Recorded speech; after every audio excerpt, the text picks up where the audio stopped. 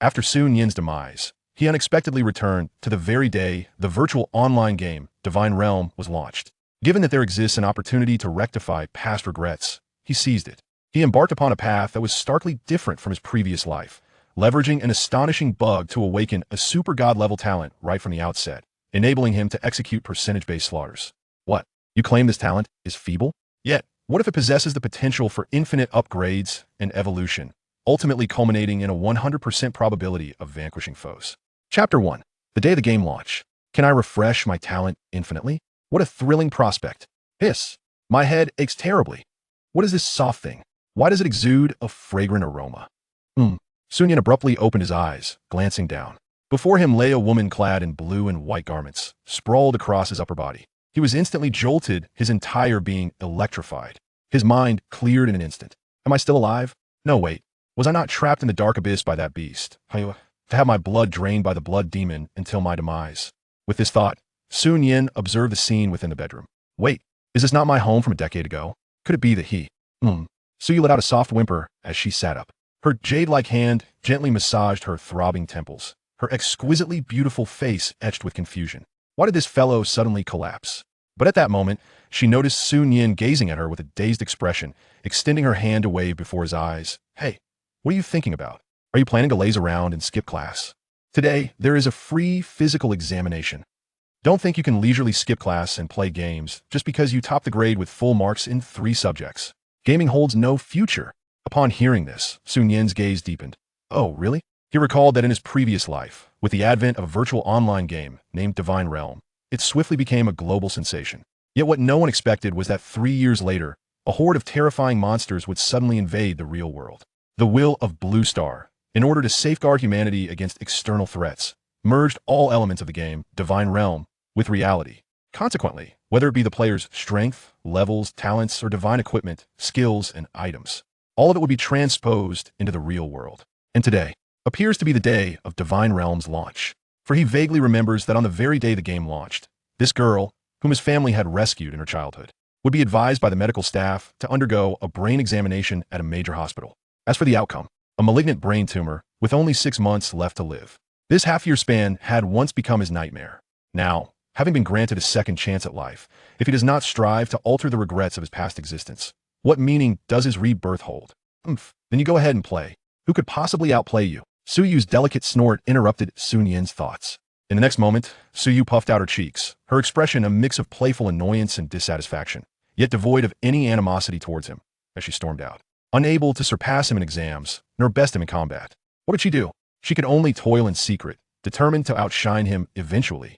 She would decisively bring him to his knees, mercilessly trampling him beneath her feet. Once the bedroom door was firmly closed, Sun Yan's gaze shifted to the clock on the wall. Only 2.5 minutes remained until the game launched at 7 o'clock. He recalled the post he had seen in his previous life. According to a certain staff member, there existed a colossal loophole when Divine Realm was launched. That is, through a specific operation, one could refresh their talents infinitely. Although this monumental bug was patched just 2 minutes post-launch, the staff member claimed they could not detect any exploit during the unpatched interval. Would anyone seize the opportunity? I have just enough time. Contemplating this, Sun Yan dared not delay even a moment. He rose from his bed and entered the virtual gaming pod he had painstakingly purchased over a summer, having scrimped and saved. Divine Realm, initiate. Although the game had yet to launch, during this interim, players could complete real name verification. Soon enough, after finishing the facial recognition and passing the verification, the scenery before him transformed. Ultimately, the scene solidified into a vast expanse of grassland. Sun Yan gazed at his hands and feet. Had his consciousness not already immersed in the game, he would not have recognized that this body was merely a virtual entity. 39s, 38s. Sun Yan fixated on the dwindling countdown, filled with anticipation regarding the validity of the forum post from his previous life. However, soon enough, he would verify it. 18s, 17s. As the countdown to the launch approached, Sun Yan excitedly rubbed his hands together. With only 2 minutes remaining, would he acquire a talent that is entirely different from his previous life? And what about the fate that awaited him? Here it comes. As the countdown reached 0, 3 blue orbs of light materialized before him, each displaying the introduction of the talents they represented. D-grade talent, heaviness, increases maximum health by 3. Possessing a D-grade talent, sensory perception, the ability to monitor all entities within 100 meters. A C-grade talent, shadow evasion. Upon being attacked, there exists a 10% probability of instantaneously teleporting behind the assailant. This luck is simply extraordinary. A silver glimmer flashed in Sun Yin's eyes as he swiftly maneuvered his hands before him. He first clicked on the Confirm Selection option with great speed. This operation can only be performed after selecting your talent. The moment a prompt appeared in the center of the screen, Sun Yin decisively clicked the Exit Game button in the top left corner with his other hand. Do you wish to exit the game? Yes, no? No. Just as he chose no, the 3 luminous orbs before him underwent a transformation. As expected, it works. Sun Yin's eyes sparkled. D-grade talent, cool down, does not waste words. D-grade talent, combo, does not waste words. D-grade talent, swift step, does not waste words. 3 D-grade talents. Sun Yin steadied his mindset. His hands flew into action again. 3 C-grade talents. Damn, let's try again. I'm on a roll. One talent after another flashed before Sun Yin's eyes, and his hand movements grew increasingly adept, his speed accelerating. Until a purple orb, Sun Yin's pupils constricted as his gaze instinctively shifted to the talent description above the purple orb. B-grade talent, Monster Hunter. Your attacks will inflict 60% additional damage to monsters. He merely glanced at it. When he looked at the time in the upper right corner, it read 7 o'clock and 1 minute precisely. There remained 1 minute. Sun Yin hesitated for a brief moment. If not now, then when?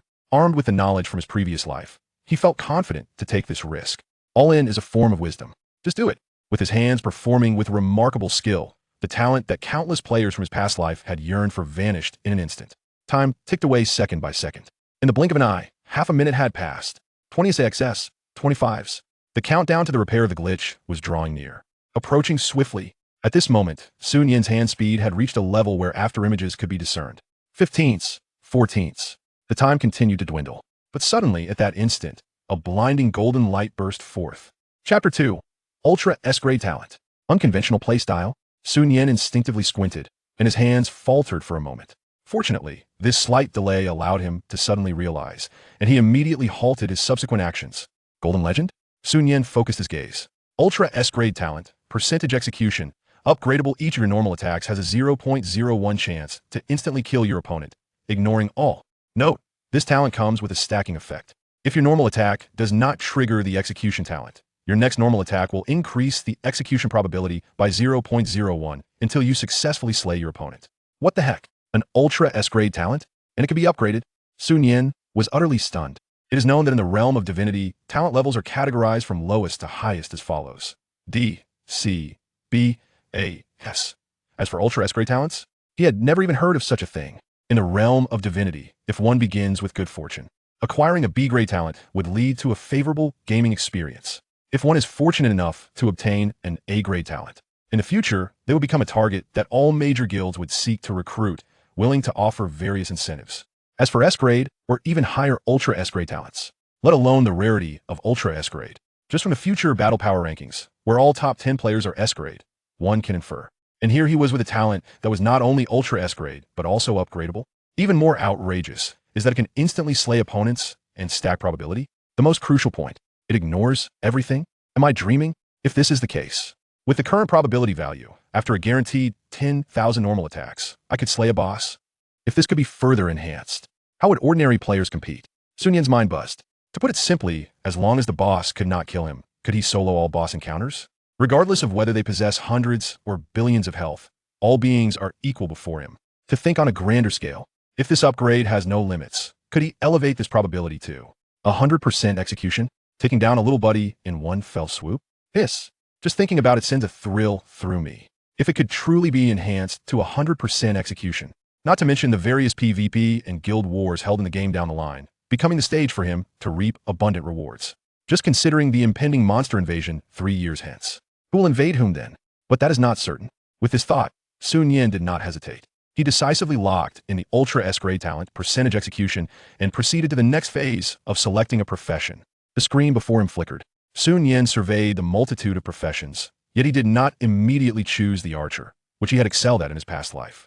Although the archer specializes in attack speed, movement speed, and damage, making it quite suitable for him, he was aware of numerous future events and the origins of certain rare items after his rebirth. Among them was a rare accessory obtainable only in the novice village, the ancient necklace, which grants the wearer an additional 10% health. Its unique skill is, it allows you to set the maximum damage dealt by your normal attacks as your maximum health, rendering it ineffective against players. If, for instance, you deal 10,000 damage with a normal attack, you can set that 10,000 damage as your maximum health, meaning you would possess 10,000 health. Sun Yin swiftly searched his memories regarding this rare accessory. If this accessory were to be paired with his talent, he would have no worries about damage and health.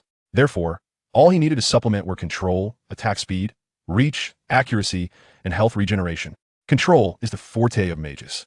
As a fellow magic-oriented profession, priests can certainly learn this skill without conflict, albeit with somewhat diminished power. As for attack speed, he had his own solutions. And for reach and accuracy.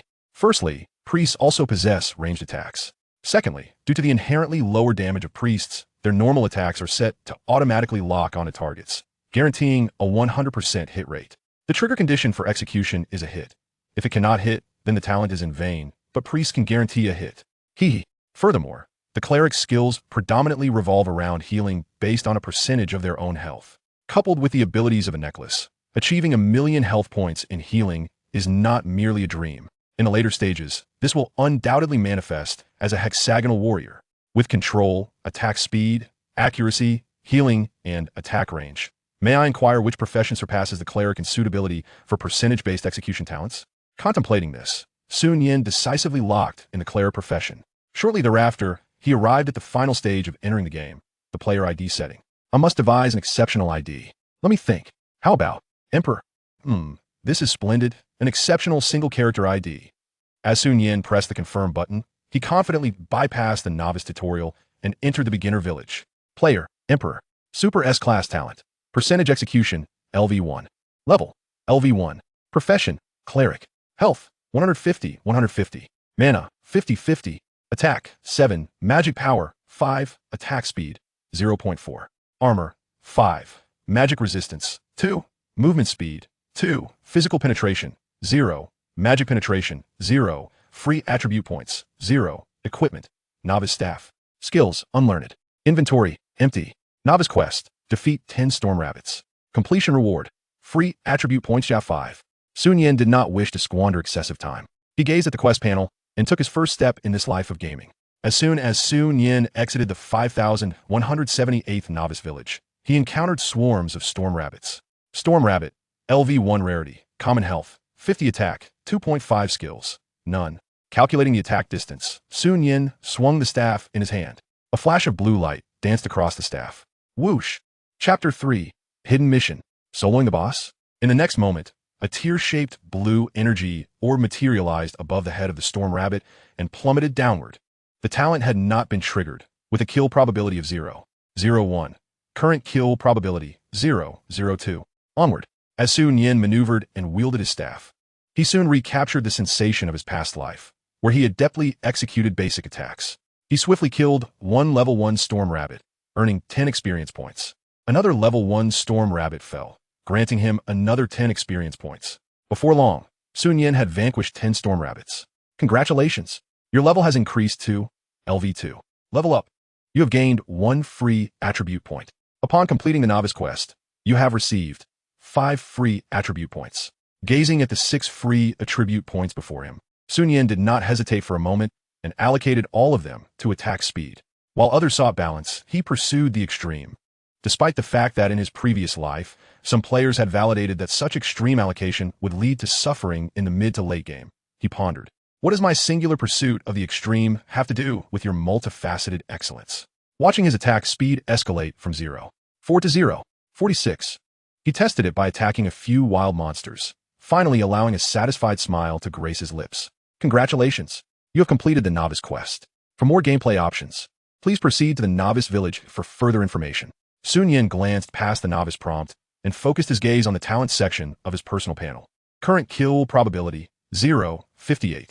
Talent upgrade requirement, slay 3 bosses with no level requirement. Current progress, 0.3. Slay a boss. Sun Yin is King Death. This requirement is akin to climbing to the heavens for a player with a mere 99.99 at this stage. In the realm of gods, early bosses are classified into 3 categories: wild bosses, dungeon bosses, and the mightiest of all, world bosses. The latter 2 could be disregarded. Even the weakest dungeon required a level of 10 for entry. While the wild bosses had no level restrictions, they were not to be underestimated. To his knowledge, there were 4 wild bosses just outside the novice village, each boasting a minimum health of 10,000. If a team of 10 all at level 8 and working in perfect harmony. Were to hunt such a boss, it would take no less than half an hour to defeat it.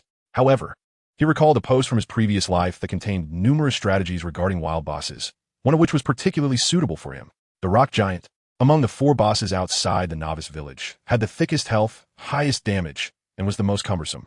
However, its clumsiness would only manifest in the first 3 minutes of battle. After 3 minutes, the rock giant would enter a berserk mode, gaining a 100 increase in speed and strength. Thus, as long as players with reach could utilize extreme positioning and kiting before the rock giant went berserk, it would be entirely feasible to solo it without taking damage in those initial 3 minutes. With that in mind, Sun Yin felt no reason to hesitate. Resolute in his decision, he did not rush towards the territory of the rock giant. Instead, he returned to the novice village and headed to the village's sole blacksmith shop. From a distance, he spotted the bald head of Blacksmith Li. As he approached, before Sun Yin could utter a word, Blacksmith Li interjected, "Boy, looking to forge some equipment? Why not step inside for a look? My place is quite spacious, with an abundance of gear." Hearing this jovial invitation, Sun Yin couldn't help but twitch his lips. "I wish to commission a piece of equipment of the purple grade." Blacksmith Li was taken aback, appearing somewhat troubled. "Purple grade? Here, we can only craft blue grade equipment at most." However, at this point, Blacksmith Li paused, and simultaneously, a line of prompts appeared before Sun Yin, triggering hidden mission. "Would you like to learn more? Here it comes." Sun Yin's eyes brightened. Equipment in the early stages is classified into 4 grades: green, blue, purple, and red. If a player could obtain a piece of purple grade equipment early on, their growth rate would soar. Thus, this hidden mission, which anyone could trigger, had caused quite a stir when discovered in his previous life. However, Sun Yin's purpose for being here was not merely for purple grade equipment, but rather for the ancient necklace. Indeed, this was the extra reward bestowed upon players for completing the first hidden mission in the entire server. Turning to Blacksmith Li, he feigned ignorance, asking, "However, what?" Blacksmith Li chuckled, "But if you can bring me 3 Lord's Hearts, crafting that purple grade equipment for you would not be impossible. Blacksmith Li has issued you a hidden mission. Collect 3 Lord's Hearts. Will you accept?" "Absolutely." Sun Yin responded decisively. Successfully accepted hidden mission. Collect 3 Lord's Hearts. Progress, 03. The Lord's Heart sounded somewhat unfamiliar at first. However, this item was actually a rare material with a 25 drop rate obtained from defeating the 4 wild bosses outside the novice village. Sun Yin vaguely recalled how, in his previous life, when the members of the Starry Rain Club first completed this hidden mission and it was announced server-wide, the number of teams formed to hunt bosses was simply incalculable. Wealthy players would hire others to farm, while those less affluent would band together in small groups. Once they finished, they would take turns farming. This incident had led Sun Yin to be scammed by several unscrupulous friends in his past life. Damn it, thinking about it now only filled him with anger. Enough of that, time to hunt monsters. After a brief outburst, Sun Yin continued on his way to the Storm Rabbit spawning ground. Of course, leveling up was secondary. In the early stages, grinding hundreds of small monsters could not compare to soloing a single boss, which provided far greater experience. His primary aim now was to stack the kill probability, for with only 3 minutes to spare, he felt uneasy without a kill probability of at least 3. Do not be fooled into thinking a probability of 1 is easy to trigger. In a game he once played, he had seen a 95 probability yield no results at all. Before long, an hour had passed. Player, Emperor. Super S-grade talent. Percentage kill, LV1. Level, LV4, 211-500. Profession, Priest. Health, 350-350. Mana, 150-150. Attack, 15. Magic power, 8. Attack speed, 0.5.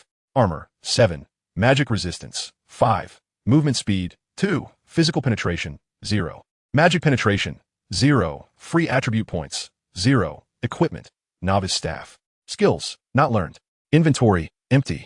Ignoring the slightly improved template before him, Sun Yin shifted his gaze aside. Chapter 4. Server-wide announcement. Shocking the entire server. The world is in an uproar. Current kill probability, 311. Phew, this shall suffice. Unexpectedly, within an hour, he managed to trigger the kill twice. The probability appears remarkably untainted by deceit, unlike certain platforms. Amidst these reflections, Sun Yin has also regained his stamina. After all, it is an ultra-realistic virtual online game. Despite his physical form remaining still in reality, prolonged exertion within the game induces a palpable sense of fatigue. Sun Yin opened the map, seeking guidance from the memories of his past life. The rock cave, this is it. After marking the location, he set off immediately. Leaving the designated safety zone of the novice village signifies that players can now engage in mutual combat, with death resulting in a loss of equipment and experience points. Although he possessed nothing, exercising caution in perilous areas is always prudent. In the blink of an eye, Nian arrived at his destination. Before him lay a vast open cave, and to conquer the formidable rock giant within, one must first ascend the nearly 10-meter-high sheer rock face. This was merely the initial step. After exhausting one's stamina to reach the summit, players would enter the rock giant's alert zone. At that moment, waves of earthen spikes would surge toward them. Without teamwork, the difficulty of soloing the boss is beyond comprehension. With a deep breath, Nian, now back in form, focused on the rock wall and began to scale it with both hands and feet. A distance of several meters was nothing for someone like Nian, who had traversed countless perilous terrains in his previous life. Thus, in less than half a minute, he adeptly reached the top of the rock face. Gazing down from this vantage point, he quickly locked onto the creature at the center of its territory, a stone giant towering 5 to 6 meters high, with massive limbs composed of solid rock. Rock giant, LV-15 grade, boss, health, 3480034800, attack, 235, skills, frenzy, unyielding, rock spike, rock shockwave, rock summon. Goodness, that attack power could spell disaster with just a single hit. As Nian absorbed the information displayed, a sudden whoosh sliced through the air. Swish, swish, swish, the earth spikes came rushing in. Nian's gaze sharpened, and his muscles tensed. In the split second before the barrage of spikes struck, his body moved like a phantom, deftly dodging on the rock face. In this extreme maneuvering, each spike narrowly missed him by mere inches. A slight misstep would mean starting over. The onslaught of spikes persisted for a full 5 seconds. During this time, despite Nian's remarkable skills, the density of the spikes nonetheless resulted in a cut on his priest's robe. This new character's speed felt somewhat sluggish compared to that of his previous life, where he had surpassed level 80. Casting a glance at the tear on his sleeve, he seized the fleeting seconds while the rock giant's next wave of spikes was still on cooldown and made a swift descent towards the ground. Once he touched down, the rock giant would be unable to unleash its spike attack. Given the speed of the rock giant's other skills, he could easily anticipate and evade them. A deep, thunderous roar erupted from the rock giant's maw. Just as Nian landed, a fresh wave of earth spikes began to coalesce on the creature's body, racing towards him at breakneck speed. Goodness, how is this even possible? Nian steadied his footing and calmed his mind, his eyes rapidly assessing each incoming spike, his body instinctively twisting and turning. This battle instinct, honed through countless life-and-death encounters with extraterrestrial beings in his previous life, was no trivial matter.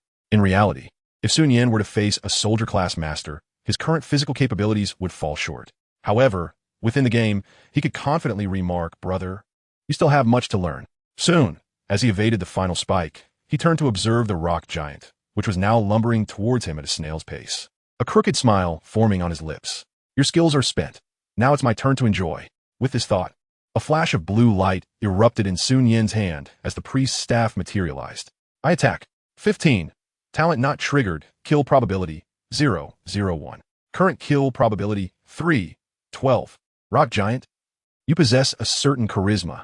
I thought calamity was upon me. Yet your basic attack's output, it seems barely enough to scratch me. 100. As Nian observed the rock giant's health regenerate every second, a twitch graced his lips. This boss battle is indeed frustrating. While pondering this, he did not cease his relentless assault on the rock giant. Frustration or not, one must rely on luck to survive. Before the talent triggers, you're proud and haughty. After it triggers, your fate is uncertain. 17, 15, 15. Roar. The rock giant gazed at the player before it, who was incessantly swinging their staff and hopping about. It plopped down onto the ground, its wise head filled with question marks. Is this player out of their mind? Instead of leveling up, they have come here to challenge me? Do they truly believe they could defeat me with such meager damage? If you could manage to defeat me with such paltry output, I would. 34,000. Successfully triggered 100 kill talent. Defeated LV-15 boss rock giant. Experience gained 1540. Congratulations, your level has risen to LV-5. Congratulations, your level has risen to LV-6. Rock giant drops. Heart of the Lord X1, battle boots, blue. X1, 5 free attribute points. Nian grimaced. The loot from this boss is rather disappointing, isn't it? However, with the Heart of the Lord as a consolation, is somewhat acceptable. Congratulations. You have achieved the unique achievement of the server, boss first kill. The system is about to announce this to the entire server. Would you like to hide your ID? Congratulations! You're the first player on the server to defeat the boss, Rock Giant. The system is about to announce this to the entire server. Would you like to hide your ID? Nian hesitated not a moment. No. Server announcement. Congratulations to Player D for achieving the unique achievement of the server. Boss First Kill. Rewards. Random Red Equipment X1. Boss First Kill. Title. X1. 10 free attribute points, 100 gold. Server announcement. Congratulations to Player D for being the first player on the server to defeat the boss, Rock Giant. Rewards. 10 free attribute points. Random Skill Book X1. 100 gold. As these announcements echoed throughout the realm of the divine, the world channel erupted in chaos. Chapter 5. With great capacity comes great challenges. Warrior Divine Gear. Goodness gracious, is this real? Just as I reached level 2, this powerhouse has already conquered the boss. Who might this wealthy patron be? Is he perhaps a prominent owner of a certain club? Huh? I too am an owner of a club. Yet I lack such formidable resources. This magnate must possess an awakened S-class talent, right? Is the boss of this game truly so feeble? Come. Are we still battling mere common monsters? Brothers, join my party. I shall lead you to vanquish the boss. 10,086. While the world chat buzzed with excitement, Nian's mind was elsewhere. At this moment, his attention was wholly captivated by the rewards. Free attribute points, 27. Backpack. Lord's Heart X1. Battle Boots, Blue, X1. Random Red Gear X1. Boss First Kill, Title, X1. Random Skill Book X1. Gold, 200. The effect of the Boss First Kill, Title upon equipping. Your attacks will inflict an additional 100 damage to any boss. Indeed, this title rivals even a B-class talent. As for those blue battle boots, equipment name, Battle Boots, Blue. Level, LV1. Effect 1, Health 188. Effect 2, Movement Speed 2. A typical pair of level 1 boots. They have a chance to drop from high-level wild monsters. Slightly superior to green gear with singular effects. But still, it's better than nothing. Never mind that for now. Let us see what the red gear yields. Upon encountering the red gear, it would be disingenuous to say Nian was not thrilled. How rare is a piece of red gear? This is evident from the previous life when players reached level 30. Yet the total number of red gear pieces in the entire server did not exceed 20. It can be said that, given the scarcity of red gear, even the most inferior purple equipment could easily fetch 1,000 coins. And in his previous life, at what level did he acquire his first piece of red gear? Level 40, or was it 50? In any case, this was a tremendous windfall. Shall I use the random red gear? Yes. Nian could hardly contain his eagerness. He was impatient to unveil its true form. Congratulations. You have obtained Bloodbath Armor. Level, LV1, Forgeable and Upgradable. Effect 1, Health 1050. Effect 2, Mana 565. Effect 3, Armor 88. Effect 4, Magic Resistance 85. Skill effect. When the player's health drops below 10, they will gain 5 seconds of invulnerability and 12 lifesteal, with a cooldown of 2 hours.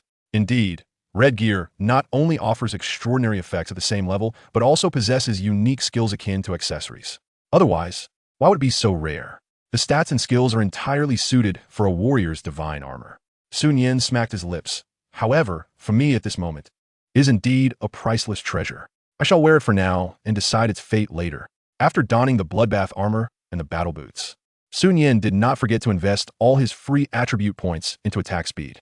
With everything in order, Nian was just about to use the random skill book. But suddenly, in the top right corner, among the 99 pending friend requests, one ID caught his eye. Zuzong Naiza. Is this not the owner of the Xingyu Club? Nian was not unfamiliar with this individual. In his previous life, during Su Yu's hospitalization, he had relied on this person to earn gold. This owner, aside from being a youthful lowly, often rewarded them with extra benefits in the gold farming group. Therefore, Nian held a fairly positive impression of her from his past life. However, it was unfortunate that he had heard this owner would, 3 years later, be betrayed by her most trusted subordinate over a treasured item. Clearly, when everything in the game transforms into reality, such occurrences are rather commonplace. After all, certain divine items, while merely game artifacts, could incite fierce competition once they manifest in the real world. Just a single resurrection item could attract countless formidable contenders. Yurong Nida privately messaged you. Hello, esteemed player, I am the owner of the Xingyu Club. Are you interested in selling your gold and equipment? The benefits are fantastic. If you're interested, please accept my friend request. Zuzong Naiza. Nian merely glanced at the message before accepting her friend request. In his past life, he could not afford the exorbitant surgical fees even if he sold his house. ultimately left to watch the girl who adored him suffer in agony. Thus, he understood better than anyone the significance of wealth and power. Me, 200 gold coins. How much will you offer? As soon as Su Nian sent this message, the owner responded instantly. You wrong Nida. Our gold farming members in this game are compensated at $20 per coin. If you wish to sell, I'll buy all 200 coins for 5,000. Su Nian raised an eyebrow. This owner was quite earnest. Me. All right, I'll sell them all. After Su Nian transferred the 200 gold coins to her, Yu Nida promptly arranged for the transfer of 5,000 to his account. The transaction was smooth. However, Su Nian declined the notion of selling the red gear. The reason was simple. Although the prospects of the game Divine Realm had drawn the attention of various clubs, and competition was fierce, it must be said that the game had only been live for 2 hours, and the true value of red gear was yet to be determined. Yu Nida did not press further. In her eyes, merely leaving a favorable impression on this prominent player, who had achieved a boss first kill within 2 hours of the server opening, was already a satisfactory accomplishment. Buying equipment, recruiting players, and such could wait until they were more familiar with the game to avoid losses on both sides. Within the rock cave, Su Nian concealed the chat panel before casting his gaze around, expressionless as he calmly stated, "Gentlemen, is hiding about truly amusing?" As soon as Su Nian's voice fell, 3 figures emerged from the nearby rock wall, revealing themselves. Their intentions were clearly nefarious. Who would have thought that a distinguished player would share the same novice village as us? This visit certainly was not in vain. Among the trio, the player leading the charge, known as Brother Cohen, exclaimed in astonishment. What astonishes me further is that this boss was single-handedly defeated by the esteemed player. If I am not mistaken, the esteemed player must have chosen an extraordinary talent or acquired a powerful item, correct? With this, Brother Cohen glanced at Su Nian with a mocking expression. When a player dies, they will drop at least 2 pieces of equipment. Am I right? An esteemed player. Do you not possess a piece of red gear? Upon hearing this, Su Nian narrowed his eyes. It was evident that upon spotting the world announcement, some players had rushed to this clearly designated territory of the rock giant to test their luck. Little did they expect to actually stumble upon him. However, who granted them such audacity? Liang Jingru? Or perhaps? Chapter 6. I await the boss's respawn. May I inquire what you are waiting for? Or do they have a club backing them? Su Nian glanced at the time in the upper right corner and replied coolly, Do you wish to acquire my equipment? Do you believe you possess such strength? As soon as he finished speaking, the 3 individuals descending from the rocky cliff provided an answer. Of course, we do not possess such strength. Brother Cohen halted approximately 10 meters away from Su Nian, spreading his hands with a smile, and remarked, But rest assured, our club, as hundreds of players, have already arrived at Novice Village number 5178. Perhaps they might be of assistance? He intended to assert dominance. Noticing Su Nian's silence, Brother Cohen shifted his tone to a serious one and stated, However, our boss has just mentioned that if you are willing to join our Hao Yue club, as long as you surrender your red gear and skill books, we guarantee a yearly salary of 1 million. Without waiting for Su Nian's response, he threatened, Even if you wish to resist, do you truly believe a single piece of red gear can withstand a concerted assault from hundreds? Or do you think your talent or the items in your possession could instantaneously eliminate us all? A confident smile graced Brother Cohen's lips. If not, it's best to comply. Of course, you could also choose to exit the game directly, but outside the protective zone of Novice Village. If there are other players within a 5-meter radius, or if you enter a combat state and attempt to forcibly exit the game, your character will not simply vanish. Thus, Brother Cohen, with a theatrical display akin to a Sichuan opera face-changing performance, extended a hand to Su Nian with a feigned benevolence. Joining the Hao Yue club is your only choice at this moment. As his words fell, several players climbed laboriously up the cliff. Upon witnessing the scene below, their eyes brightened. One player exclaimed, Manager Cohen, the group chat says that if we come just to support and sacrifice ourselves when necessary, we would receive $100. Stop the chatter. Perform well, and you might get a chicken leg. All right, they responded, rolling and scrambling down to encircle Su Nian in the center. Satisfied, Brother Cohen smiled and asked, What have you decided? Join us. After all, it's merely a game. Who would turn down money? In response, Su Nian coolly uttered 3 words, 2.5. Good. I shall grant you that time for consideration. Brother Cohen chuckled, finding humor in the situation. This was precisely in line with his intentions. If the opponents sought to escape, given their current numbers, it would indeed require considerable effort to retain them. If fortune favored them, and they encountered reinforcements upon exiting the rocky cavern, that would be splendid. Otherwise, their journey would be in vain. However, observing the young man before him, it was evident that he was intrigued. After all, a million yearly salary tossed in his face. Who could claim indifference? As for whether this young man would truly compromise, Would that million be a genuine offer? TSK, TSK. Surely no one could believe that such a fortune would simply fall from the sky. They wouldn't leave you with even a scrap. They weren't naive. Now, with a time frame of 1 minute, at least dozens more would arrive on their side. And would they fear this young man as escape? He wouldn't be able to fly away. A dignified figure like Brother Kuan, operating without a fallback plan? Time ticked away. Behind Brother Kuan, more and more individuals gathered. Upon closer inspection, there were at least 70 or 80 players surrounding Sun Yin. Each of them had been teleported from other novice villages, randomly dispatched to a location near the rocky cavern. Otherwise, given the distance between the novice village and this place, it would take at least 7 or 8 minutes to arrive. Brother Kuan, time's up. A subordinate reminded him. Oh, Brother Kuan glanced at his companions, a confident smile gracing his face. He turned to Sun Yin, his lips curling into a grin. Since the time has come, then, but suddenly, a massive shadow enveloped the central area. An invisible pressure descended, cutting off Brother Kuan's words. What is that? I can't believe it. The rock. Brother Kuan barely had time to hear the gasps of astonishment. The next moment, boom! A thunderous roar resonated throughout the rocky cavern as the ground trembled violently. A colossal rock beast descended from above, instantly obliterating the unprepared Brother Kuan and his companions, who were left sitting in shock. The system announced, the rock beast has slain the player Kuan. The rock beast has slain the player, Shueijin Duo. The rock beast has slain. Having dodged several meters away, Sun Yin observed the surrounding players, now dumbfounded, and quipped, I am waiting for the boss to respawn. May I ask, what are you all waiting for? Naturally, no one responded, for at that moment, the players were utterly astonished by the terrifying stats of the boss, their speech faltering. It's a boss. What do we do now? 30,000 health. This can't be real. He can solo such a powerful entity? Run. Quickly. Roaring. The rock beast unleashed a furious bellow. It fixed its blood-red gaze upon Sun Yin. This human, he dared to slay me? What immense disgrace. As the crimson hue in the rock beast's eyes deepened, the ground of the cave began to tremble, stones cascading from walls. Roaring, the rocks quaked. The rock beast stomped its feet, sending an invisible shockwave radiating from its center.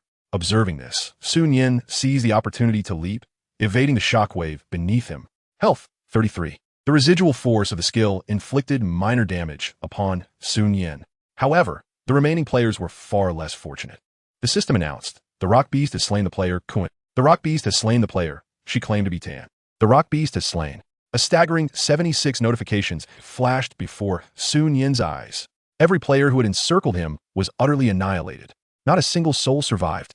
Roaring, the rock beast, seeing that this loathsome human had yet to perish, unleashed its skills once more without hesitation. Rock summon. In an instant, 3 enormous rocks, each several meters wide, materialized and hurtled towards Sun Yin. Witnessing this scene, Sun Yin dared not linger any longer. He quickly took flight. For a wise man does not court immediate danger. Moreover, he took the chance to fire 2 quick shots as he retreated. Roaring, the rock beast was infuriated. Yet, Sun Yin's nimble movements, coupled with the beast's sluggish pace, allowed him to escape unscathed. Roaring, as Sun Yin distanced himself from the boss's lair, he caught sight of a familiar ID in the world channel. Well then, Chapter 7. A lonely man and a woman in a room? Inside the novice village, Brother Kuan had just resurrected. Observing the decline of his rank, veins bulged on his forehead in an instant, losing 2 levels in one go. That little brat had played him for a fool. Gritting his teeth, he cursed himself for forgetting about the boss respawn mechanics. More precisely, who would have anticipated such a rapid respawn? The more he pondered, the angrier he became. Without hesitation, he began typing furiously in the world channel. Kuan go, you dog. D. How can you be so dog-like? Just wait until I catch you. There will be no good outcome for you. D. If you can't handle the heat, don't play. Kun ye, ikushiyu. He blocked the world channel, focusing on the foolish antics of someone frantically typing away. Meanwhile, Sun Yin, having just vacated the boss lair, found a relatively concealed spot to hide. The reason was simple. Shortly after his departure, he encountered several players attempting to hunt him down. As the leader struck him once and then caught sight of his terrifying health pool of over 1,000, they fled without so much as a word. With this group around, the boss was certainly not going to be respawned anytime soon. Glancing at the time, Sun Yin noted that it was nearly noon. That silly girl would probably be returning soon. In his previous life, Suyu had not shared the school health officials' recommendations with him, but instead went to the hospital alone with her money for an examination. It was only 3 months later, when she suddenly collapsed and was admitted to the hospital, that he became aware of the situation. But by then, it was far too late. Her condition had worsened, causing them to miss the optimal window for surgery. Even if surgery had been performed at that time, the chances of success would have been minuscule. Moreover, they could not afford the exorbitant surgical fees. They had to sell their home for conservative treatment and then seek solutions. In this life, he could not allow her to bear such burdens alone. Recalling the words Su Yu had said before leaving in his previous life, Su Nian's gaze grew resolute. The boss could wait until the afternoon to respawn. With his current attack speed, was it not feasible to slay a boss within an hour? Resolute in his decision, Su Nian chose to exit the game. The next moment, his vision blurred, and his consciousness instantaneously returned to reality. As the game pod's door opened automatically, Su Nian blinked awake, only to find a shadowy figure sneaking around in his bedroom. Where are you up to? Su Yu trembled slightly, hastily concealing the several banknotes in her hand before daring to turn around. In nothing, she stammered, waving her hand and inching toward the door, feigning nonchalance. I just forgot something and came back to grab it. Once I have it, I'll be off. I have a class to attend by. As she spoke, Su Yu attempted to slip away, but suddenly, a strong hand grasped her arm. Oh, she exclaimed in surprise. Due to one foot being suspended in the air, the sudden force combined with inertia caused her to lose control and tumble backward until her back pressed against someone, just as she was about to catch her breath. A man's voice questioned her. What did you come back to retrieve that necessitated entering my room? Sneaking around like a thief, afraid I'd catch you? At that moment, a faint blush spread across the exquisite beauty of her face. Her slender brows quivered slightly, and her delicate lips pressed tightly together. While her enchanting eyes darted away in embarrassment, her heart racing wildly. With the proximity, inhaling the unique fragrance emanating from her, Su Nian found himself momentarily entranced, his heartbeat quickening as he felt her rapid breaths. Su Yu's beautiful eyes widened in panic. Alone in a room together, what to do? What to do? They had just reached adulthood. Was it too soon? Hey, what are you thinking about? Su Nian waved his hand in front of her face, teasingly. What is wrong? Is my mere presence enough to render you speechless? Su Yu pouted, retorting, who has speechless? Seeing her indignant expression, Su Nian couldn't help but chuckle. In his previous life, she had been quite the proud one, and his somewhat wooden demeanor had led them to a stalemate. But in this life, he would relish the challenge of seeing if this proud girl could withstand the test. After all, he certainly could. During this moment of distraction, Su Yu had already divulged her reasons for returning from school and entering his room. Since the school suggested a thorough examination, Su Nian observed the handful of cash tightly clutched in her hand and said sternly, why did you only bring this little money? Why not ask me for more? Su Yu waved her hand dismissively. This is just a simple checkup. No need to waste so much money. Su Nian's expression grew serious. I have the money, and you must undergo a comprehensive examination. Moreover, don't hide anything from me in the future. Su Yu posed, slightly irritative. How much do you think a comprehensive checkup costs? Are you out of your mind? Do you want us to be broke next month? Before she could finish her sentence, Su Nian displayed his banking information on his phone, causing her to halt mid-sentence. 5,000? Su Yu gazed at the balance displayed on his phone, then at the smiling Su Nian beside her. She swallowed hard and quickly dashed to the window to draw the curtains. Only then did she return to Su Nian's side with a serious expression, asking, where did this money come from? You haven't been involved in anything illegal, have you? I must tell you, such matters are not to be trifled with. Hold on. Su Nian quickly interrupted, rolling his eyes. What are you thinking? This 5,000 was earned from gaming, selling loot to a female boss. Su Yu's pristine brows furrowed slightly. Earned from gaming? She acknowledged Su Nian's gaming prowess and recognized that some individuals could indeed earn substantial sums through gaming in this era. But 5,000 in just 2 hours? Wait a moment. The focus didn't seem to be the money. Su Yu suddenly realized and fixed her gaze intently on Su Nian's eyes. With her hands on her hips, she adopted a mournful tone. A female boss? Did you become a gaming escort? Does she have a crush on you? If not, why would she give you so much money? She's wealthy, isn't she? After all, only a wealthy woman would fancy a sunny, handsome, and vibrant young man like you. At this thought, Su Yu felt utterly flustered. Chapter 8. Su Yu has a crush? Familiar glances. Seeing Su Yu's distressed demeanor, Su Nian smirked. What are you thinking about? Noting the questioning gaze from the girl, he did not withhold the truth. He briefly recounted how he had defeated the boss for the first time, earning gold that he subsequently sold to the female boss. Is that truly all there is to it? Su Yu tilted her head, still somewhat skeptical, but already believing more than half of his story. What's wrong? Are you feeling jealous, little Yu? Su Nian teased. Who asked jealous? I'm just a bit curious. Su Yu let out a soft huff and turned her head away, unaware that her recent demeanor was perceived by another as an unspoken confession. Su Nian's eyes transformed into 2 sparkling orbs as she teased. Oh, just curiosity, is it? Nothing more? Suyu raised her fist, grinning as she retorted. Enough chatter. I went to the hospital for a checkup. Will you accompany me? Upon hearing this, Nian suppressed the urge to pinch the delicate, rosy face before her and rummaged through the wardrobe for an outfit to change into right in front of Suyu. Observing this, Suyu quickly turned her back, her cheeks flushed as she inquired, is it really that lucrative to play video games? Of course, Nian replied nonchalantly. Suyu rubbed her small hands together, her eyes glimmering with anticipation. Then will you teach me? Raising an eyebrow, Nian countered, what about school? Displaying a row of pearly white teeth, Suyu chuckled, school offers no future. Once she changed in her clothes, Nian approached Suyu, playfully tapping her on the head. Shall I buy you a virtual warehouse then? Perhaps not. I don't even know how to play games. Look, they stepped out of the community. At Suyu's insistence, they opted not to take a taxi, but to walk side by side towards Hangzhou City Hospital. After approximately 5 minutes of walking, suddenly Nian, or should I say, the great benefactor? Upon hearing the voice, Nian turned her head. First, she noticed the large characters of Haoyue Club not far away, and then a young man with golden hair standing at the entrance. As he approached, Nian squinted slightly, rummaging through her memories of this individual. Haoge, surprised to see you remember me, great benefactor. Haoge grinned as he neared, but don't call me bro. You're the one who should be calling me that. After all, if it weren't for our fight back then, I wouldn't have been expelled from school. Nor would I be here as a gold farming player. With a playful smirk, Haoge continued. Without being a gold farmer, I wouldn't have awakened my A-class talent. Nor would I have landed this job with a monthly salary of 5,000, where my work is merely playing games. Thus, he added, giving Nian's shoulder a hearty pat, you're now my great benefactor. Calling you great benefactor should be acceptable, right? The smugness and sarcasm in his eyes were evident to any discerning observer. They had previously attended the same school, where this fellow often skipped classes to play games or got into brawls. There was even a time when he shamelessly pursued Suyu, fed up with his incessant harassment.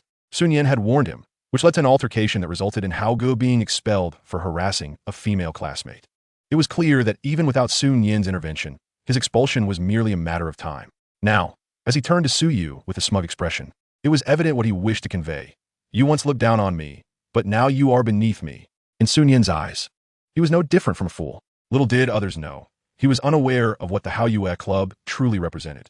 This fool had signed a death contract, and in the future, when he found himself weeping bitterly, oh right, I remember the great benefactor purchased a virtual warehouse. It must be for playing Divine Domain, right? Haoge suddenly recalled, a sinister expression crossing his face. My name is also my in-game ID, Great Benefactor Su. If you encounter me in the game, be sure to steer clear. With that final remark, Haoge swaggered away, leaving behind an exhilarating slap in the face. Nian, merely an insect. At this moment, Suyu whispered from behind, is this guy throwing money around? Did you hear what he said? Nian shook her head, exasperated, just a pitiful creature. A monthly salary of 5,000? Do you have any idea how much a rookie A-class player's annual salary is? Between 1.2 million and 5 million. If that player possesses a particularly rare and special A-class talent that significantly benefits the club, the base salary could even double. This fool had signed on, likely for a 5-year contract at the very least. How tragic. Before departing, Nian glanced back at the sign bearing the name Haoyue and allowed a cryptic smile to grace her lips. The accounts of this life and the previous one shall be settled in due time. The two had scarcely left when a young man with a handsome visage and a middle parting emerged from the club. Upon seeing this individual, Haoge instantly transformed into a sycophant, approaching him with exaggerated deference. Brother Kuan, are you heading out? In response, Brother Kuan merely cast a disinterested glance at Haoge and inquired, were those two your friends? Haoge waved his hand dismissively. Not at all, just two insignificant insects. Hearing such childish banter, Brother Kuan frowned disapprovingly. Finish your meal and get back to the virtual warehouse. We'll be grinding elite monsters soon. Sure thing, Brother Kuan. See you in the game. As Haoge obediently returned, Brother Kuan's gaze drifted towards the retreating figures of Nian and Suyu, his eyes narrowing slightly. In that fleeting moment, he felt as if he glimpsed the same look that had once decimated dozens of members from their club, an expression that suggested everything was under control, as if they were viewing fools. Shaking his head to dispel those unrealistic thoughts, he recalled the words of his boss, a smirk creeping onto his lips. Emperor, it seems you're not the only ones with designs on you this time. You'll find it difficult to escape. Meanwhile, the two had not walked far before they arrived at Hangzhou People's Hospital. They proceeded to the neurology department, where, following the recommendations of the school's medical staff, They underwent approximately 4 or 5 tests. As they sat awaiting the results, Nian could distinctly sense the tension, anxiety, and unease emanating from the person beside her. Taking the delicate, cool hand of the lovely girl next to her, Nian smiled reassuringly. "Don't worry with me by your side. What is there to fear?"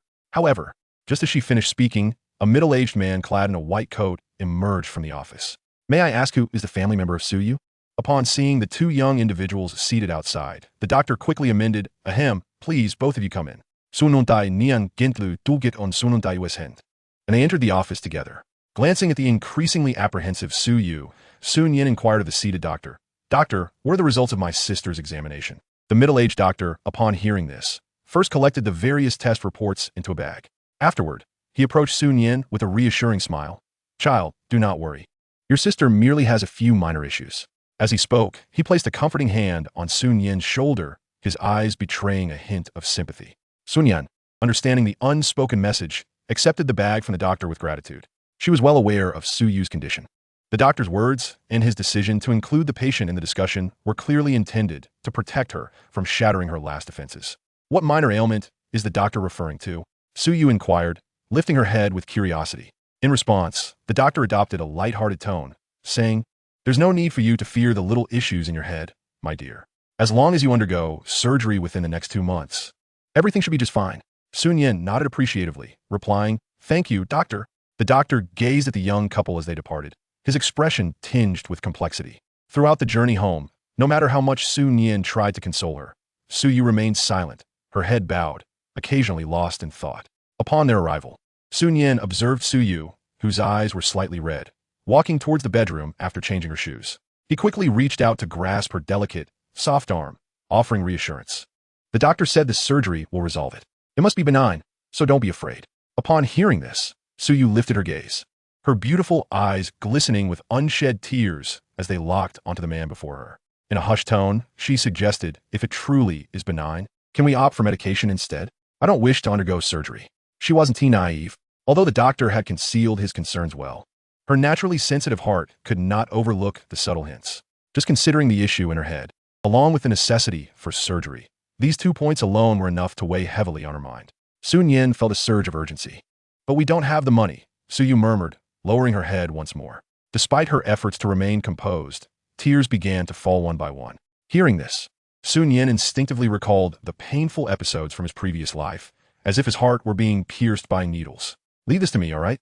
He embraced the silently sobbing girl tightly, his arms wrapped around her, as if to prevent her escape. Suyu shook her head repeatedly against his chest, trying to free herself, but to no avail. The exorbitant cost of the surgery loomed large in their minds. Hospital fees, medical expenses.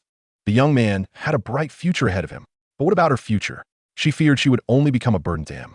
Recalling her fainting spell from the morning, doubt crept in. Was this illness really so simple? At that moment, Suyu trembled uncontrollably. Yet suddenly, a warm sensation pressed against her lips. In an instant, her mind, once clouded with negativity, became utterly blank. After what felt like an eternity, Nian gently caressed her delicate face, his voice softening. "Since our parents left, you have been the one taking care of me. So now, allow me the chance to care for you, all right?" Although Suyu's tear-filled eyes had ceased their flow, his words caused her vision to blur once again. She rubbed her tear-stained face against his chest, wiping away the remnants of her sorrow. Blushing, she stammered, "Why, you haven't eaten yet, have you? I'll go make you something." "All right." Nian smiled, releasing Suyu, who hurriedly fled, flustereth. After they finished lunch, the clock struck 1 in the afternoon. Nian prepared to return to the virtual chamber, aiming to upgrade his abilities today and acquire the ancient necklace. Meanwhile, Suyu, her cheeks flushed, bid him a sweet farewell before dutifully returning to school. Nian had intended for her to take a break for 2 months, as her condition required her to avoid overexertion and mental strain. However, she insisted on continuing her studies. After much persuasion, during which she promised that attending school was merely a way to pass the time while prioritizing her health, he reluctantly acquiesced. Curious about what the remainder of the day might yield, Nian entered the virtual chamber. Casting aside distracting thoughts, he reopened his eyes, finding himself back in the novice village. Player D Super S-Class Talent. Percentage Slaughter, LV1, Level, LV6, 250-2000, Profession, Priest Health, 1600 mana, 865 attack, 23. Magic Power, 10 attack speed, 0, 90. Movement speed. 25 armor. 98. Magic resistance. 93. Physical penetration. 0. Magic penetration. 0. Free attribute points. 0. Equipment. Novice staff. Bloodbath armor. Battle boots. Blue. Skills. None learned backpack. Lord's heart. First boss kill. Title. Random skill book. Glancing swiftly at the impressive data panel, Sun Yen felt a sense of satisfaction and quickly opened the game app. His ID was now well known, and the Haoyue Club was keeping a watchful eye on him. To avoid unnecessary trouble, venturing to another novice village to defeat bosses was his only option. He just hoped not to be teleported to some bizarre location. Confirm travel to novice village number 1588? Confirm. Without hesitation, Sun Yen acted. In the next moment, his surroundings shifted. What the? Sun Yen blinked, ensuring he was indeed awake and alert. As he surveyed his surroundings, he found himself enveloped in darkness, so thick that he could not see his own hand in front of his face. The silence was unnerving. What was happening? Had he triggered some sort of bug, becoming trapped within a teleportation wall? As he pondered, Sun Yen quickly regained his composure. Instinctively, he attempted to access the map, only to be met with confusion when nothing responded. Wasn't the inability to use the map limited to specific dungeons? Wait, he crouched down, feeling the ground beneath him. It was stone bricks. Tapping on the surface, he discovered it had some thickness, yet there was an emptiness beneath. Was there another layer below? With this thought, he cautiously moved his palm along the ground in one direction. Soon, he encountered a wall. He knocked on it again, this time finding it solid. Though it was evident he was inside a structure, the nature of this peculiar building was still a mystery. Not a hint of sunlight penetrated this space. A dungeon? In a novice village? Perplexed, Sun Yen continued to navigate along the wall until snap. He seemed to trigger some kind of switch. In an instant, blinding light illuminated the surroundings in an orderly fashion. Upon closer inspection, he found himself in a rectangular passage constructed entirely of solid stone, with dragon heads protruding from the walls at regular intervals, each mouth agape, containing glowing orbs for illumination. The sudden brightness made Sun Yen squint instinctively, his eyes adjusting to the unexpected glare. Nonetheless, he immediately noticed a large red exclamation mark at the end of the passage. Sun Yen frowned and squinted as he approached. However, when he stood before the red exclamation mark and beheld the words that materialized before him, his pupils contracted. Welcome to the land of treasures. Could it truly be here? Sun Yen felt a twinge of disbelief. Such fortune indeed. He recalled that this was a hidden dungeon, commonly discovered by players upon reaching level 20 in his previous life, unexpectedly found by a fortunate player in the novice village. According to a knowledgeable informant, the land of treasures, as the name suggests, contained treasures on every level. The deeper one ventured, the more bountiful and extraordinary the treasures within. Yet, to obtain these treasures, players must first conquer each level.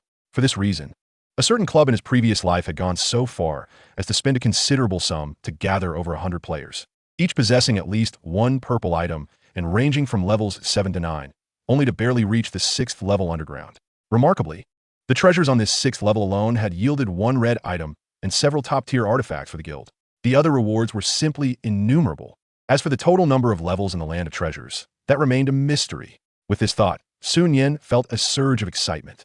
If what the informant had said was true, then those players in his previous life, desperately rushing into the main city, had no idea how many opportunities they had missed. If the news proved accurate, he might have to linger in this place for a while. However, the authenticity of the information could only be verified through his own experience. Sun Yen raised his hand and reached for the switch before him.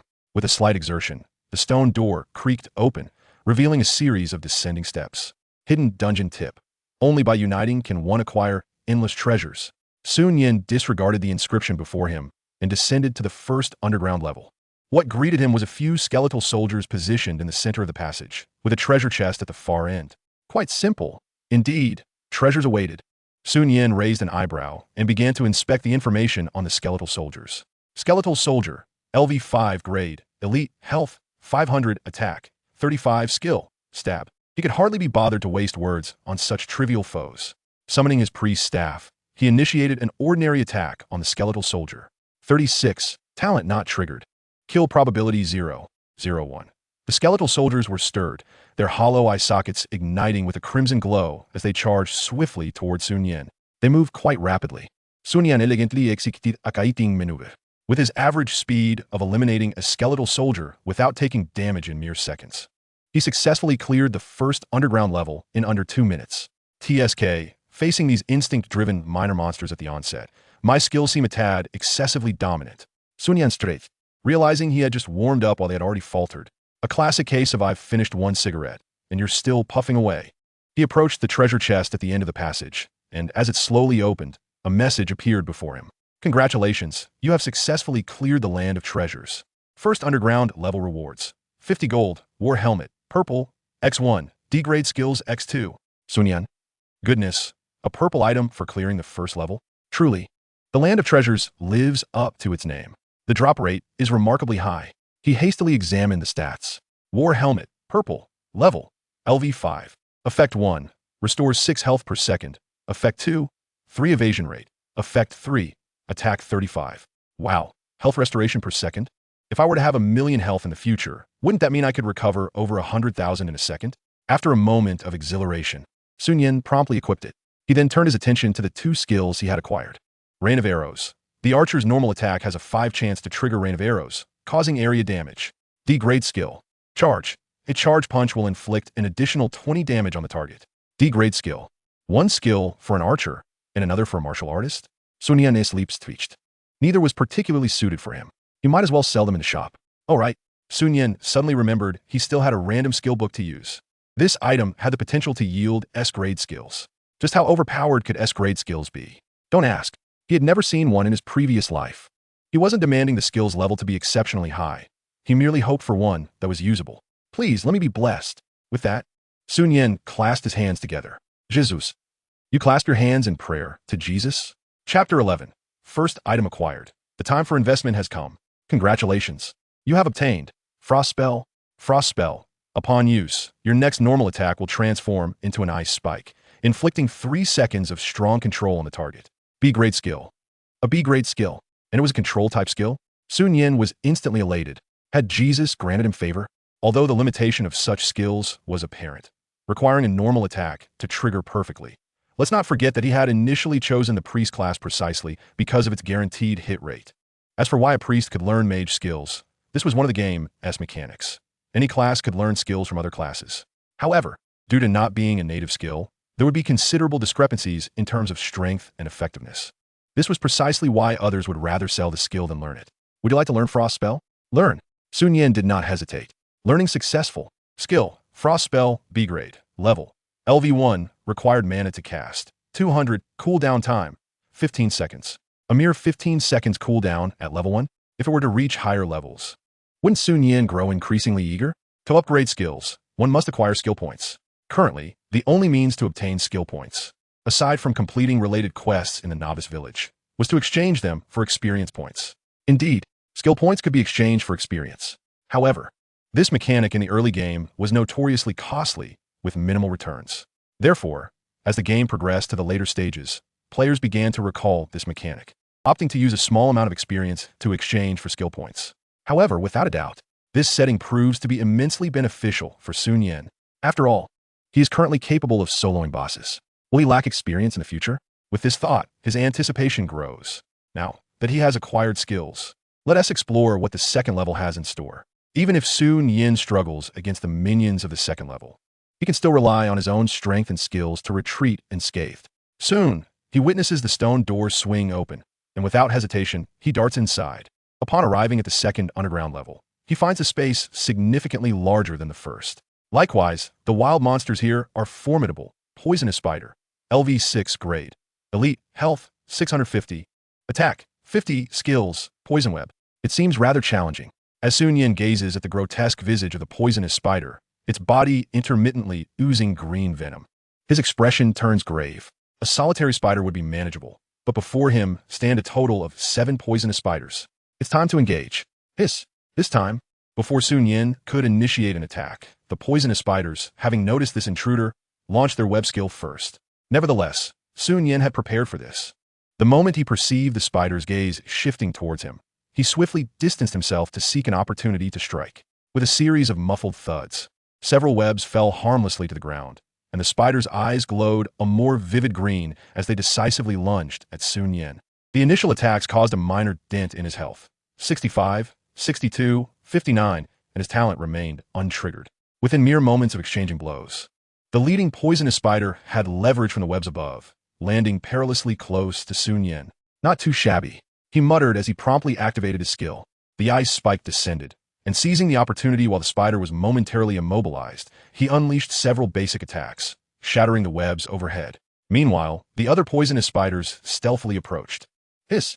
With a synchronized release of webs, they seemed to coalesce into a vast net, descending upon Sun Yin. This is truly troublesome.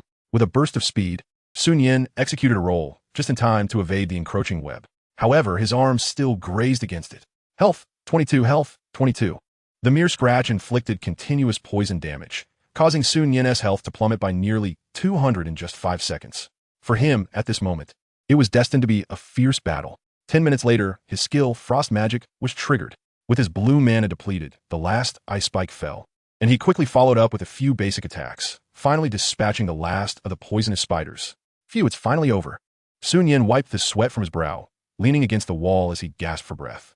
After this grueling 10-minute battle, although he successfully cleared the second level, his mana was completely exhausted, and his health barely exceeded 500. Let us see what treasures this level holds. Sun Yin approached the treasure chest, and a familiar prompt reappeared, though this time the rewards were markedly different. Congratulations on successfully clearing the treasure land. Underground second level rewards. Random item 1, 200 gold. 10 free attribute points. A random item? Sun Yin's eyes sparkled. Is it time for him to invest heavily again? It's worth noting that items come in various tiers. Even the lowest tier items are valued comparably to a piece of purple gear. And those extraordinary items from his past life are worth several times more than red gear, akin to ancient divine equipment. This time I'm going all in. Do you wish to open the random item? Open. Congratulations, you have obtained Dual Mask. Dual Mask. When equipped, you can change your in-game nickname once. Upon removing the mask, your name reverts to its original form. Sun Yin? What is this? Wearing it allows a name change? Once removed, it reverts back? Multiple IDs? What on earth is this? Wait, his pupils contracted. If memory serves correctly, this game's red name system only considers player IDs, not real name verification, right? If that is the case, my alternate account's murders should not impact my main account's red name value, should they? Suddenly, Sun Yin found the item quite appealing. Killing players would increase the red name value. If this value is low, it merely affects drop rates and the probability of equipment drops. Completing quests would eventually clear it. However, if the value is high, that could spell trouble. In his past life, he encountered a player over level 90 who suffered immensely due to excessive red name value. Upon death, not only did he lose dozens of levels, but his equipment was reduced to a mere pair of shorts.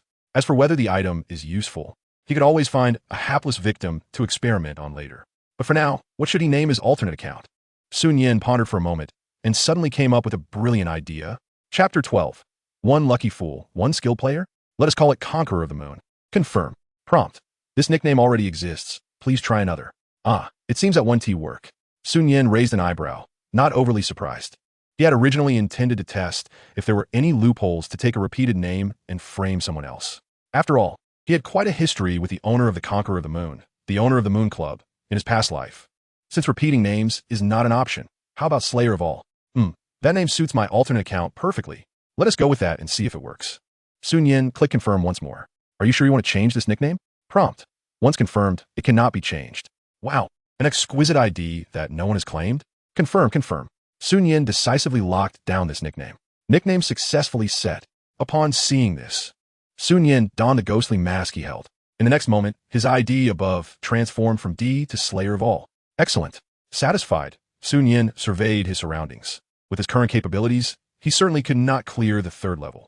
Therefore, for safety's sake, he resolved to locate the exit and remember the position of this hidden dungeon. Returning later, when his strength was sufficient, would be the best course of action. With this determination in mind, Sun Yin wasted no time. Soon, he found himself back in the initial passageway, where he discovered a narrow switch leading to a hidden opening. Entering the passage, he proceeded along the only available path. After traversing nearly 200 meters, he found himself at the end of a dark passage, where a tightly shut stone door awaited him. Activating a nearby switch, the stone door creaked open, allowing the blinding sunlight to gradually illuminate the cavern. Witnessing the scene, Sun Yin eagerly peered outside, yearning to discover the whereabouts of this hidden script. However, as soon as he looked out, he was utterly astonished. Goodness gracious! Sun Yin's eyes widened, and his lips quivered as he muttered, "Is it possible for someone to have found such a place in my previous life? Could that individual possess the gift of clairvoyance? Or were they, like me, randomly teleported here? It was no surprise that Su Nian harbored such thoughts. Just look at that towering mountain, soaring to a height of 1,000 meters. Who would construct the entrance to a benevolent abode halfway up a cliff? Is this even reasonable, given this location? If it weren't for that fortuitous encounter by the so-called European overlord in his past life, it's likely that no one would have discovered this game until much later. After a moment of mental lamentation, Su Nian realized that the map was now accessible. Let me see. How far is it to the rocky cavern? A good few dozen kilometers, indeed. After this revelation, he sighed in resignation, first marking his current position on the map before opting to log out of the game. Indeed, since logging back in would teleport him directly to the novice village, why bother striding on foot? Besides, he now possessed a new identity, rendering him entirely unafraid of being targeted by those with ulterior motives who might hinder his progress. No sooner had Su Nian vanished than the stone door began to close slowly behind him. In the next moment, Su Nian rejoined the game, noting his current kill probability, 428. Gazing at the talent section's kill probability, Su Nian felt quite satisfied. Thankfully, he had not triggered any kills in the treasure area. Now, he could proceed to confront the stone golem. He plunged into an intense boss-fighting frenzy. A few minutes later, I attack. I attack again. Within the rocky cavern, Su Nian was mercilessly tormenting the furious stone golem before him, blissfully unaware that not far away, a frail figure was watching this spectacle with sheer astonishment. Is this for real? He is soloing a boss? How is that even possible? The handsome, fair face of Ho Xiaoyu was etched with disbelief. He had merely been grinding monsters in the vicinity when he fortuitously encountered this individual making their way to the rocky cavern, driven by curiosity. Yet, upon witnessing this scene, he felt utterly frozen. In the arena, the figure appeared to maneuver effortlessly, dodging the golem's attacks by mere millimeters before executing flawless counterattacks. It was as if every strike from the boss, every skill unleashed, was meticulously calculated by this person. Terrifying, Ho Xiaoyu hurriedly recorded what he was witnessing and sent the video to a group called the Haofeng Club, tagging all members. Thanks to his alert, many within the group immediately took notice of the video and clicked to watch out of curiosity. Mere seconds later, the previously calm group chat erupted into chaos. What? Someone's using a script right after the game launches? Is this still a game of fair play? Is there no law anymore? Use your brain. Do you really think this first virtual online game is like a computer game? That person in the video is probably a professional player. This is beyond what any professional can achieve. Sure, pro players may have better game sense than the average person, but do you honestly believe they could adapt to such extreme positioning in just a few hours after the launch? Exactly. Didn't you notice? His movements seem to have developed into muscle memory. Even I couldn't achieve that in a year or two. Upon reading this, everyone fell silent. In a single day, encountering someone with a high probability of awakening an S-level talent or possessing a miraculous item was already absurd. And now, here comes another individual who can solo a boss solely through positioning. Truly a stroke of luck and talent combined. Ho Xiaoyu, Haofeng Yintian. Should I try to recruit this legendarily skilled player into our club? Haofeng Yintian, with your capabilities? The probability of you soloing him is greater than that of successfully recruiting him. This kind of big shot, I will personally approach. Ho Xiaoyu clenched his fists tightly. But before he could respond, Haofeng Yintian added, by the way, he must have some gear on him. While he is distracted by the boss, it should be difficult for you to use your talent to stab him. You can hand over the equipment afterward, my good brother. Even if I manage to escape from the boss after succeeding, aren't you worried he might target our club in the future? Who says you belong to our club? If you don't mention it, I don't mention it, and the others in the group don't mention it. How would he know? Upon reading this reply, Ho Xiaoyu bit his lip, his eyes turning slightly red. Why does everyone target me like this? Chapter 13, I want that big shot. Instant kill? Since his mother passed away, his father had brought home a so-called stepmother and brother, and he had never been favored in this family. The club was founded by his mother during her lifetime, yet his father always prioritized this so-called biological son he raised outside. What am I then? What was my mother to him? Perhaps I was mistaken from the very beginning. How could I force myself into a family that never truly belonged to me? He redirected his gaze back to the group chat. Haofeng Yintian, why are you silent now? Are you scared? You are just as cowardly as that woman. Upon reading this, Ho Xiaoyu felt no desire to respond, expressionless as he exited the group. Cowardly? Am I incapable of doing anything right? If so, I shall surpass you in the very domain you excel in and cherish. Ho Xiaoyu's gaze fixated on the figure in the arena, his eyes growing cold and resolute. The first step to surpassing you shall be to take you down. With a thought, he vanished from his spot. Meanwhile, in the arena, the stone behemoth roared in frustration as its skills were once again dodged by the insufferable human. Damn it, hit me. My attacks should connect. It was infuriated that just 3 minutes prior, it had been unable to unleash its berserk skill. Just you wait. I have 28 seconds until I can. 62,876. The Rock Beast I successfully triggered the 100 kill talent, obtaining the boss first kill title, damage effect 2. Defeated the level 15 boss, the Rock Beast. Experience gained, 1750. Congratulations, your level has increased to LV7. The Rock Beast dropped, but suddenly, before Sun Yin could check what the boss had dropped, a chill ran down his spine. In the next moment, his health plummeted. 50. 48. Was someone attacking him from behind? Sun Yin swiftly turned around, and with a flash of blue light from the priest's staff in his right hand, he activated the skill, Frostbolt, as an icy spike descended upon his assailant. Sun Yin discerned the identity of the intruder. Player nickname, Ho Xiaoyu. Level, LV4. Health, 412, 500. Mana, 200. Only level 4? What audacity! How could this be possible? At that very moment, Ho Xiaoyu gazed at the information displayed above the head of the person before him, his face contorted with panic. It was one thing for this individual to be level 7, but to possess a staggering 1750 health? Moreover, if he recalled correctly, wasn't the boss just annihilated? How could this even be a game? Sun Yin grinned. Since you wish to kill me, I shan't grant you the opportunity to utter your last words. No sooner had he spoken than, seizing the moment while Ho Xiaoyu was immobilized, Sun Yin unleashed 2 basic attacks, instantly halving the latter's health. In that instant, it would be a lie to say that Ho Xiaoyu felt no regret. Anger surged within him, realizing he had kicked a hornet's nest, even if he attempted to flee. How could his movement speed possibly rival that of Sun Yin, who donned boots that enhanced his speed? In mere seconds, Ho Xiaoyu found himself unable to escape the attack range, as Sun Yin's relentless barrage of 4 basic attacks rendered him back to the respawn point. You have slain player, Ho Xiaoyu. Player drop, 200 experience, Assassin's Dagger, green. Ho Xiaoyu? Sun Yin contemplated the worthless dagger he had obtained, murmuring the name repeatedly. Why did this ID seem somewhat familiar? Suddenly, a realization struck him, leaving him momentarily dumbfounded. Goodness, I just soloed the future god-tier assassin? Ho Xiaoyu appeared rather recognizable. Yet who could have anticipated that this individual would one day single-handedly decimate a formidable foreign army?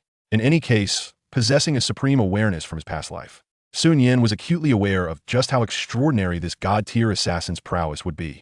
But that was in the future, no matter how formidable he might become. In the present, Sun Yin could only retort, if you're inexperienced, practice more. Discarding the distractions in his mind, Sun Yin's gaze returned to the boss's loot. Rock Giant dropped, 100 gold, 10 free attribute points, 2 C-level skills, helmet, blue, boots, blue. 2 C-level skills? The loot this time was quite satisfactory. Sun Yin rapidly clicked to view the details. Upon inspection, he was astonished. One was a skill for swordsman, and the other was, astonishingly, healing, restores health for the designated target, amounting to 20 of the user's maximum health C-level. Sun Yin decisively chose to learn it. Learning successful. Skill, healing C-level. Level, LV1. Mana cost, 120. Cool down, 35 seconds. Quite acceptable. After feeling pleased, Sun Yin turned his attention to the 2 blue items.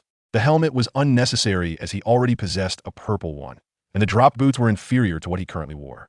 After some consideration, he found himself in possession of 2 blue items, 2 D-level skills, 1 C-level skill, and 350 gold. Listing them on the auction house seemed too cumbersome. He might as well consult the shopkeeper Xingyu. With this thought, Sun Yin displayed the items he intended to sell to his friend on the list, Yurong Nida. The moment he sent the message, he received an instant reply. Yurong Nida, big shot, what is this? Me. If you want these, I'll sell them to you. I'm too lazy to list them in the marketplace. Meanwhile, in a certain novice village, a white-haired lowly, having just completed a skill quest, was taken aback by the items displayed by the esteemed player and the accompanying message. Her eyes widened in shock, breath quickening, and her ample bosom swayed with each breath. Isn't this a bit exaggerated? How long has it been since the server opened? And yet the big shot is already offering blue items and skills? Just 2 hours ago, she had hired a dozen players to farm elite monsters and had only managed to acquire 2 green items. As for skills, she had just learned 1 D level. Yet here was this big shot, casually offering 2 blue items and 3 skills, one of which was a C-level skill, along with over 300 gold. To the big shot, these were mere trifles, but to her, they were treasures. Yurong Nida, I want. As long as the big shot has enough items. I don't mind them being overflowing. Chapter 14. Big brother, please don't hit. Do you lack accessories? Sun Yan, I understand what you're trying to convey, but why does that sound so strange? You wrong Nida. Apologies, big shot. My previous expression may have been inappropriate. In any case, please feel free to quote a price. Seeing this, Sun Yin mused over the value of the blue items and sea-level skill. Though they would be considered cheap in a mid to late game, it was true that a swift step leads to faster progress. Therefore, at this early stage of the game, they still held some value. With that thought in mind, Sun Yin tentatively suggested a price. Me, how about a total of 12,000? These items were trivial to him, hence he offered them at a lower price. Sustainable development, after all. Your own Ida, deal. Big shot, please don't have regrets. Sun Yin, what do I have to regret? I'm more worried about you regretting it. Indeed, the club owner was quite affluent. Soon, after the transaction was completed, a roar. Finally, I have blue items to wear. In a certain novice village, the white-haired lowly danced with glee, her excitement evident as she looked at the 2 blue items in her inventory. However, with each movement, her ample bosom swayed alluringly, attracting the attention of many players nearby. Realizing this, the white-haired lowly quickly covered her chest with both hands, glaring at the onlookers with bared teeth. What are you staring at? Never seen a woman before? With that, she darted into a nearby alley and opened her friend list once more. You wrong Nida. May I ask if the big shot is leading the boss? The price is negotiable. She understood the principle of swift progress. Moreover, the fact that this big shot had proactively sought her out to sell items indicated that he was quite well off. So, why not invest a little money for mutual benefit?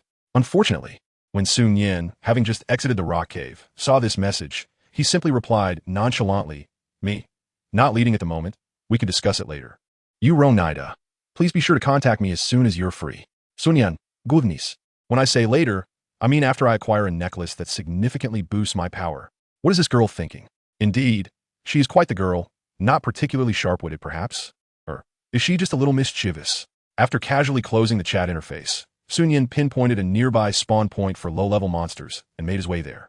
Rock monster, level 5. Quality, common. Health, 215. Attack, 15. Skill, hardening. These relatively weak creatures, despite their higher level, were particularly easy targets for novice players, yielding ample experience points, a veritable treasure trove of experience.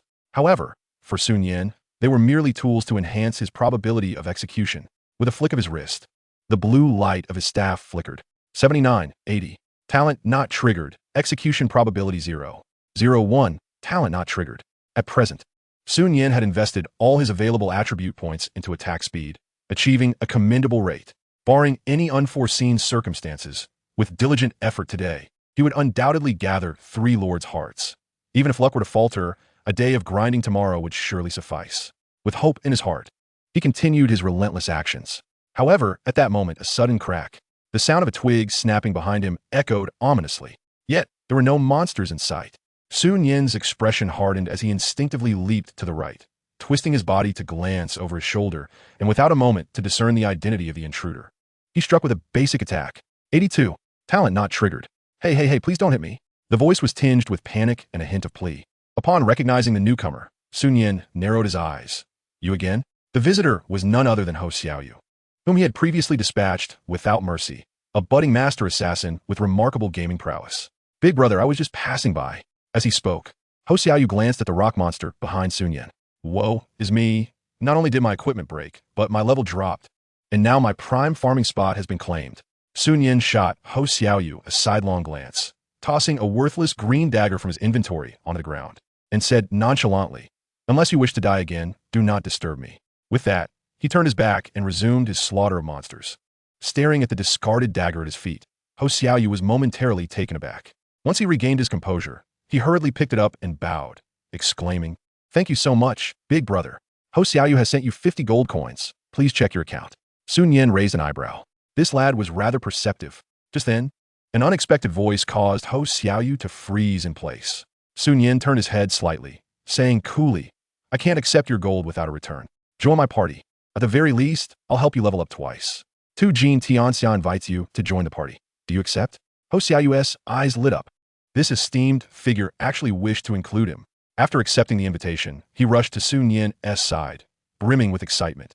Big brother, let me assist you. Sun Yin waved his hand dismissively. No need, just watch from the side. Ho Xiaoyu obediently positioned himself behind his benefactor. Experience points, 67. Experience points, 70. Congratulations. Your level has increased to level 4. Ho Xiaoyu was astounded. The speed at which his experience points rose was nothing short of rocket-like. During Sun Yan's monster grinding, Ho Xiaoyu remained quietly in his shadow, not interrupting.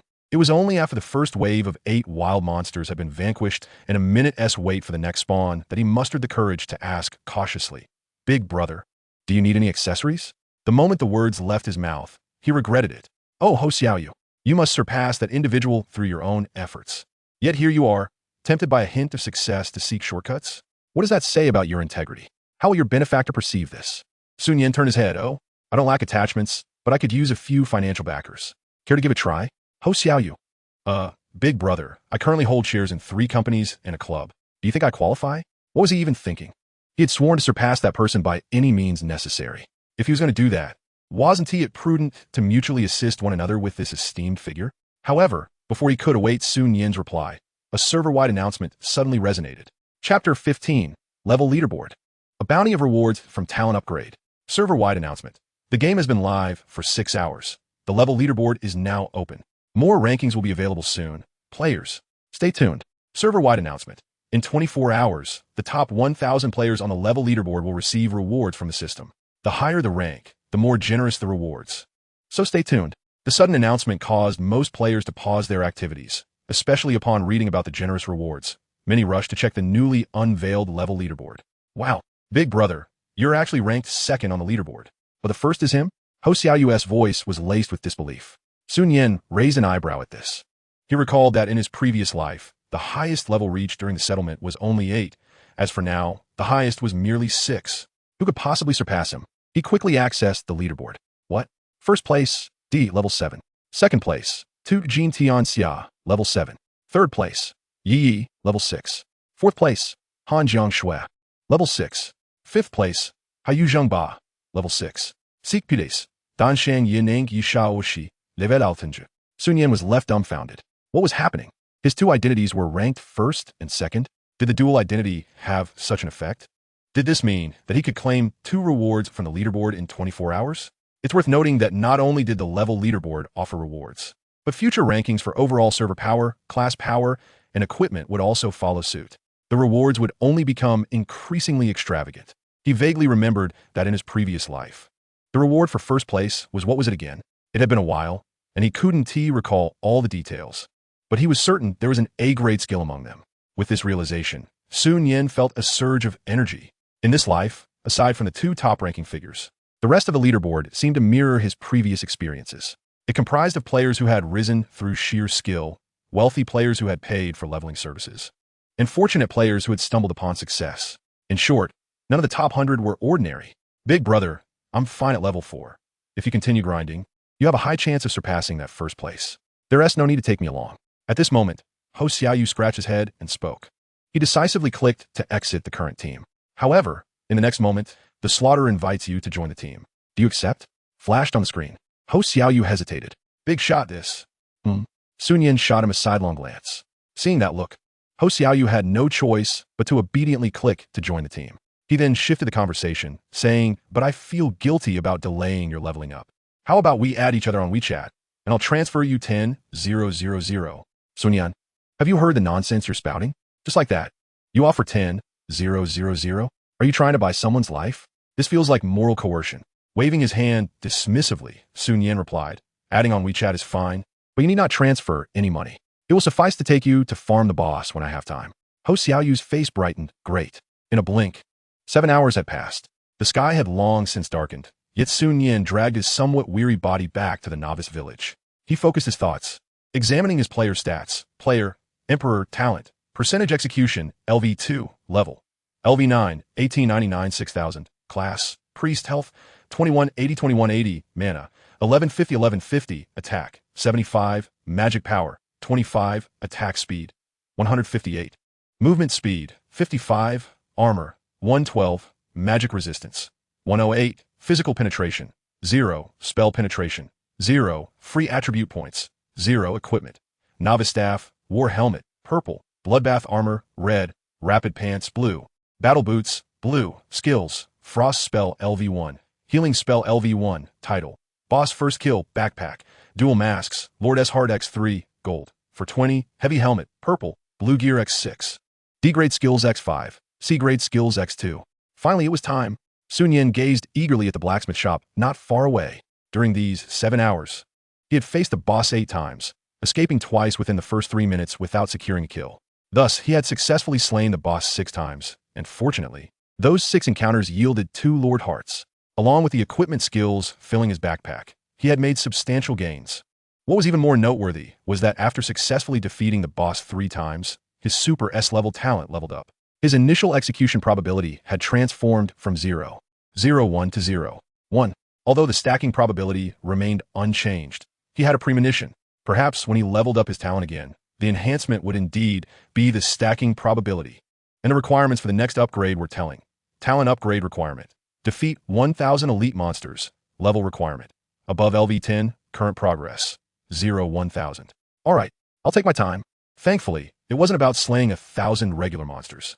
Sun Yin felt no significant grievance about this. If he could obtain a large-scale destructive skill, that number would not be daunting. Even without a skill, spending a day or 2 on it would suffice. The only challenge lay in finding level 10 elite monsters. In the novice village, the highest level was only 9. Hey kid, back again? Come on in. Wang the blacksmith greeted with a smile upon seeing Sun Yin. Sun Yin revealed the 3 lords' hearts in his hand, stating calmly, "No need to come in. I'm here to submit a hidden quest." Wang the blacksmith was taken aback. What? You completed the first hidden quest in the entire server in a single day? What are you thinking? Sun Yin Fronith. Huh? Alright. Wang the blacksmith hurriedly accepted the 3 lords' hearts, asking, "What piece of purple gear do you want? I'll find it for you." Glancing at his stats, Sun Yin did not hesitate, replying, "Just the weapon." Not a problem. Wang the blacksmith rushed back into his forge. Suddenly, Sun Yin is Gao's Shotbund. He quickly glanced in a certain direction behind him. Was that a rat? It was him again. How intriguing. Chapter 16, Golden Staff, Necklace Acquired. You go first? Sun Yin paid no mind to the 2 rats behind him, for his purple gear had arrived. Kid, here you go. Receiving the staff handed over by Wang the blacksmith. A line of information appeared before his eyes. Golden Staff, purple, level, LV1, effect 1, attack 60, effect 2, magic power 40, effect 3, attack range 3. Increased attack range? Not bad. After equipping it, a system prompt simultaneously appeared before him. Congratulations. You're the first player in the entire server to complete Wang the blacksmith's hidden quest. The system will announce this server-wide. Would you like to hide your ID? No. Just as Sun Yin declined to hide it. A line of system notification materialized before every player. Server announcement. Congratulations to Player Emperor for becoming the first player to complete Wang the blacksmith's hidden quest. Reward. Ancient Necklace X1, Gold. 200, free attribute points, 20. Sun Yin gazed at the ancient necklace that had appeared in his backpack. A smile spreading across his face. Just as I thought. Ancient Necklace, accessory, level, LV1, effect 1. Increases maximum health by 10. Skill effect. You can set the damage dealt by your normal attacks to equal your maximum health. Ineffective against players. Sun Yin decisively chose to equip it. In the next moment, his health surged from 2180 to 2398, though it was merely an increase of over 200 health points at present. One could only imagine how significant this additional health would be once his health reached tens of thousands, or even more. Thousands? Tens of thousands? Or even beyond. Moreover, the current ancient necklace was only level 1. Once forged and upgraded in the future, it would provide even greater additional health. It might even yield other effects. With this treasure in hand, single-handedly taking down bosses would surely be a breeze. Just as Sun Yin prepared to take the next step, he noticed the players reacting to this server announcement, each one becoming increasingly agitated. My goodness, I thought the big shot was already absurdly powerful, ranking first in levels and capable of soloing bosses. I never expected him to be this lucky too. Are you kidding me? There's a hidden quest in the novice village? If I had known, I would have tested every NPC. I feel like I've missed out on a fortune. Whoa, brothers, I'm at Wang the blacksmith. And there's really a hidden quest, and it's one that everyone can trigger, giving purple gear upon completion. Let's go, brothers. Does the big shot have accessories? People can trade beetle nuts for them. Upstairs, it's a biochemical mother. Big Shot Emperor, don't believe it. Wait, how do you know, brother? The information flowing through the world channel cascades like a waterfall, obscuring the multitude of discussions taking place. At the heart of this commotion is Sun Yin, who merely cast a fleeting glance at the world channel before redirecting his focus to his attributes panel. Upon allocating the 20 free attribute points he had acquired, his attack speed surged from 158 to 178, tantalizingly close to a breakthrough. After dismissing the attributes panel, Sun Yin surveyed his surroundings. Noticing a throng of players hastening towards the blacksmith shop, he swiftly made his way towards the exit of the novice village. While the majority of players were engrossed in seeking hidden quests, he seized the opportunity to activate his necklace skill, significantly boosting his capabilities. However, before doing so, he needed to eliminate the rats lurking in the sewers. Until they were completely dealt with, the rodents would continue to cling to him. As Sun Yin departed, hidden behind a tree not far from the blacksmith shop, a chubby boy with 2 branches sticking out his head exclaimed, "Look, he*s leaving." He alerted his companion, a swordsman named Hao Ge. Upon hearing this, Hao Ge quickly shut the chat window before directing his gaze towards Sun Yin's retreating figure, a spark of excitement igniting in his eyes as he grinned. Is he actually planning to leave the novice village? Isn't that akin to courting death? Let's follow him. The chubby boy hesitated. Hao Ge, do you really think we could take him on? He is capable of soloing bosses. Essentially, he was implying that if the guy could single-handedly defeat a boss, then taking on the 2 of them would be a walk in the park. Hao Ge smacked the chubby boy on the back of the head, irritated. When I say we follow, I mean we must engage. I've already contacted Kun Ge, who is gathering reinforcements, and I've heard that the boss from headquarters will also be joining. If we do this well, we'll reap the rewards, got it? At this juncture, Hao Ge pivoted the conversation. By the way, Kun Ge mentioned that if the target attempts to flee, we can intervene to buy time for the main force. Of course, you'll take the lead. The chubby boy exclaimed. Me? Hao Ge glared at the retreating figure of Sun Yin. Enough chatter, follow me. All right. The 2 sprang into action, stealthily trailing behind. Unbeknownst to them, every move they made was under Sun Yin's watchful control. Though his speed was swift, it was just enough for them to keep him in sight without losing him entirely. After approximately 10 minutes, they found themselves in a dense forest outside the novice village. Hao Ge, why has he come to such a place? Could it be that there's a hidden elite spawn point here?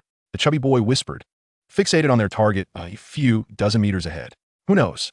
Hao Ge, concealed behind a tree, noticed that the target remained oblivious to their presence and dared to peek out. Kun Ge said they'd be arriving shortly, so keep your eyes peeled.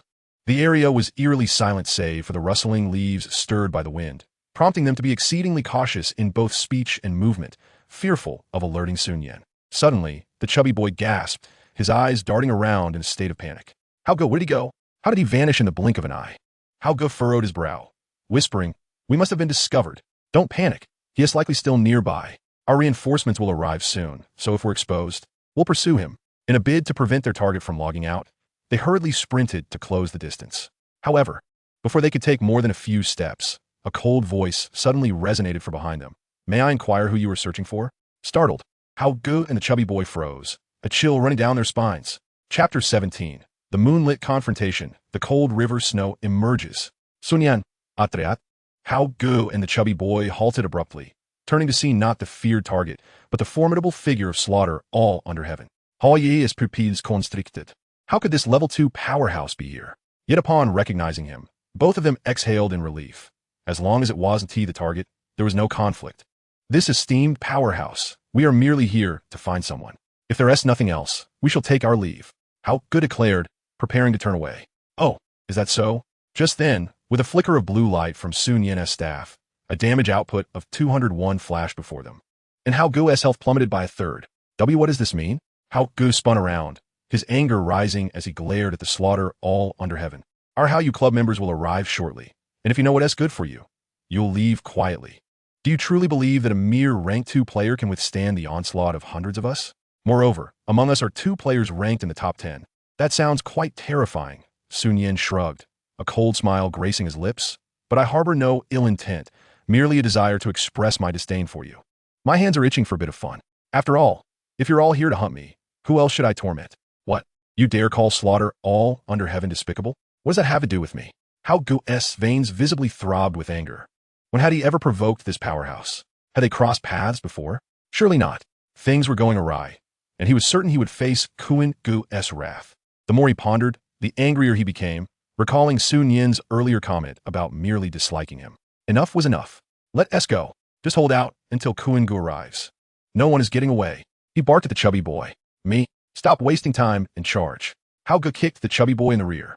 Meanwhile, a faint red aura enveloped Hao Ge as he unleashed his A-rank talent, Berserk. With this enhancement, he gained 30 damage immunity and a 200-point boost in attack power for 5 minutes.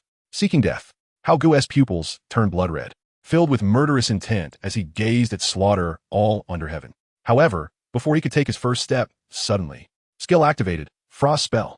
251, 212, 203. Player slaughter all under heaven has slain the chubby boy. Oh yeah. Wait, we were just a step behind. Where did the chubby boy go? In the blink of an eye, he was gone? What on earth was this monster? Moreover, how was it possible for such damage to be dealt with a basic attack? Not to mention the chubby boy, even he himself could barely withstand it. Witnessing this scene, Hao Ge was jolted into clarity. As he saw slaughter all under heaven approaching step by step, he hastily took 2 steps back, waving his hands and exclaimed, Wait, hold on, big brother. We can discuss this. Can't we avoid any violence? Sun Nian, however, continued to advance steadily, remaining silent. Upon witnessing this, Hao Ge was utterly panicked. Damn it, if Brother Cohen arrived, it would be a different story. This guy could be taken down in an instant.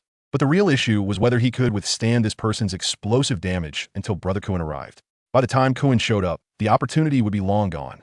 Thus, in order not to fall out of the top 300 on the leaderboard, he could only plead, Big brother, not big shot. As he spoke, Hao Ge pulled out his gear from his backpack and laid it on the ground, his tone filled with sincerity. I'll give you all my equipment, just don't kill me. All right? As long as I don't drop a level, I'm willing to owe you a favor.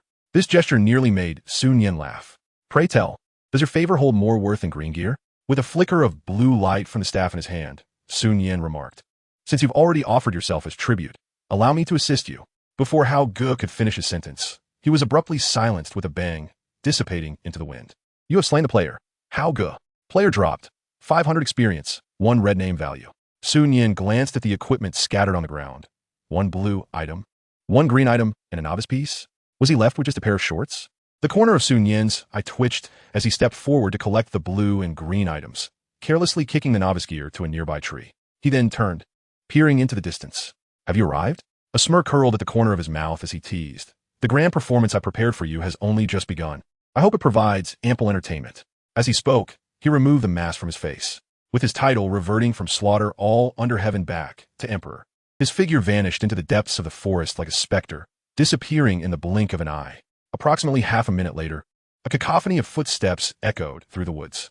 A throng of individuals arrived at the very location where Sun Nian had just appeared. Leading the group was Brother Cohen, accompanied by a man and a woman. The man appeared to be in his early 20s, tall and handsome, exuding a refined and approachable demeanor. The woman, with her flowing white hair, looked barely past adolescence, her exquisite yet frosty countenance radiating an air of aloofness that deterred anyone from approaching. At that moment, Brother Cohen turned to the man behind him, whispering, Boss, this is precisely the spot where Hao Ge sent his location.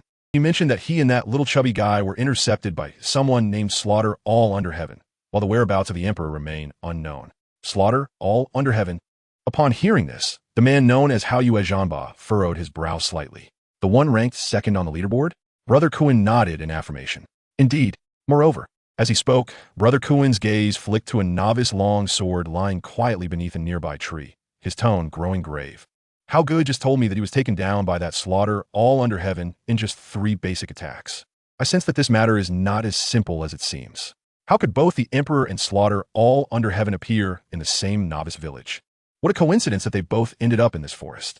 Thus, boss, I believe we should approach this matter with caution. Hao Yue Zhanba shot Brother Cohen a sidelong glance, silencing him, before turning to the lady beside him, Hanjiang Shui, and softly instructed, proceed with the attack. In response, Hanjiang Shui merely nodded slightly. The next moment, her dark pupils transformed into a kaleidoscope of colors, as if a multitude of hues were swirling within. Coupled with her frigid visage, there was an extraordinary allure to her beauty. Meanwhile, on the other side, Sun Nian regarded the sudden appearance of a sphere of white light on his chest, raising an eyebrow. Marked was he? There was only one person he recalled from his past life who possessed such abilities. That would be Hanjiang Shui, endowed with S-rank talent, the Eye of Illusions. The future core of the team, and the foremost ice mage. The Eye of Illusions could lock onto enemies within a radius of a kilometer, randomly generating a weakness on them. Any attack targeting that weakness would inflict 5-fold damage. The most outrageous aspect of this talent was not just the half-minute refresh rate for each weakness, but that Hanjiang Shui could simultaneously lock on dozens, if not more, of enemies, causing them all to acquire weaknesses. It was precisely because of her presence that the Hao Yue Guild secured victory in the inaugural guild wars held in the game. Beautiful, kind-hearted, and immensely talented, this was Sun Nian's impression of her. Alas, it was unfortunate what transpired later. With a rueful sigh, he relied on his memories from his past life, and swiftly made his way deeper into the forest. Since that Haoyue boss was aware that he was the only individual within a kilometer, it was only logical that he would bring people along. He needed to act quickly. The grand gift he had prepared could not be delayed. In the blink of an eye, a few minutes later, deep within the forest, Hanjiang Shui lifted her delicate hand, pointing toward a colossal tree several meters away, which dwarfed the surrounding foliage, its width enough for dozens to embrace, and remarked, "He is up there." Hearing this, the crowd instinctively looked up, only to find Su Nian standing on the lowest branch of the great tree, yet still several meters above the ground. Casting a glance at the title above him, Haoyue Zhanba stepped forward with a warm demeanor, saying, "Greetings, Emperor. I am the owner of the Haoyue Club, and I have come with a sincere invitation for you to join our club." Su Nian looked down at the crowd with unabashed disdain in his eyes, sneering. "Join your club? What? Are you so eager to manipulate the contract, forcing me to work for you for free while surrendering all my equipment and items, and then trapping me in a contract where any breach incurs exorbitant penalties?" Upon finishing his words, Sun Yin shot a glance at Hanjiang Shui. At this, Haoyue Zhanba's expression visibly stiffened. He quickly suppressed the darkness in his eyes and replied with a friendly demeanor, "How could that be? We are a legitimate club. Contracts are not one-sided. If you're unsure, you can certainly consult a lawyer." Continuing, Haoyue Zhanba's expression turned serious as he added, "As long as you're willing to join our club, we can negotiate a monthly salary of 1 million. This statement sent a wave of astonishment through the crowd. 1 million monthly salary? For these gold farming players, it was an unimaginable sum. If this big shot did not join, wouldn't that be sheer folly? However, the very next moment, Sun Yin retorted, "Stop your pretentious act. If you want me to join your so-called club, how about this? Kill me here, and I will join you without hesitation." Sun Yin spread his hands, marking the first time he had cursed since his rebirth. He was not one to use foul language, but upon seeing the hypocritical facade of Haoyue Zhanba, he could not hold back. The reason was simple. Who could have imagined that an unexpected awakening of a hidden professional contract mage would lead to a betrayal of the entire human race?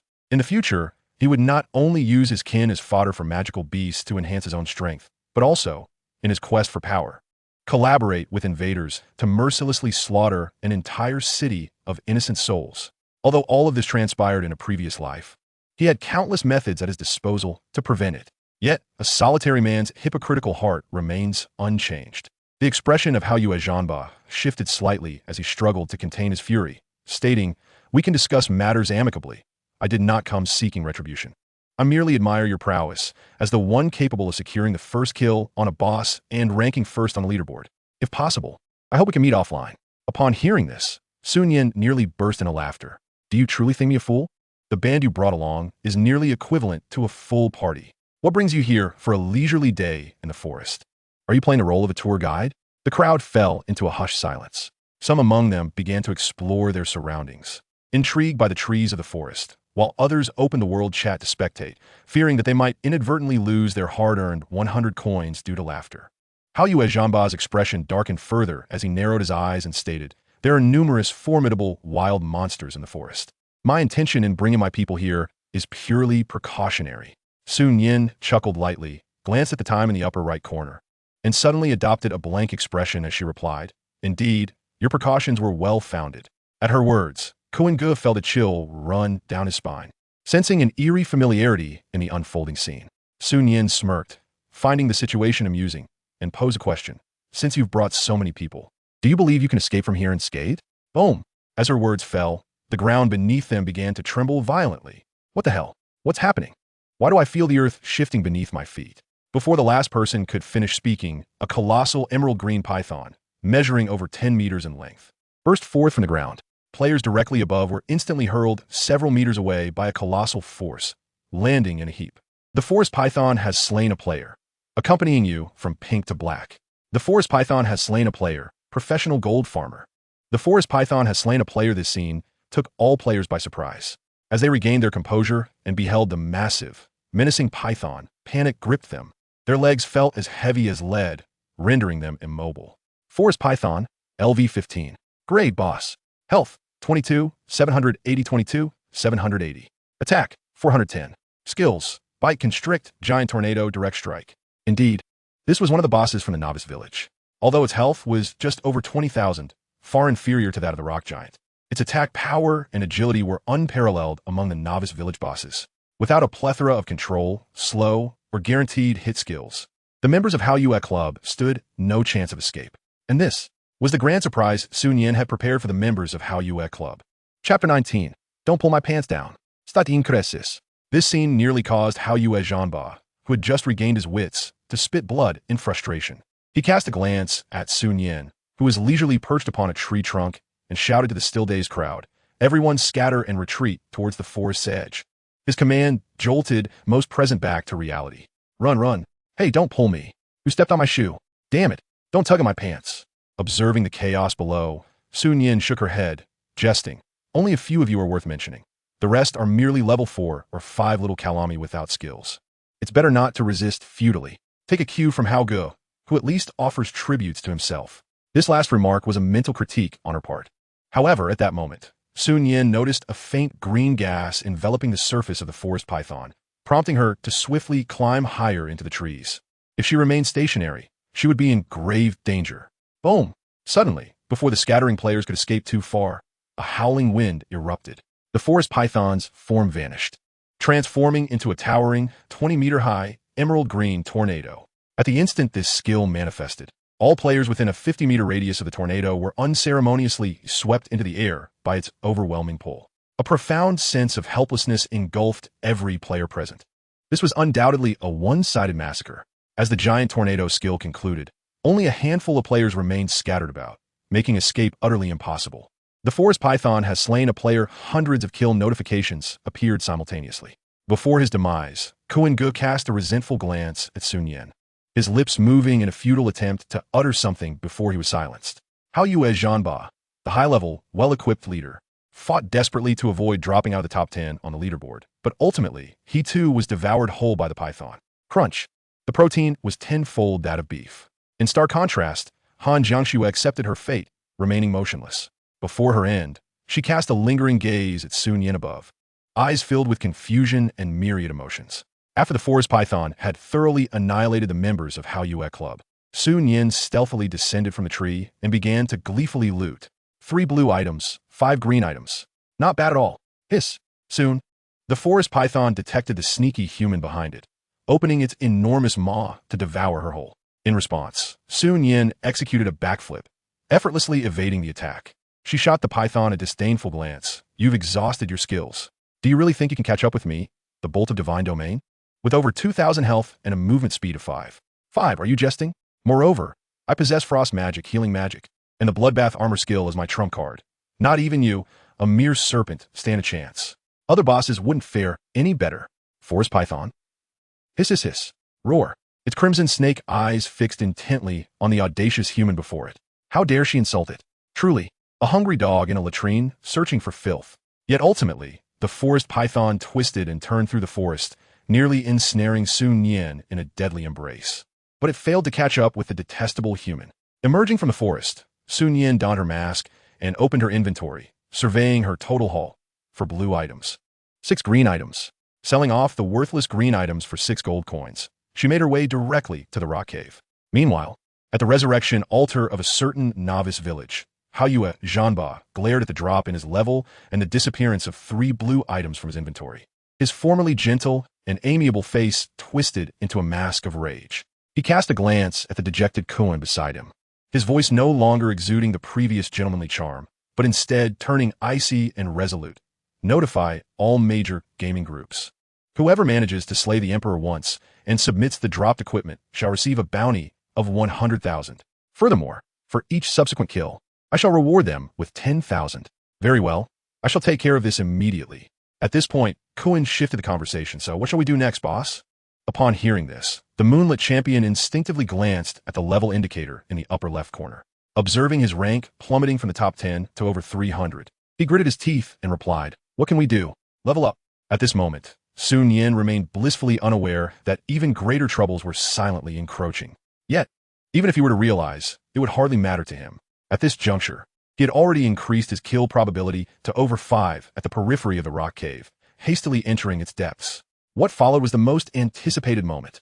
After removing the 2 attack-enhancing pieces of equipment, Sun Yin gazed at the colossal rock beast before him, a cruel smile gracing his lips. As his staff materialized, a flash of blue light illuminated the air. 36. 40. Talent not triggered.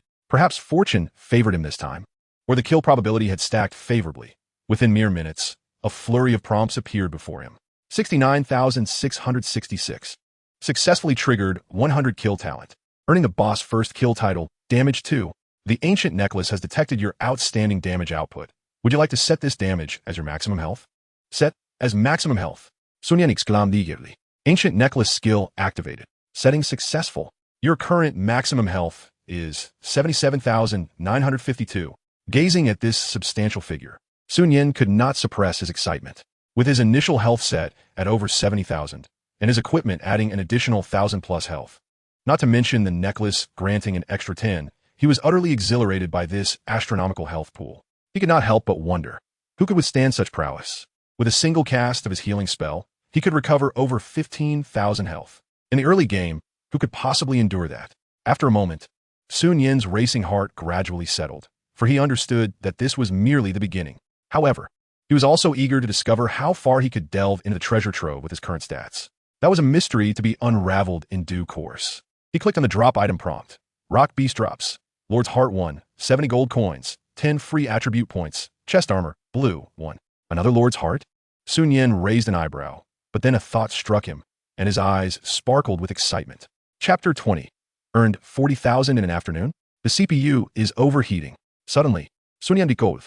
Most players were now aware of the hidden quest involving the blacksmith Wong, so this Lord's Heart must be worth at least a few thousand. He needed to consult a major client about this. Additionally, he could sell off the surplus equipment for some quick cash. You showcase to Yurong Nida. Lord's Heart 1. Heavy helmet, purple, 1, blue equipment 10, D grade skills 5, C grade skills 2. Yurong Nida. Lagged? No way. Holy smokes. Big shot. I want it, I want it, I want it. Ultimately, with Yurong Nida's enthusiastic exclamations of admiration, Sun Nian sold these items to him at a discounted price of 280,000. In total, Sun Nian had raked in a staggering 450,000 that day. If he were to share this with Su Yu, wouldn't she faint from excitement? Then again, cough, perhaps he was thinking too far. Glancing at the time in the upper right corner, he realized that she should be returning soon. With a thought, he logged out of the game. As he stepped out of the virtual chamber, a delightful fragrance wafted into his nostrils. Entering the living room, he turned towards the kitchen and beheld Su Yu, her slender waist adorned with a small apron, standing before the pot, stirring soup with one hand while holding her phone with the other. Oh, you're out? Now that the man has emerged, Su Yu's cheeks flushed slightly as she reminded. Dinner is almost ready. You should wash your hands first. Norus. Sun Nian chuckled as he approached the kitchen, inhaling the rich aroma emanating from the pot, and turned to the enchanting beauty beside him. Guess how much I made this afternoon? Su Yu turned her head, gazing at the handsome face so close to her, blinking with curiosity. How much did you earn? Want to know? Yes. Then give me a kiss. You rogue. A blush crept from Su Yu's neck to her ears, and with a playful huff, she quickly turned away, unable to look at him, her beautiful eyes filled with a whirlwind of confusion. Her heart raced, and her mind spun chaotically, unsure of how to proceed. Even though they had bathed together in their childhood, and she remembered every detail about him, the thought of taking the initiative now made her nervous. What if he couldn't resist? Wasn't that a bit premature? But what could she do? What would they name their future child? Did he prefer boys or girls? Regardless, she knew she liked him. Su Yu's thoughts began to spiral into disarray, until, jokingly, she asked, where should I kiss? They both spoke in unison. Sun Nian, what is happening? Where should I kiss? Can we even choose a spot? Suju? I've even thought of the child's name. You're joking with me? No way. I need to vent this frustration. Looking at the bewildered expression on Sun Nian's face, she reached out, pinched his cheek, and on tiptoe, planted a kiss. All right, speak quickly. Sujupo did, lightly coughing. In response, Sun Nian obediently held up 4 fingers. Su Yu was taken aback. You want 4 times? All right. If you dare to ask for 4 times today, you'll dare to ask for 4 children tomorrow. As she saw Su Yu gearing up to retaliate, Sun Nian hastily waved his hands. No. It's 10,000. I earned 40,000 this afternoon. 40,000? You made 40,000 in one afternoon? Su Yu's mind short-circuited at that moment. What? You don't believe me? As Sun Nian spoke, he pulled out his phone, opened his account balance, and waved it in front of Su Yu. Her eyes widened as she counted. Units, tens, hundreds, thousands, dear me. As she spoke, a wisp of white smoke seemed to rise from her head. Holy smokes. The CPU is overheating? Meanwhile, as Sun Nian busied himself with cooling Su Yu physically, in a meeting room at the Xingyu Club in Hangzhou, the temperature was steadily rising. Our nation's first virtual online game, Divine Realm, had just been lauded by prominent media, boasting over 10 million players online on its opening day. This game was destined for the global stage, poised to create new history. Divine Domain is destined to create a new pinnacle in the gaming realm. Presently, both domestically and internationally, all clubs are fixated on this game. One can only imagine the magnitude of competition that will ensue among clubs in the future. The Divine Domain officials have announced that this game, in addition to its debut in Dragon Country, has simultaneously launched in the United States, Bear Country, Sakura Country, and 186 other nations. They further indicated that new gameplay features, including cross-server battles, will be unveiled shortly, as videos rapidly ascend the trending charts across major platforms. The senior executives within the Starry Rain Club are overwhelmed with excitement, their joy palpable. They are exhilarated, for the vitality of a gaming club is intricately linked to how far it can navigate within the gaming sphere. With Divine Domain reaching unprecedented heights on a global scale, it signifies a renaissance for various gaming clubs. Whether they can soar to new heights hinges upon seizing this opportunity. What adds to their delight is the realization that the tens of thousands of pieces of equipment I purchased from the mobile today not only yielded no loss, but have actually positioned us ahead of other clubs. This is what one might call foresight. Ha ha ha. At the head of the conference room, a petite yet commanding figure, Yurong Nida, stood triumphantly atop her chair, hands on her hips, reveling in her glory. At this moment, a graceful woman seated to her left spoke up. Boss, given the trajectory of Divine Domain, it is inevitable that top players within the game will be coveted by various clubs. Should we not prepare accordingly? Yurong Nida waved her hand dismissively. Feel free to recruit players below S rank. As for someone of Emperor's caliber, I will extend an invitation personally. By the way, I have another plan. The scene unfolding within the Starry Rain Club mirrors the simultaneous excitement transpiring across numerous clubs nationwide and globally.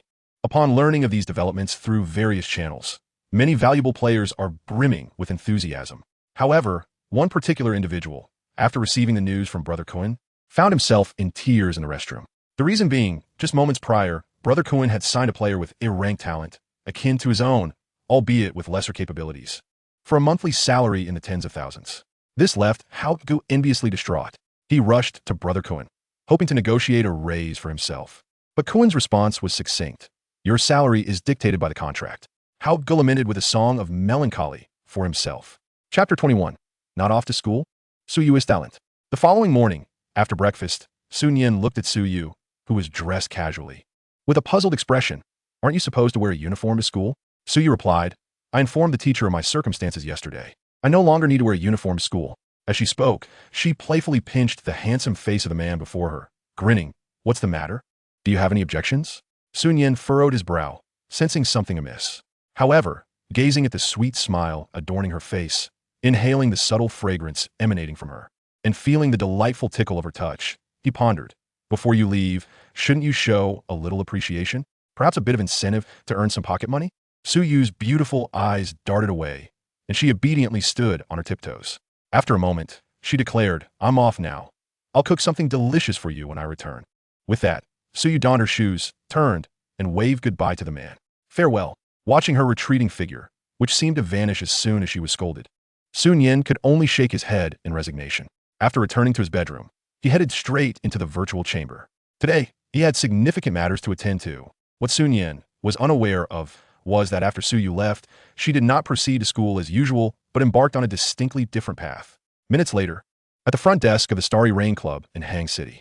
Hello, I'm the translator you hired for today. Where should I go? Su Yu inquired softly at the front desk. The friendly receptionist smiled and pointed to a corner on her right, saying, take a right here. The third room is the reception room. Please wait there. Someone will come to assist you shortly. Thank you. Suju nodded, walking in the direction of the reception room while curiously surveying her surroundings. She planned to keep her secret of skipping school to work as a translator from Sun Yan. More accurately, she was too afraid to tell him. Although the money she earned might barely scratch the surface of the surgery costs, she could not bear to see that man suffer alone for her sake. Hey, little sister, are you new to our club? I've never seen you before. A youthful voice piped up suddenly. Suyu was taken aback, glancing towards the corner where a petite girl, about 1.50 meters tall, with delicate features and a head of white bob hair, stood. Me? Yurong Nida straightened her posture, adjusting her ample assets, and frowned. Yes, little sister. Are you of legal age? You look to be only 16 or 17. Our club does not employ minors. Suyu felt overwhelmed by the situation. Neither of us is a little sister, and your way of speaking makes you sound like a little adult. Boss, earlier, one of our employees awakened an A-rank talent in the game. Look at this. A middle-aged man in a suit emerged from the virtual room and handed a document to Yu Rong Nida. Yu Rong Nida waved her hand nonchalantly. Let him step down from his original position and sign him for a monthly salary of 100,000. Understood. The middle-aged man responded before calling out to the reception room across the corridor. Next group for the talent test, and those few guys guarding the door. Come here first for a talent test. As a group of over 10 people marched into the virtual room, Su Yu's perception of the petite girl shifted. She quickly corrected her stance and stated, Boss, I'm the translator hired by your club, and I am of legal age. Here is my ID. Su Yu dutifully presented her identification. Yu Rong Nida glanced at it and nodded. Indeed, we have foreign players coming for trial training today. I didn't expect a little sister to turn 18 and become a translator already. With that, Yu Rong Nida seemed to have an epiphany. She looked curiously at the girl before her, who was not inferior in appearance to herself, and asked, Have you awakened a talent? Talent? Su Yu tilted her head. Are you referring to Within Divine Domain? This game, which had gone viral globally within a day of its launch, had certainly caught the attention of Su Yu as well. Precisely. Yu Rong Nida nodded, addressing the girl who seemed quite likable. If you haven't awakened one, you should give it a try. If you can awaken a B-rank talent, a monthly salary of 10,000 is guaranteed. All right. Although she believed her chances of awakening a B rank, much less an A rank talent, were slim, it couldn't hurt to try. After a while, Su Yu exited the virtual room. She looked across the corridor at the boss, who was enjoying afternoon tea in the reception room, and hurried over to ask, Boss, may I inquire, how high is an S rank talent? Just as Su Yu's question left her lips, Yu Rong Nida, who was about to swallow her tea, spewed it out upon hearing the words S rank talent. She wiped her mouth, completely disregarding the damp documents strewn across the table, and turned to Su Yu with disbelief. What did you say, little sister? You've awakened an S-level talent? Su Yu, in a state of confusion, nodded. Yes, there's one S-level talent, and the other two are D-level. I didn't choose them. Yu Rong, her beautiful eyes wide with astonishment, set down her teacup and leaned toward Su Yu, her gaze sparkling. Is it truly an S-level? You're not deceiving me, are you? Could you please tell your sister what the talent effect is? Su Yu pondered for a moment. I think it's called something like soul binding, but I don't quite understand the attributes and percentages mentioned in the game. Upon hearing this, Yu Rong immediately embraced Su Yu's arm, grinning from ear to ear. It doesn't matter if you don't understand. Come on, let's get into the game. I'll teach you, but I still need to translate. What translation? The boss allows you to play games on the clock. From now on, in the Divine Realm, I'll have your back. Chapter 22. An Unknown Reward? Before long, Yu Rong escorted Su Yu to the owner's office on the second floor of the club. Due to the office containing only one virtual pod, Yu Rong had specifically arranged for staff to bring in a new one. Hurry, little sister. Let's add each other as friends on our phones first. That way, when you plug your phone into the game pod, we can communicate while in the game. Oh, okay. Once everything was settled, the two girls entered the virtual pod. As Divine Realm launched, Yu Rong quickly discovered the nature of Su Yu's talent. Then, the white-haired lowly exploded with excitement. S-level talent, soul binding. After binding your soul to a player, you can share any two of that player's basic attributes and enhance those attributes by 300. This is utterly insane. Yu Rong's mouth fell agape, as if she could fit an entire sausage inside. Her delicate and adorable face reflecting sheer astonishment and envy. What divine effect is this? Not only can you share someone else's two attributes, compensating for your own profession's shortcomings, but it also boosts those two attributes by 300 points? It is essential to note that the effect of this talent is sharing, meaning that this enhancement of 300 points appears to benefit the other player, but it simultaneously benefits yourself as well. It is not an exaggeration to say that merely enhancing two attributes by 300 points makes this effect capable of outshining most S-level talents. Not to mention that Su Yu has the sharing capability. One can easily foresee that if Su Yu chooses a profession that lacks health points, and then selects a player who is inherently tanky with a talent related to health enhancement, it would be nothing short of remarkable. Thus, the more extraordinary aspect of this talent lies in the fact that both the binder and the bound will receive a 300-point attribute boost comparable to an S-level talent. One must wonder which club would not be tempted by such a talent. It is essentially a buy one get one free deal. Hey little you, have you decided on a profession yet? Once you have, come find me, and I'll help you level up.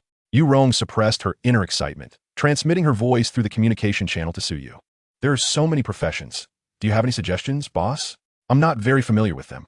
Su Yu's voice was filled with confusion. Don't call me boss. My name is Yu Rong. Just call me Sister Yu Rong. I'll introduce each profession to you one by one, and you can choose whichever interests you. All right, thank you, Sister Yu Rong. Upon hearing this, Yurong patiently began to explain the characteristics, gameplay, and development paths of each profession to Suyu. During this time, Yurong refrained from mentioning anything about signing a contract. Despite being the owner of Star Rain Club, one of the 5 top clubs in Dragon Country, she had 100 ways to deceive this naive little sister, leaving her with nothing. However, she had no desire to act in such a manner.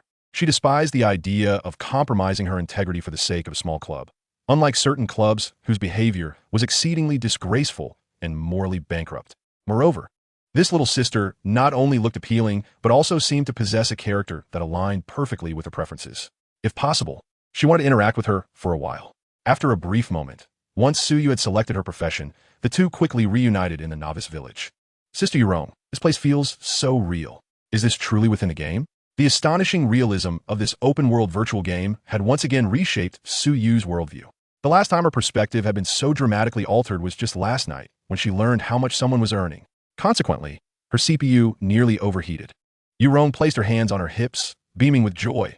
Of course, the Divine Realm possesses not only realism, but also many unique features.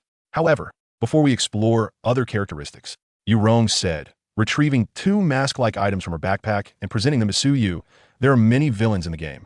And with you being so beautiful, combined with the game's realism, it's a recipe for trouble. So, at this point, Yurong, with a mischievous smile, extended her petite hands and playfully grabbed a few centimeters in front of Suyu. It would be unfortunate if you caught the attention of a nefarious character. Let us put these on. They will help obscure your face and prevent those lecherous gazes from lurking. Just kidding. A treasure I've discovered should not be seen by others casually. Although this item cost 500 gold coins each in the game shop, it was well worth the investment to prevent her little sister from being abducted by ill-intentioned individuals. Oh, all right. Suyu obediently accepted and donned the mask. Let us go. I'll lead you to level up.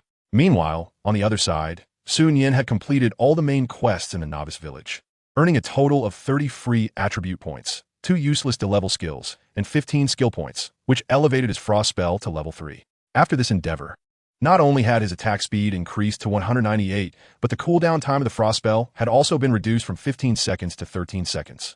Now, the main event awaited. By a small stream to the north of the novice village, Nian narrowed his eyes as he gazed at the wandering merchant sitting beneath a tree not far away. It was rumored that in his previous life, there was a hidden quest within the novice village that had never been successfully completed by anyone from the game's early to late stages. Today, he intended to test the waters. With this thought in mind, Nian did not hesitate. He swiftly approached within 5 meters of the wandering merchant, and as the blue light flickered from his staff, he unleashed an attack. 198. Talent not triggered. Notification. You have successfully provoked the wrath of the wandering merchant. Hidden quest triggered. Defeat the wandering merchant. Completion reward. Unknown. In the very next second after launching this basic attack, Nian felt a blur before his eyes, and by the time he regained his senses, the merchant's fist was already approaching. Nian barely had time to defend with his arm. Bang! Health points, 1222. That was fast. After dodging the merchant's subsequent attack with a swift retreat, Nian quickly distanced himself while preparing his skills. Skill triggered. Frost spell. 253, 212. Seizing this moment, Nian dared to glance at the wandering merchant stats. Wandering merchant, LV 36. Profession, fighter. Health, 47535, 48,000. Mana, 17,500, 17,500. Attack, 1200. Skills, explosive fist. Spinning kick, shockwave. Little brat, do you dare to be distracted in front of me? Explosive fist. Boom. Health, 5,356. Nian, is this hidden quest even reasonable? Chapter 23, a meeting. Is this the first encounter between Nian and Suyu in the game? A single skill inflicting thousands of damage. It's no wonder that in my past life, even when hundreds of players teamed up, none managed to complete this hidden quest. 1 punch for each little friend. 1 skill for a whole group of little friends. Is it reasonable for such values to manifest in the novice village? Yet, upon reflection, it seems I have no grounds to criticize the opponent. Talent not triggered. Execution probability, 001. Current execution probability, 398. Fortunately, before arriving, Nian had elevated the percentage of execution probability to a remarkably impressive level. Otherwise, it would take considerably longer. Little brat, are you attempting to give this old man a massage? The wandering merchant landed a left hook on Nian, his disdainful eyes glimmering beneath the arena's canopy. Shouldn't that question be directed at me? Seeking death. The wandering merchant's eyes widened. Spinning kick. Bang. 5785. The wandering merchant was taken aback. He was still alive? However, the next moment, a skill was triggered. Healing. Health. 15990. Wandering merchant? This can't be right, can it? I remember this being the novice village. What kind of monster is this? Does he think that NPCs cannot see player stats? Seizing the opportunity while the wandering merchant was bewildered, Nian distanced himself, attacking while stating, "Surrender, you cannot defeat me. Little brat, how dare you look down on me?" Merely stating the facts. Upon hearing this, the wandering merchant's forehead bulged with veins, and in the blink of an eye, he appeared before Nian, his hands igniting with blazing flames. "Little brat, you brought this upon yourself." But before the wandering merchant could finish his sentence, 46624, successfully trigger percentage execution talent. "See, you cannot defeat me." As the wandering merchant transformed into a flurry of blue light and dissipated, Nian helplessly shrugged his shoulders. "Congratulations, you have completed the hidden quest of the wandering merchant. Reward, clue to the holy blessing." Just a moment ago, Nian's demeanor was calm and composed, but upon seeing this notification, his expression instantly shifted to one of shock and agitation.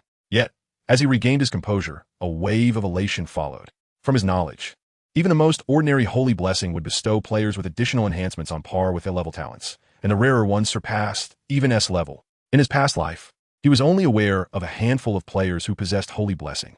To think that such a clue would surface in this small novice village. Nian quickly clicked to check. Clue to holy blessing. Find the owner of the commissioned tavern in a novice village. You might achieve unexpected gains. The owner of the commissioned tavern? Upon receiving this clue, Nian wasted no time and promptly headed to his destination. However, upon arriving at the commissioned tavern, he inquired of the worker, "Where's your boss?" The worker looked up. "The boss is out for some business. If you have a commission, you can talk to me. It might take a while to find a boss." Sighing, Nian exited the tavern, feeling somewhat helpless. Thus, he faced two choices: the treasure location or the first kill of the three bosses.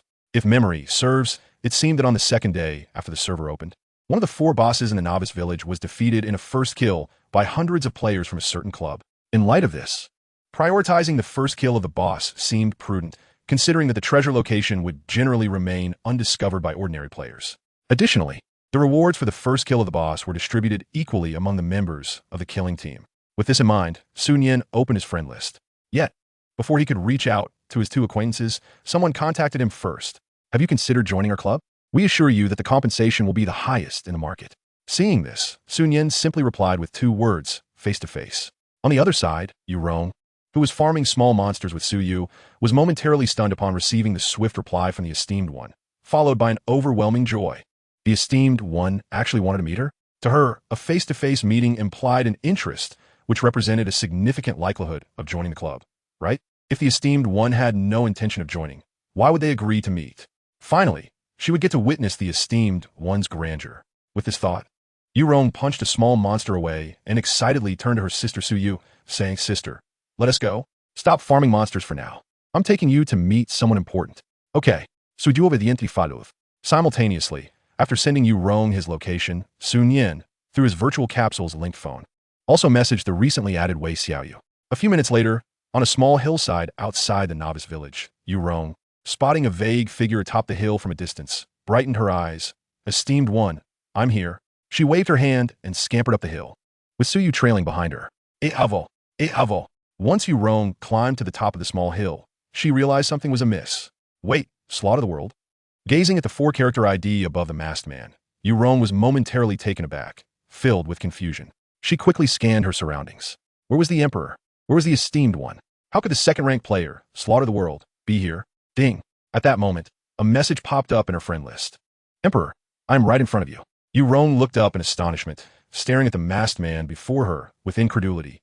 "You are the Emperor?" Sunya nodded slowly. "Ah, what is going on?"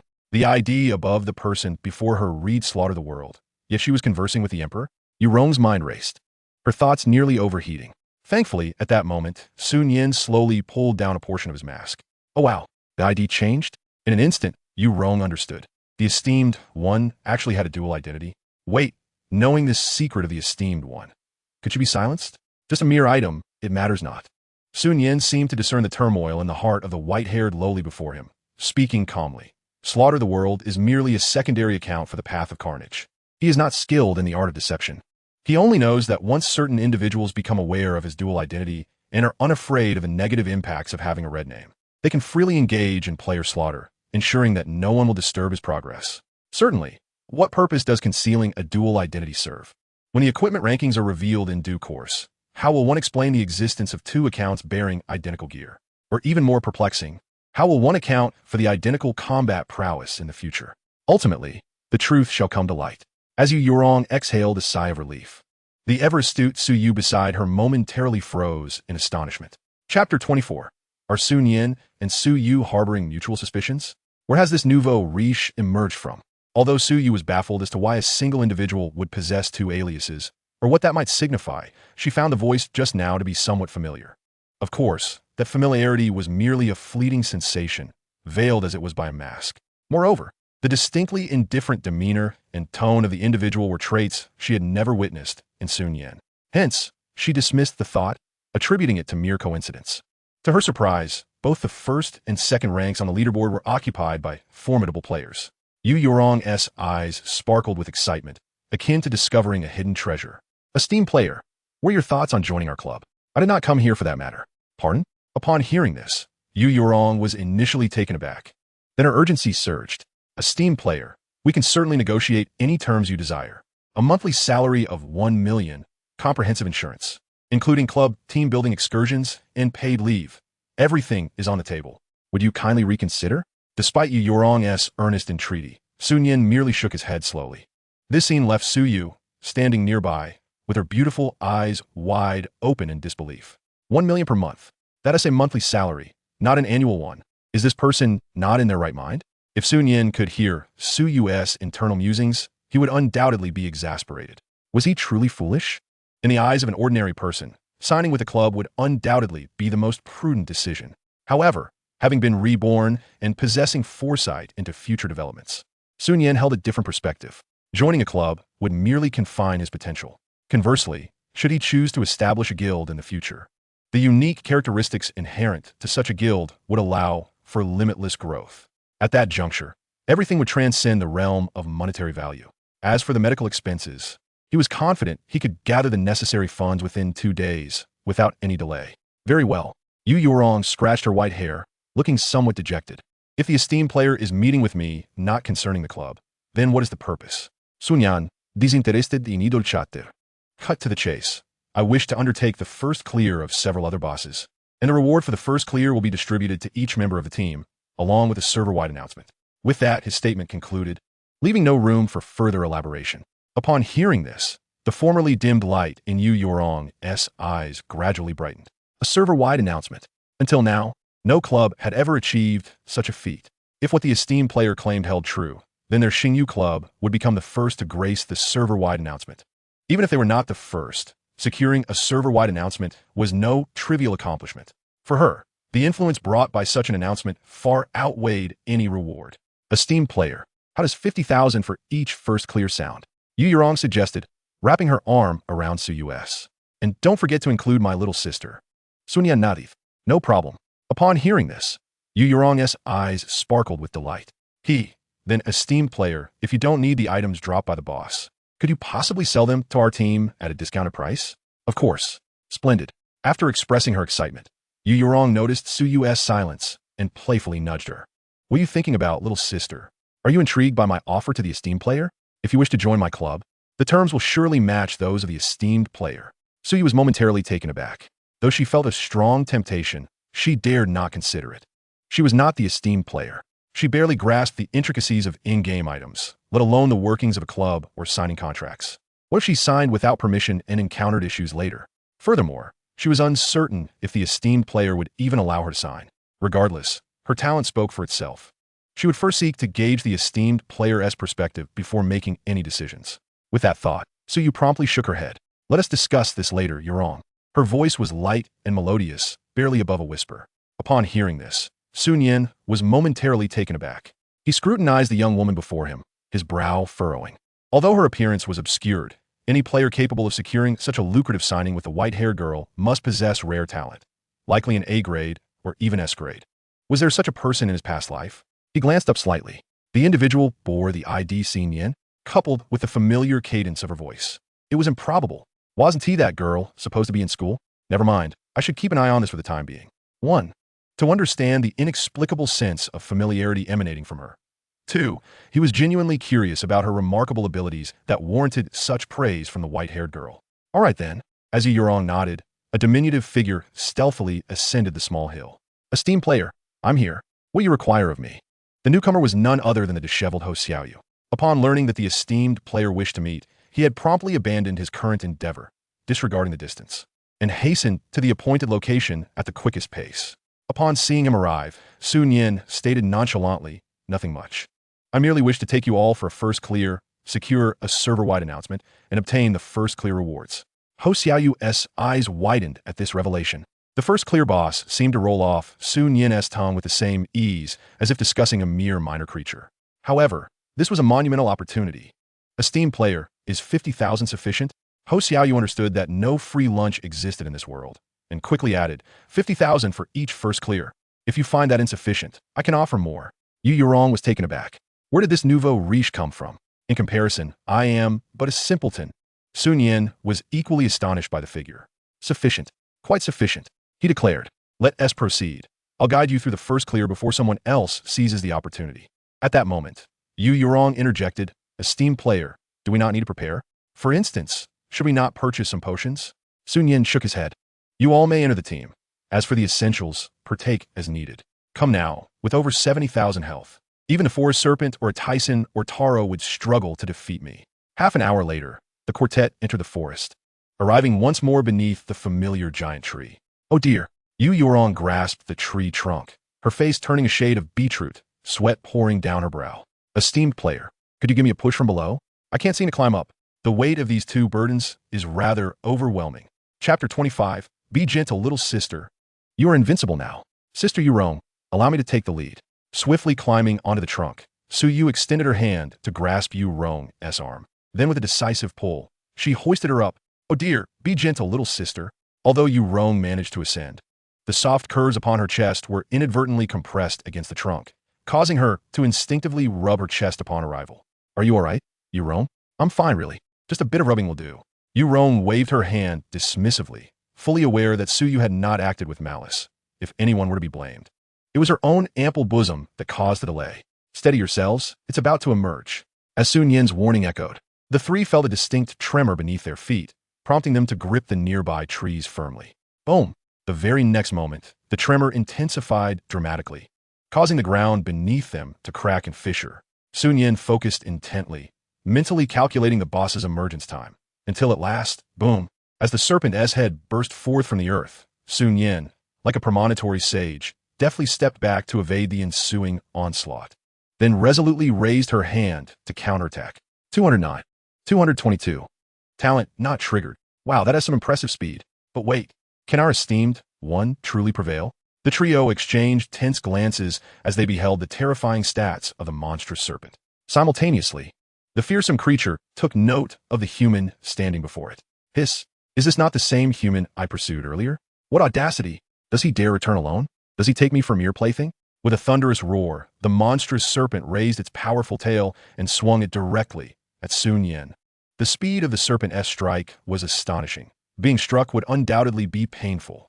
Yet, amidst the trio's anxious gazes from the treetop, Su Nian remained steadfast, refusing to flinch, simply raising her left hand in a defensive gesture. Yu Rong was baffled. Is the esteemed one truly unafraid? Or perhaps this is a peculiar talent of hers, like standing still to evade certain damage? Yu Rong mused, suspecting that Su Nian's talent was formidable. However, the very next moment, as a series of numbers materialized before her, she realized her assumptions had been overly cautious. Health, 581. Player nickname, Slaughter the World. Level, LV9. Health, 77, 371, 77, 952. Yu Rong's eyes widened in disbelief. Over 70,000 health? This must be a fabrication. She rubbed her eyes and refocused. Good heavens, it was indeed true. What sort of talent was this? It was exceedingly overpowered. Suddenly, as if struck by inspiration, she leaned closer to Su Yu and whispered, Sister, look at the esteemed one's health. Over 70,000. Why not use your talent to bind her? If we boost that health by 300, it would amount to over 200,000. With that, you would be invincible. Su Yu shook her head decisively. I believe we should hold off on the soul binding for now. Besides, I already have a target in mind. I just don't know where he is.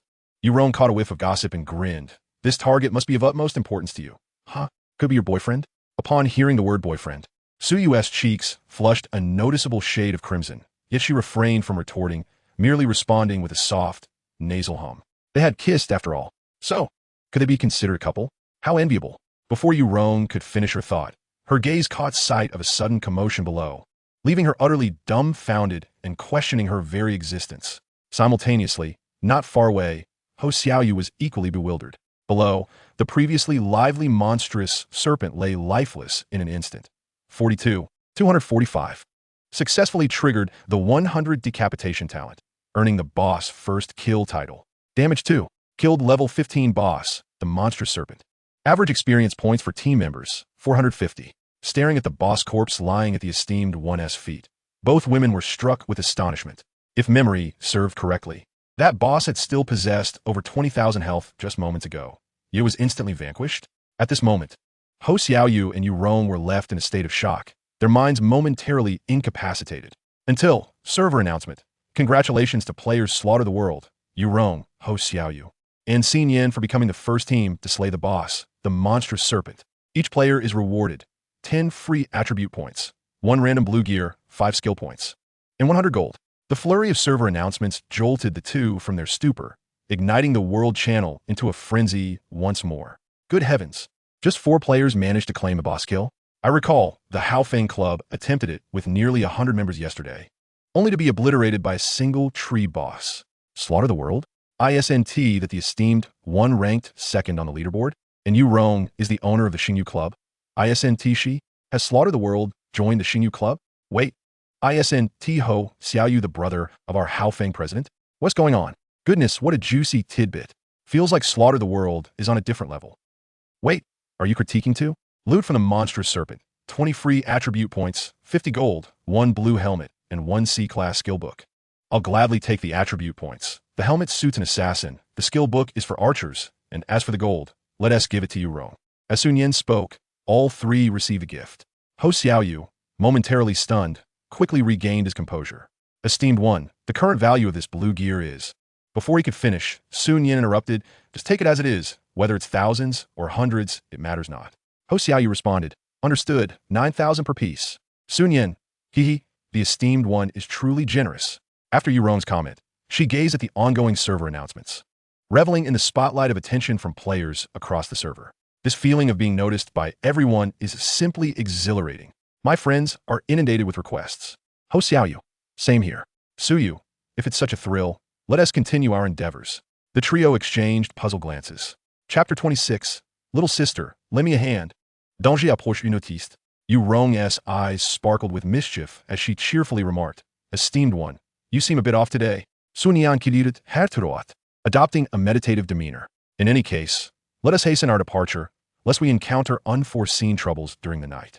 To avoid unwelcome surprises and to gather experience points. All right. Euron, upon hearing this, tucked away her playful demeanor. She leaned closer to Suyu and whispered, sister, could you assist me once more? I'm too afraid to descend due to my acrophobia. Suyu. Sister Euron, let us embrace the tree trunk and gradually slide down. Huh? You also have a fear of heights? Below, Sun Yen glanced at the 2 girls who resembled 2 caterpillars, their bottoms protruding as they cautiously descended, and couldn't help but twitch his lips. Ouch, the tree bark is quite hard. It's making my backside sore. Sister, how come you're not affected? Suyuri Blaith. Perhaps it's because my legs are longer. Euron interjected. A certain Ho Xiaoyu, who had jumped down with vigor, expressed confusion. It's only a few meters high, right? Why not just jump down?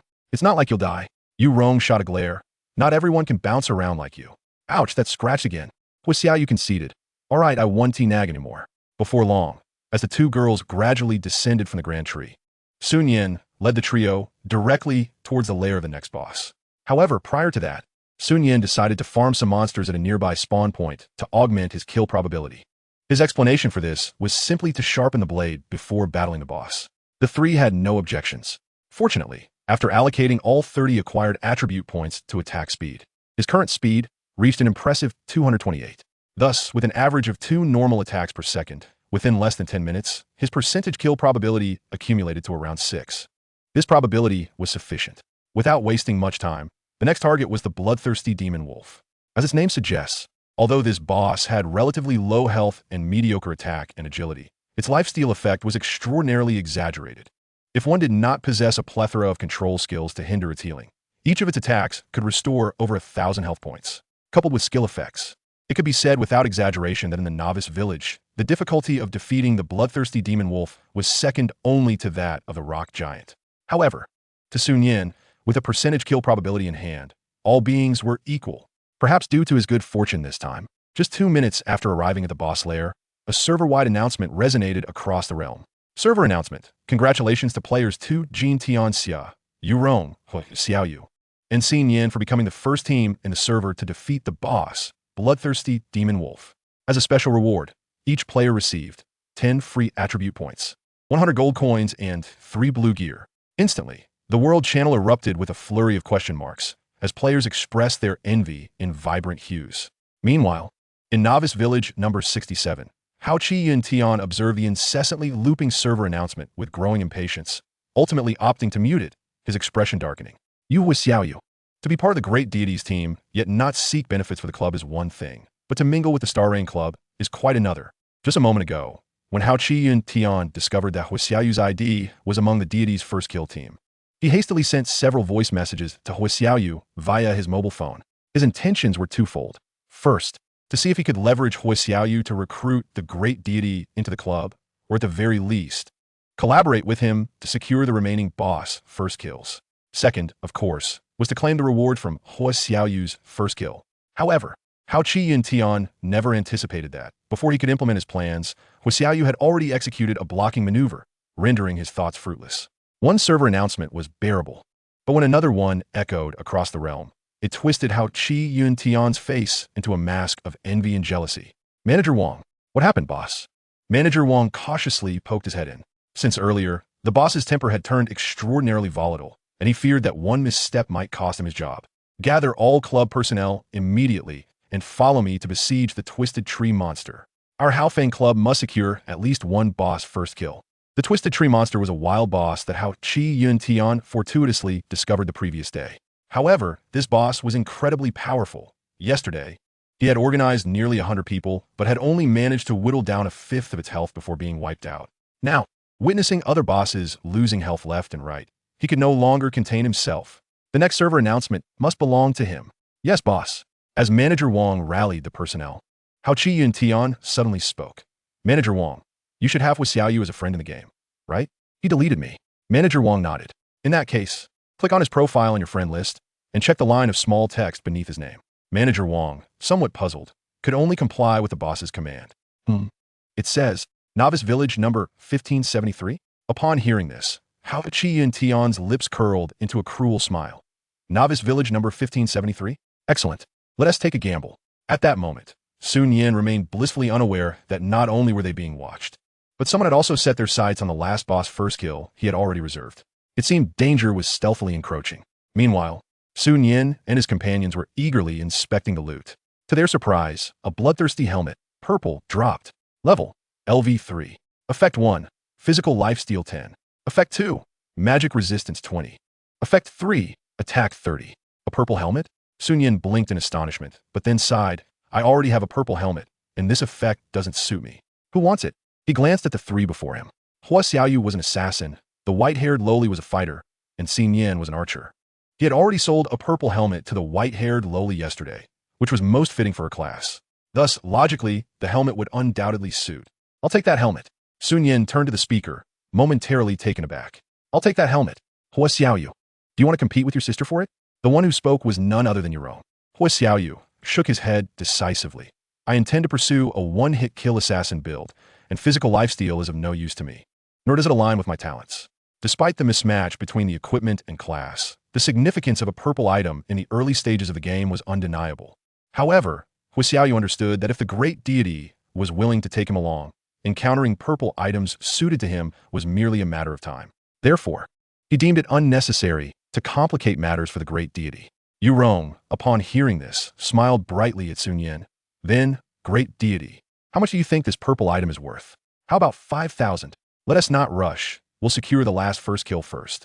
As Sun Yin spoke, he handed over the purple item. All right. After responding, Yurong quickly retrieved the bloodthirsty helmet from her backpack and handed it to Su Yu, saying, hurry and equip it. The equipment, enhancing both physical vampirism and magic resistance, is undoubtedly best suited for the archer class. Me?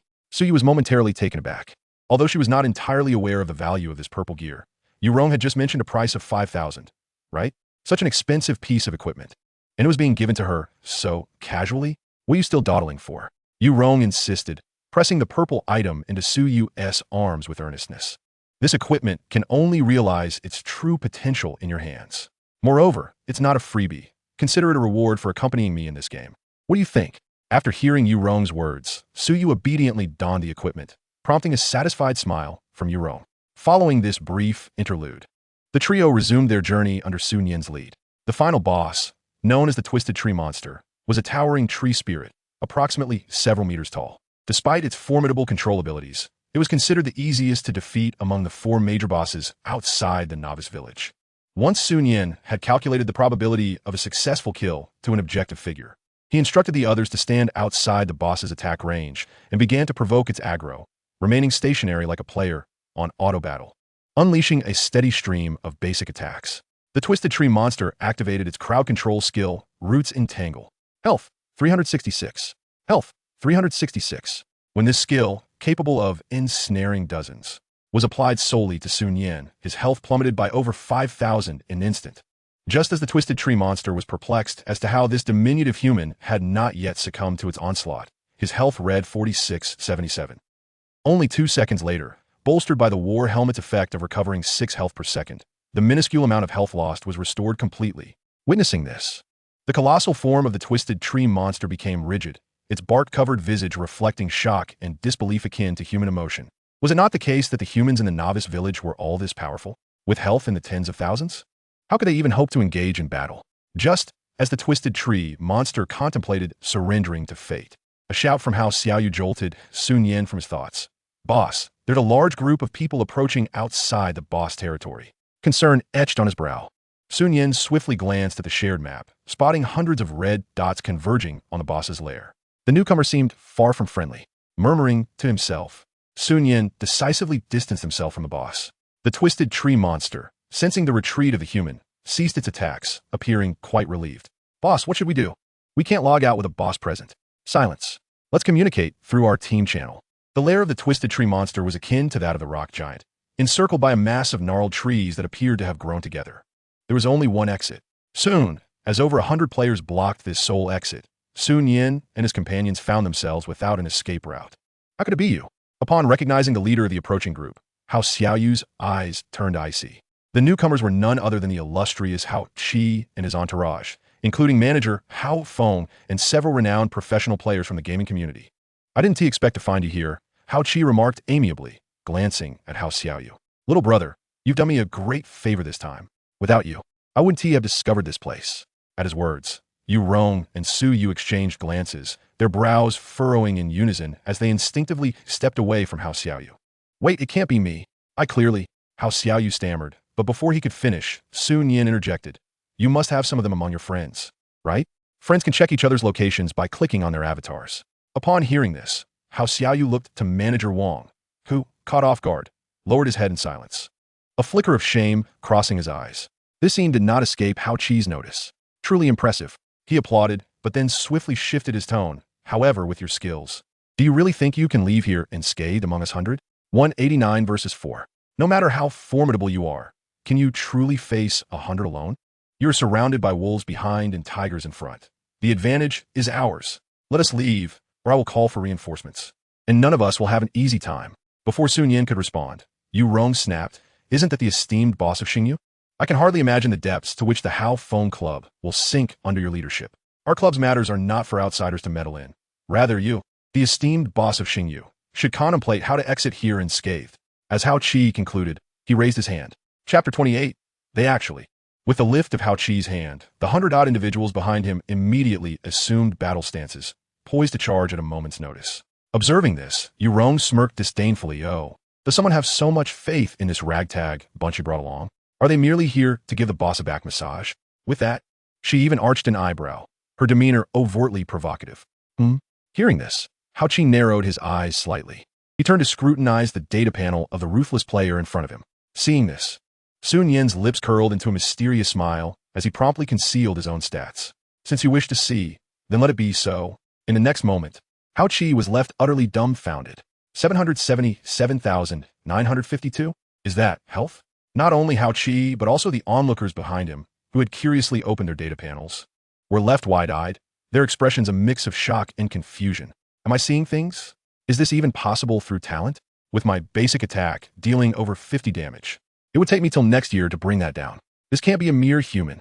As the murmurs of disbelief echoed behind him, Hao Qi felt a surge of astonishment mingled with an intensifying greed swelling within him. With such an abundance of health points, combined with the astonishing speed at which two bosses can be vanquished in a mere blink of an eye, could this possibly be attributed to mere talent? Clearly, such a feat is utterly inconceivable. Thus, this player, known as Slayer of Worlds, must either possess an extraordinary item of immense power or don an exceptionally formidable set of gear. Although the means by which such divine artifacts can be procured within the novice village remains a mystery, the thought of acquiring them ignited a fervent spark in his eyes. He turned to Yu Yorong, jesting. Even if I cannot slay the formidable figure you speak of, annihilating the three of you should be a trivial endeavor, should it not? Upon uttering this, his gaze shifted to Sun Yan, a smirk playing on his lips. Surely, this esteemed individual would not wish to witness your demise, or the inhumane treatment you might endure in your final moments, would she? What a farce! Your death is of no concern to me, Sun Yan retorted. And in an instant, she closed the distance, delivering two swift strikes. 219. 222. The talent remained dormant. By the time Hao Qi Ganyun comprehended the situation, his health points had plummeted drastically. Damn it, everyone attack. Without awaiting Sun Yan's next move, he instinctively distanced himself while waving his hand vigorously. Leave no one alive. At that command, the 100-strong crowd surged forward as if invigorated. Onward, brothers! Yet, in the fleeting seconds before the main force descended upon them, Sun Yan signaled her three companions to retreat, and they, understanding her intent, swiftly fell back into the range of the Twisted Tree Monster's attacks. Subsequently, the Twisted Tree Monster eliminated the players, Yorong, Ho Xiaoyu, and Xin Yan.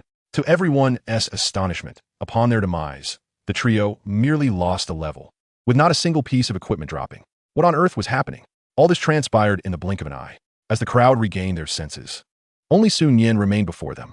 Logically, Sun Yan could have ventured into the boss's attack range, as the boss would be incapable of defeating her, and her opponents would hesitate to approach. However, she had no desire to engage in such time-wasting tactics. Instead, she unleashed three consecutive strikes, sending her foes flying. In the blink of an eye, she transformed into a formidable force, wielding her priest's staff, releasing radiant orbs that descended upon the masses at a rate of 2 per second. Player Slayer of Worlds has slain Wu Nan. Player Slayer of Worlds has slain Xie Xiao. Player Slayer of Worlds, not far away. Hao Qi Ganyun observed as Su Nian effortlessly dispatched a player with every 2 strikes, his teeth clenched in fury. Upon learning of the extraordinary items in her possession, he had initially contemplated using Yu Yorong and her companions as pawns. If all else failed, he could eliminate them to claim their gear. After all, the trio had achieved 2 first clears alongside Slayer of Worlds. How could they not possess some blue or even purple gear? In any case, he was determined to leave with something to show for his efforts. Yet, now, it seemed as though his schemes had backfired spectacularly. Reflecting on the scores of players who had been felled in mere moments, he was aghast that Slayer of Worlds had suffered not a scratch. In fact, the damage dealt to his foes per second was greater than the damage they had managed to inflict upon him. Reluctantly, Hao Qi Ganyun came to terms with the grim reality that he had indeed struck a formidable obstacle. His complexion darkened as he shouted to his followers, "Everyone retreat." Without hesitation, he led the way. Retreat?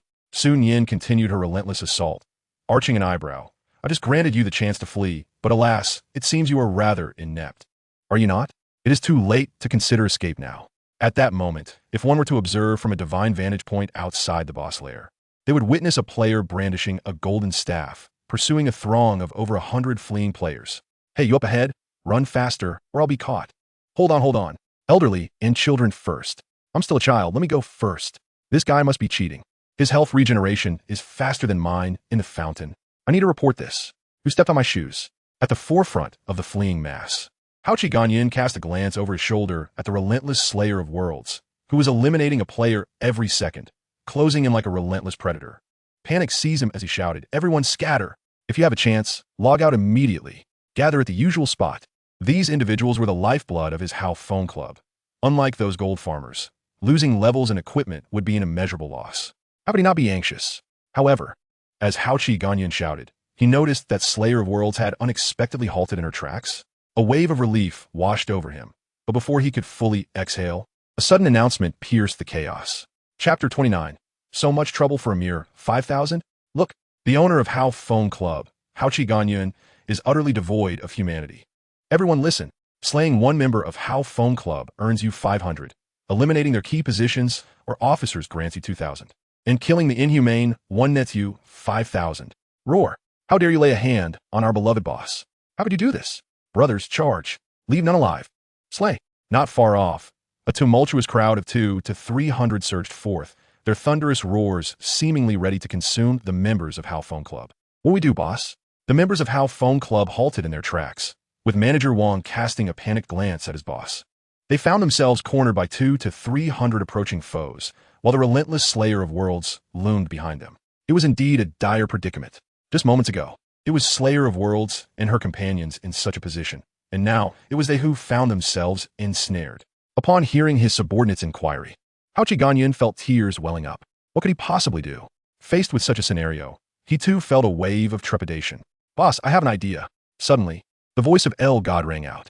Upon hearing this, the surrounding crowd instantly grasped at a flicker of hope. This tactician, renowned for his cunning, might indeed possess a clever stratagem to aid their escape. Hao Qi Ganyan, eager for a solution, turned to El God and urged, "Speak quickly. If you don't, we're all finished." El God adjusted his spectacles, his demeanor exuding calculated wisdom. "Given your character, boss, surrender is out of the question. Thus, we must fight our way through. Only by doing so can we showcase our indomitable spirit." The crowd murmured in response. Hao Qi Ganyan retorted, "What noble sentiment! What a testament to our spirit!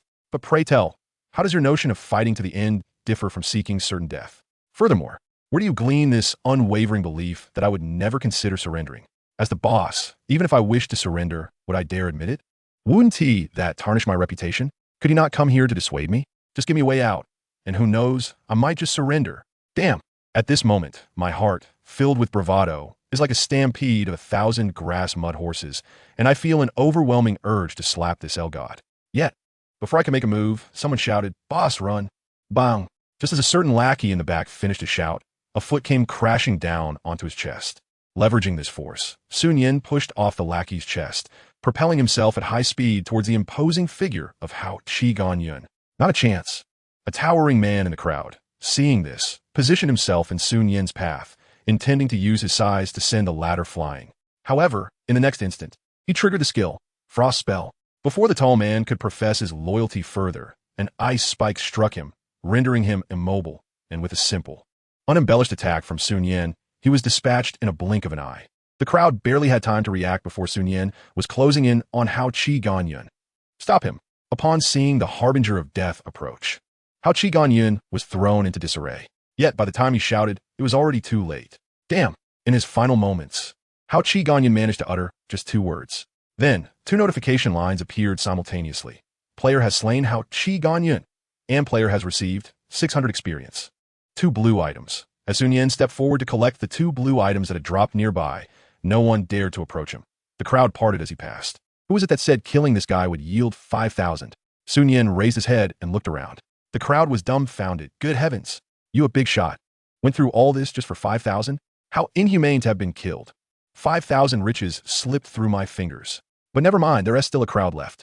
Wipe them all out, not a single one spared. Roar, kill. Just as the crowd was momentarily stunned, a thunderous roar erupted nearby. By the time the Hao Phone crew reacted, the Star Rain group had already arrived at the scene. "It's over, we're finished." Someone lamented. Immediately, a one-sided massacre commenced. Player Only Loves Lolas has slain Manager Wang from Hao Phone. Player Rich Lowly has slain Tu Qiong by Jian. Player CB has slain El God. This one-sided slaughter lasted several minutes. Soon, after the 100 or so members of the Hao Phone Club had been completely eliminated, when the Star Rain group spotted the white-haired Lowly and her companions, Ho Xiaoyu and Su Yu, approaching from a distance, the atmosphere erupted with excitement. "Look, the boss is here. Boss, I killed one. Boss, I killed 2. Ha! I killed 4. Damn it. I saw you get 4 kills, and you still have a nerve to talk? I didn't get a single one. But my damage is definitely in the top 5. Boss, I killed the manager of How Phone Club. Will there be a bonus? Although the voices of the crowd were a cacophony, they were filled with exhilaration. Ahem. All right. Yu Yurong waved her hand, and seeing that the noisy crowd had quieted down, she said, rest assured, everyone will receive a share. After her words, Yu Yurong turned to Manager Yin. What the boss said is correct, whether you participated or got the kills. We have records of it. Manager Yin proclaimed loudly, not forgetting to add. So now, everyone should go about your business. We'll tally the rewards together tonight. Hooray! I can finally eat ribs today. I can finally buy that dress my mom has been eyeing. Let us go, brother. Accompany me to level up. Just a few more monsters, and I'll be level 5. So pathetic, I'm already halfway to level 5. The crowd dispersed with joy, leaving only Sun Yin and his 3 companions outside the lair of the twisted tree monster. Here, take your gear.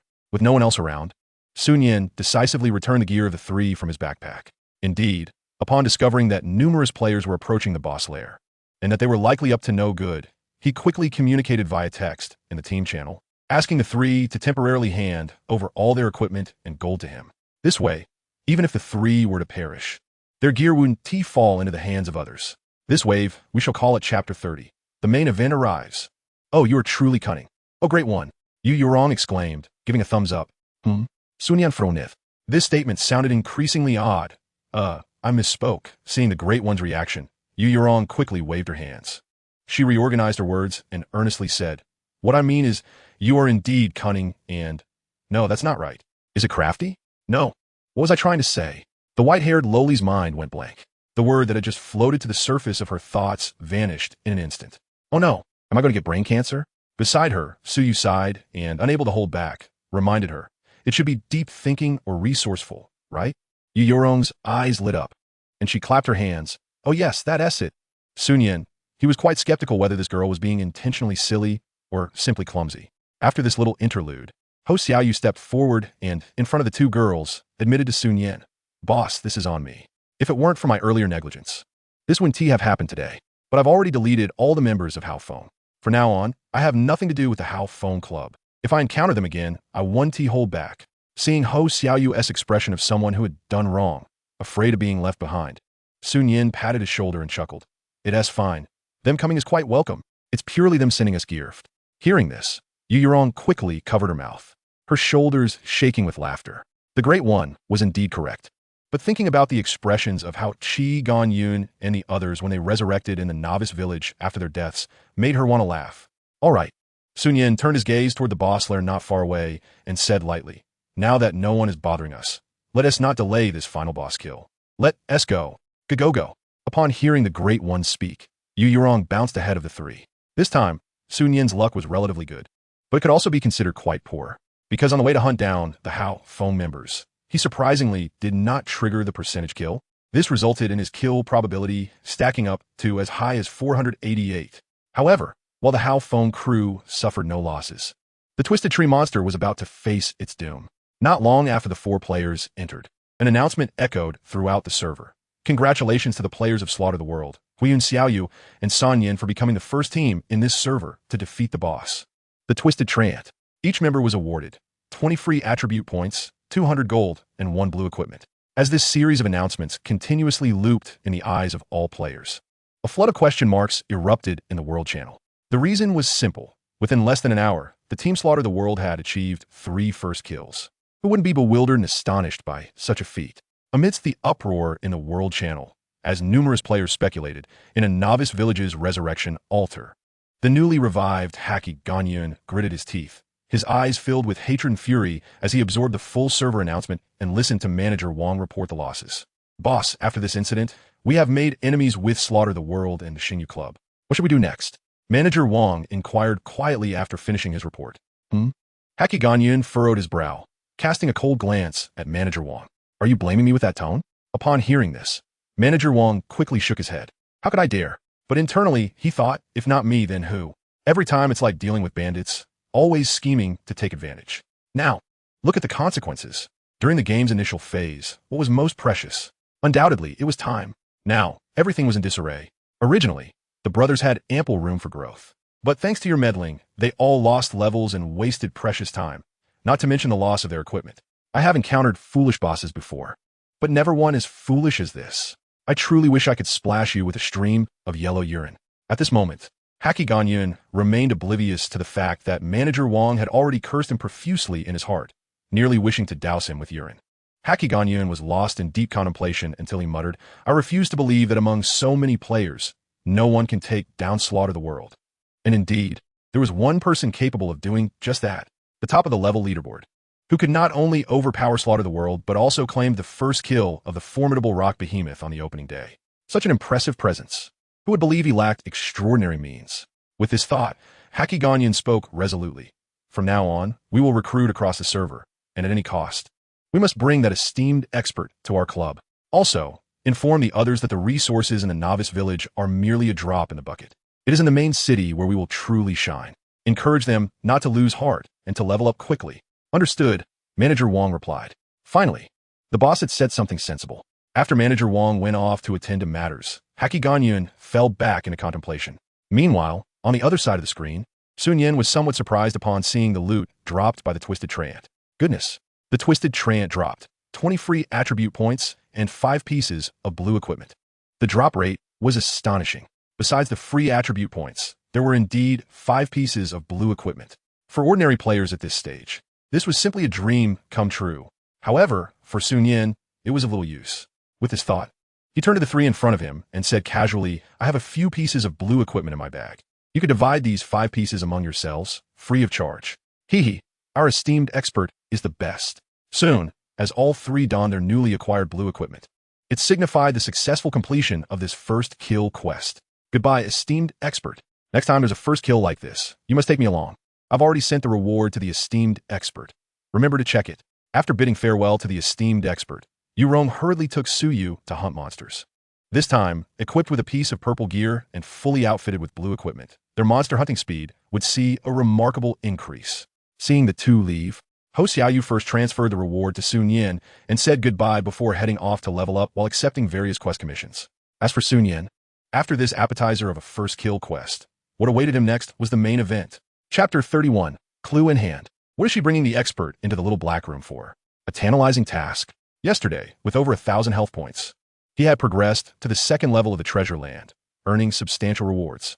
Now his health had soared to over 70,000, and with the help of free attribute points, his attack speed had surged to 268. How many levels deeper could he delve into the treasure land? And what bountiful rewards awaited him? Nian was very much looking forward to the upcoming journey. However, before that, in the blink of an eye, at the village shop, Nian glanced at the price of the mana potions, his lips twitching. Prompt. Would you like to purchase 50 mana potions for a total of 500 gold?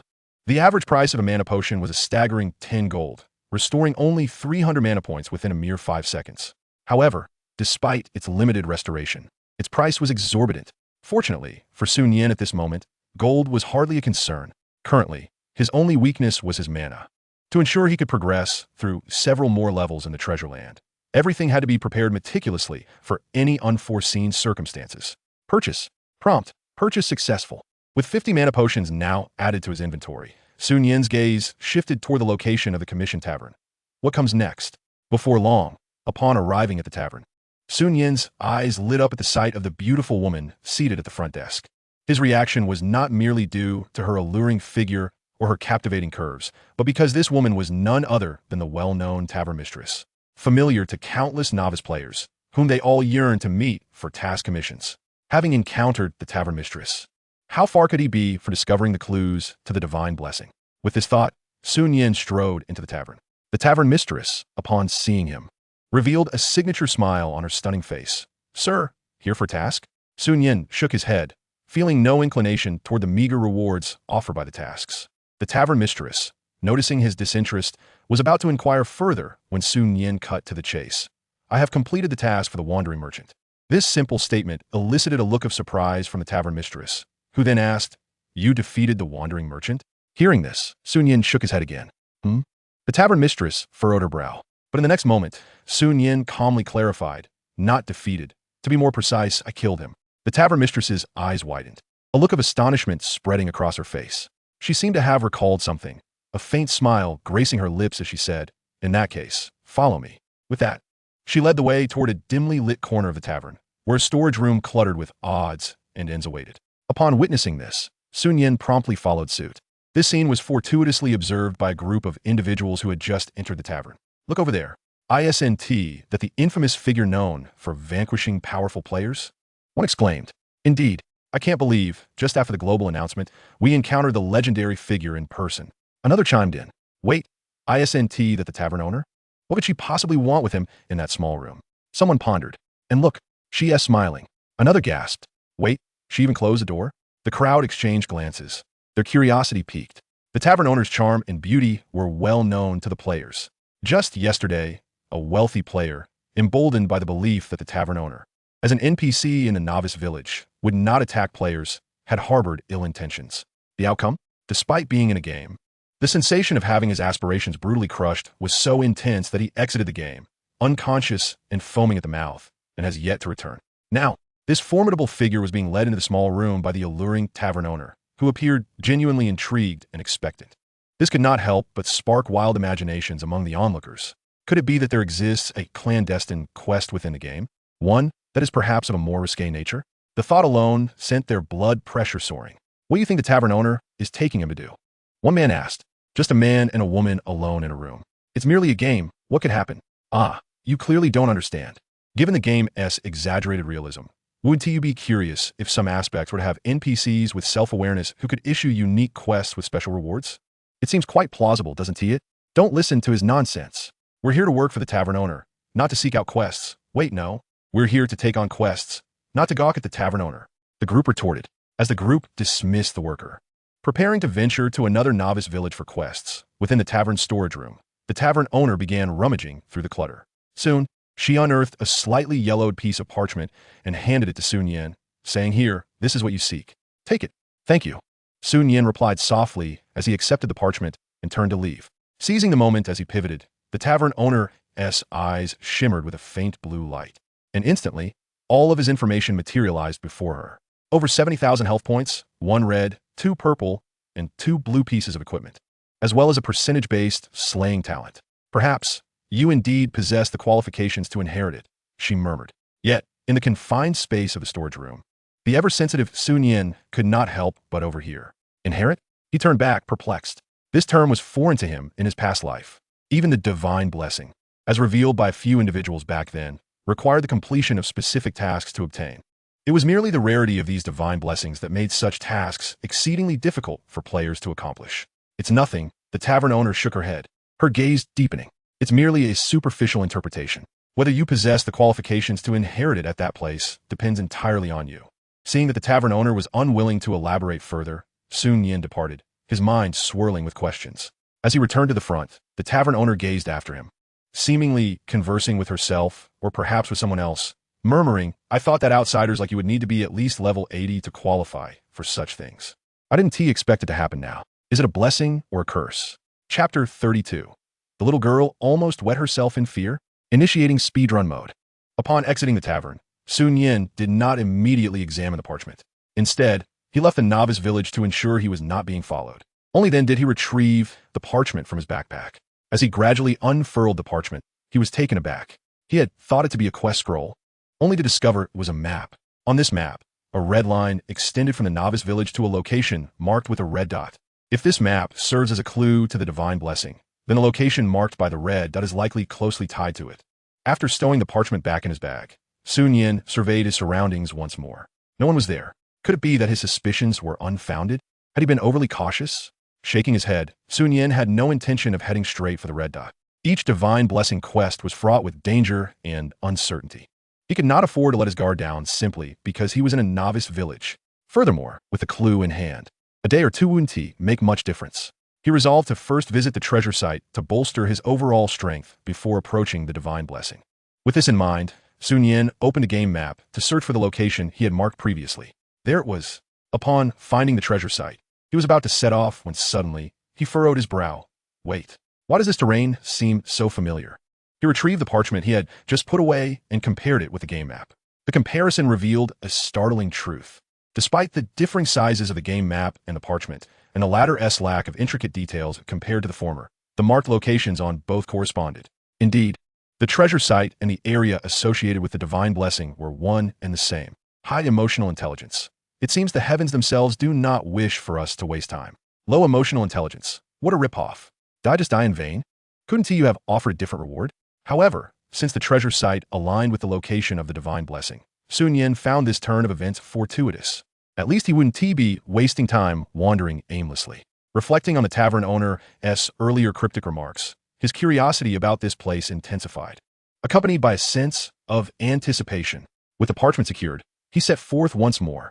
Yet, just as Nian took his leave, a petite figure materialized beneath a nearby tree. The girl, whose ID read Lu Hua, fixed her gaze intently on the direction Nian had departed, frozen in place, fearing that this formidable figure might turn back and jeopardize her safety. Phew, that was close. I almost got discovered while hidden. What sort of creature is he? Once she saw his silhouette gradually fading, Lu Hua wiped the cold sweat from her forehead. Initially, after encountering this legendary figure within the novice village, curious about her prowess ranked 50, she pondered the disparity between herself and the second position on the leaderboard. Driven by this intrigue, she stealthily harnessed her innate talent to follow closely, hoping to seize the opportunity to topple this formidable foe who had vanquished countless adversaries. However, as she drew near, an inadvertent glimpse of the opponent's statistics nearly caused her to lose control in fright. Over 70,000 health points. Is this truly achievable by a mere human? Could the chasm between 50 and second be so vast?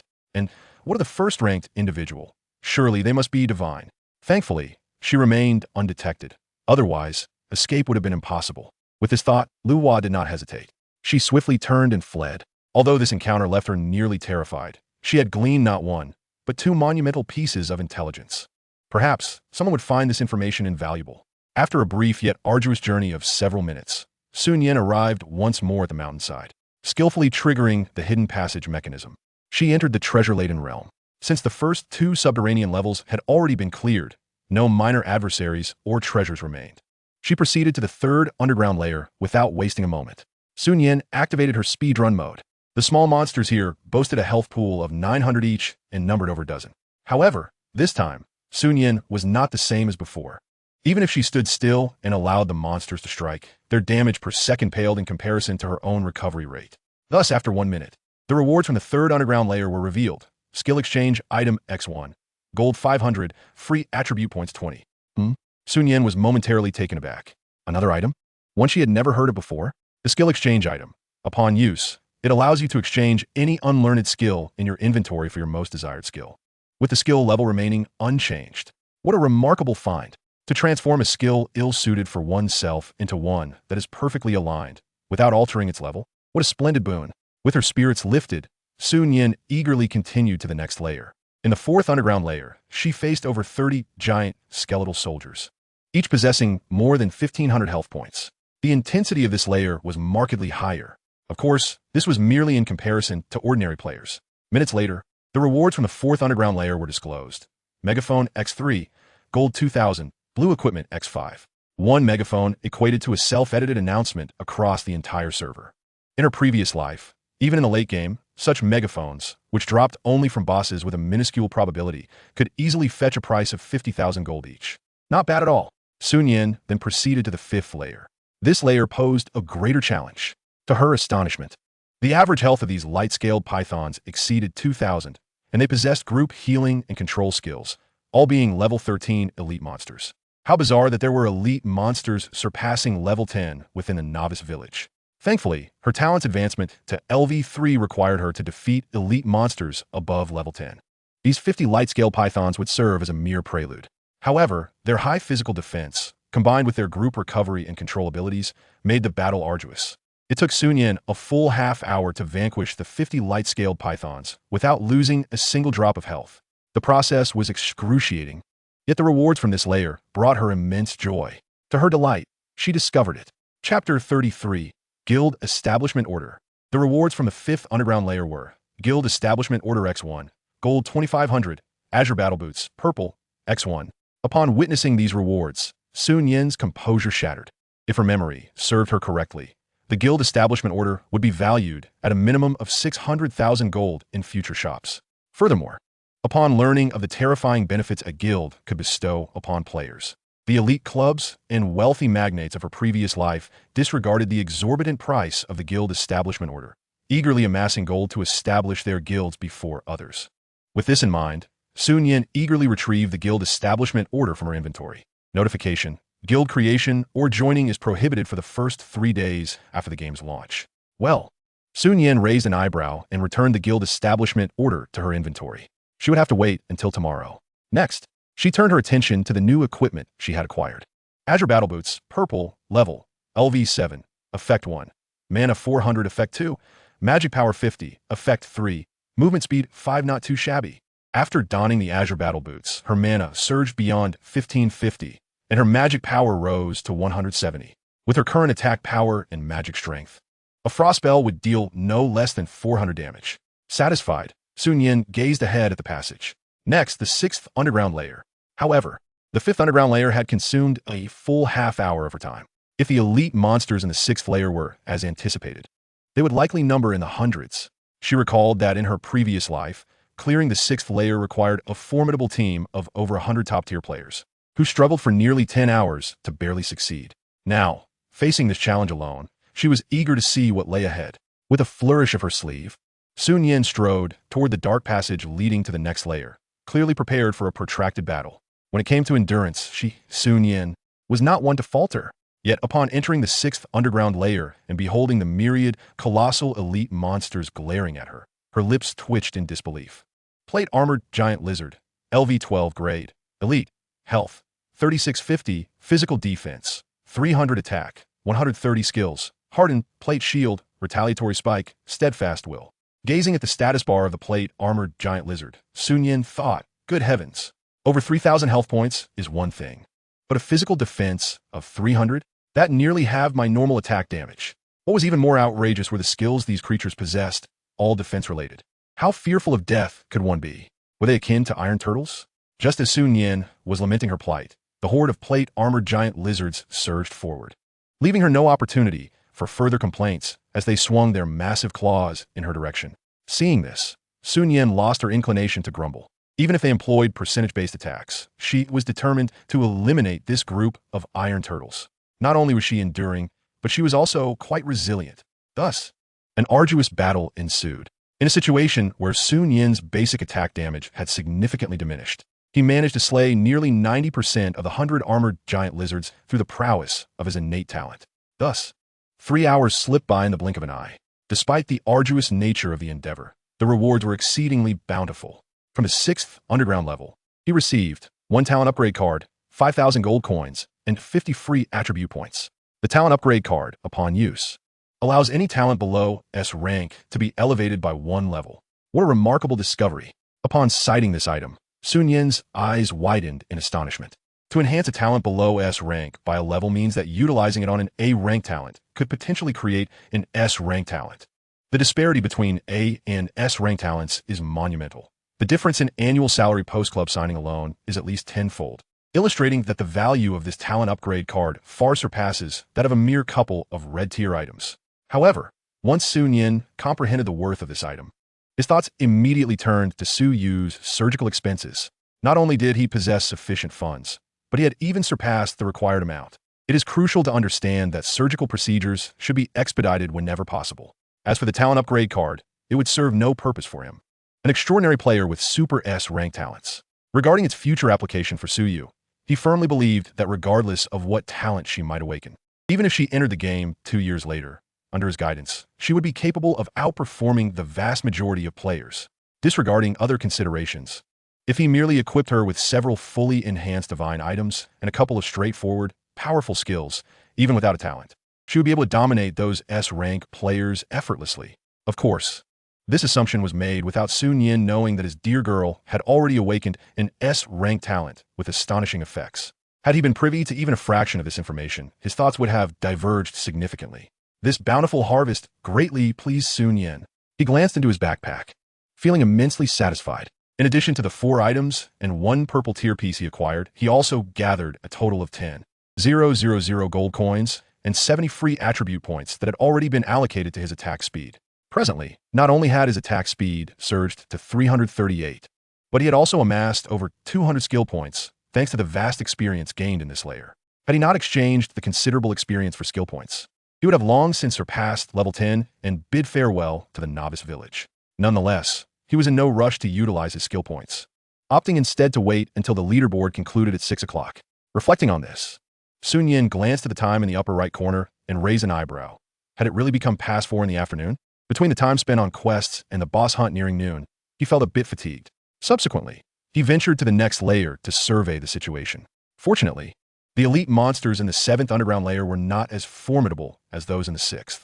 However, the sheer number of elite monsters here was not to be underestimated. While he could potentially wear them down, it seemed likely that the battle would extend into the following day. Exhaustion would set in before he could defeat them unless he possessed a large area destructive skill, which was currently the one method he lacked. Having not eaten a bite so far, he decided to log off, grab a meal, and rest for half an hour. When he returned, it would be just in time for the leaderboard results, which he deemed essential for his survival. Upon leaving the treasure area, Nian swiftly logged off to recuperate, as a significant matter awaited him upon his return. Chapter 34. Reward Settlement. Is there something even more absurd? Time raced by. Now, with less than 5 minutes until the leaderboard closed at 6 o'clock, Nian logged back in, finding himself in a certain novice village. The surroundings were tranquil. Whether due to the impending leaderboard closure with many players scrambling to slay monsters for a ranking, or if the village was simply not populated, he couldn't tell. Regardless, he cherished this serene atmosphere, with the gentle rustle of leaves and the soft breeze caressing his face, offering a soothing sensation. Nian opened the level leaderboard. First place, Emperor, level 9. Second place, World Slayer, level 9. Third place, Grandpa, level 8. Fourth place, Madman, level 8. Fifth place, One Kidney Can Also Last an Hour, level 8. Sixth place, Cold River Snow, level 8. Countdown to leaderboard closure, 3 minutes and 57 seconds. The top 2 positions seemed secure. Meanwhile, Han Jiangshui, who had claimed the top spot in the previous life, found himself out of the top 5 after yesterday's unfortunate demise. Hao Zhanba and Hao Qiganyun fared even worse, having both previously been in the top 10, but now struggling to break into the top 50 in this life. The mastermind behind this upheaval lay sprawled on the grass beside a tree, soaking in the cool breeze, quietly awaiting the leaderboard rewards. As seconds ticked away, an announcement echoed throughout the server. The competition for the level leaderboard has concluded. The next leaderboard to be developed is the server-wide power ranking. Players, please stay tuned. The rewards for the level leaderboard were as follows: 4 ranks 1,000 to 501, 200 gold coins, and 1 random blue item. 4 ranks 10 to 4, 1,000 gold coins, 3 random blue items, 20 free attribute points, and 1 random C rank skill book. 4 rank 3, 2,000 gold coins, 1 random purple item, 20 free attribute points, and 1 random B rank skill book. 4 rank 2, 3,000 gold coins, 1 random purple item, 25 free attribute points, and 1 random B rank skill book. 4 rank 1, 5,000 gold coins, 1 random purple item, 30 free attribute points, and 1 random A rank skill book. The moment the leaderboard rewards were unveiled, the world channel erupted with excitement. Wow! Even the 1,000th place receives 200 gold coins and a blue item? I am envious. 200 gold coins could sustain me for a month. The 4th place must be in tears. Hold on, I'm in 19, 300th place, and I don't even get a consolation prize? Incredible. The top 3 are each getting a purple item, and the 1st place is awarded 5,000 gold coins and an A rank skill book. I am absolutely envious. Purple items. It's said that the hidden quest from a blacksmith can yield purple items, but to this day, no one knows how to obtain the Lord's heart. Speaking of which, I just remembered that the owner of the How Phone Club is going insane over not being able to acquire the Lord's heart. He even mentioned wanting to buy them all from players at 10,000 each. Is that for real? That person must be a fool, a complete idiot. Amidst the players' frantic discussions, Nian also received the rewards bestowed upon him by the system. From the 1st and 2nd place rewards, he acquired a total of 8,000 gold coins, 2 purple items, 55 free attribute points, and 1 random A rank and 1 random B rank skill. The rewards captivated Nian's attention, leaving other players envious as well. After all, it was not just the allure of 2 exquisite purple items. Many players had yet to acquire them, even before reaching level 30. Reflecting on this, after allocating all his free attribute points to attack speed, Nian glanced at the 2 purple items. The Battle Mage's Leggings, purple, level, LV5, effect 1, spell power 80, effect 2, mana regeneration 5 per second. Effect 3, movement speed 45. These purple quality leggings were precisely what Nian needed at the moment. With this, His configuration of 4 purple and 1 red equipment at level 9 was likely unparalleled in history. With this thought in mind, Nian decisively equipped them and turned his attention to the next purple item, the Divine Windcloth Armor, purple, level, LV5, effect 1, movement speed 10, effect 2, mana 200, effect 3, attack power 30. Upon witnessing this piece of equipment, Nian found himself at a loss for words. Would he transform into the embodiment of God's domain, Bolt, upon donning it? The effects were unlike anything he had seen before. Nonetheless, despite the garment's lackluster quality among its peers, it remained a purple item. He would not need to worry about selling in the future. After surveying the equipment, Nian cast a glance at the 2 skills he had obtained. B-grade skill, Rain of Arrows, A-grade skill, Holy Sword. As expected, he thought with a calm nod, and then decisively swapped the items in his backpack for the A-grade skill book. Please select your class. Mage. Please select your type. Area of effect, damage. Swap successful. In the next moment, the text on the A-grade skill book in his backpack changed. A-grade skill, Inferno Sea. Inferno Sea. Upon use, the area becomes engulfed in flames, continuously dealing substantial damage to enemies within the range. After the skill ends, it inflicts a burning effect. A-grade skill. Would you like to learn this skill? Learn. Upon reading the skill's description, Nian eagerly chose to learn it, unable to contain his excitement. Learning successful. Skill, Inferno Sea, A-grade. Level, LV1, casting range, 33 meters. Required mana, 350, cooldown, 35 seconds. After learning the skill, Nian rose and headed directly to the location outside the novice village where the Storm Rabbit respawned. Upon arrival, he cast the skill, Inferno Sea, Storm Rabbit. In the next instant, a flurry of damage appeared. 369, 378, 400. The Inferno Sea lasted 3 seconds before gradually dissipating. Ignoring the kill notifications before him, Nian nodded in satisfaction. A 3x3 range, lasting 3 seconds, dealing 300 to 400 damage per second, with a subsequent burning effect. This is what it means to be a true mage. This explosive damage is utterly absurd for the early game. However, what followed was even more outrageous. Chapter 35. Willing to contribute for the first time. Hey, little brother. You're out bouncing around again? You have upgraded Inferno Sea to LV2. You have upgraded Inferno Sea to LV3. After using over 200 skill points all at once, Nian looked at the skill's description, which had undergone significant changes. Skill, Inferno Sea, A-grade. Level, LV10, casting range, 66 meters, required mana, 300, cooldown, 25 seconds.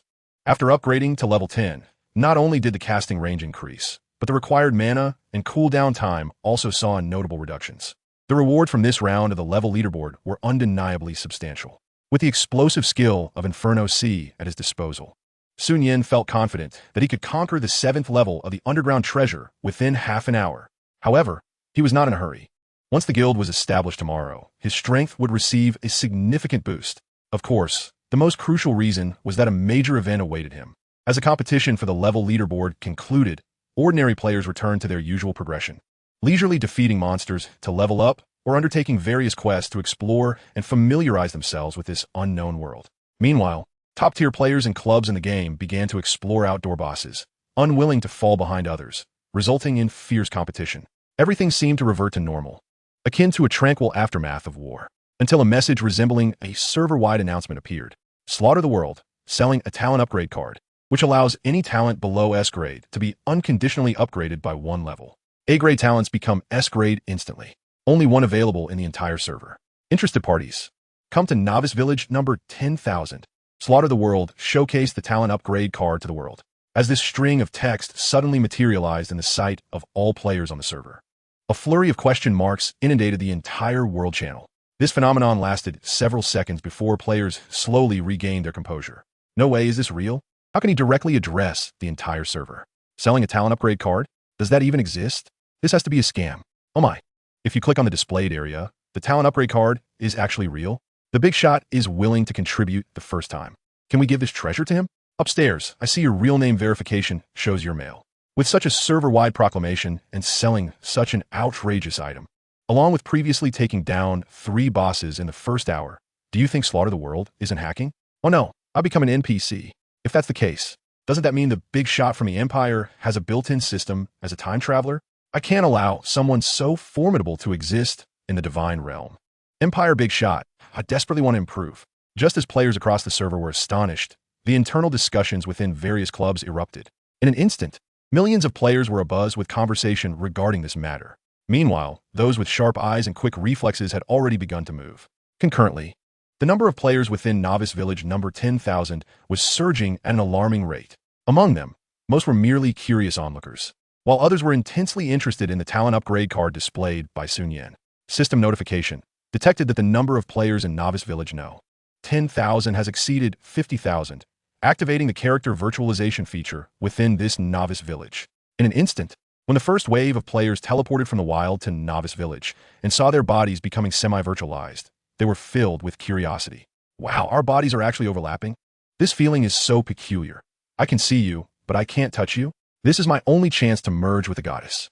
A sycophant. No, you are a warrior. Look, isn't that the one who has vanquished countless elites? Someone in the crowd shouted, and as everyone followed the direction of their finger, they beheld a figure perched upon a colossal stone, approximately 2 meters high, just beyond the entrance of the Novice Village. It was Nian, adorned with a ghostly mask, who had somehow taken his seat atop the stone, surveying the ceaseless stream of players arriving from outside the village. Is he truly an elite? Let's go take a look. Greetings, esteemed one. I am a gaming streamer from Douyin. May I audaciously inquire how you obtained such extraordinary items in the Novice Village? Did you, like that esteemed figure from the Imperial Club, complete some hidden quest? Nian shrugged nonchalantly. It was merely luck, a stroke of good fortune. The crowd murmured. Might I ask, esteemed one, do you have any intention of joining a club? Players are saying you have been seen in close proximity to the owner of the Starry Rain Club. To that, he replied, you shall find out tomorrow. As they engaged in casual conversation, more and more people began to gather around. Among them, Nian recognized several familiar faces, including the illustrious Hao Ganyan, the formidable Haiyue Zhengba, members of the Starry Rain, as well as representatives from 2 other top clubs in Longhua. It was evident that this gathering attracted not only the elite of Longhua S5 premier clubs, but also players from smaller clubs and affluent individuals alike. The reason was clear. The significance of a talent upgrade card was beyond measure. More precisely, with the explosive global popularity of the game, everyone aspired to ascend to the world stage and become a figure of immense public attention. The emergence of the talent upgrade card not only instilled hope in players lacking in innate abilities, but also ignited envy among numerous clubs. With most attendees now present, Nian decided to get straight to the point. As he rose slowly, the talent upgrade card manifested in his hand. However, before he could articulate his next thought, an ill-timed voice abruptly interrupted. Brother 2, I am the owner of the Haiyue Club, and I sincerely invite you to join our ranks with an annual salary of 30 million. The crowd erupted in astonishment at this proclamation. 30 million a year? That translates to over 200,000 a month and approximately 70 to 80,000 a day. Everyone turned their gaze toward Tu Jin Tianxia, eager to discern the elite's decision. Nian merely cast a disinterested glance at Haiyue Zhengba, too apathetic to respond. ISNT it, little brother. Why are you bouncing around again? Don't you see I can't be bothered with you? Knowing I am Tu Jin Tianxia, you offer me 30 million. If you knew I was an emperor, wouldn't you offer 30 million to eliminate me? Though Nian was disinclined to speak, the other club representatives, noticing his silence and seemingly contemplative demeanor, began to grow restless. Chapter 36. High-end business warfare often employs the most simple tactics. Esteemed one, do not heed his nonsense. Indeed, this fellow is notorious for manipulating contracts. With your strength and skills, regardless of which club you join, your salary should start at 30 million. At our Kanglan club, we can offer you 40 million. Kanglan, don't spout nonsense. With your small club, even 1 million might be hard to come by. 40 million would require a loan to secure an elite. Kwaiba, take that to your mother. Don't think I'm unaware of your boss's little escapades with the female employees in the office. I have video evidence. Do you think I'm afraid? Oh, who is afraid of whom? If you have the guts, share that video with me. Yeah, do it. Share in the group.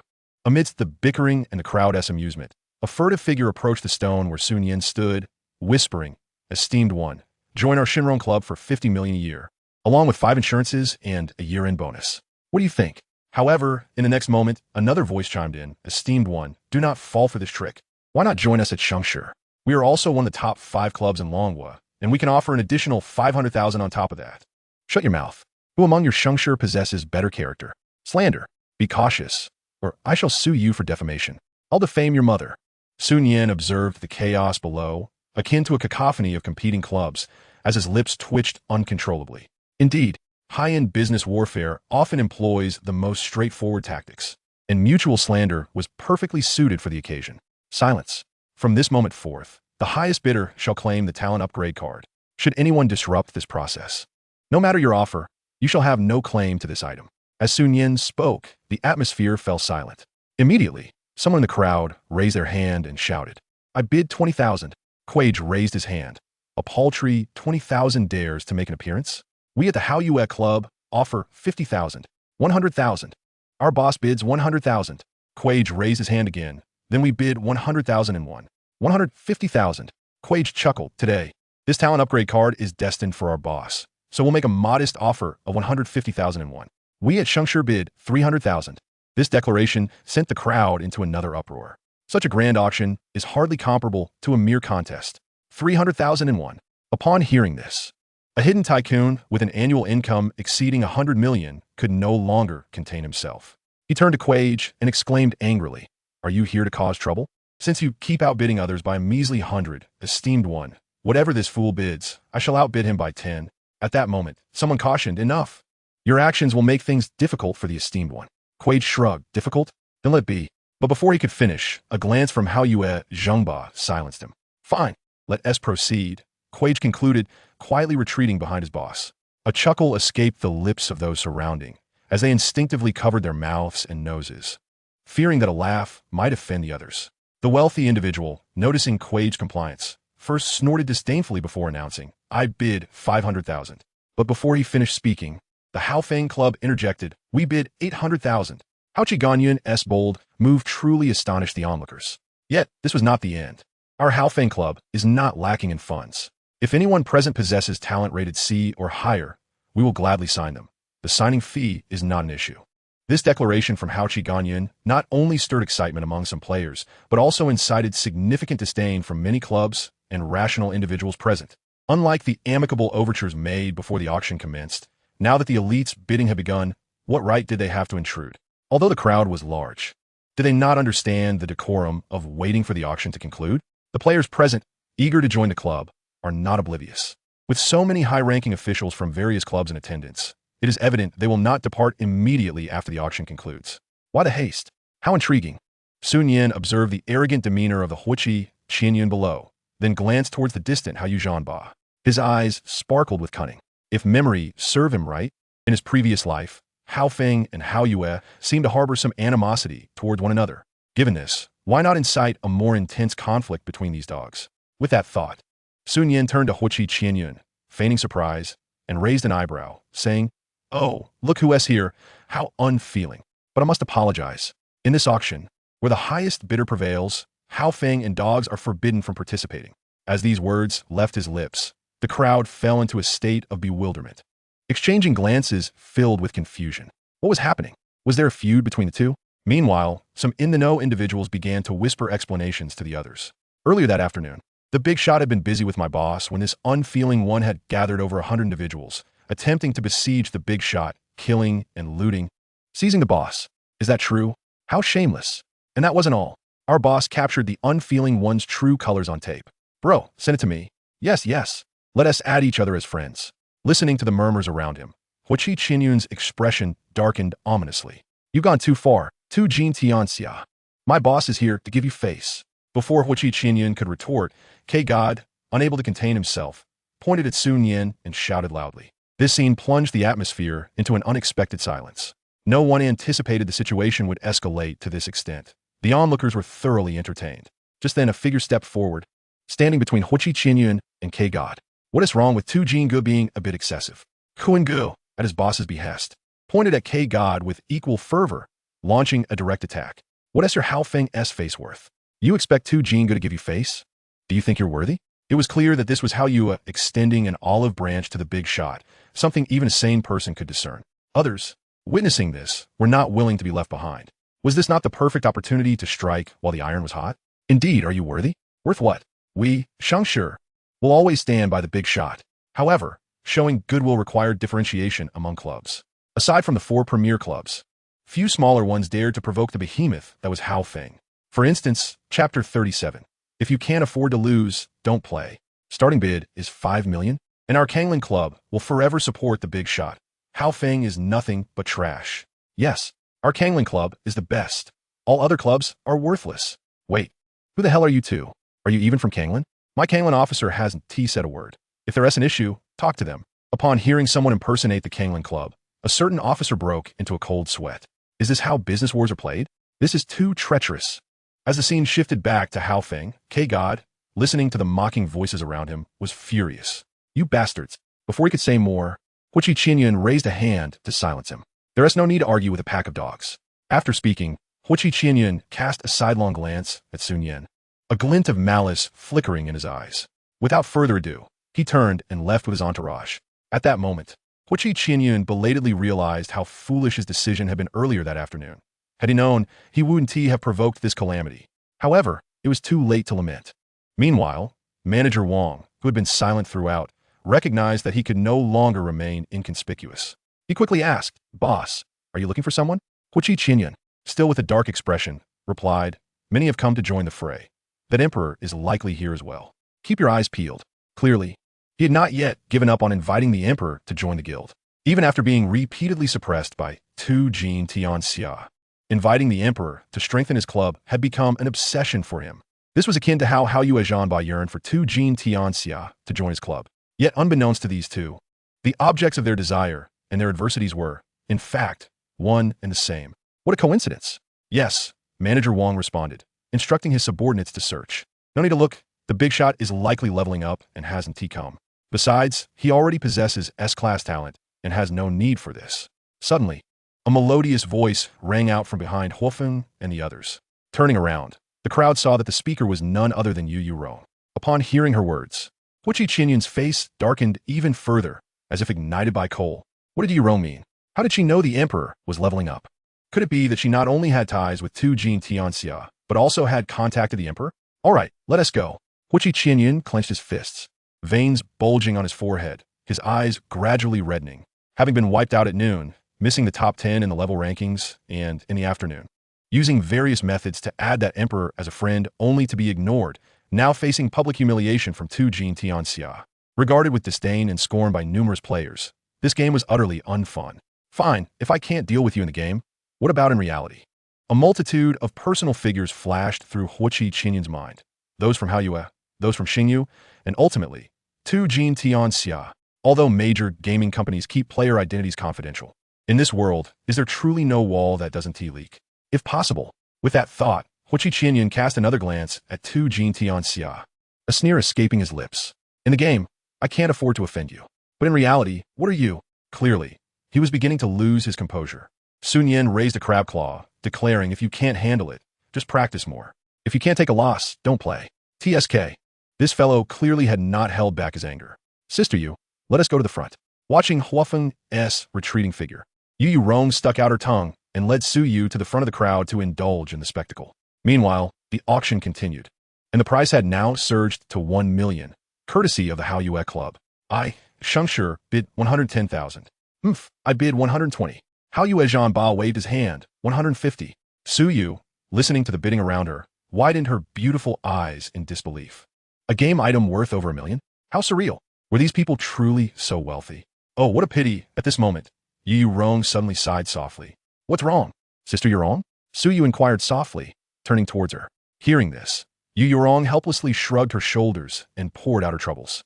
Unfortunately, my talent is only of C grade. Even if I upgrade, it will only reach B grade. Rather than relying on talent, it will be wiser to acquire more top-tier equipment or items. If I spend a fortune to buy this item for someone else's use, although it would create an S-grade talent holder, what if they decide to jump ship once the contract expires? Wouldn't that leave me as the one who crafted their success? As for signing ironclad contracts, the Dragon Kingdom strictly prohibits gaming clubs from doing so. The maximum duration is merely 5 years, with only the right of first refusal for renewals afterward. At this point, Yu Yurong looked at her sister Su Yu and said, if only you had an A-grade talent, instead of giving it to a club member, it would be far better to let you, my friend, use it. After all, it would be a waste for me. Forget it, it doesn't matter. This time, let's just support the big shot, Yu Yurong declared, waving her hand, her voice resonating throughout the venue. Why are all these old men so slow to bid? I'll offer 3 million. Gasps filled the air as her words settled. Even Su Yu beside her was taken aback. The Hao Yue Club bids 3.5 million. The crowd perked up at this, sensing a fierce battle brewing between the Hao Yue and Xing Yu clubs. Umph. Yu Yurong scoffed disdainfully, her lips parting to raise her bid further. Just then, a timid voice emerged from the back of the crowd. I'll bid 5 million. Everyone froze at the sound of this voice, scanning the crowd. Who would dare to bid 5 million? And, judging by the tone, it didn't sound like a club owner or a wealthy tycoon. 510,000. Hao Yue Zhengba gritted his teeth. The timid voice chimed in again, then I'll offer 8 million. The entire assembly of players reacted with disbelief. What? Who is this? Upon hearing someone with the softest voice proclaim the highest bid, even Hao Yue Zhengba was nearly speechless. To start at 5 million and escalate to 8 million? 8 million. That sum could secure contracts for numerous A-grade players. It's important to note that not every S-grade player commands exorbitant salaries like Tu Jin Tianxia, who makes 30 to 40 million a year. Talent is one factor, but the overall capability of the player, as well as their individual skills, all contribute to their worth. Tu Jin Tianxia achieved 3 first clears in just 1 hour, earning rare items and a plethora of top-tier equipment. Such a player is undoubtedly worth 30 to 40 million. However, a regular S-grade player's salary might only hover around the million mark. Therefore, spending several million on a talent upgrade card seems imprudent. It would be far better to use that money to recruit several players, as even a few A-grade players could match the contribution of an average S-grade player. Thus, most club owners had a budget cap of around 2 to 3 million. Yet, who would have thought someone would bid a staggering 8 million? Truly, they treat money as if it were worthless. Who is this hidden tycoon? As the curiosity among the crowd swelled, the auctioneer, Su Nian, prompted, with an 8 million bid on the table. Is there anyone else willing to bid? A peculiar silence fell over the room, as not a single soul dared to speak up. However, at that moment, a slight figure dashed from the back of the crowd to the front. This sudden movement was particularly jarring in the otherwise still atmosphere. Phew, I'm glad I'm not late. Big shot. Can I buy that talent upgrade card for 8 million? If you think that's too little, I can offer 10 million. The stunned crowd collectively gasped, their minds momentarily failing to process what they had just heard. Wasn't this the same timid voice that had just bid 8 million? Now, they were inquiring if 8 million was sufficient and offering 10 million if not. 10 million. Do they not feel a pang of regret while uttering such a figure? Or do they truly have money blowing in from the wind? While the crowd was still in shock, Su Nian leaped down from the boulder and, seeing the eager and innocent expression of Ho Xiaoyu, who was panting, decided to hand over the talent upgrade card as a gift. Here, I'm selling this to you. Don't just stand there. Use it quickly before it becomes a long night with many dreams. Huh? Oh, thank you, big shot. Ho Xiaoyu replied earnestly, hastily opening their backpack to examine the talent upgrade card. Observing Ho Xiaoyu's dazed demeanor, Su Nian shook his head in bemusement. If he recalled correctly, Ho Xiaoyu's talent was indeed A-grade. This time, he hadn't shortchanged anyone. Moreover, he hadn't anticipated that this upgrade card could fetch 10 million. Initially, he thought 2 to 3 million would suffice for Su Yu's medical treatment, and now it seemed more than adequate. Wow, little brother Xiaoyu, your reverse bidding skills are impressive. Yu Yorong chimed in, joining Su Yu to bask in the excitement. Meanwhile, the crowd gradually regained their senses. 10 million right off the bat. Now that's a true wealthy heir. People who typically fit the role of antagonists in novels. Nonsense. Just look at that clear-eyed college student. How could they possibly be a villain? Do you need a dog at your estate, young master? As the auction concluded, onlookers began to disperse. Some players, eager to join clubs, approached high-ranking members to negotiate terms, while club executives passionately promoted their establishments. However, when the executives and owners finally sought the protagonist of the auction, they discovered that Su Nian had already vanished without a trace. At that moment, within the new player village number 1600, the four had just arrived in this deserted area. Yu Yorong's cherry lips began to chatter excitedly. Big shot. Your luck is simply extraordinary. You even managed to acquire a talent upgrade card. By the way, big shot. Since you're the first player in the entire server to complete the hidden quest for the Blacksmith King, could you enlighten us on how to obtain the Lord's Heart? In response, Sun Yin did not hold back, stating plainly, defeat the rock giant. There's a chance to obtain the Lord's Heart. Huh? Upon hearing those words, Yu Yorong instantly wilted. However, upon reflection, it was indeed a daunting task. How could acquiring a purple item be so simple? What's the matter, Sister Yorong? Su Yu inquired, tilting her head in curiosity. Is that colossal beast particularly challenging to defeat? Before Yu Yorong could respond, Sun Yin coolly interjected, with over 30,000 hit points, one strike could easily crush you. What do you think? Suju, no worries. Little sister, tomorrow, I'll gather 200 players to help you complete the hidden quest. After saying this, she turned her gaze toward Ho Xiaoyu, who had been grinning foolishly the entire time. Hey, in an exaggerated tone. Startled, Ho Xiaoyu exclaimed, what is up? Yu Yurong shot her a deadpan look. Why are you grinning like an idiot? Did a little sister secretly add you as a friend? Ho Xiaoyu's face flushed. I did not. It's just that after my talent upgrade, I had some unexpected gains. Oh, is that true? Yu Yurong raised an eyebrow, a hint of disdain flickering in her eyes. I don't believe you unless you share the details. Sister, why would I lie to you? Ho Xiaoyu retorted, her guilt evident. Just spill it. Sun Yin remarked. These three are quite the characters. Yurong is mischievous, Nian is adorably daft, and Xiaoyu is blissfully innocent. No wonder they get along so well. Wait a minute, what about me? Chapter 39. I'm rather tough here. Want to give it a try? As Sun Yin fell into silence, Ho Xiaoyu, under Yu Yurong's scornful gaze, revealed her talent. My original talent was a rank time reversal, which allows me to return to my position from 10 seconds ago after defeating an enemy, while simultaneously refreshing all skill cooldowns and restoring 20% of my health. Yu Yurong was taken aback. No wonder you excel as an instant kill assassin. That's a top-tier talent even among A-rank skills, though its weaknesses are quite apparent. Ho Xiaoyu nodded, a smile playing on her lips. It's precisely because my weaknesses were pronounced that this upgrade perfectly compensated for them, which is why I'm so thrilled. Oh, is that so? Yu Yurong's eyebrows arched again. Do tell. Ho Xiaoyu rolled her eyes. Do you take me for fool? You want me to spill? Then you should share your talent first. Yu Yurong raised her tiny fist. My talent is that I'm rather tough here. Care to test it? Ho Xiaoyu. Yu Yurong was not jesting. That was indeed her talent. Meanwhile, Su Yu chimed in with a witty remark. All right. Ho Xiaoyu shrugged, about to confess her talent. However, at that moment, Sun Yin's voice interjected. If I'm not mistaken, your talent has probably upgraded to allow you to teleport to any position within 10 seconds, right? Ho Xiaoyu gasped. How did you know, big shot? Sun Yin smiled lightly. Your previous weaknesses were so apparent.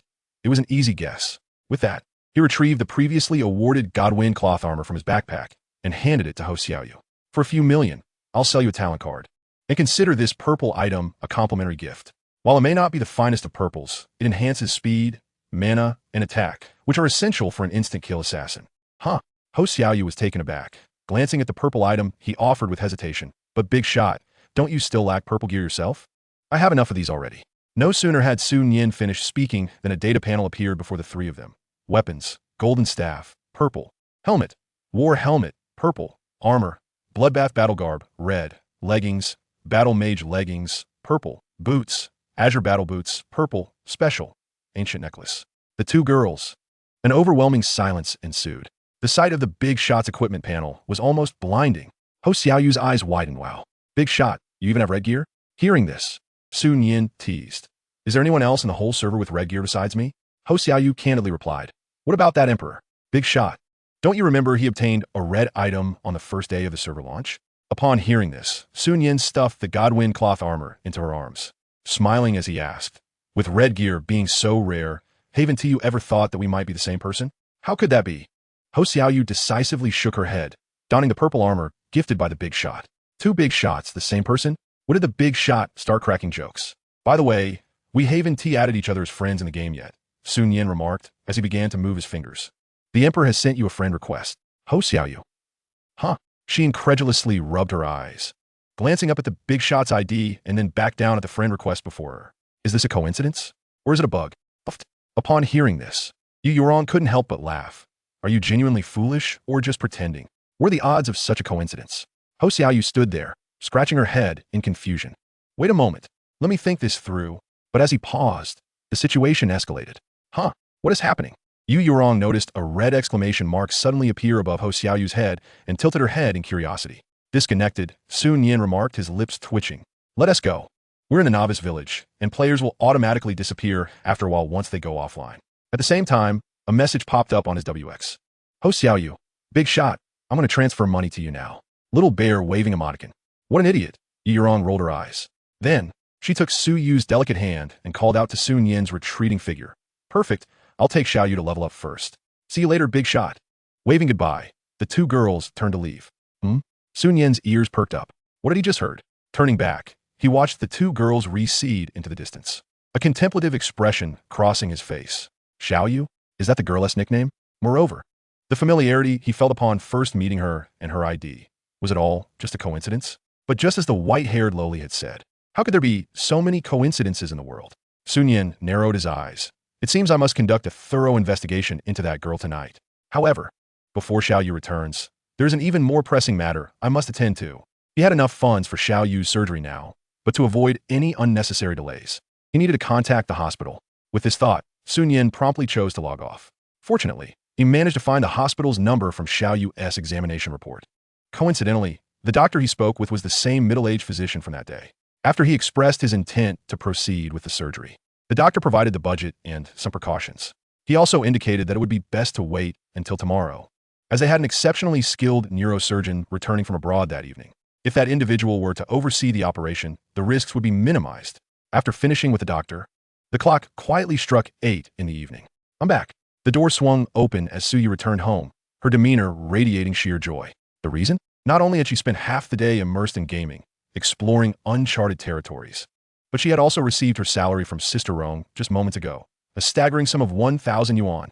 Although she initially declined, she was unable to resist Sister Rong's persistent coaxing, who insisted they play together again the following day. How could she not be elated? Hey, are you hungry? Shall I prepare dinner? Suyu settled onto the sofa, glancing at Nian, who was resting and watching television, and softly inquired. I just started cooking, no rush. Nian replied. All right then, Suyu said, her head instinctively resting on Nian's shoulder as she took out her phone to scroll through it. Before long, Suyu asked, have you joined the club yet? At that moment, Nian was rendered speechless. Who would ask such a question out of the blue? Goodness, was this a case of inadvertently revealing too much? You, who have always been at odds with gaming, are suddenly curious about this? The game Divine Realm was all the rage online. It was hard not to be aware of it. Of course, I'm just a bit curious. After all, you earned several thousand yesterday. With such capability, aren't you considering joining the club? I read online that some skilled players earn over 1 million a month. Hearing this, Nian placed a hand on Suyu's shoulder and patted it, chuckling. These matters are not for you to concern yourself with. This made Suyu anxious. How can I gain further insight into the club if I don't inquire? Without deeper understanding, how can I discern whether joining the club is beneficial for a player? Look it up online. Nian scoffed. Can you trust what's on the internet? I'm just curious. Can't you share a bit? Suyu tugged gently at the hem of Nian's shirt. Nope, he replied succinctly. Suyu pouted, her eyes brimming with a hint of melancholy. However, upon noticing Nian's gaze, she quickly reverted to her usual demeanor, even playfully begging, please, just tell me, is this truly how you plead? Nian remarked. Suyu puffed out her cheeks. What more do you want? Should I peck you? Nian turned his head towards her. Are you serious? You little tease. He playfully pinched her waist. Suyu moved slightly away, her gaze evasive as her already rosy cheeks deepened in hue. Ouch, Nian winced, rubbing the spot he had pinched, grinning, this ISNT the first time. Why be shy? Then turn your head away, Suyu murmured, pursing her lips. At his compliance, she took a while to gather her thoughts. There's no one else here, so be a bit more generous, all right? Suyu liket her lips, hoofing. Stop with the nonsense. Just agree to tell me, or I'll have to hit you. Didn't you just say to be generous? Sujuri tortith, twisting his waist playfully. All right, I'll tell you, Nian exclaimed, quickly gripping her hand at his waist and stated directly, your inquiry about joining the club. The answer is already embedded in your own words. Suyu tilted her head. What do you mean? It's quite simple, Nian explained as he withdrew his hand.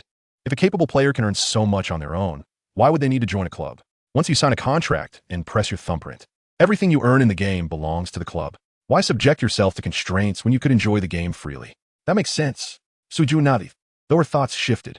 But how strong are you? Earning several thousand in a single day must mean you have at least an A-grade talent, right? Nian rubbed his nose. More or less, I suppose. Suyu blinked. Then I read online that there's a ranking in Divine Realm. What do you place? Would you believe me if I said I'm number 1? I would too. The moment Nian uttered those words, Suyu refuted him immediately. The top rank was something she certainly knew. After all, the number 1 and 2 spots belonged to the same person. Unless Nian claimed to be both first and second, she would by it. The only ones privy to that secret were herself, Sister Rong, and that little candidate, Xiao Yu. The thought brought a smile to Suyu's face. Although she couldn't yet reveal to him that she had skipped school all day, once the time was right, oh, how delightful it would be to see her S-grade talent put him, with his mere A-grade, in a state of disbelief. Just imagining it filled her with anticipation. If you don't believe me, that's fine. Seeing Suyu's mischievous expression, Nian could only shake his head in resignation and began browsing videos on his phone. To his surprise, among the 10 videos he scrolled through, at least 3 were related to Divine Realm. See, I wasn't lying. So you leaned closer. Resting her head on Su Nian's shoulder, an item was auctioned for 8 million, and this topic is trending. Su Nian is mirkid. Oh?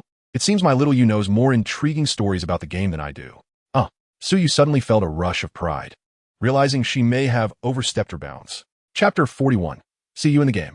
As Su Yu noticed the enigmatic smile in Su Nian's gaze, she felt a wave of panic wash over her. He must have caught on to something.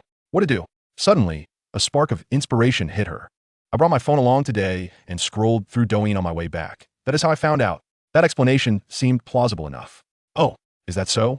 Su Nian replied, feigning ignorance with a knowing smile.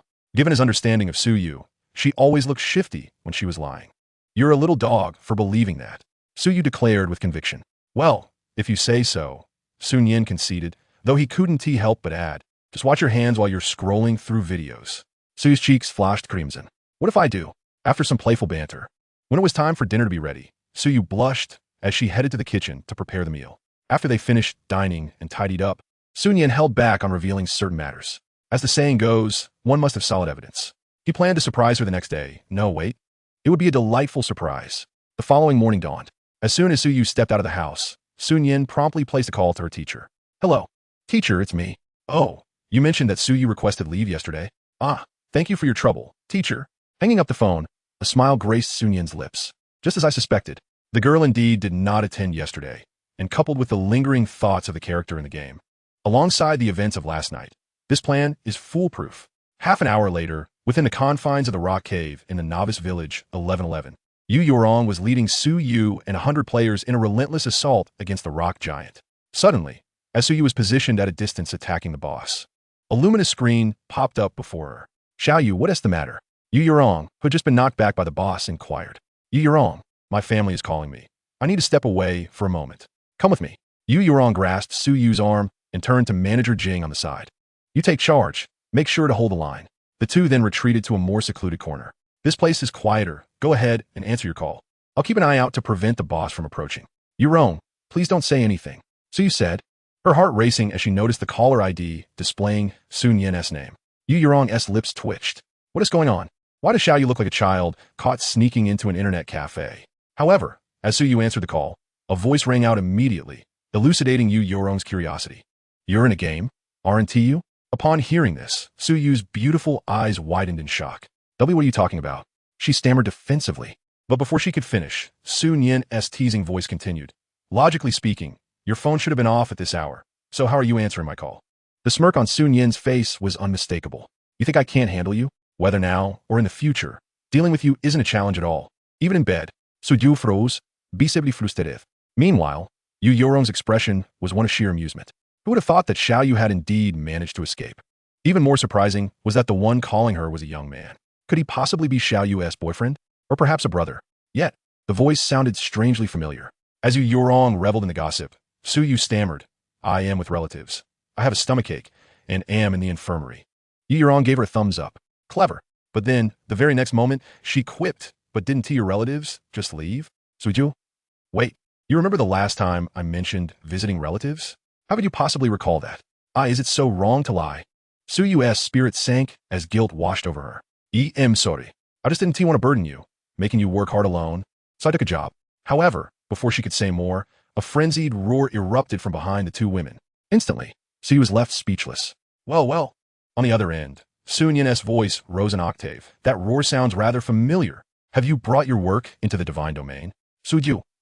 At this moment, her heart brimmed with grievance. You wretched rock, why must you choose now to roar? With her feelings of indignation bubbling over, Su Yu's eyes glistened with tears as she trembled. I am not. It's all just a coincidence. I understand. Su Nian's voice softened. I'm not upset with you. I know your intentions. You're in the game, right? Coincidentally, I am too. Let us meet in-game. Tell me your location. Upon hearing that there was no dissatisfaction from Su Nian, Su Yu's anxious heart finally settled. I'm in the novice village 1111, right here in the rock cave. She obediently replied. All right, wait for me. Once the call ended, although Su Yu felt a temporary relief, a hint of melancholy still lingered on her face. Yorong, I'm sorry for deceiving you yesterday. I'm still here. It's all right, don't cry, little sister. I don't blame you. Yu Yorong hurriedly took Su Yu's hand, reassuring her. It's normal for young couples to have a little spat. Besides, Well, you two have isn't even a real conflict. You care for each other. If it comes to it, just apologize to him later, and I'll help you deal with him.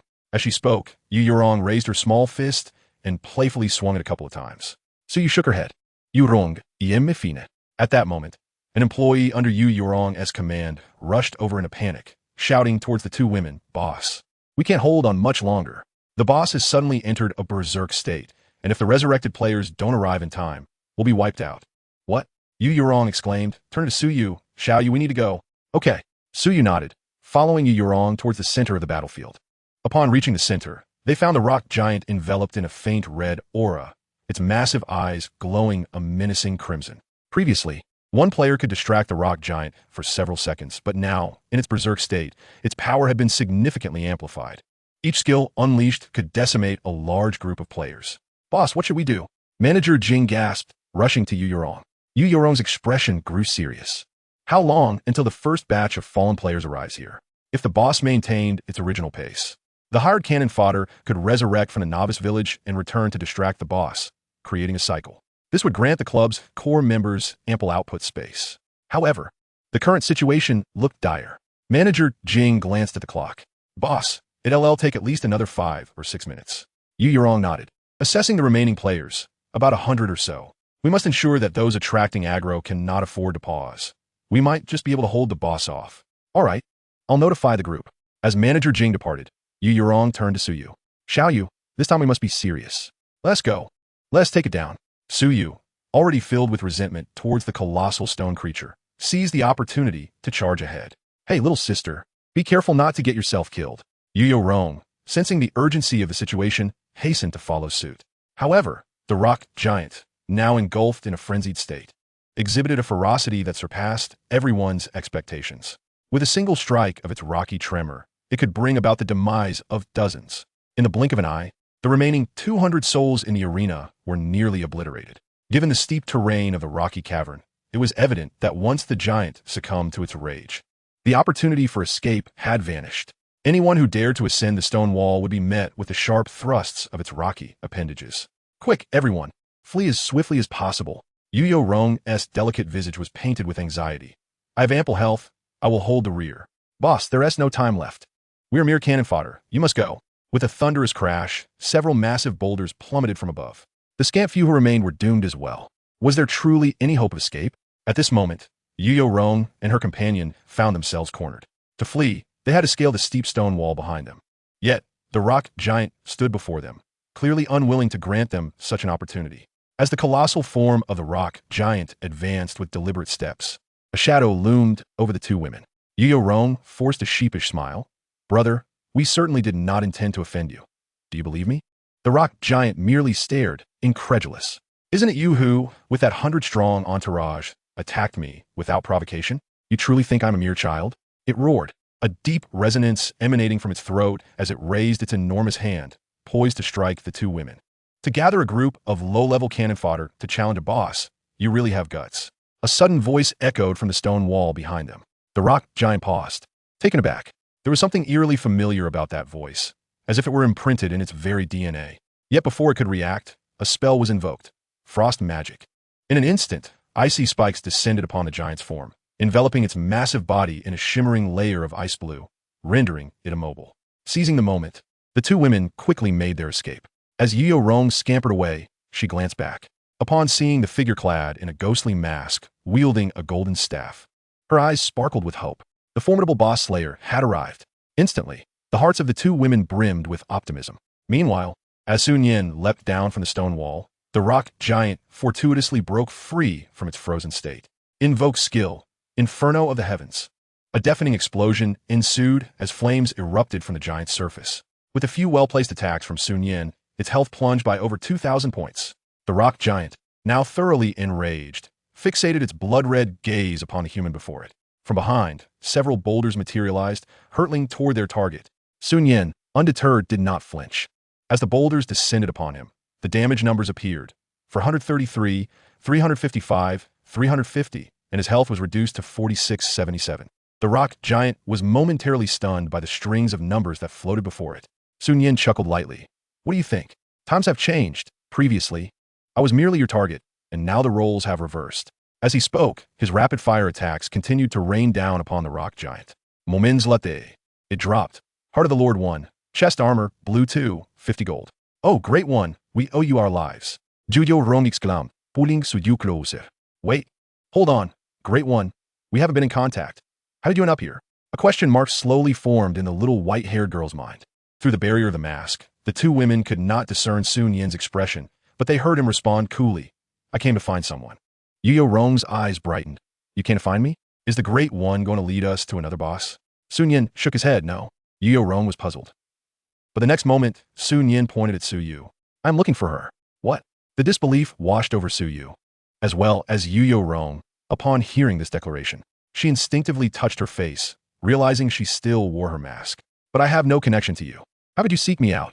As the two women pondered, Sun Yin turned his gaze to Su Yu and suddenly said, take off your mask. Su Yu instinctively stepped back, her beautiful eyes filled with wariness. What do you intend to do? Could this Great One be a pervert, using his superiority in the game to command others? Seeing her cautious demeanor and the way she looked at him, Sun Yin couldn't help but chuckle softly. But before the two women could utter another word, in an instant, as the mask vanished from Sun Yin's face, a strikingly familiar countenance appeared before them. This moment caused Su Yu's eyes to widen in disbelief, her face awash with astonishment. One of her delicate hands instinctively pointed at the man before her, her voice faltering. Why, you are the emperor. With a smile, Sun Yin grasped Su Yu's outstretched hand. Surprised, are we? Meanwhile, the little white-haired girl, observing the unfolding scene, seemed to have an epiphany, her eyes sparkling with intrigue as she watched the two. Ignoring the presence of the white-haired observer, Sun Yin decisively reached out and removed the mask from Su Yu's face. In the next heartbeat, gazing upon her breathtaking beauty, he casually remarked, what a lovely name, Sun Yin. Upon hearing this, Su Yu quickly responded, her red lips parting. When did you discover my identity? But before she could finish her thought, Su Yu's eyes widened in realization, her initial panic giving way to a dawning confusion. Yuyo Rong interjected. Wait a moment. I suspected your relationship was special, but you two cannot be hiding this from us, can you? Ugh, this is simply tormenting the single dogs, isn't it? Yuyo Rong's face fell in an instant. Turning away, she squatted down, drawing small circles on the ground with her delicate finger while muttering, I curse you both. May you bear 108 children, exhausting yourselves in the process. After a prolonged moment, Su Yu finally emerged from her daze. She forcefully pushed away the domineering figure before her mind blank as she gasped for air. Sun Yin smacked his lips. I didn't expect engaging in such activities within the game could feel so real. With tears glistening in her beautiful eyes, Su Yu's voice trembled, tinged with indignation. You are outrageous. How could you dare to act this way in front of Sister Yuyo? This audacity was simply unforgivable. Sun Yin, aware of her shortcomings, gently reached out to caress Su Yu's aggrieved little face, softly murmuring, all right, don't be angry anymore. May I offer you my sincerest apologies? Sujupo teth, plafeli admonising. No way. Sunian furuit herbro, hememe. He let out a nasal sound, pretending to continue. Wait a moment. Su Yu relented, hastily raising her hand to interject, quickly crafting an escape. Can I at least say that I forgive you? But you must tell me, when did you realize I was in the game? Surely it wasn't just because of the sound of that big rock, right? Judging someone's presence in a game merely by sound? Who would believe that? You clever girl, you're not as foolish as you appear. Su Yu, flustered, swiftly placed her small hand on someone's waist. Try saying that again. Don't think just because you're the big shot, I'll go easy on you. So should I speak or not? At that moment, a nearby white-haired lowly suddenly raised her hand. Can I speak first? The two turned to look. Yuyo Rong, noticing the situation, quickly interjected. You two take your time chatting. If Xiaoyu wants to find me, she can send me a message. Bye. After saying this, the white-haired lowly scampered away with her short legs. This place is simply unbearable. Is this how young people are nowadays? It's too harsh on us older ladies. Hoo. What did she just say? Sun Yin turned to the charming beauty before her, whose cheeks were flushed, her mouth twitching slightly. I couldn't catch that. She spoke too fast. Su Yu glared, it's all your fault. No, it's your fault. What did I do wrong? It's your fault for being too good-looking, which made it hard for me to resist. Isn't that your fault? You. Su Yu's lovely face turned crimson. All right. Didn't you say you wanted to know when I realized you were there? So hurry up and tell me. Actually, I discovered it yesterday in the game. Upon hearing this, Su Yu's heart raced. Is this guy a stalker? I thought you had realized it much earlier. To avoid appearing too inferior in intellect, Su Yu adopted a tone as if she had already guessed it. What to do? My man's intelligence is too high. Once I end up being completely deceived. Helping him have children and then raise them? How many should we have? Wait, I'm getting off track. Nian is liebstwicht. Do you think I'm a detective or a washing machine? If it weren't for that sense of familiarity when we first met in your ID's context, suspecting you solely based on a name would be far too excessive. At this point, Nian shifted the conversation, but instead of talking about me, let's discuss you. How did you end up in the game?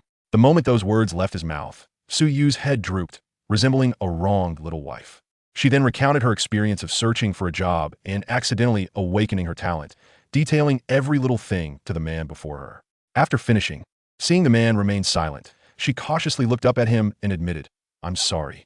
Yet, no sooner had the words left her lips than her slender waist was enveloped by the man in front of her. Their bodies pressed closely together, and Yu felt the warmth emanating from him, causing her heart to skip a beat. Oh no, he can't be thinking. Chapter 44. I'm just getting closer, not doing anything. What is our relationship now? Yu turned her head, her voice barely above a whisper. No. This is a game. After all, what are you thinking? I merely wish to be a bit closer to you. Nothing more. Nian replied softly. So, you're not angry anymore? Suju tentatively inquired. Upon hearing this, Nian chuckled lightly, playfully pinching her little face.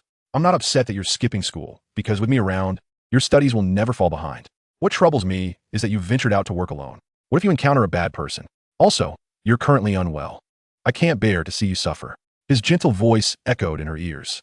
As she heard the affection in his tone, Yu shivered slightly, a wave of guilt washing over her. She wrapped her arms tightly around Nian's waist, pressing her cheek against his chest. Sorry. I was wrong. I want to do it again. Gazing at the woman in his arms, who appeared so vulnerable and sincerely apologetic, Nian found himself momentarily entranced. In this moment, Yu bore no trace of the proud girl from their past life. It seemed that through his repeated guidance, his relentless pursuit, no matter how proud a girl might be, she would ultimately succumb to a softer demeanor. You need not apologize to me. Nian gently litizius delicat face, smiling. You only need to know that you hold a place in my heart, and as long as you don't make me worry, that's enough. MHM. Yu nodded vigorously, a sweet smile gracing her lips. Just then, a thunderous sound erupted nearby. Yu started, her body tensing instinctively as she peeked towards the center of the rock cave. Upon seeing the colossal rock beast that had materialized out of thin air, her body instinctively tightened. Why are you afraid of that little rock? Feeling her tremble, Nian spoke softly. MHM. Yu nodded vigorously. That rock was terrifying earlier. Sister, you wrong, and I nearly perished. Hearing this, Nian chuckled with a mischievous glint in his eyes. Do you wish for revenge? Yes. Yu nodded eagerly like a chick pecking at grains. Then give me a kiss, and I'll slay it for you. How does that sound? Yu was momentarily taken aback. All right, wait for me here. Trying to trick me? Do you think I would fall for that? Yu potev retortin. You taking it down doesn't count. Why can't I be the one to defeat it? Nian shrugged, exasperated. That would take too much time. I don't care. Yu turned away. Let me defeat it, and I'll kiss you. Nian's eye sparkled. This seems promising. With a slight turn of his mind, he asked, Xiaoyu, what do you think our relationship is right now? Huh? Yu's cheeks instantly flushed. What kind of relationship? Given their current situation, what else could it be? Could they possibly be siblings? If they were siblings, would they even be approved? However, seeing that he did not appear to be joking, she nervously yet eagerly suggested, boyfriend and girlfriend? Nian smiled and nodded. Since you said it, does that mean we are surely destined to marry in the future? Marriage? Upon hearing the word marriage, Yu's mind instantly became muddled, and she nodded absent-mindedly. Since we are undoubtedly going to marry in the future, does that mean everything, houses, cars, etc., will be shared property? No dividing into yours and mine. Of course, if we won't separate these things in the future, then why should we divide this little boss? Nian added fuel to the fire. You are mine. Why should we split anything? Upon hearing those words, Yu's gaze transformed from one of astuteness to one of clarity. Indeed, I belong entirely to you. Why should we part ways? Nian revealed a triumphant smile. Now, returning to the matter at hand, does little Yu desire revenge? Absolutely. With that declaration, Yu playfully rose onto her toes and planted a resounding kiss on her man's cheek. See, with just a simple tactic, I've secured a promise from that certain someone to marry me. Pray tell, is this not a splendid bargain? What? You are on the 5th level? Oomph. I am soaring at the stratosphere. Not long after, having delivered her kiss, Yu turned her gaze toward the colossal rock beast in the distance, a sly smile gracing her lips. Little stone, I've calculated that you now owe me 40 lives. The rock beast. What do you mean I owe you 40 lives? When I was chasing you earlier, did you not claim I owed you any lives then? Are humans truly this arrogant nowadays? You wicked little girl. I shall deal with you myself. Yet in the next moment, upon seeing the figure that turned around, the beast's enormous eyes nearly bulged out of its sockets. Boom! The rock beast stirred. Due to its size, the ground trembled with its movement. However, upon turning back, it discovered that its action was not one of offense. Rather, upon seeing Sun Yin again, it instinctively took 2 steps back. Trying to flee? Forget it. I can't be bothered to waste my breath on you. You're unworthy of hearing it. Skill, frost spell. Skill, inferno of the burning sky. The rock beast, please. Do not approach me. Not far away, so you observe the tall figure ahead, unable to conceal the smile gracing her lips. After all, she never anticipated that the man residing under the same roof as her was none other than the Emperor, a superlative figure renowned throughout the Divine Realm. However, upon reflection, it made sense. Who else but someone of such stature could earn tens of thousands in a single day? How foolish she had been to think it was merely good fortune that allowed him to amass such wealth. Wait a moment. The thought of money triggered a realization for Suyu, and her mind buzzed momentarily. My man is the Emperor, and he slaughters the world. Did he not earn a fortune yesterday? Several millions. Suyu repeatedly murmured those 3 words. Gradually, her gaze became vacant, and then her talent activated. Having dispatched the boss in mere seconds, Sun Yin barely cast a glance at the dropped items before immediately looking back at Suyu. Yet upon doing so, my goodness. Chapter 45. I'm scared. Can we postpone this? Came Suyu's doubt. At that moment, not far away, wisps of white mist escaped from the top of Suyu's head, clearly indicating her cup had boiled dry. Nevertheless, the expression in her eyes as she gazed at Sun Yin was filled with resentment, her delicate lips slightly pouting. What is the matter with you? Sun Yin approached the little girl, unhesitatingly pinching her cheeks and commenting, Why do you resemble a wronged wife? Slap. Suyu raised her hand and swatted away the mischievous hand on her face, retorting with discontent. You are the wronged one. Your entire family is. Before Sun Yin could inquire further, Suyu stepped forward, grasping Sun Yin's cheeks with both hands and pulling them to the sides. She bared her small tiger teeth and said, You earned so much money yesterday. Why didn't you tell me? At least let me rejoice a little. How ungrateful of you. Upon hearing this, Sun Yin rolled her eyes. I saved $1 million for your surgery. The rest is all yours. Is that not sufficient? I refuse. Suyu, upon hearing this, decisively shook her head. Having money is of no use. I do not wear makeup or buy frivolous clothing and bags. It's better to save it for you to marry me. Wait, what did you just say? Surgery? In an instant, the slow-reacting Suyu displayed evident panic in her eyes.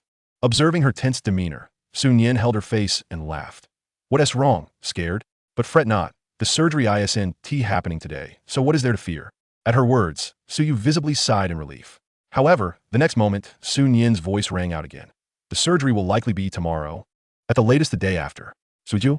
Upon hearing this, she became frantic. Is my head ill? Does that mean they will be opening my skull?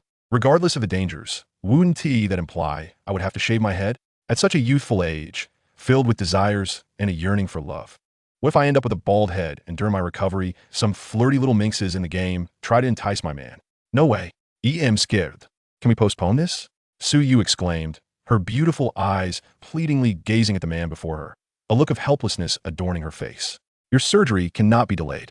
However, Suyu raised 2 fingers and pointed at her chest, trembling with fear at the thought of surgery. Yet she knew it was for her own good, making her hesitant to refuse again. Seeing her indecisiveness, Sun Yin gently ruffled her little head, his voice dripping with affection. Enough, there are no buts. Be good. Oh. Suyu obediently replied. Noticing Suyu's distracted demeanor, Sun Yin offered her a reassurance. For most patients, post-craniotomy recovery takes about a month, and stitches can be removed in 5 to 7 days. So if all goes well, you can enter the Divine Realm the day after your surgery. Nothing will be delayed. Suyu's beautiful eyes sparkled. Really? Sun Yin chuckled. However, for the first 3 days, you won't be able to get out of bed on your own. So when it comes to using the restroom, I will be giggle. You. Suyu's face instantly flushed crimson, but if it were truly as he described, contemplating the scene made her slightly close her legs. Seemingly not so bad. Wait, what am I even thinking? All right, little you, just a joke. If you find it difficult later, how about I hire a nurse for you? Suyu was taken aback. Huh? Don't. You're joking, right? I'm taking you seriously. You're so old, acting like a silly fool. Shut your mouth. You're showing your age. Suyu grabbed the other's face, playfully tugging at it. Enough with the playful banter. Before that little stone revives, you must confess. What S-level talent did you awaken? Upon hearing Sun Yin mention this, Suyu perked up. She placed her hands on her hips, her little pride shining through. My talent is called soul binding, and its effect is as Su Yu elaborated. Sun Yin's eyes widened slightly. After a moment, oh my goodness. Binding a player to enhance their 2 fundamental attributes by 300, and on top of that, sharing the values of these attributes? Sun Yin was at a loss for words. However, the first thought that crossed her mind was a sense of relief that Su Yu's talent remained undisclosed, known only to herself and the white-haired lowly. Otherwise, should this talent come to the attention of certain individuals, it would surely jeopardize Su Yu's peace in reality. After all, one must never underestimate the means of some capitalists. They are capable of anything. What do you think? Isn't my talent formidable?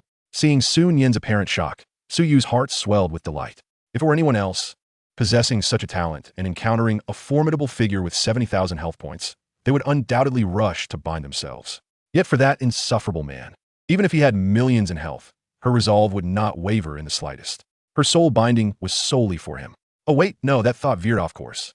Yet she could hardly fathom the twist of fate that the illustrious figure from that time turned out to be the very person before her now. Indeed, quite impressive. Sun Yin nodded in appreciation, but then her tone shifted. However, in comparison to mine, it pales significantly. I refuse to believe it. Su Yu immediately contested. Puffing out her cheeks, we both possess S-class talents. How much worse could it possibly be? Prove it to me.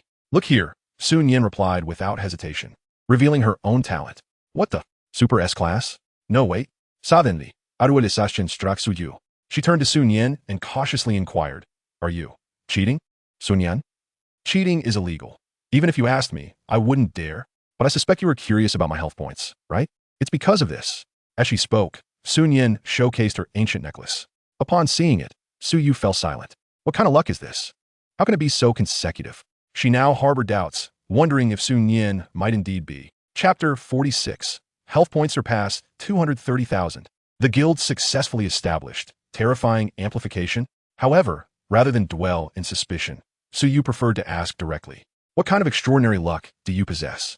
Awakening a super S-class talent, and now acquiring such a necklace? Moreover, you previously obtained an item worth millions.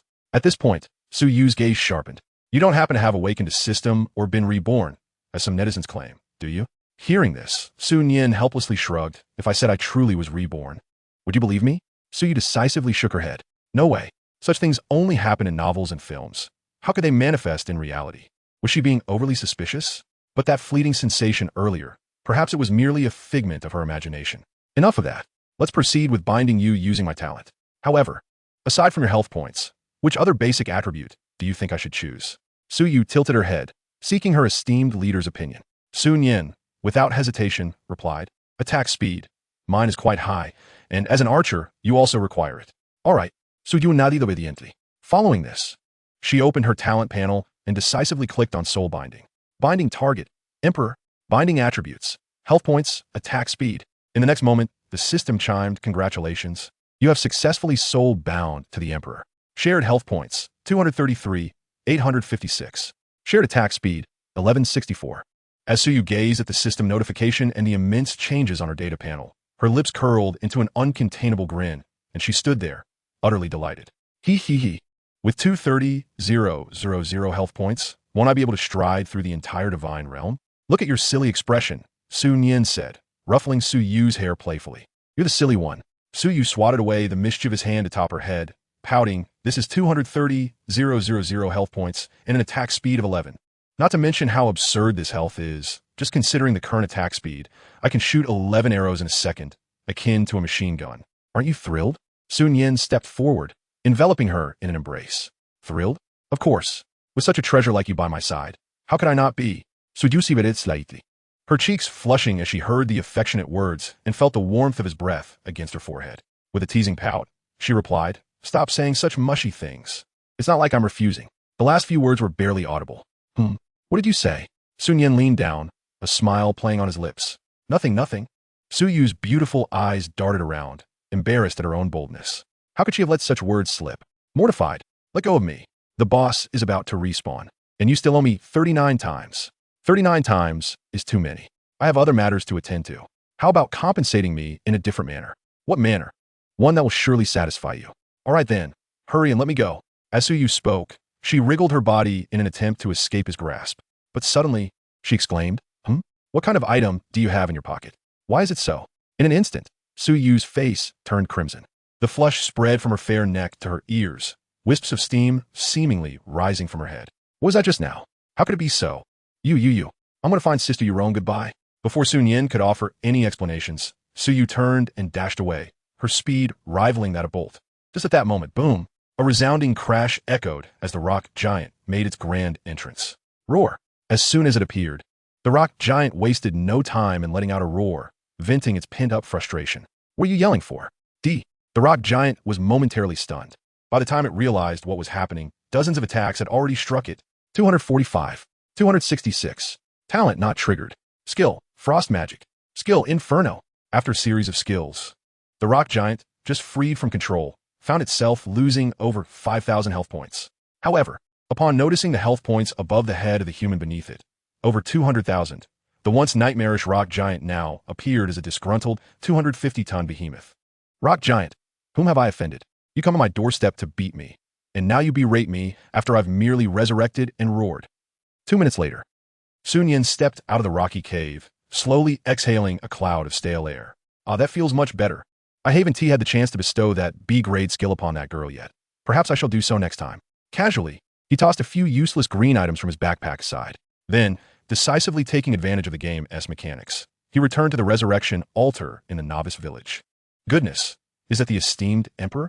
Upon encountering this illustrious figure for the first time, he was taken aback not only by his formidable prowess, but also by his striking good looks. Sister, do you think I should approach the emperor for a favor? Could he grant me one? Ignoring the curious gazes and whispers surrounding him, Sun Yin opened his backpack and looked at the guild creation token. What should I name it? Perhaps, shall we call it Divine Court? Yes. Creation successful. Notification, congratulations. You're the first player in the entire server to establish a guild. The system will soon announce this to all players. Would you like to hide your ID? No. Server announcement. Congratulations to Player Emperor for founding the first guild in the entire server, Divine Court.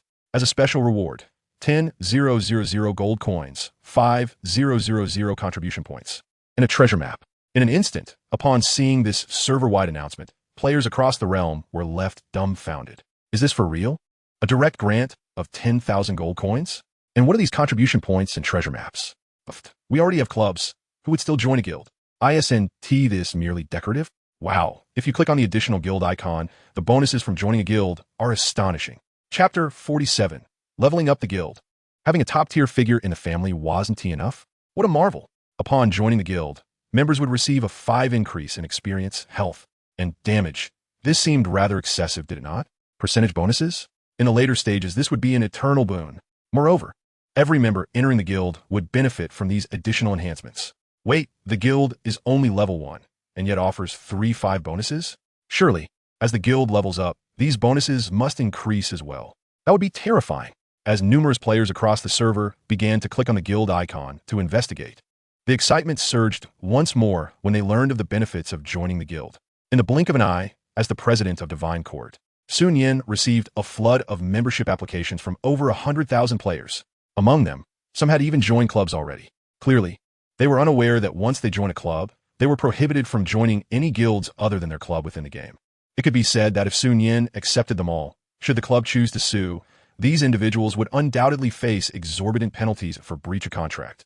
Yet, Sun Yin had no desire to resort to such measures. Even if he wished to, he lacked the strength to do so. Thus, the guild, Divine Court. Level 1. President, Emperor. Vice President, none. Manager, none. Regular members, none. Contribution points, 5,000. Warehouse, none. Bonus, experience 5, damage 5, health 5. Current member limit, 20. A level 1 guild with a meager limit of 20 members. However, the good news was that leveling up the guild required contribution points. There were numerous ways to earn contribution points, such as defeating bosses, achieving first kills, and accomplishing certain feats. Among these, defeating bosses in a main city offered only a chance of earning points, while the latter two were guaranteed upon joining the guild. In addition, future guild wars and guild dungeons would also provide ample opportunities to acquire contribution points. 5,000 contribution points. Let us see how many levels this can elevate. With that thought, Sun Yin hesitated no longer. Guild level increased to LV2. Guild level increased to LV3. Insufficient contribution points. Contribution points required for next upgrade. 5,000. So Nian sleeps reached. Goodness, 5,000 contribution points could only elevate the guild by 2 levels. There remained 2,000 contribution points. However, he quickly recalled that in his previous life, upgrading a guild was never an easy task. Most guilds only managed to reach a dozen levels in 3 years. Given his current standing, he had made a modest advancement. Let us observe the changes. Sun Yin once again focused on the guild data. Bonus, experience 6, damage 6. Health 6, movement speed 6. Current member limit, 50. An increase to 50 members and an additional movement speed bonus. With all enhancements raised to 6, Sun Yin felt quite satisfied. As a result, his current health had surged to 240,000, nearly reaching 250,000. The boosts to damage and movement speed were also substantial. Why is a percentage considered the god of the later stages? This is evident from the comprehensive attribute enhancements of high-level guilds that could rival the amplification of S-grade talents. It is not frightening for one individual to possess an S-grade enhancement, as a group can still contend with him. But what if an entire group possesses S-grade enhancements? Moreover, this was merely the boost from a level 10 guild. What about level 20 or even 30? It seems necessary to establish several dedicated teams to acquire contribution points in the future. Just as Sun Yin was strategizing for the future, he suddenly noticed a throng of players approaching him from a distance. Sun Yin, what is happening? Wow, it's truly the Emperor. The World Channel did not deceive me. Great Emperor, please allow me to join your guild. I possess an A-grade talent. Take me in. Emperor, do you need a guard dog? I excel at being a sycophant. Hearing the chaotic voices from nearby, Sun Yin's mouth twitched. Who exposed my location? He glanced at the 2 girls a few meters away, who were secretly watching him, and his eyelids twitched. In a swift motion, he approached the 2 girls, startling them into a shiver. Please inform them that I am not accepting members at this moment. I will do so later. With that, Sun Yin inexplicably vanished from sight. Let us not discuss how Sun Yin managed to disappear. When the 2 girls standing still regained their composure, the crowd had already reached them. One girl, upon seeing this, hastily spoke up. The Emperor said he is not accepting members right now. We will have to wait until later. What? The Emperor will only accept members later? What does that mean? Is the condition for joining the Emperor's guild too? Are you implying the Emperor doesn't accept males? He does, as long as they are submissive. I admit the Emperor is handsome, but could you tell me where the assessment for joining the Emperor's guild is held? I wish to try. Are you serious? Meanwhile, just outside the novice village, a girl named Suyu, panting heavily, stood before Yu Yorong, who raised an eyebrow teasingly. Why are you, little you, not with your esteemed figure, but instead running over here? Upon hearing this, Suyu recalled a certain someone, and a flicker of indignation crossed her eyes. Who would willingly choose to be with him? I still have to assist you, Sister Yorong, in defeating monsters. I must earn my daily quota of 1,000. What? Are you upset? With a powerful figure at home, you still aren't satisfied? At this point, Yorong took Suyu's hand, her face alight with curiosity. How is it that you didn't know your boyfriend is the Emperor? Don't you live together? Suyuri Blaive. Of course we live together. I just wasn't interested in the game before, and he never brought it up. Hearing this, Yorong raised an eyebrow and leaned closer to Suyu with a playful grin. So, have you two gotten any further? Suyu's cheeks, already tinged with a blush, deepened in color. She rested her forehead against Yorong's, her face as red as if it might drip with embarrassment. Sister Yorong, why would you say such things? My apologies, it seems I was a bit too forward. Yorong quickly realized, aware that her words might have crossed a line. She hastily shifted the topic. Nevertheless, speaking of which, your little boyfriend has stirred quite the commotion this time. Suyu tilted her head, somewhat puzzled. The guild? What's the big deal about that? Yorong was taken aback. Sister, haven't you seen? The bonuses players receive after joining a guild are outrageous. The World Channel is buzzing about it, and many are eager to join your boyfriend's guild. Upon hearing this, Suyu's eyes widened in alarm. She had indeed noticed the server-wide announcement, but her mind had been preoccupied with thoughts of a certain someone's Siberian python. How could she have the time to investigate guild matters? Shaking her head, she began to reply, Well, sister, look. Yorong's beautiful eyes suddenly widened. The guild has leveled up, and the bonuses have increased. Suyu turned her gaze to the translucent screen in front of Yorong, which displayed the guild list. At present, only the guild created by her boyfriend, the Divine Court, was listed. However, when Suyu noticed the basic information alongside the Divine Court, particularly the 6% health bonus, her face was filled with astonishment.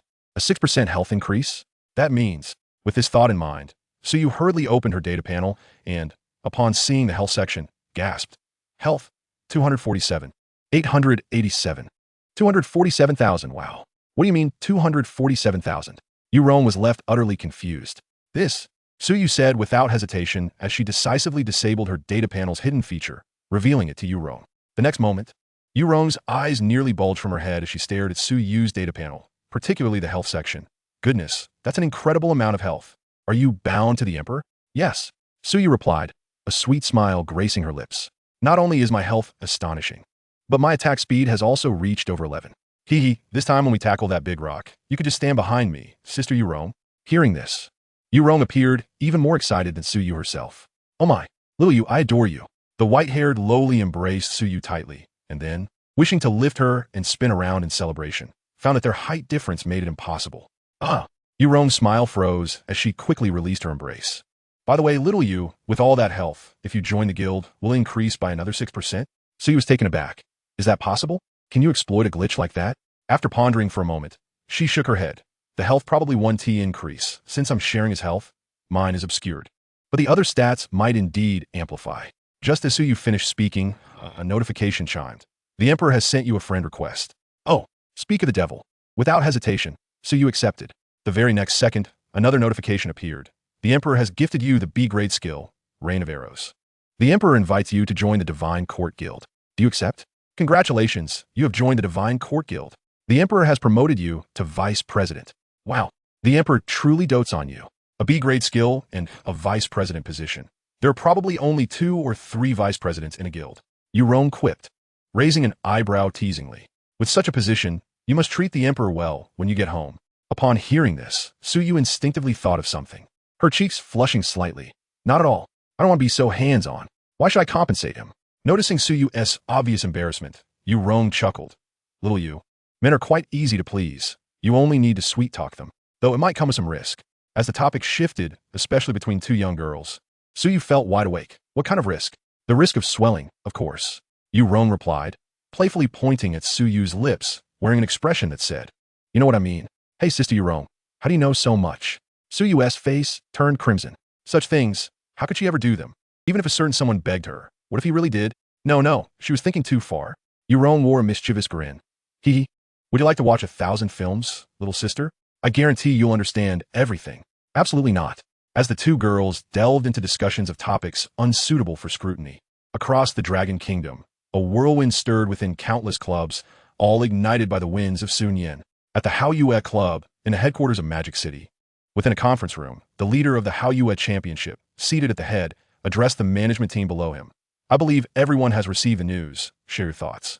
As the boss had spoken, a middle-aged man was the first to respond. The bonuses provided by a guild to players exceed everyone's expectations. Indeed, if any club can acquire a guild first, their overall strength would surpass us by leaps and bounds. So, have any of you considered this?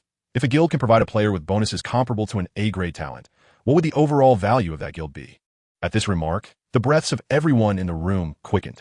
Indeed, if a guild could bestow a value on a player equivalent to an A-grade talent, imagine the worth of a guild with hundreds or thousands of members. However, the pressing question remained, how does one establish a guild? Everyone looked at each other in silence. Isn't that simple? The same middle-aged man spoke again, suggesting several methods. Firstly, we could invite the Emperor to join our Haoyue club. That way, the guild would naturally fall under our control. The atmosphere in the conference room was filled with unanimous agreement. Should this endeavor succeed, not only would the club gain a formidable ally, but they could also acquire a guild without any expenditure. Such is the nature of capitalism. The second approach involves locating the Emperor and investing a substantial sum to purchase his guild. After all, few would refuse a monetary proposition. If that too fails, it is evident that our funds were insufficient. This method is reasonable. Just toss half of a minor objective in his face and inquire if he is willing to sell. What do you mean he refuses? What about a smaller target? With daily interest alone, that amounts to 10,000. One must wonder if that doesn't stir some desire. The third method entails inquiring with the Emperor about the process of establishing a guild, although this is rather laborious and thankless. The crowd shook their heads. This method not only requires reading the other person's mood, but also depends on whether he would even share such information. Even if he did divulge it, if the creation of a guild necessitates stringent conditions, they would still be unable to establish one. Of course, aside from these suggestions, I possess an alternative strategy as a backup. What? You have another method? Speak quickly. There are no outsiders present. Indeed, do share. The boss is awaiting your input. As he heard the surrounding voices pressing for his revelation, a glint of intelligence passed through the middle-aged man's eyes. Since it concerns a guild, It is certain that this emperor will be open to recruitment. Our task is straightforward. We shall send someone to infiltrate. The crowd gasped at the notion. Not only would this individual blend in seamlessly, but they could also monitor the emperor's movements in real time. Even if they fail to track his actions, they could plant a seed within the guild. This seed would not only voraciously absorb nutrients to strengthen itself, but could also render you oblivious to your own downfall at a critical moment. Such a scheme is rather insidious. As for the possibility that he might refuse to accept recruits, that is simple enough, if necessary. We could grit our teeth and send in an S-rank individual. There's no way he could turn that down. Boss, which method do you find most feasible? At this moment, the middle-aged man turned to the dashing figure seated at the head of the conference table, seeking guidance. Upon hearing this, the illustrious moonlit champion pondered for a moment before replying. We can attempt all these methods, but I must caution you that we have had some prior conflicts with this emperor, which may complicate matters. The crowd murmured in acknowledgement. Just as they were engulfed in a wave of silence, the mobile device resting on the conference table vibrated twice. When he picked it up and perused the message, a frown creased his brow. What is the matter, boss? The middle-aged man was the first to notice the change in demeanor. Moonlit Champion set down the phone and took a deep breath. I just received a message from Little Kuan in-game. He said that the Emperor's Guild has gained an additional vice president. The assembly fell into stunned silence. Merely an additional vice president. Why the long face, boss? Before the crowd could express their confusion, Moonlit Champion slowly continued. This individual S-game ID is Sahan. She's the same girl who was previously by Yu Yurong's side. How could it be her? Could it be that Xingyu has allied with the Emperor? If Xingyu were indeed collaborating with the Emperor, it would be Yu Yurong serving as the vice president. Before the discourse could deepen, Moonlit Champion abruptly rose, his gaze sweeping over the assembled management. Regardless, the matter of the guild is of utmost importance. Our objective is to acquire a guild at all costs and to outpace everyone else. Let us dispatch someone to investigate the real identities of the Emperor and Sahan. If we cannot succeed in-game, we can always negotiate in reality. Meeting adjourned. At this very moment, similar scenes unfolded across various clubs, all converging on a singular target, the Emperor. In the central hub of the Divine Court Guild, a towering statue, several meters high, depicted none other than President Sun Yin herself. Expanding from the statue, the surrounding area resembled a quaint park with stone-paved paths and flourishing greenery. The outer edges were bordered by a half-height wall, beyond which lay an endless expanse of ocean. The guild's territory would gradually expand with the increase in guild level, and players could only freely enter this space from the novice village or the main city. This explains Sun Yin's abrupt disappearance. The chatter in the World Channel had become quite substantial. It seems the various clubs can no longer remain idle. I must expedite my progress through the treasure land to obtain the sacred blessing and then proceed to the main city. Once I reach the main city, I shall be free to unleash my potential. Moreover, based on the knowledge gleaned from my past life, I feel as though a second piece of red gear is beckoning to me. It seems Sun Yin suddenly recalled something. He hastily opened his inventory and examined one particular item within. Treasure map. Upon usage, it will guide you to a location where treasures are buried, and you will reap unexpected rewards. This item is exceedingly rare. He recalled that it required at least 5 types of rare materials to synthesize a single treasure map. The items it could unearth were nothing short of extraordinary. As for just how extraordinary, in his past life, he knew of only 3 individuals who had excavated it. One unearthed 1,000,000 gold coins, another found a premium piece of red gear, and the last one achieved the unimaginable, unearthing the sacred blessing. Can you believe it? Without further ado, Sun Yin donned a sinister mask. As his ID transformed above his head, he exited the guild's territory, reappearing at the resurrection altar within the novice village. The moment he emerged, he promptly utilized the treasure map. However, a message appeared. The treasure map can only be used in the main city. Sun Yin, great. Though filled with anticipation, he found himself resigned to the necessity of reaching level 10 to enter the main city and further investigate. Subsequently, Sun Yin's objective became crystal clear. He purchased a blue potion worth 1,000 gold coins from the novice village shop and set forth on his journey to the treasure land. Half an hour later, Sun Yin arrived once more at the treasure land. This time, with an attack speed exceeding 11 and armed with the A-rank area of effect skill, the Burning Sea of Fire. Overcoming the 7th level was a breeze. Barely half an hour passed, and he received the reward for the underground 7th level, Destruction Mark 1. Sun Yin. He stared at the new purple lightning-shaped mark adorning his forearm, utterly bewildered. What is this? A tattoo as a reward for the 7th underground level? You gotta be kidding me. Before he could finish his rant, he sensed the surrounding space distort. In the blink of an eye, he found himself suspended, enveloped in darkness.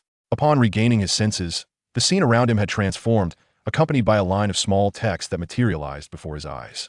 Welcome to the underground 8th level. The underground 8th level? This place must be otherworldly. Sun Yin gazed at his surroundings, utterly astonished. It seems I've encountered an outsider.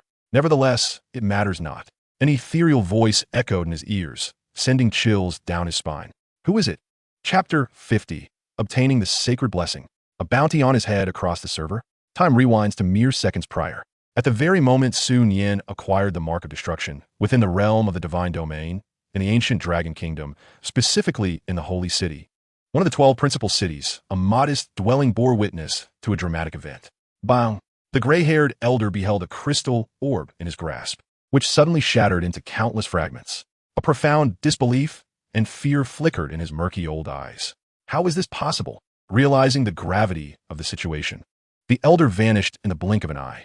Inside a resplendent and elegant hall, a woman adorned in a splendid golden gown, with silver hair and silver eyes that exuded an otherworldly beauty, gazed down with an air of haughty disdain at the gray-haired elder. Her voice resonated with an ethereal allure. Are you suggesting that someone has arrived at that place? The elder bowed his head, his tone laced with reverence. Your Majesty, it is indeed true. Even in death, they refuse to grant us peace. Despite the disdain in her tone, a deep-seated wariness permeated the Empress's gaze. Find out who that individual is. Yes, Your Majesty. The elder acknowledged, and in an instant, another crystal orb materialized in his hand. Moments later, a droplet of golden blood began to drift from the elder's forehead. His complexion paled, and a trickle of blood escaped from the corner of his mouth. As the golden blood sank into the orb, an image was projected forth. It revealed a dazzling azure, starry sky, wherein a solitary figure stood out prominently. Slay the world. Bang!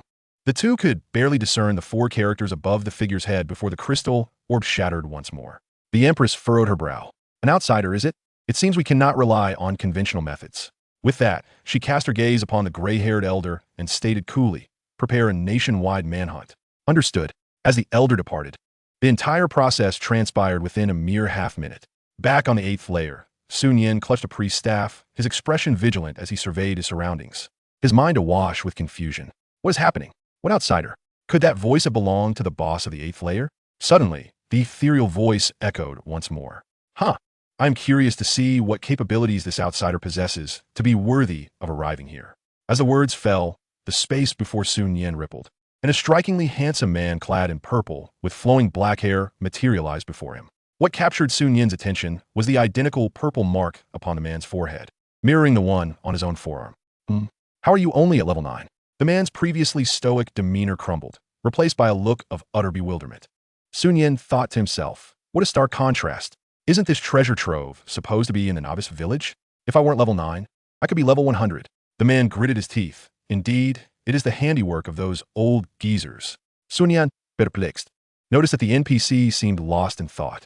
Seizing the opportunity, he examined the man's attributes. Destruction avatar. LV 100, profession. Health. 1, 350, 0001, 350. 000, mana. 500, 000, 500, 000, attack. 37, 900 skills. Sun Yin's eyes widened slightly. What is this? An avatar at over 100 levels? With over 130 million health? Previously, encountering a traveling merchant in the novice village at over 30 levels was already absurd. And now this? We know you are related to the Holy Blessing, but must you have levels in the hundreds? At that moment, the avatar snapped back to reality and slowly turned his back to Sun Yin, speaking coolly, boy, would you like to hear my story? Sun Yin replied, not really. The avatar, taken aback, responded. Sun Yin shifted his tone, of course, I am here for the Holy Blessing. If listening to your tale is part of the task, then I have no choice. Frustration welled within the avatar. He longed to strike this boy down. Yet, knowing that this was the only individual in a century worthy of inheriting his legacy, he restrained himself. No, I must express these thoughts. You must listen today. After several minutes, Sun Yin summarized, to put it simply, you once conquered the entire Dragon Kingdom for a woman. Then, for reasons unknown, that woman betrayed you and sealed your soul. Now, you're left with just an avatar searching for a successor, and the place of inheritance was sabotaged by her subordinates, leading to this novice village, correct? Listening to Sun Yin's concise summary, the avatar's lips twitched. You condensed my lengthy tale into just a few sentences? Can't you show some respect for the victim? So, Do you want me to kill her or free your soul? Sun Yin realized this was likely the task tied to the holy blessing, yet it appeared to be a monumental challenge. Not at all. The avatar decisively shook his head, his voice cold. I want you to destroy the entire dragon kingdom. Sun Yin gasped. Wow, you're handing out the most difficult quest in history? What kind of game is this? Whoever wants to take it can, but not me. A notification chimed. Destruction has bestowed upon you the holy blessing. Destruction has issued you a quest. Quest objective, destroy the dragon kingdom. Quest reward, legacy of destruction. Quest deadline, none. Quest penalty, none. Upon seeing the series of system notifications before him, Sun Yin was left in a state of shock. Holy blessing right off the bat? No penalties for the quest. What? There's no need to be surprised, kid. The moment you acquired the mark of destruction and arrived here, these two gifts became yours. As for whether you complete the task or desire the legacy, that is no longer your decision. Because, server-wide announcement, the Dragon Kingdom has issued a high bounty on all players. Slay the world. The top 3 killers will receive purple equipment 3. The top 100 killers will receive purple equipment 1. The top 1,000 killers will receive 1,000 gold. Capture the bounty hunter and deliver them to the royal palace in the holy city 4. Red equipment 1, 10,000 gold. Wow. At this moment, the avatar also noticed the translucent screen that had appeared before Sun Yin, exclaiming, "Look, your timing is impeccable." Sun Yin, 6, Chapter 51. Hell surpassing again? The temptation of red equipment. Just as Sun Yin was left speechless, this server-wide bounty added fuel to the fire. Server-wide announcement. Bounty hunters, beware. The bounty target is wreaking havoc, currently located at Novice Village 1111, coordinates. Friendly reminder. Once a player is marked for bounty, they will not receive protection from novice villages or main cities. Gazing at the bountiful rewards displayed before him, Sun Yin felt a sudden jolt in his eyelids. Just look at these prizes. The top 3 slayers are each awarded 3 pieces of purple gear. Are you some sort of wholesale dealer for purple equipment? Is this how you test your subordinates? Even more outrageous, capturing one's self within the Sacred City Palace grants a direct reward of a red item. Truly, a cause for universal outrage. Wait a moment. Sun Yin suddenly had a thought. If anyone who slays him can claim such rewards, does that not imply he could orchestrate a clever little maneuver? Indeed, my boy. I must remind you that the woman you just mentioned not only possesses the holy blessing, but also several clues related to it. Demise interjected. Oh, is that so? Sun Yin immediately perked up. Would I deceive you? Ah, senior. If that is the case, I must certainly assist you in avenging this grievance. Hee, you are quite amusing. The Demise chuckled, shaking his head. By the way, senior, Sun Yin suddenly recalled something and quickly inquired. Is not the holy blessing your legacy? What then? Is the Demise inheritance granted upon task completion? Demise turned, a subtle smile playing at the corners of his mouth. A legacy is a legacy, and a blessing is a blessing. The holy blessing pales in comparison to my legacy. Consider it a complimentary gift. In any case, the contents within surpass your comprehension. Upon hearing this, Sun Yin could not help but exclaim inwardly. To describe the holy blessing as insignificant, could the contents of this legacy be ancient divine artifacts? No, even divine artifacts would not dare to make such bold claims. Would they? Suppressing his curiosity, Sun Yin shifted his focus to another matter. By the way, senior, what did you mean by outsider earlier? Demise regarded Sun Yin with a penetrating gaze and replied coolly. After you exit, it is highly likely that a girl with the surname Qing will seek you out. At that time, you may inquire with her. I do not wish to elaborate. With that, Demise waved his hand dismissively. Enough wasting time. At your current level, you likely cannot even enter the ancient Dragon Kingdom. It would be prudent to leave sooner and prepare accordingly. Once you depart, my avatar will dissipate. Sun Yin caught the key phrase. He hastily said, wait a moment, senior. Does that mean your avatar will be of no use once I leave? Yes, indeed. What of it? Senior, your avatar is quite splendid. It would be a waste. Wouldn't it? Upon hearing this, Demise regarded Sun Yin with a strange expression, even taking a cautious step back. I've already granted you my legacy and blessings. What more do you desire? Do you harbor ulterior motives toward my avatar? Are you questioning your preferences, boy? Sun Yin, no. Senior, look at this.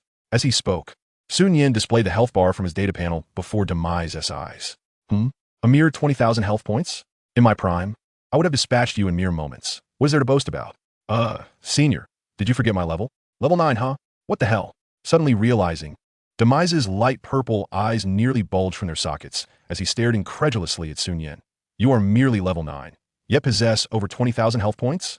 Seeing Demise's astonished expression, Sun Yin chuckled. Senior, if I were to say that if I defeated your avatar, my health would surpass 4 million, would you believe me? Demise nodded earnestly. I believe.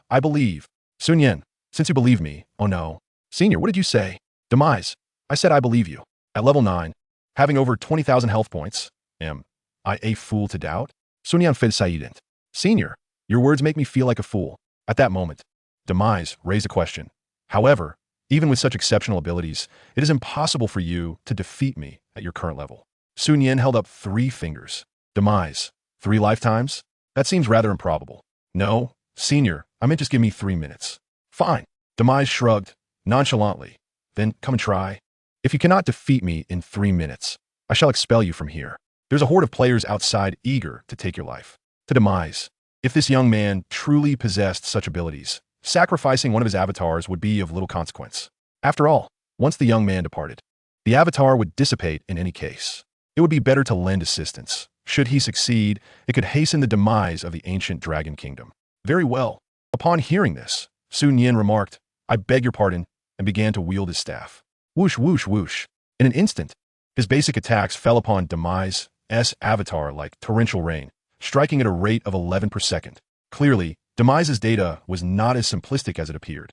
His physical defense was so formidable that Sun Yin's assaults barely caused a dent in his health. Yet, given Sun Yin's tenacity and his rapid-fire barrage akin to a machine gun, even 100 million health points would be met with equality. Simultaneously, as the server-wide announcements echoed repeatedly, players across the realm descended into chaos. What the hell? What heinous act did this slayer commit to earn national bounty? Though unaware of the transgressions, I know it is our duty to uphold justice. Goodness, the top 100 slayers are all awarded purple gear. And capturing one alive, nets a red item?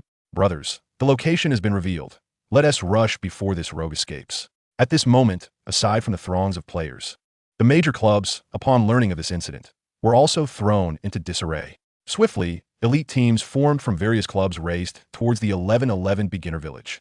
Their objective, to eliminate the Slayer of Worlds. Contrasting sharply with the frenzied emotions of the crowd, perhaps only Su Yu remained unaffected. Chapter 52. Is 4 million health comfortable?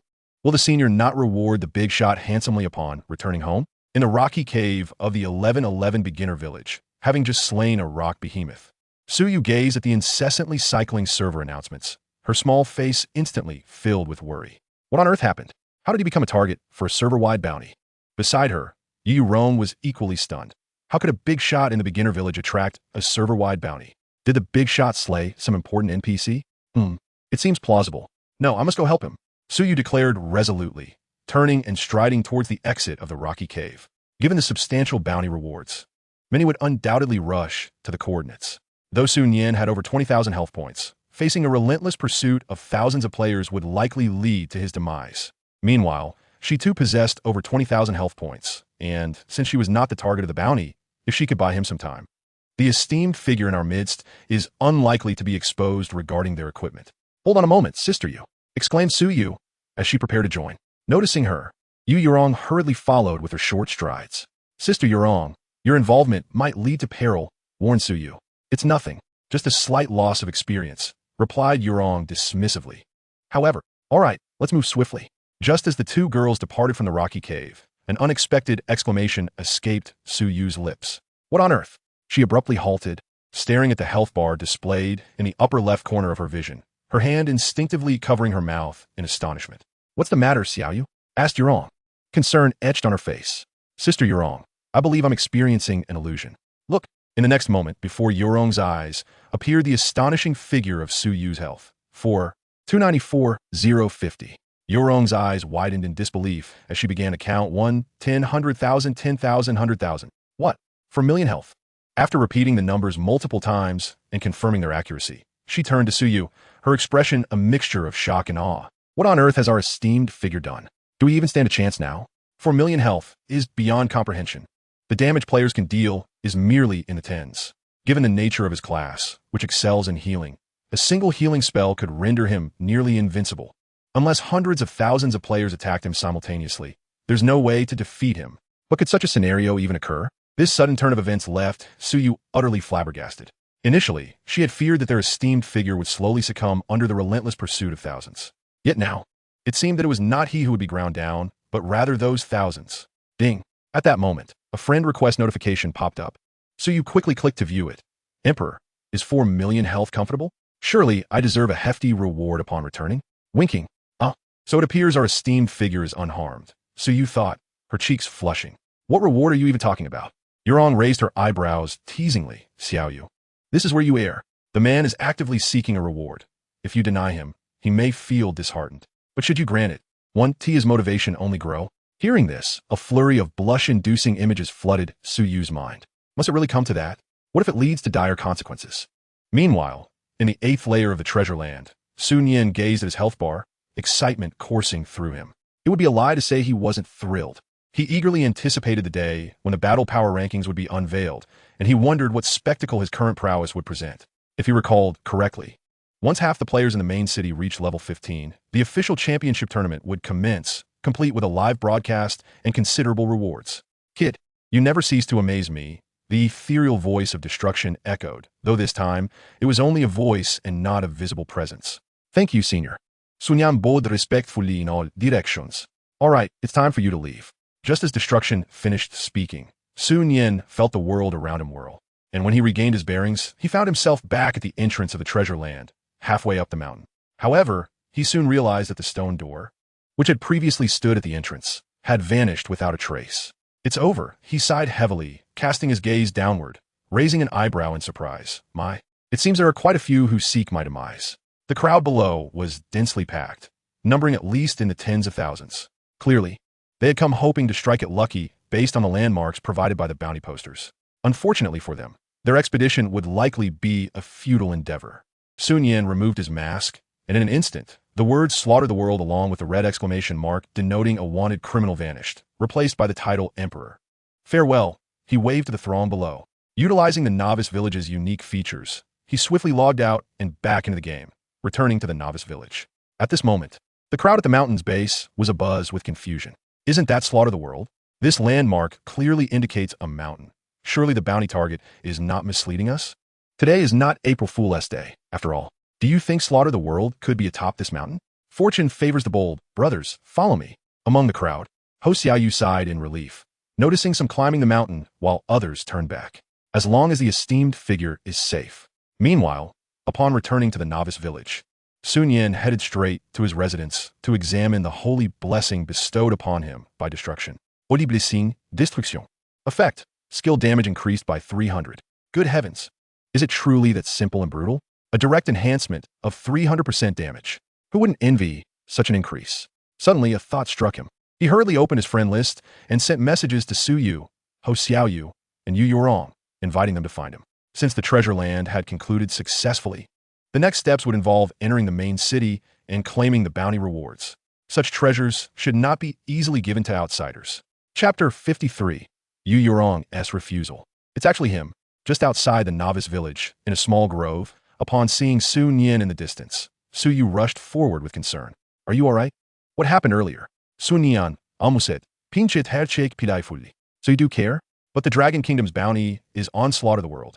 What does it have to do with me, the Emperor? That makes sense. Su Yu nodded in agreement, but then her tone shifted. But why are you being targeted by the Dragon Kingdom? They wouldn't just randomly put a bounty on you, would they? Immediately accepted a quest. I see. Su Yu replied, not pressing further. While she didn't understand why a quest would lead to a bounty, she recognized that some matters were best left to the experts. As long as he was unharmed, that was what mattered. Ah, Sister Yurong, what are you doing over there? Su Yu then noticed Yu Yurong squatting beneath a small tree, seemingly engrossed in something. Huh? The white-haired lowly stood up quickly. Oh, it's nothing. I just found an ant nest, and it's quite fascinating. Changing the subject, she asked, by the way, esteemed figure, why did you summon Xiaoyu and me? What else would I do while you two are busy being all lovey-dovey? Sun Yan theist. There are two matters to discuss, one of which is quite significant, but first, let us wait for Ho Xiaoyu. Here I come, esteemed figure. What a coincidence. Just as Sun Yan's words fell, familiar voices echoed from the periphery of the small grove. Soon, when Ho Xiaoyu approached the trio, he realized something peculiar. Huh. The hand of this beloved seems quite off compared to the esteemed figure. There's an unmistakable disparity in intensity. What are you staring at? In reality, these two individuals are indeed that close, but previously they were unaware of each other's identities in the game. Meanwhile, Yu Yurong quietly reminded Ho Xiaoyu. Just as Ho Xiaoyu wore a bewildered expression, Sun Yan, seeing everyone gathered, spoke up. The first matter I summoned you for is regarding the guild. What are your thoughts, esteemed ones? Upon hearing this, Yu Yurong admitted that she was eager to join the esteemed ones guild. Firstly, with the esteemed figure present, the future development of the Divine Court Guild would be immensely promising. Secondly, she wished to play alongside her dear sister Xiaoyu, as she was her only friend. However, she added, esteemed one, I have my own club. Perhaps it's best if I don't join. Upon hearing this, Suyu urged Sister Yurong, while you plan to establish your own guild in the future, given our relationship, you could initially benefit from our guild-s bonuses and withdraw later when your own guild is ready.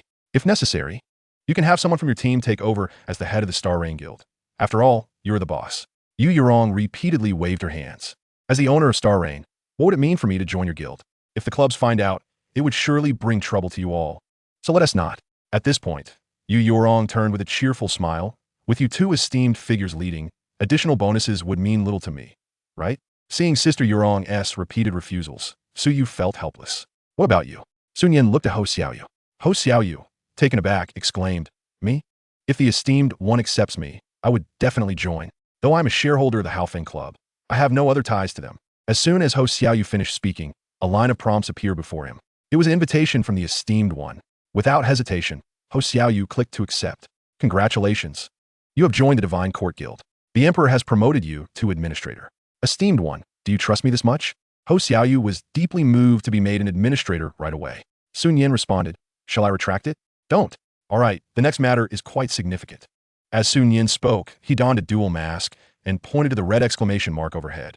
I believe you all received the server-wide announcement today and are aware of the rewards for defeating me. Ho Xiaoyu nodded first. There are over 100 purple items, not to mention a substantial amount of gold and red gear. It's incredibly generous. The two women nodded in agreement. Since killing me grants rewards, why should we keep these rewards within our own ranks? The corners of the 3's mouths twitched. Goodness.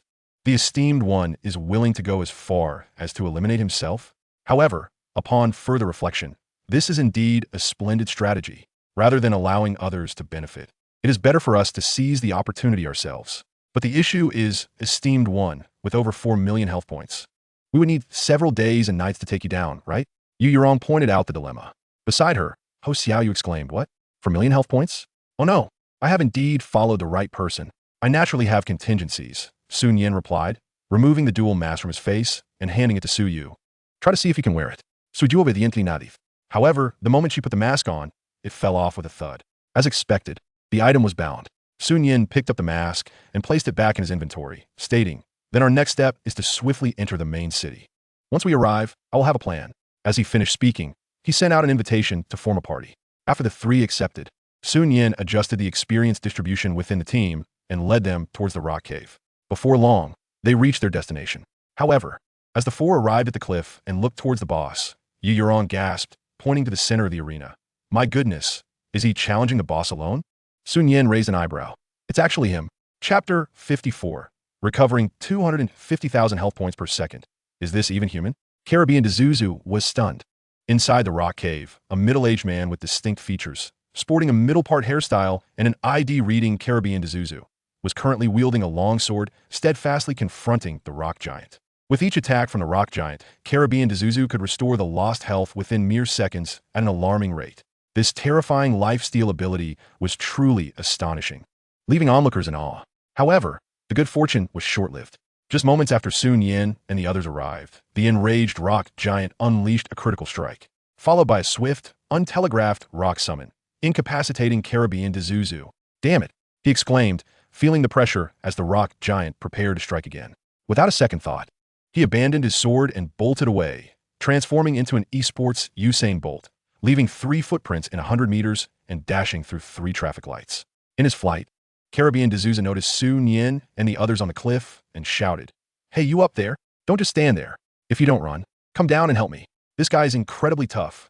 The four exchanged glances. Well, we're already here, and he seems quite friendly. Let's go down and lend a hand. Sun Yin declared, leaping down first. Of course, he wasn't merely aiding out of goodwill. As fate would have it, in his previous life, Caribbean Dezuzu was a top player, ranking in the top 5 of the World Swordsman leaderboard.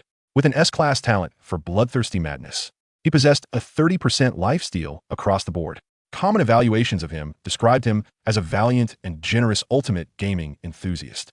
Due to his hasty appearance, He earned the nickname Internet Addiction Uncle. Unfortunately, he sacrificed himself 3 years later to defend a city during an invasion. At this moment, Caribbean Dezuzu, after shouting, could no longer afford to be distracted. Survival was paramount. Boom! Suddenly, the massive fist of the rock giant slammed down where he stood, creating a large crater in the ground. Is it really that fast? The rock giant is moving at high speed? Caribbean Dezuzu's heart raced. Fortunately, just then, the skill frost spell activated. Crack! As he noticed the commotion behind him, Caribbean Dezuzu glanced back while running, only to be astonished to find the rock giant frozen in place.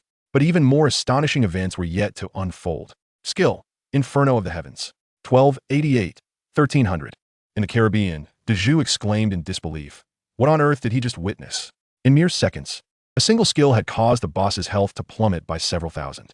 Roar! The rock giant is furious. Is this human before me who has repeatedly humiliated me? Even if I must perish today, I shall do so standing. With a tremendous crash, the rock giant unleashed a powerful blow. However, the health displayed was 257, 643, and the rock giant was left bewildered. Deju was equally perplexed. Isn't it supposed to be a critical hit? How can he inflict 250 damage and then instantly recover 250,000? Is he even human? Stunned, Deju rubbed his eyes and gazed at the figure before him. It was the emperor, the very deity he had heard of. As he recognized the ID above the figure's head, his astonishment deepened, and the unfolding scene nearly rendered him speechless. He watched as Nian wielded her staff, unleashing a flurry of basic attacks that simultaneously triggered a percentage-based execution talent. With a thunderous crash, the rock giant collapsed, leaving behind loot, 50 gold coins, a blue staff, a blue breastplate, and a sea-level skill.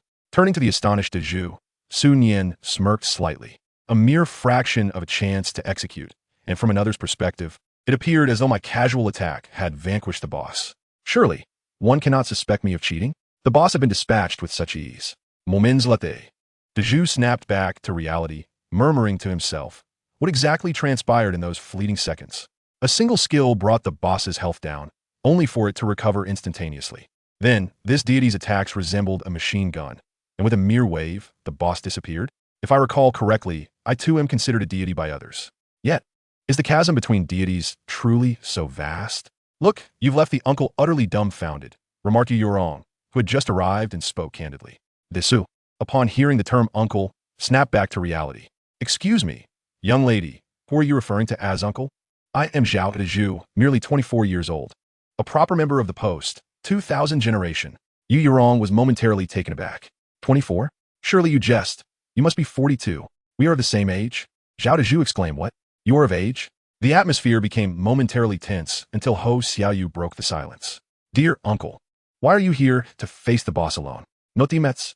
Zhao Deju, being quite the sociable character, chuckled and glanced at Sun Yin, scratching his head.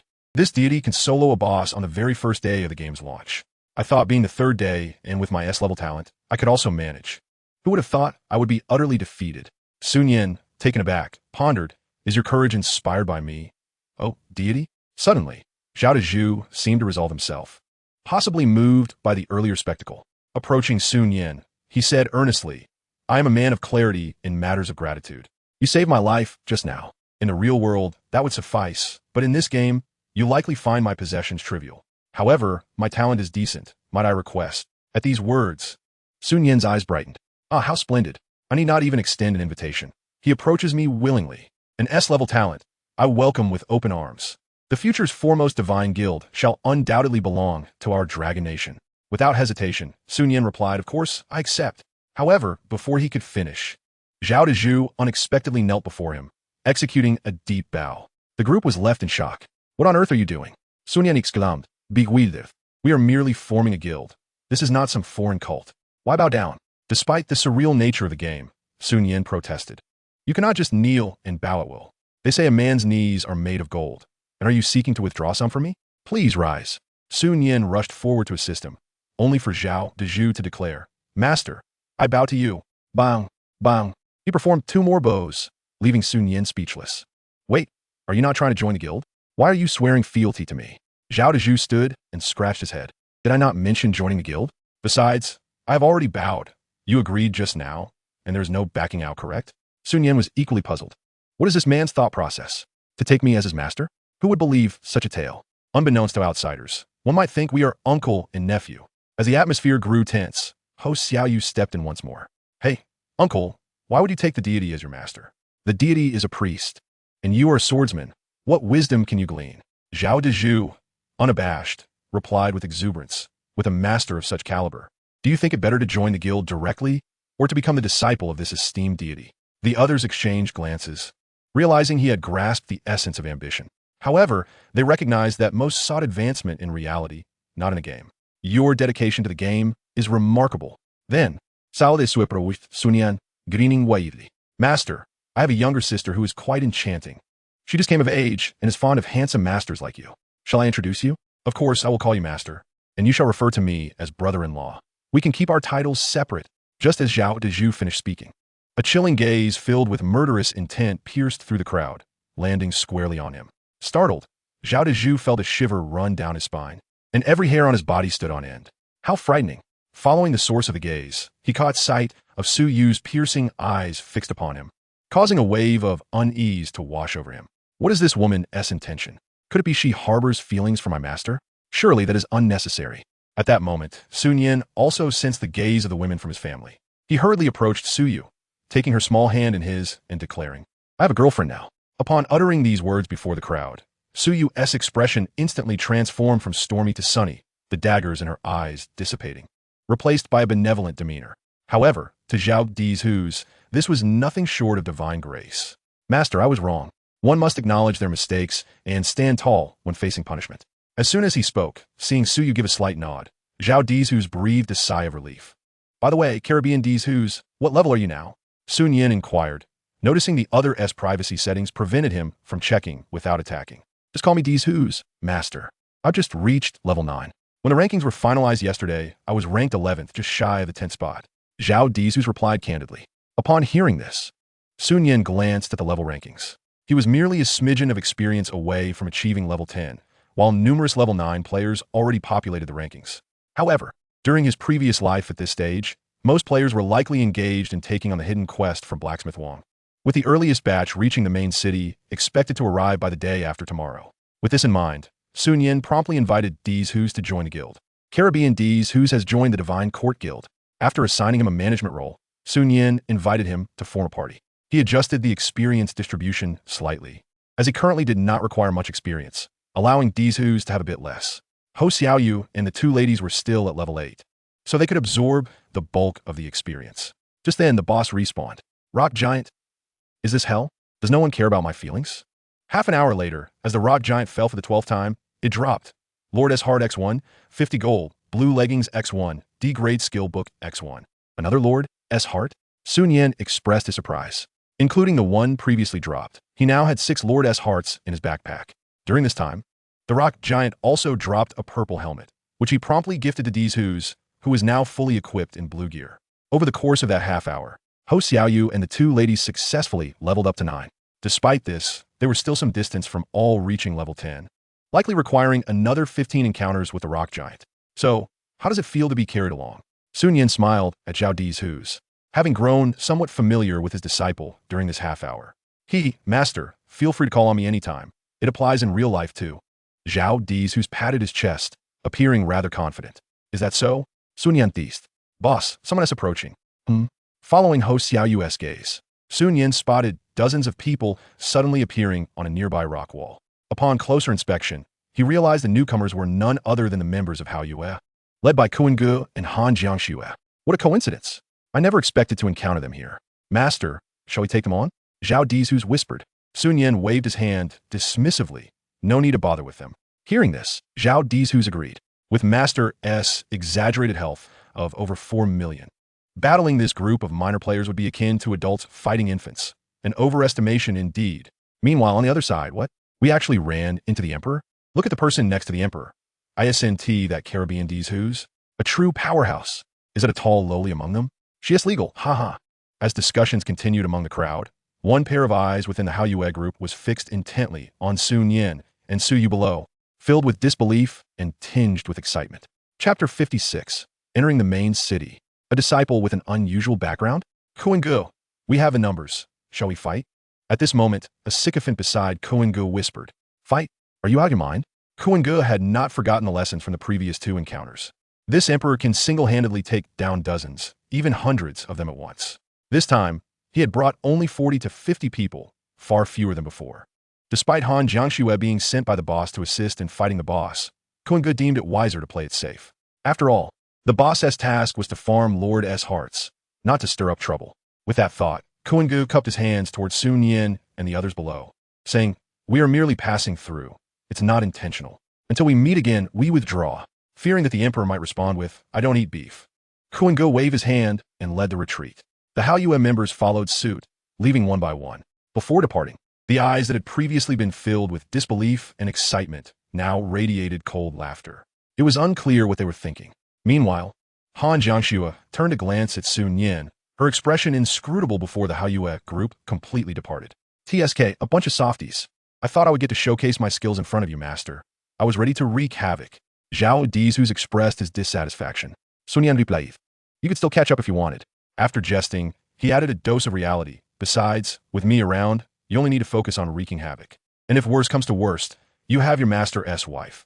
There's no need for you to be the one to create chaos." "You make it sound like I'm redundant." At this point, Zhao Dizhu's looked at Sun Yan, his tone earnest. "Master, how about we meet in real life? I feel uneasy not properly honoring you." Sun Yan patted Zhao Dizhu's on the shoulder, joking, "If you put it that way, I might just have to fleece you a bit." "Absolutely no problem." Zhao Dizhu's perked up instantly. "Master, let us add each other on WeChat for easier communication." "Scam me." After this brief interlude, the boss respawned, and they resumed the fight. The group was not far from reaching level 10. In this game, entering the main city was merely the beginning. The real fun was yet to unfold. Fast forward half an hour later. During this time, Sun Yan had defeated the rock giant 16 times, yielding an impressive array of items. "Rock giant? Is there no one to speak for me?" Cough back to the topic. The green and blue gear was plentiful, amounting to at least dozens of pieces combined. However, all of it was stored in Sun Yan's backpack for potential future use. Regrettably, there were no purple items this time. Numerous D-grade and C-grade skill books for various professions had dropped, along with 1 or 2,000 gold coins. He had allocated all his free attribute points, and both he and Su Yu's attack speed had now reached 1284. Additionally, they had accumulated a substantial 7 Lord S hearts from this round. With the 6 previously held, Su Yu and the others could each exchange for a purple item in Blacksmith Wang's hidden quest. As for their levels, they were all currently at level 9, with a mere 98 experience points to go. At this moment, outside the cavernous embrace of the rock formations, the esteemed leader, "Your generosity in guiding us through levels and bestowing upon us the Lord's heart weighs heavily on my conscience," remarked Ho Xiaoyu. She calculated in her mind. The Lord's heart fetches a price of 10,000. Leveling up costs another 20,000. And those skill books you previously gifted us total to 66,666. Quite a substantial sum indeed. Beside her, Yu Yurong nodded in agreement. "Yes, yes. It is reasonable. I shall arrange for someone to transfer the payment to you promptly. While the leader's guidance is invaluable, they certainly wouldn't want the esteemed figure to offer assistance without compensation. Such a debt of gratitude would surely weigh on their hearts. One cannot be ungrateful, after all." Sun Yan, upon hearing this, did not decline. For who could turn away from the allure of wealth? The prospect of financial gain is undeniably enticing. Zhao Dizhu's approached Sun Yan, his composed visage breaking into a grin reminiscent of a mischievous uncle. "Master, after a couple of days when my apprentice has some free time, I shall visit you to present some delightful gifts." Of course, at this juncture, Zhao Dizhu's cast a furtive glance at his master's wife, an instinct for self-preservation surging within him. "Rest assured, master's wife, the gifts I offer will be entirely respectable, guaranteed to surprise both of you." Sun Yan replied, "I have no need for anything respectable." Returning to the matter at hand, the tone of Dizhu's suggested that his background might be rather extraordinary, a fact unknown to Sun Yan from his previous life. However, this was not the moment for such contemplations. "All right, let us proceed to the novice village to undertake the hidden quest from Blacksmith Wang. Remember, your purple gear must exclusively be weapons." "No problem, master. We shall heed your guidance." Soon, the group entered the novice village, and when they emerged, each of them was equipped with a purple weapon. "Now, we are about to step into a brand new realm," declared Sun Yan as they arrived at a monster spawn point. Skill: Inferno of the Fiery Sea. Boom! Flames erupted, instantly vaporizing the dozen or so minions before them. Experience point soared. 32, 35, and so on. Su Yu and the others watched the experience points climbing steadily in the upper left corner, their hearts brimming with anticipation for the main city. After the first wave of minions was vanquished, their experience points collectively reached level 999. A minute later, the second wave of minions appeared. Skill: Inferno of the Fiery Sea. Notification: all members of your team have reached level 10 and meet the requirements to enter the main city. Would you like to teleport immediately? Teleport. Just as Nian made his selection, the 5 figures vanished from their location in an instant. A server-wide announcement echoed. Congratulations to players D, Nian, Ho Xiaoyu, Yurong, and Caribbean D's for becoming the first group to enter the main city. As a reward, each received 3 reforging stones, 1 pocket treasure map, 1,000 gold coins, and 5 blue items. We encourage all players to continue striving. Upon the release of this announcement, players engaged in leveling and those battling bosses for gear were taken aback. Wow, someone has entered the main city so quickly? And in a group? Wah? 1,000 gold coins and 5 blue items? That's enough for me to gear up for several months. Hey, aren't the Starry Rain trio the ones who used to roam the world recklessly? How did they end up in a mighty D's group? With the reckless slaughterer now a wanted player, who would dare associate with him? Do you think they are foolish? Has anyone found the reckless slaughterer yet? Not yet. I've been searching for quite a while. Same here. The world channel buzzed with excitement once again. Meanwhile, in the Divine Realm, in the Dragon Kingdom, within the Imperial City, one of the 12 main cities. Wow, is this the main city? It's like stepping into another world. At the center of the resurrection altar, as Yurong stood gazing outward, her mouth agape and her eyes wide with astonishment, she beheld a scene of extraordinary vibrancy, with bustling streets that exuded an air of grandeur and elegance, reminiscent of a dreamlike metropolis. The architecture here, unlike the modern cities filled with towering skyscrapers, imparted a unique and fantastical ambience of another realm. Wow, the style here is unlike anything I've ever seen, and even the surrounding NPCs seem incredibly lifelike. Having grown accustomed to the elderly denizens of the novice village, witnessing the throngs of people here further elevated Yurong's perception of the game's realism. After marveling at this spectacle, she stepped out of the resurrection altar and approached a little girl by the roadside, poking her chubby cheek with a finger. Suddenly, the little girl burst into tears. "Are you out of your mind? You little squirt." The girl's mother, witnessing this, scolded Yurong and swiftly whisked her child away. Yurong retorted, "See? She even knows I'm short. Doesn't that prove how real it is?" Meanwhile, Su Yu and the others regained their composure from the astonishing sights that resembled a new world. Zhao Dizhu's was the first to speak. "Master, do you think this could be a real world? The level of realism here feels more authentic than reality itself. I'm starting to question whether our Blue Star is merely a game called Blue Star Online, and this is the true reality." Although they had been equally awed by the game's realism when they first started, after spending time in the novice village, it felt somewhat mundane. After all, what could one see all day but mountains, trees, and the occasional old man with a wooden hut? Now, arriving in the main city, their perspectives shifted abruptly, akin to bumpkins entering the city for the first time, curiously peering around and touching everything. "We'll get accustomed to it in a few days," Sun Yin shrugged. "Who knows? Perhaps this is indeed another world," he mused softly, taking Su Yu's hand as they walked outside the resurrection altar. "What shall we do next, esteemed leader?" Yurong inquired, her curiosity piqued as Sun Yin descended. Glancing at the time, he noted it was nearly 2 in the afternoon. The bounty could wait. First, they should conquer the dungeon. Once that was accomplished, they would search for treasures. Zhao Dizhu's looked puzzled. What bounty? What is Master talking about? However, before he could voice his question, Yurong scratched her head. "Where is the dungeon? We are unfamiliar with this place. Should we find an NPC to ask?"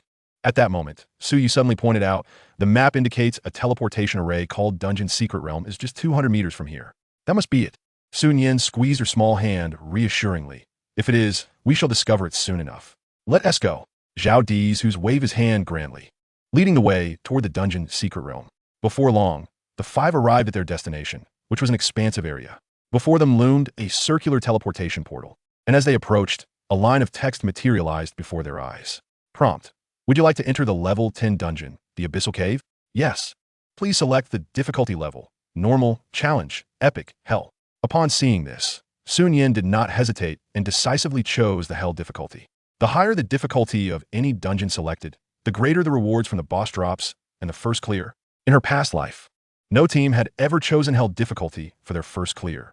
Therefore, Sun Yin was curious about the bounty that awaited them. Prompt: "It is advised to enter this hell dungeon with a team of more than 10. Do you still wish to proceed?" "Yes." The moment Sun Yin's words fell, The figures of the five were instantly drawn into the teleportation portal, vanishing from sight. Upon entering the dungeon, the five were immediately besieged by several cave spiders. Cave Spider, level 13. Rank, Elite. Health, 1250. Attack, 135. Skills, Bite Webbind. Master, let me handle this. Zhao Dezuzu exclaimed, not waiting for Sun Yin to act. He swung his sword at the spiders. 166, 159. With the enhancement of a purple-grade weapon, Zhao Dezuzu's current attack power was commendable. However, it was difficult for one to contend against multiple foes. No matter how fierce his lifesteal was, it could not withstand the damage dealt by several cave spiders. We'll join in. Yu Yurong looked over at Ho Xiaoyu. Let's go. Skill, Shadow Strike.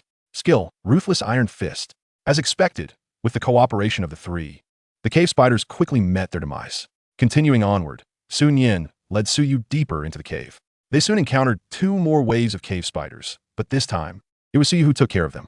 After delving nearly 100 meters, a formidable creature appeared before them. Ghastly Face Spider, level 15. Rank, Epic. Health, 12880.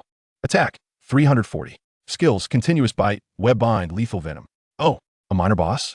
This time, to avoid wasting too much time, Sun Yin took the initiative. Skill, Sea of Flames. Boom, 1360, 1344. In an instant, numerous basic attacks landed simultaneously.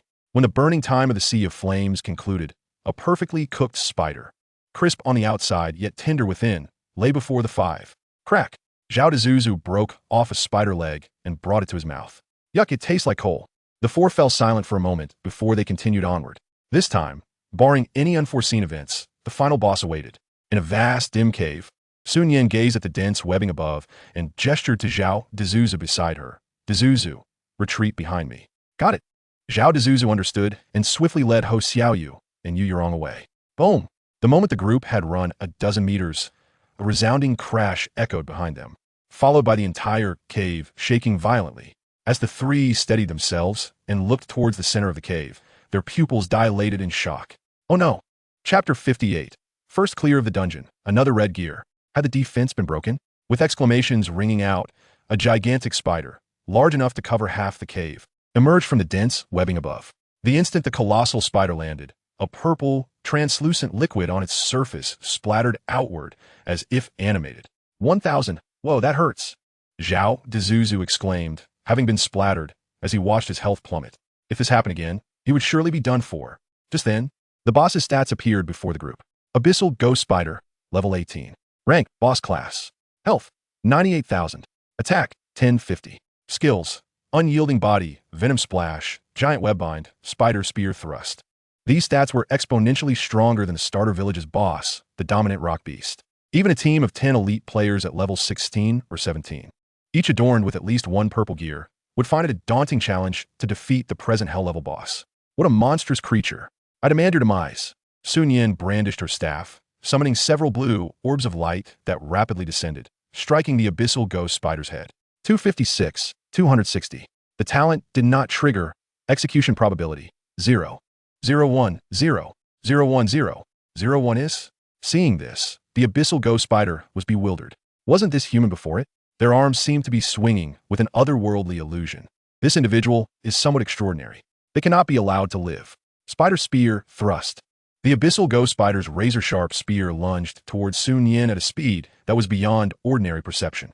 With my damage, a mere level 10 child should perish instantly. 1,450. Health, 257661. Abyssal Ghost Spider. Rock Beast. Do you feel my pain? At that moment, the 8 eyes of the abyssal ghost spider displayed a range of human-like emotions. Shock, despair, disbelief, and skepticism. Rock Beast. This part one know well. For a moment, the abyssal ghost spider stood frozen, its mind a blank slate, unsure of what to do. But witnessing the human relentlessly inflicting damage upon it, the abyssal ghost spider felt compelled to act. Even if I perish today, I shall take one down with me. With that, the 6 eyes of the abyssal ghost spider locked onto Suyu beside Sun Yin. Spider Spear Thrust. Hiss. Prepare to meet your end. 1450. Remaining health, 429, 2900. Abyssal Ghost Spider. Wait, are humans really this powerful now? Instantly dealing millions of damage and attacking 10 times in a second? Oh no, am I just a lowly mob?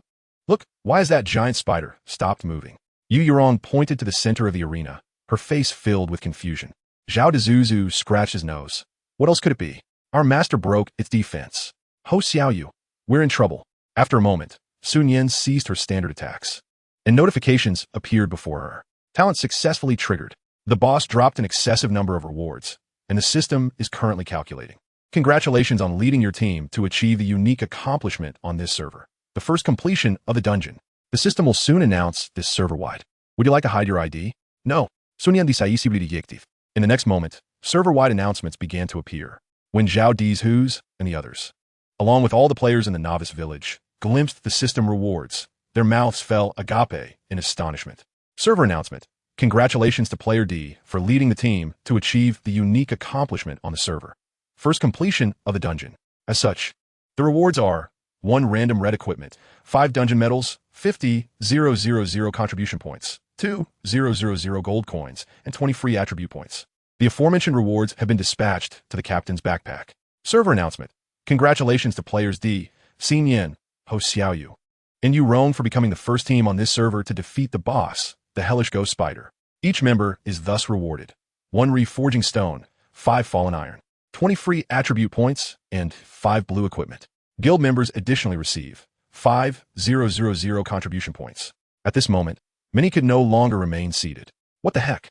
These people just entered the main city not long ago. The first completion of the dungeon has already been snatched away. This can't be legitimate, right? I don't even have a full set of blue equipment, and they already have 2 pieces of red gear. Reporting to Geneva. It's unfair. Why do they get to be carried by the big shots? Brothers, hurry into the main city. If we delay, all the good stuff will be gone. Let us form a group and head to the main city. The world chat was bustling with activity. Meanwhile, inside the dungeon, the calculation of boss drop rewards was completed. Congratulations, you have received 1 purple equipment, 14 blue equipment, 8 D grade skill books for C grade skill books, 1 B grade skill book, 3 fallen iron, and 1,000 gold coins. Gazing at the plethora of items before him, Su Nian nodded inwardly, deeming the drop rate quite satisfactory. He examined the purple equipment and the B grade skill book, momentarily taken aback. The skill was perfectly suited for him. Does anyone here still lack a purple helmet? Su Nian inquired, glancing at Zhao Di's Who's and the 3 approaching him. He recalled that Su Yu, Yu Rong, and Di's Who's seemed to have already acquired one. Upon hearing this, Ho Xiaoyu raised his hand and said, "Big shot. I currently don't have one. Here, take it." He handed the purple equipment to Ho Xiaoyu and then retrieved 5 dungeon medals from his backpack. Dungeon medal grants an additional 15 damage when worn in a dungeon. Each person may only wear 1. Not bad, just a little trinket. Here, 1 for each. Yu Rong gasped in astonishment. Wow, this medal grants such a high bonus. If the big shot were to sell it, it would easily fetch over 100,000. Ho Xiaoyu smirked. It doesn't matter. I'll give the big shot 200,000 for 1. A reverse bidding war emerged. Sun Yan's lips twitched slightly. All right, let us see what this random red equipment yields. Upon hearing this, the 4 of them began to anticipate eagerly. Chapter 59. Su Yu's anomaly. Will the weight of this ensure the child will never go hungry in the future?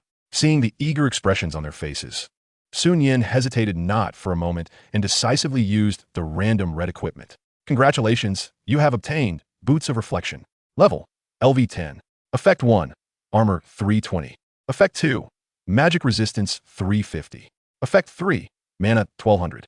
Effect 4, Spell Power 150. Skill effect, when the player receives damage, 20 of the damage dealt will be reflected back to the attacker, including skills. Wow, this skill effect. Upon seeing the skill of this red equipment, Sun Yan's eyes widened slightly. If he remembered correctly, the Blessing of Destruction only activated with damaging skills. And equipment skills also count as skills. Good heavens, considering this. That's a 60 damage reflection. If someone dealt 100 damage to him, he would recover 100 in a second, while the attacker would lose 60 health. Unless the attacker dealt damage exceeding his recovery rate of 25,000 per second. This red equipment was essentially invincible. Master, what do you think? Is this red equipment impressive? Zhao Dizhu's asked, his curiosity intensifying. The others, Su Yu and the 3, shared similar sentiments. Impressive? Let us go outside and test it. As the words left his lips, the figures of Sun Yan and his companions vanished from the dungeon, reappearing in front of the main city's teleportation array. Come on, Dizhu's hit me, Sun Yan said, disbanding the team while enabling the guild's mutual damage function. Players can attack within the main city, but if one strikes too hard or commits murder intentionally, they will be directly subjected to a bounty. Upon capture, they would face the risk of imprisonment or, in other words, account suspension. Master, isn't this a bit inappropriate? Zhao Dizhu's hesitated upon hearing this. I have 3 rules for accepting disciples. First, I want to accept disobedient ones. Zhao Dizhu's. Master, I can hit, can I? Before Zhao Dizhu could finish his sentence, his sword was already swinging towards Sun Yan. 160. Health, 257, 661. 96. What is happening? Zhao Dizhu exclaimed, bewildered as he suddenly lost 96 health points. You'll understand when you see this. Sun Yan displayed the stats of the boots of reflection to the others. Upon seeing it, their eyes widened in disbelief. Wow, red equipment actually has a special skill. This is my first time witnessing it. Yu Rong exclaimed, filled with envy. Truly remarkable. The stats are absurd. Ho Xiaoyu echoed, equally astonished. Impressive. Su Yu, though less knowledgeable, couldn't help but marvel as well. At that moment, Zhao Dizhu noticed a discrepancy. The stats panel indicated a reflection effect of 20%. Yet when he struck his master, the reflection seemed to exceed 50%. However, he refrained from probing further, attributing it to his master's prowess. By the way, Big Shot, you mentioned we would go dig up that miniature treasure map after finishing the dungeon. Shall we do it now? At this moment, Yu Rong asked, her face brimming with curiosity. Of course, but each person's treasure map location should differ. Let us split up. When we gather for the bounty rewards, I'll message you all. Upon Sun Yan's words, the 4 nodded in agreement. Soon, Zhao Dizhu's and the others followed the directional arrows to their respective treasure locations. As Su Yu took a step forward with her long, graceful legs, she appeared somewhat distracted. Suddenly, Sun Yan grasped her small hand and teased, what's wrong? Don't you want to spend this rare moment alone with your future husband? Feeling the intensity of his gaze, Su Yu averted her eyes and replied, aren't we going to dig for treasure? Noticing her unusual demeanor, Sun Yan's expression momentarily faltered, his brows knitting together as he approached Su Yu, leaning close to her and whispering, little Yu, what troubles you? Are you feeling unwell? Upon hearing this, Su Yu shook her head. No, your demeanor cannot deceive me. Sun Yan reached out, gently rubbing Su Yu's delicate face now. Tell me, what is truly the matter? Lowering her head, Su Yu murmured, I am afraid. Sun Yan was taken aback. Afraid of what? Could it be that the large spider from the recent dungeon had frightened her? That shouldn't be the case. I am afraid of the surgery, Su Yu whispered. Upon hearing this, Sun Yan let out a sigh of relief. It was understandable, after all. Even a routine operation could instill fear in many, let alone a craniotomy.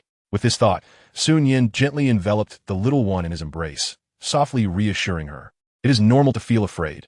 Rest assured, I am here with you.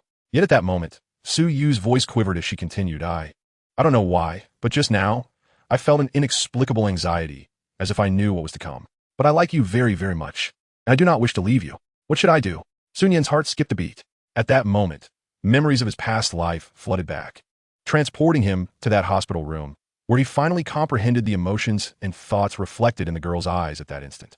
Was this what she had wished to express then? He held her tightly, as if to ensure she would never slip away. I promise you, we will not part. Did you still doubt my words? Despite the countless comforting phrases swirling in his mind, only this solemn promise escaped his lips.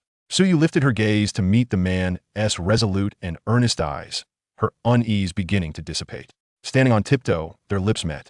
Sensing the fervent yearning from the one in his arms, Sun Yan hesitated for a moment before beginning to reciprocate. Time seemed to stretch indefinitely until, Su Yu's eyes suddenly widened. She pushed the man away, her small hands covering her chest, her face flushed as she exclaimed, What are you doing? Sun Yan rubbed his waist, exasperated. Are you sure it wasn't you who initiated that? Well, to be fair, she retorted, though it was just a brief contact.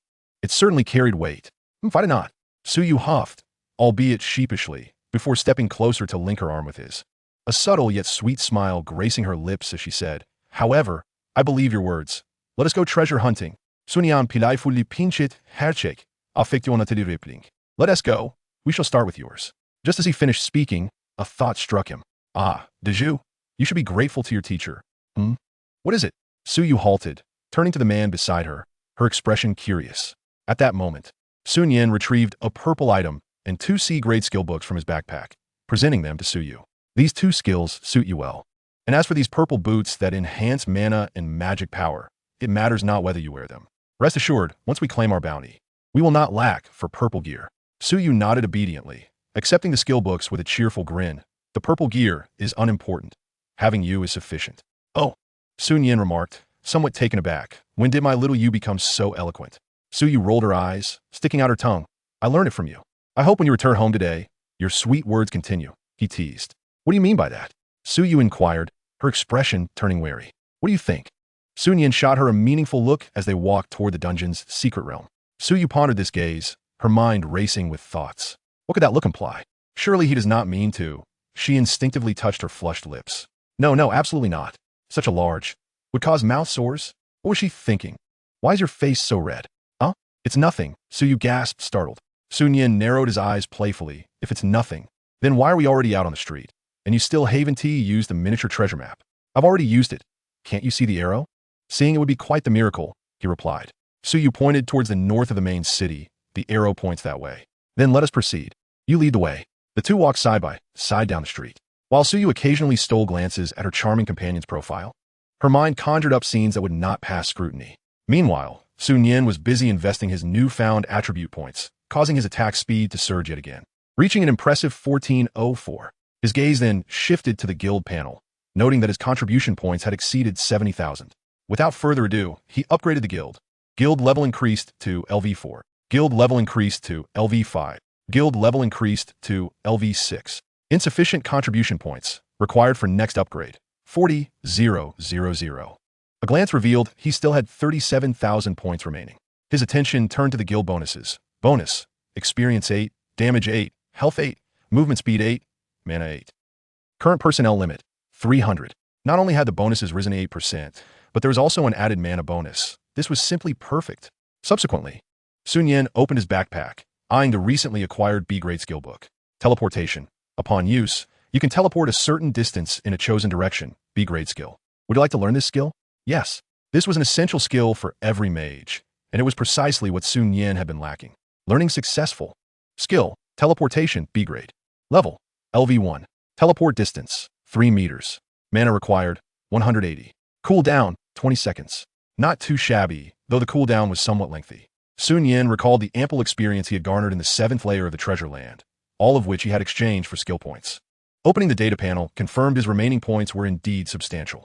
Thus, he proceeded to elevate teleportation to LV2, LV3, with over 400 skill points. He ascended teleportation to level 10, while also upgrading his Flame of Destruction by 5 levels. The range of Flame of Destruction now spanned 77 meters, and its cooldown was reduced to 22 seconds. In comparison to Flame of Destruction, the enhancement of teleportation was quite significant. Skill: teleportation, B-grade. Level: LV10. Teleport distance: 8 meters. Mana required: 150. Cooldown: 13 seconds. This improvement could only be encapsulated in 3 words. Absolutely splendid. Just then, Su Yu's voice broke through his thoughts. We've arrived. The arrow indicates the treasure lies here, but how do we dig it up? With a shovel, of course. What else would we use? A spoon? Su Nian replied, pulling out an ordinary shovel from the portable shop. Then let us begin. Su Yu took the shovel and began to dig beside a tree on the street. Bystanders looked on in bewilderment. After a short while, a blue glow emanated from the spot she had excavated, followed by a notification appearing before her. Successfully used the pocket treasure map. Congratulations, you have unearthed the fairy wand. Wait, this treasure map seems rather unorthodox. How could it yield such an item? Upon catching sight of the wand, Su Yu's cheeks flushed crimson. This shouldn't be what you think it is. Let's check the description. All right. Su Yu hastily glanced at the detailed introduction. Fairy wand. A sword-type weapon costume that increases damage by 3 when fused with a weapon. Well, take a look. Su Yu retrieved the fairy wand from her backpack and handed it to Su Nian. Upon inspection, Su Nian exclaimed, "This is a costume I've seen before in my past life. After level 20, it refreshes in the shop, but even the cheapest one costs over 10,000 gold coins. Yet, this fairy wand is inexplicably a warrior's weapon costume. Just imagine, a warrior wielding an oversized pink fairy wand in battle. What else can one say except wow? Perfect. You, as the master's wife, haven't gifted anything to the Zhu yet. I believe this is just the right fit. Su, you're in for a treat this time. Just be grateful to your master. I don't want it anyway. You can keep it to give to someone else. Su Yu nodded in disdaste. Well then, let me use this pocket treasure map. Though pocket treasure maps can yield precious items, the odds pale in comparison to those of a genuine treasure map. This time, I refuse to believe I can't unearth something valuable." After Su Yu activated the pocket treasure map and waved her hand, the notification appeared. Successfully used the pocket treasure map. Congratulations, you have unearthed a quest scroll. A quest scroll? Su Nian post. Can be accepted? Su Yu shook her head. No, it states here that I must go to the quest hall to accept it. Let us keep it for now and check it out later. I've never seen a quest scroll that was easy to acquire. Now, onto the main course. Sun Yin took out the treasure map and clicked to use it. However, just as they took a few steps, a phone call notification popped up, causing Sun Yin to suddenly become serious as the screen displayed Chapter 61. Reward someone slightly, but not too generously. Dr. Li, Sun Yin froned slightly. Dr. Li was the one he had communicated with yesterday, providing numerous precautions. Huh? What did you say? Su Yu, turning her head, could not quite catch Sun Yin's murmurs. Shoo. Sun Yin gestured for silence. Someone's on the line. Keep it down. Oh, okay. Su Yu nadido obediently. Sun Yin answered the call. Hello, Dr. Li. Hey, could you bring the patient by before 5 this afternoon? We need to finalize some preoperative preparations, such as checks, blood preparation, antibiotic skin tests, height and weight measurements, etc. Do you have time? Yes. Upon hearing it was about the surgery, Sun Yin could not afford to be careless. Doctor, can I come over as soon as possible? All right, I won't keep you any longer. As the call ended, the screen faded away. Sun Yin immediately sensed Su Yu's slight trembling and her tightly clenched fist beside him. Don't be afraid. He gently took hold of her small hand and reassured her, I will always be by your side. Trust me. Moon wasasing sununtai iunot. Sun Yin glanced at the time. It was currently 2:40 in the afternoon. He looked at the lovely girl beside him and said, We can't keep the doctor waiting too long. How about I pick you up by 3? Su Yu shook her head. I'm not a child. There is no need for you to pick me up. Let us just meet at the hospital entrance. Though she felt anxious, she did not want to disappoint the man as concerned. Perhaps before the surgery tonight, she could reward him a little. Those strenuous activities were to be avoided the day before a craniotomy to prevent intracranial hematoma. Su Yu glanced at her small hands. Surely this wound count, right? All right, let us dig up this treasure map first. Then I'll notify Deju and the others. Following your lead, let us go. Shortly after, the two found themselves in a small grove within the imperial city. Following the arrow's guidance, Sun Yin approached a rather small tree. Let us hope nothing bizarre comes out of this, he muttered as he decisively plunged the shovel into the ground. Suddenly, a brilliant golden light burst forth from the earth. Sun Yin? What in the world? A direct golden legend? If he remembered correctly, his last encounter with a golden legend occurred when he had just unlocked an Ultra S-level talent. Realizing this, Sun Yin focused intently. Successfully used the treasure map. Congratulations. You have unearthed the Ancient Artifact Core. Ancient Artifact Core, a core material for upgrading ancient artifacts, possessing immeasurable value. Upon seeing this item, Sun Yin lost his composure. As the detailed description indicated, the future value of the Ancient Artifact Core was simply beyond measure, a treasure of untold worth. If, during the period of return in his past life, there were only 1,000 pieces of red gear among billions of people worldwide, then the number of ancient artifacts and ancient god gear in the world would certainly not exceed 20. To upgrade red gear to ancient artifacts, 3 rare materials were required in addition to the Ancient Artifact Core. However, these materials could only be obtained once players reached level 30 and met the threshold to enter the Godfall mountain range. The wild monsters within the mountain range had no level restrictions, and its overall size was several times that of the ancient Dragon Kingdom. Therefore, it could be said that the danger level was such that even most players reaching level 50 would only dare to venture around the mountain's periphery. For even in the mixed zones of the mountain, there were monsters and bosses at levels 60 to 70, let alone the core region. It was likely that even beings of destruction level power would hesitate to enter the core area recklessly. The upgrade quest was of utmost urgency. Seeing this, Su Yu leaned in curiously. You look so excited. What treasure did you unearth? You'll know when you see. Sun Yin shared the details with her. After reading, Su Yu paused slightly. What is an artifact? Is it more powerful than red gear? And is its value truly immeasurable? Noticing her complete lack of understanding, Sun Yin could only shake his head helplessly. All you need to know is that its value surpasses that of the talent upgrade card I sold before. Wow. Su Yu's beautiful eyes instantly lit up. Her esteemed companion had indeed struck gold. A reward was definitely in order, a substantial one. Just as Sun Yin playfully pinched Su Yu's cheek, smiling, he said, All right, let us head out. I've already informed Deju and the others to gather at the resurrection altar. Let us say goodbye to them in person before we leave. Let's go. Stop pinching me. A few minutes later, at the resurrection altar in the main city, Sun Yin inquired, Has Ho Xiaoyu and Yu Rong arrived yet? Noticing that only Zhao Dizhu was seated on the stairs at the altar's entrance, he asked uncertainly. Zhao Dizhu stood up, brushed off his pants, and looked around. Not yet, but they should be here shortly. By the way, Master, I just remembered, what was the bounty reward you mentioned earlier? As he spoke, Zhao Dizhu scratched his head. I know that person called Slaughter All under heaven was put on the bounty list, but I'm not sure about the others. Did you perhaps accept a task related to this? Seeing the curious expression on Dizhu's face, Sun Nian refrained from elaborating further and directly donned mask. As his ID changed above his head, Zhao Dizhu's was taken aback. "Is that really you?" he exclaimed, bewildered. "You've transformed into slaughter all under heaven just by wearing a mask." After rubbing his eyes to confirm he wasn't mistaken, the confusion on Zhao Dizhu's face gradually gave way to astonishment, which then morphed into sheer joy. "Wow, I have just one master, yet I get to enjoy the benefits of two? What a windfall for me." Zhao Dizhu's. Just then, Ho Xiaoyu and Yu Rong arrived from different directions at the resurrection altar. "Now that we're all here, I have something to discuss," Sun Yin announced. Noticing the trio's rapt attention, he took Su Yu's hand beside him and said softly, "The bounty reward may not be available until the day after tomorrow or the day after that." The three were momentarily stunned. Zhao Dizhu's was the first to speak up. "Master, is something wrong? Are you not playing the game for the next couple of days?" Sun Yan nodded. "I have some matters to attend to with Xiaoyu in real life, so we'll be logging off soon. You all should take on more tasks and level up during these days." At this point, he seemed to recall something and turned his gaze towards Dizhu's. "By the way, Dizhu's, this was uncovered by your master's wife, and among us, you're the only one who can use it, so I'm giving it to you." While saying this, Sun Yin pulled a pink magic wand from his backpack and handed it to Dizhu's. Zhao Dizhu's accepted the wand with a perplexed expression. However, upon reading its description, his face lit up with joy. "Thank you, master and master's wife. But what exactly has happened to you? You should tell your disciple. I have some skills in the real world." Yu Rong nodded in agreement. "Yes, if there is something going on, just let us know. We might be able to help." Ho Xiaoyu also looked serious. "Big shot. I may not have many skills, but I'm wealthy. Just let me know if you need money." Listening to the trio, Sun Yin couldn't help but smile wryly. "I'm just going for a checkup. What else can you offer? I have enough funds for the surgery, and Dr. Li is already assisting me. I'll just slip him a little red envelope later. Is there anything else you can assist with?"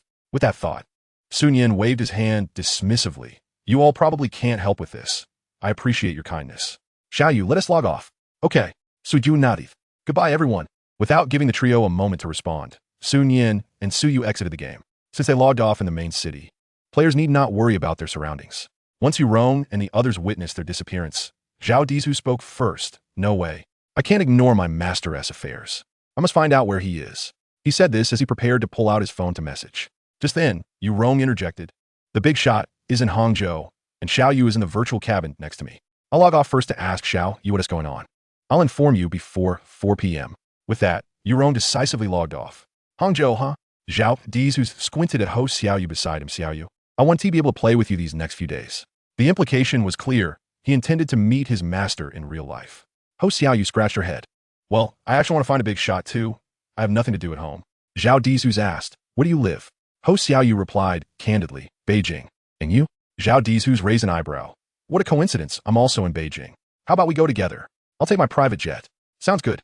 The two agreed that once Yu Rong returned with news, they would prepare to set off for Hangzhou. Subsequently, Zhao Dizhu gazed at the oversized magic wand that had completely fused with his sword. He gripped it tightly and gave a shake, nodding. "It feels quite good to use." Ho Xiaoyu remarked, "Just picture it. A middle-aged man with a center-part hairstyle swinging around an oversized pink wand. It's a sight that's simply eye-watering." "Oh, right, Xiaoyu." Zhao Dizhu pondered while weighing the magic wand in his hand. "What did you find in the treasure map?"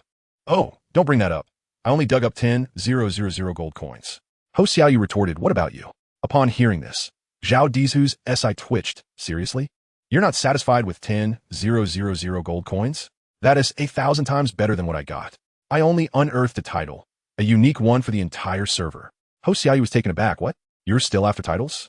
However, before she could finish her sentence, upon seeing the description that Zhao Dizhu shared, she was utterly dumbfounded. "Unlucky one. Unique server title. Wearing this title, you'll find that luck is not on your side." "Huh?" Ho Xiaoyu nearly burst out laughing, ultimately managing to suppress her amusement to utter a single word. "Impressive. To dig up something like this from a treasure map, your luck must be extraordinary. Want to sell it?" 10 gold coins. "No way. 1 gold coin. I'll give you all my gold coins, but I don't want that thing." Seeing Ho Xiaoyu's resolute response, Zhao Dizhu felt utterly helpless. Should I just toss this title away? Just then, a figure suddenly appeared before them. Sister Yu Rong. Upon seeing the newcomer, Ho Xiaoyu quickly stood up from the steps and joined Zhao Dizhu in front of Yu Rong. "What is going on? Did my master say anything? Did my master's wife tell you?" Yu Rong nodded solemnly. "Xiaoyu is going to have surgery in the next few days. Judging by her expression, it might be somewhat serious. But don't worry, I have connections at the hospital and have already made arrangements. That's good, Zhao Dizhu's replied, patting host Xiaoyu on the shoulder. Get ready. Let us set off before nightfall. Absolutely. In the blink of an eye, the sky darkened. In Hangzhou, at the headquarters of the Haoyue Guild, within a restroom. Hello, may I ask if you're the owner of Haoyue? Hao Ge lowered his voice as he spoke to the other end of the phone, which belonged to the Haoyue Guild. Who are you? My name is Hao Ge, and I'm an A-level contracted member of our club as Hangzhou branch. I have something to discuss. Hearing the impatience in the other party's tone, Hao Ge recalled the scene he witnessed earlier in the rocky cave, filled with jealousy. Gritting his teeth, he declared, Boss, I know the true identity of that emperor in the game. What? Upon hearing this, the person on the other end of the phone abruptly stood up from his office chair. Is that true? Indubitably, he was my classmate from high school. Today, I encountered D in the game, and their appearances were strikingly identical. Listening to Hao Ge's assured tone, my hands trembled with excitement. Tell me his true identity. I implored. Boss, it's not that I don't want to tell you, but as a person with an A-grade talent, I only earn 5,000 a month. 50,000. I will pay you 50,000 a month. What is D's true identity? After a pause, I returned to my chair, feeling an unprecedented sense of relief. Simultaneously, I reminded Hao Ge on the other end of the phone, keep your lips sealed. The benefits will undoubtedly come your way. Understood? This information must remain solely within our grasp. Understood, understood. Hao Ge beamed with delight. Soon, as the call ended, a smirk crept across my lips. If I couldn't locate you, the esteemed D, in the game, then I would have to seek you out in reality. If you were wise, you would surrender the guild and perhaps leave a fingerprint or two. All grievances might yet be reconciled. If you refuse, then perhaps this Sun Yin should witness firsthand what it means to deal with a capitalist. Prepare the vehicle. Chapter 63. Why does this disciple keep bowing? The atmosphere shifted, and the sky darkened slightly. The two had just returned home from the hospital. Sun Yin sat on the sofa, sipping water, while glancing at Su Yu, who appeared distracted. With affectionate concern, he remarked, Look at your little face. It's gone pale. Shall I give a gentle rub? Su Yu, in response, remained silent, staring blankly ahead as Sun Yin playfully kneaded his cheeks. Observing this, Sun Yin gently said, You have surgery tomorrow. Let's get some rest tonight. Don't worry. I will be with you the whole time. Hearing the man's caring words, Su Yu suddenly turned to him, drawing closer to feel the warmth of his presence and the astonished look in his eyes. Without waiting for a response, she lifted her delicate neck. I don't want to leave any regrets. Sun Yin was instantly jolted into awareness. What regrets? Rest assured, I shall ensure you have none in this lifetime. However, the doctor did mention that you must refrain from eating and avoid strenuous activities tonight. Be a good girl, all right? He added, once you recover, you can dictate whatever you wish to do. How does that sound?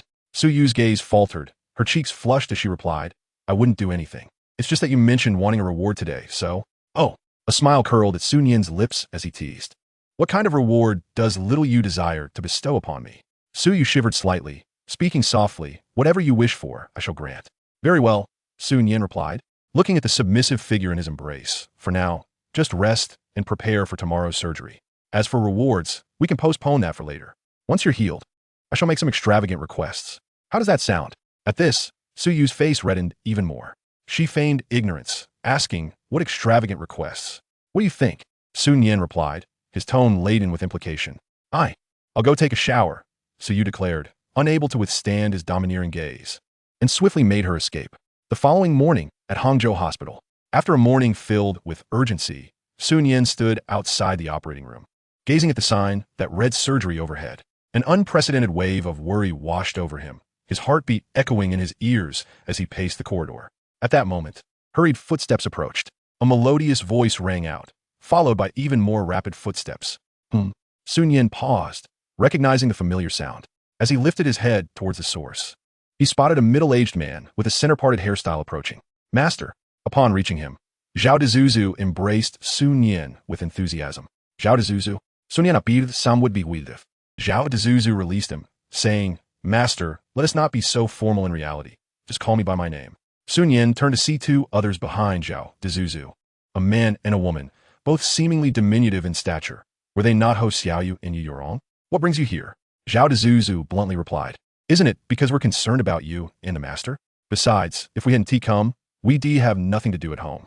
It's just a few hours by plane, so we thought we'd check in. After Zhao Dezuzu finished speaking, Ho Xiaoyu and Yu Yurong nodded in agreement. In truth, they had arrived the day prior, but due to the late hour and the hospital's advice that no one but family should see the patient before the craniotomy, They refrained from visiting until now. Master, this is our first meeting in real life. Allow me to bow. Oh no, let it be 3 bows. Without giving Sun Yan a chance to intervene, Zhao Dezuzu knelt down and bowed 3 times. Sun Yan was rendered speechless. Why does this disciple keep bowing? He thought. Don't tell anyone I'm your master.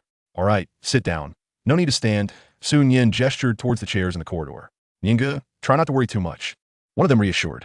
Indeed, I spoke with the hospital yesterday, and they said that the success rate for little you is quite high. Sun Yan managed a strained smile upon hearing this.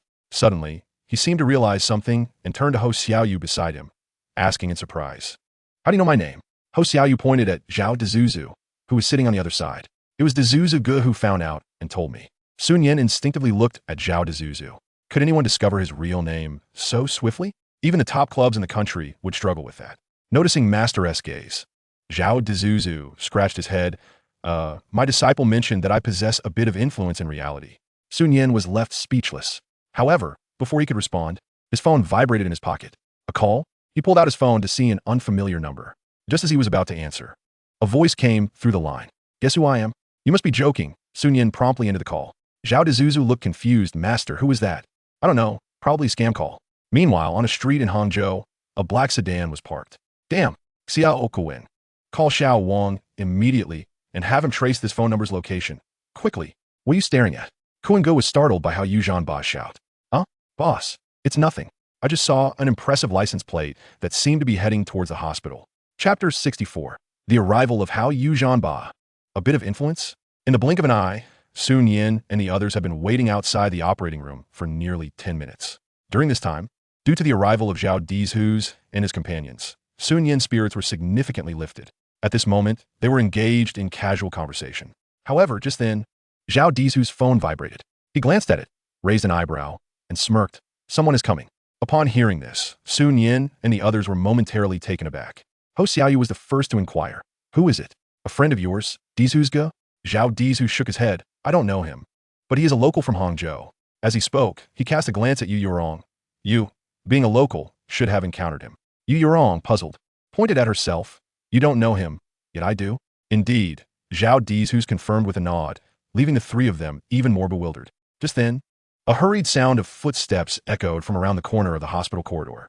They turned to look, and a stern-looking middle-aged man, clad in a white shirt and tailored trousers with leather shoes, appeared. He appeared to be around 40, and at that moment, he approached with a beaming smile, his gaze immediately locking onto Zhao Dezu's. Young Master Zhao, why didn't you notify me of your arrival? The serious-looking man asked as he lowered his head, extending his hand with an obsequious demeanor. Had I known you were in Hangzhou, I would have personally come to welcome you. Zhao Dezu shook his hand casually, a perplexed expression on his face. And you are? The man beamed with a smile. I am the mayor of Hangzhou, surnamed Gao. Surely you remember. I toasted you during your last visit to the capital. Zhao Dezu scratched his head. Oh, it's you. I didn't quite recall who you were. After all, there are countless people who have toasted to me. How would mere city mayor stand out? Seeing Zhao Dezu's acknowledge him, Mayor Gao's smile grew even more enthusiastic. If you need anything while in Hangzhou, please do not hesitate to ask. By the way, how is our old leader's health? Zhao Dezu sighed. Ah, he's in great shape, so there's no need for you to concern yourself, Mayor Gao. Mayor Gao's expression stiffened momentarily. However, when his gaze fell upon Sun Yan and the others seated behind Zhao Dezu's, he immediately transformed his demeanor into a smile. Young master, Zhao must be here to visit friends, right? I will fetch the hospital director and ensure that all facilities are of the highest quality. Zhao Dezu's waved his hand dismissively. That won't be necessary, Mayor Gao. I've already taken care of that. He then glanced at Sun Yan and the others, smiling. Master, Xiaoyu, and Demei, you must be thirsty, right? Without waiting for their response, Zhao Dezu's turned and patted Mayor Gao on the shoulder. Could you kindly fetch us a few bottles of water? That should be manageable, right? Upon hearing this, Mayor Gao's expression instantly brightened with delight, and he nodded repeatedly. Absolutely. Young Master Zhao, I am eager to make progress. I'll be right back. With that, Mayor Gao hurriedly departed. Zhao Dezu's watched him sit down, bemused. He sure runs like he means business. Witnessing this scene, Yu Yurong was left speechless. What was going on? She had just wanted to say that man was Mayor Gao, who, in Hangzhou, commanded respect even from larger companies than their Xingyu club. Yet now, he was behaving like a lapdog in front of Zhao Dezu's. As the 3 of them turned their gazes towards Zhao Dezu's, he cleared his throat. I mentioned that I have a little influence in reality. The 3 of them responded in unison. The mayor acts this way around you? This isn't just a little influence. It's a considerable one. At that moment, Ho Xiaoyu cautiously asked, Dizhu's go. Don't you have a catchphrase? Zhao Dizhu's was taken aback. What catchphrase? How would I know? Ho Xiaoyu cleared her throat and mimicked a line from a certain drama. Hangzhou does not permit such impressive individuals to exist. Zhao Dizhu's eyes widened. Well, I must admit, that phrase carries quite a flair. However, I might tweak it a bit. Ho Xiaoyu, filled with anticipation, asked, how will you change it? We'll leave that for another time. Zhao Dizhu's replied, glancing at the time on his phone before turning to Sun Nian with a smile. Master, I have a great gift for you and Master's wife. It should arrive in about 10 to 20 minutes. Dizhu's, you are quite filial. Of course, Zhao Dizhu's replied, proudly. Moments later, Mayor Gao returned, carrying bags filled with water and some fruits. Young Master Zhao, do you find this satisfactory?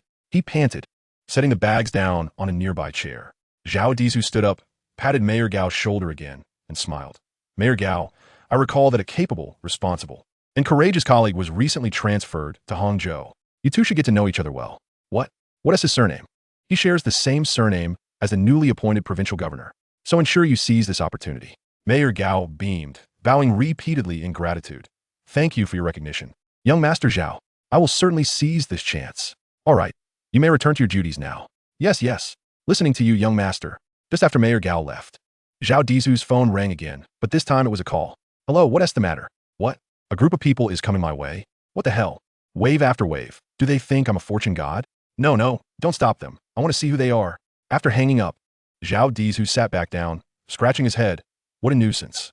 Soon, a group of 4 or 5 individuals approached. However, when Yu Yurong, seated on the outside, recognized the leader among them, she was taken aback. How Yu Zhanba? Why is he here? Hearing this, Ho Xiaoyu also turned to look around the corner of the corridor, frowning. Why is he here? Moreover, they don't seem to have good intentions. Witnessing this, Sun Yan narrowed his eyes. At that moment, he thought of one person. Within Hao Yu, he knew this scoundrel. Ah, indeed, it was the esteemed figure. Upon seeing Sun Yan, Hao Yu Zhanba immediately recognized him. However, when he caught sight of the petite Yu Yurong, a flicker of surprise crossed his eyes, quickly replaced by disdain. As for Zhao Dizhu's and Ho Xiaoyu, they were completely disregarded by Hao Yu Zhanba. Chapter 65. In Longhua, such impressive individuals are not permitted to exist. Kneel down. At this juncture, as Hao Yu Zhanba approached the 4 with a beaming smile, he addressed Sun Yan. Ah, no, it's my young brother Sun Yan. I have come all the way from Modu to sincerely invite you to join our Hao Yu club. He then took a contract from one of his subordinates, maintaining a smile. Look, I brought the contract. All you need to do is sign and stamp it, and we can settle our grievances once and for all. What do you say? Hao Yu Zhanba's demeanor resembled that of a smiling tiger, as if suggesting that Sun Yan would not be permitted to leave if he did not sign today. And in Hao Yu Zhanba's eyes, he believed he had the audacity to back it up. Don't act all high and mighty. Yu Yurong stood up from her seat, positioning herself in front of Hao Yu Zhanba, her expression cold as she retorted. You think you can make the big shot work for you for free? I think you're dreaming. As the moonlight competition unfolded, Hao Yu Zhanba paused, his expression shifting. Oh, by your tone, could it be that this lad has already signed with your star reign? Yet, upon reflection, if that were the case, why would you be here? Yu Yurong narrowed her eyes. Whether a big shot signs with star reign seems to be of little concern to you, does it not? If that is the case, then there is nothing more to be done. Hao Yu Zhanba shrugged. Of course, I not want to take pleasure in bullying the weak. With that, Hao Yu Zhanba swiftly maneuvered around Yu Yurong and approached Sun Yan, grinning as he said, Kid, hand over your guild and the equipment on you, and we shall take our leave. As for what may happen after our departure, that remains uncertain. After all, I, Hao Yu Zhanba, am a man who repays grudges and enjoys playing tricks. It was an overt threat. Yet, upon hearing these words, Sun Yan remained unfazed, merely casting a dispassionate glance at Hao Yu Zhanba, as if to say, fool. In an instant, Hao Yu Zhanba comprehended that look. You bastard slap. Before Hao Yu Zhanba could finish a sentence, Zhao Dizhu stood up and delivered a resounding slap, the force causing Hao Yu Zhanba to stagger back 2 steps. Who are you threatening? You dare to show your face here? Zhao Dizhu's disdainful voice echoed. A flicker of ferocity crossed Hao Yu Zhangba's eyes as he turned to his lackeys, barking orders. What are you all standing around for? However, before he could finish, a sharp military dagger was suddenly pressed against his neck from behind. It was only then that Hao Yu Zhangba turned fully to see that his subordinates had already been subdued by several impeccably dressed men who had appeared out of nowhere. The presence of the dagger rendered his lackeys utterly silent. In that moment, Hao Yu Zhangba's mind buzzed with confusion. Who were these people? But before he could ponder further, Zhao Dezhu stepped forward, placing a hand on his head, a smirk spreading across his face. What? Just because you brought a few people, you think you're impressive? Attempting to play strong-arm tactics in front of me, Zhao Dezhu? Following this, Zhao Dezhu nonchalantly patted his face, chuckling. In Longwa, we do not permit someone as arrogant as you to exist. Feeling the blatant contempt in Zhao Dezhu's gaze, Hao Zhengba's eyes turned crimson with rage. Oh, you still refuse to submit? Come, if you dare, strike me. Zhao Dezhu taunted, slapping his face again, his eyes brimming with provocation. At this, Hao Zhengba could no longer contain himself. I'll be damned, but just as he lifted his hand, a sharp pain shot through his neck. In an instant, he froze, his hand suspended in midair, his mind clearing in a heartbeat. He looked down to see a trickle of blood seeping from his neck, his pupils dilating in horror. Just a second more. Had he delayed even a moment longer, this person would have truly killed him. Did the opponent not understand what it meant to kill in Longwa? Even he dared only to threaten a few people or hire others to do his dirty work. But this man, Hao Zhengba's gaze fell upon Zhao Dezhu, whose face was filled with disdain, and he struggled to swallow, his eyes wide with fear. This man was truly willing to take his life, right before everyone's eyes. Gulping, Hao Zhengba's phone suddenly vibrated in his pocket. Observing this, Zhao Dezhu beckoned to the suited man behind Hao Zhengba.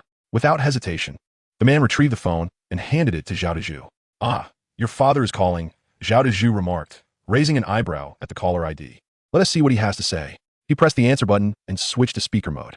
In the next moment, a rough, furious voice erupted from the phone. How? You little brat.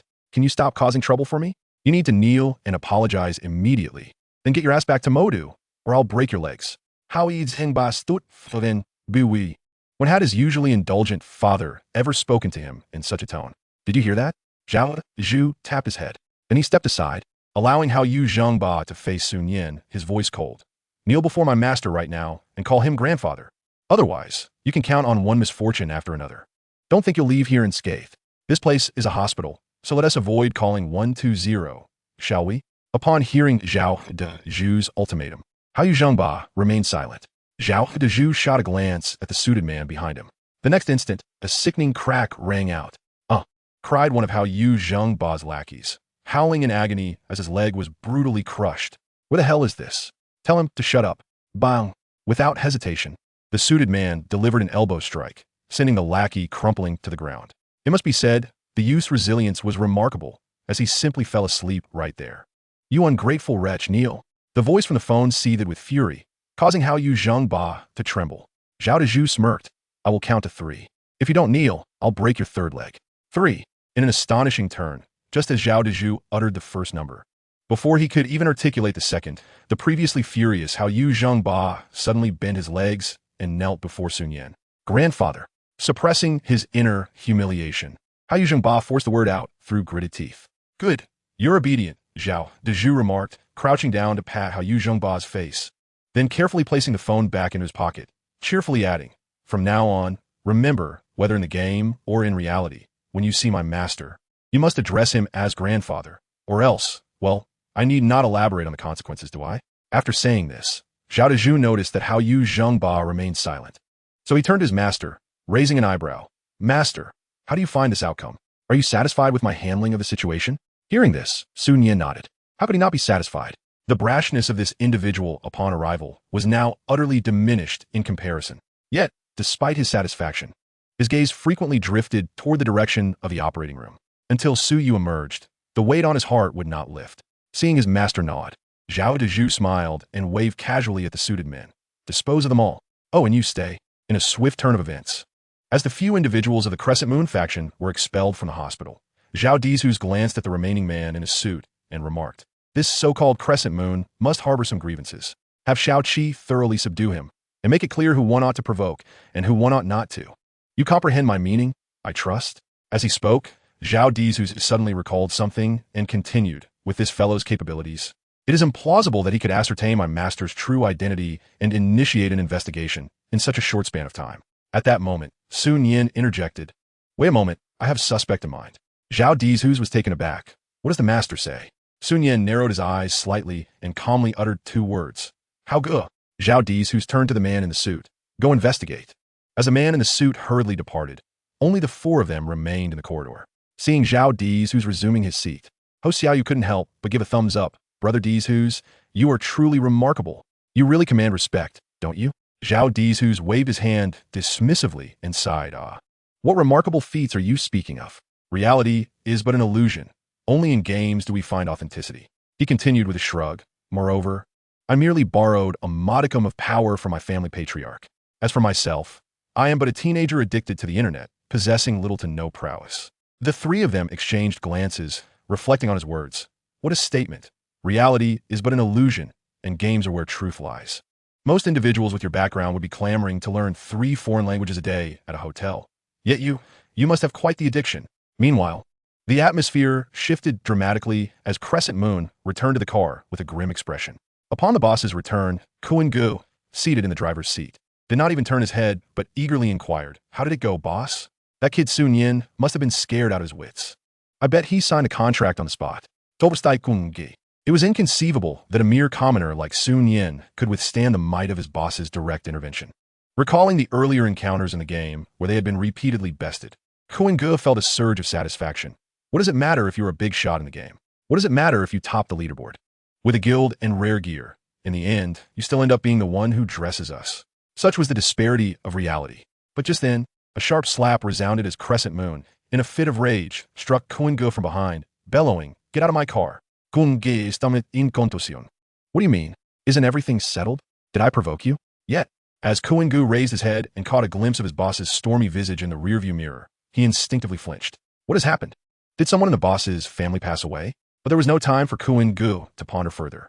As he sensed another impending slap, he hastily opened the door and exited the vehicle. At that moment, Crescent Moon could no longer contain the pent-up frustration and fury within, delivering a powerful punch against the rear window of the car. Damn it! The glass shattered with a resounding crash. Yet fortunately, being a domestic vehicle, it remained intact. If I cannot defeat you openly, then I shall resort to underhanded methods. In this world, there are plenty of desperate individuals, as long as there is no evidence.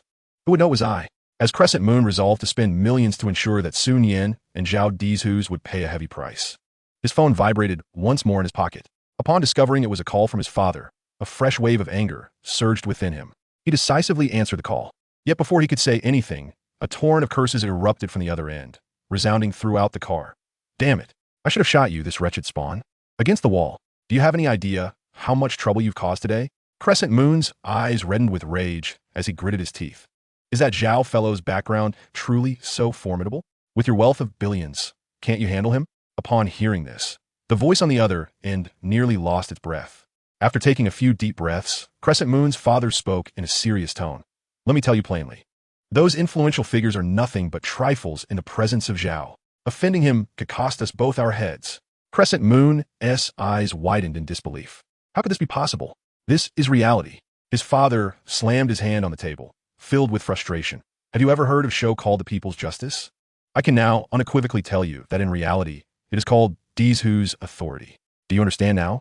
Such a level of influence renders even my connections with the American leaders useless, for we are in Longhua.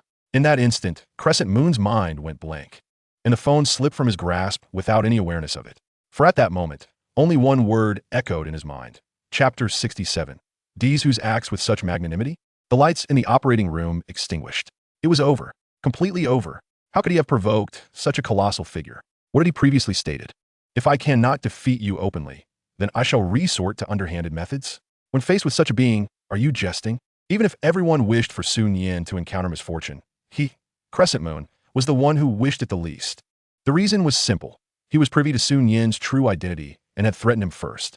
Should anything happen to Sun Yin, even if he were not the perpetrator, would such a figure spare him? At this moment, Crescent Moon's face turned ashen. Yet, once the seed of hatred had been sown and taken root, how could it be easily uprooted? It was merely a matter of insufficient power. Perhaps when he possessed the strength to do so, he would wish for Sun Yin and Zhao Dizhus to perish more than anyone else. But was that even a possibility? Just then, the driver's door of the vehicle swung open, and Kuan Gu cautiously poked his head in, saying, "Boss, the branch employees just called to inform me that Hao Gu was taken away by his uncle for some unknown reason. Should we go back and check?"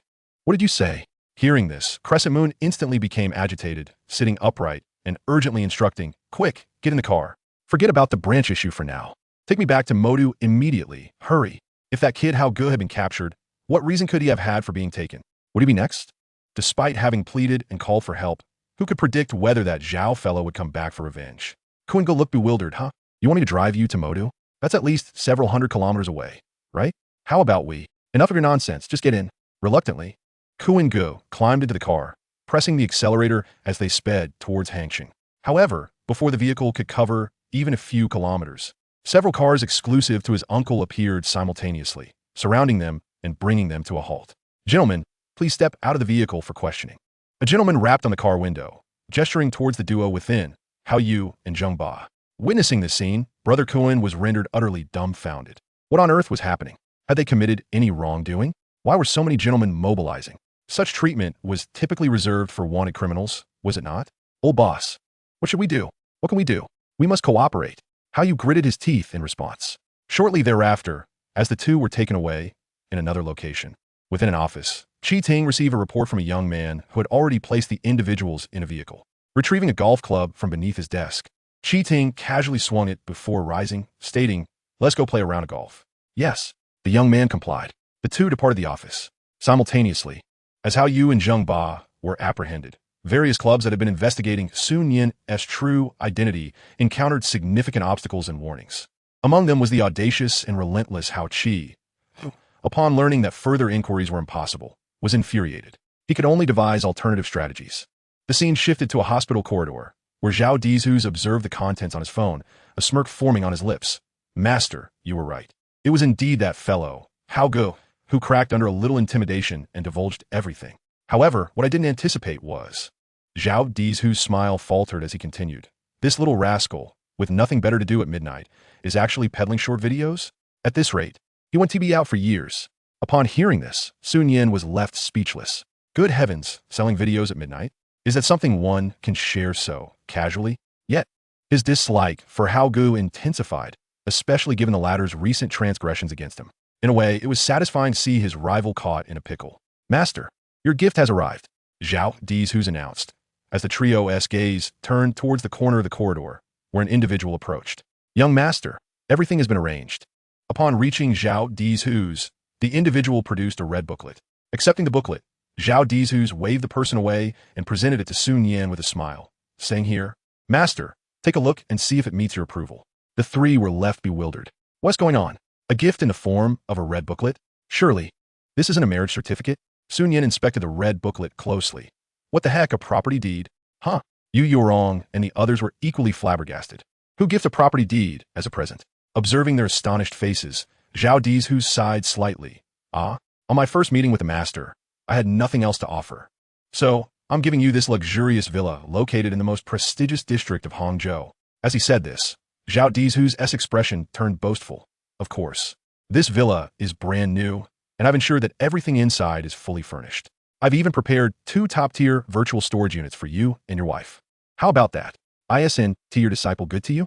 Su Nian patted Zhao Dizhu's on the shoulder, seriously stating, "Rest assured from this day forth, you will be my closed-door disciple." Was there anything better than this? A villa as a gift. If what Dizhu's claimed held true, it would indeed be the most opulent in the district, worth at least 40 to 50 million. How generous of my disciple. Hearing the master's words, Zhao Dizhu's chuckled. However, a sudden thought struck him, prompting him to ask, "By the way, master, in a few days when we go online, apart from the bounty rewards, do you have any plans?" Truly, he was an internet-obsessed uncle. Whenever he had free time, his mind was consumed by online games. Su Nian replied candidly. "Aside from grinding bosses in hopes of obtaining red gear, I also aim to stay ahead of everyone in levels, striving to complete all dungeons first. Furthermore, aside from boss battles, he had several hidden quests and achievements he intended to complete before reaching level 30. Because once the first player in the server reached level 30, they would gain access to the Divine Descent mountain range, where significant events would unfold." Zhao Dizhu's raised an eyebrow. "With your monster-slaying speed, master, I dare say in just a few days, your level will surpass that of the top-tier players by at least double. I can hardly wait." The conversation flowed effortlessly. Before long, 2 hours had passed. At a certain moment, the lights above the operating room extinguished. Chapter 68. A chilling thought?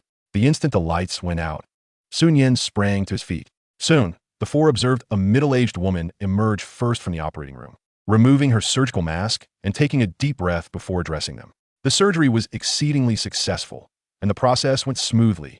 If the patient has strong, self-healing capabilities, they could be out of bed in 3 days, or at most a week. Upon hearing this, the heavy weight on Su Nian's heart finally lifted. The woman continued, "We will be transferring the patient to a ward shortly. I must remind the family that if the patient wakes up with symptoms such as restricted limb movement, slurred speech, nausea, or dizziness, these are all normal, and there is no cause for concern." Su Nian nodded, understood. Shortly thereafter, 2 nurses emerged, gently pushing Su Yu toward the private room. Moments later, within the intensive care unit, Su Nian gazed at Su Yu, soundly asleep on the hospital bed, feeling a surge of indescribable emotion. "Master, you haven't eaten since this morning, have you?" "Perfect, I'm hungry too. I'll have someone bring us something to eat," Zhao Dizhu stated, and without waiting for a response, he exited the room to make a call. At that moment, Yu Yurong approached Sun Yan and Ho Xiaoyu, whispering, "Big shot. While little Yu is resting these few days, should I take care of her during the day? After all, I'm quite meticulous in being a girl. How would T feel comfortable hiring a nanny?" Continuing, Yu Yurong added, "Moreover, someone in my family has undergone a craniotomy before, and especially in the 2 days following surgery. Patients generally struggle to sleep. Even if they doze off, they often wake in pain. So to avoid any mishaps, it's better to have shifts taking care of little Yu." Yu Yurong's reasoning was not without merit.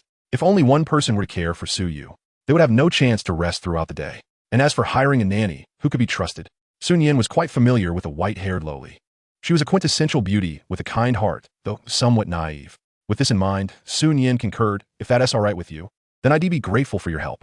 Yu Yurong waved her hand casually. "What kind of relationship do I have with little Yu? Besides, since you're willing to let me help, I don't mind taking care of her for a couple of days." Sun Yan smiled. "In that case, you don't need to keep calling me Big Shot. Just call me by my name." Yu Yurong was taken aback for a moment before immediately retorting, "How can that be? You are undoubtedly a big shot. And if I call you by your name, wouldn't that create distance between us? How about this? Let us address each other by our chosen titles. I shall call you boss, and in return, you can refer to me as Sister Yurong, just like Xiaoyu does." Upon hearing this, Sun Yan did not refuse. It was merely a title, after all, and he was indifferent to it. However, it seemed that among the 3 of them, he was the most inconsequential. Beside him, Ho Xiaoyu leaned her head against the wall, her expression contorted as though she had just tasted something vile. "Boss, look. Dezhu has gifted you a villa. How about I get you a car as well? Consider it a welcome gift." Sun Yan shook his head in resignation. "Let us not. I don't have a driver's license, so I can't drive." Of course, the lack of a license was secondary. He could drive from his previous life. The main issue was that aside from gaming, his daily activities would likely revolve around Su Yukov. That is not something to be spoken of lightly, or it might get censored. In summary, he would hardly venture outside. Thus, having a car would serve little purpose. A red dress would be far more practical. Seeing the boss's reaction, Ho Xiaoyu grew anxious. "Oh, that's nothing. Just have Zhu arrange for a license for you. You needn't worry about the car sitting and used. If worst comes to worst, we can consider it a toy."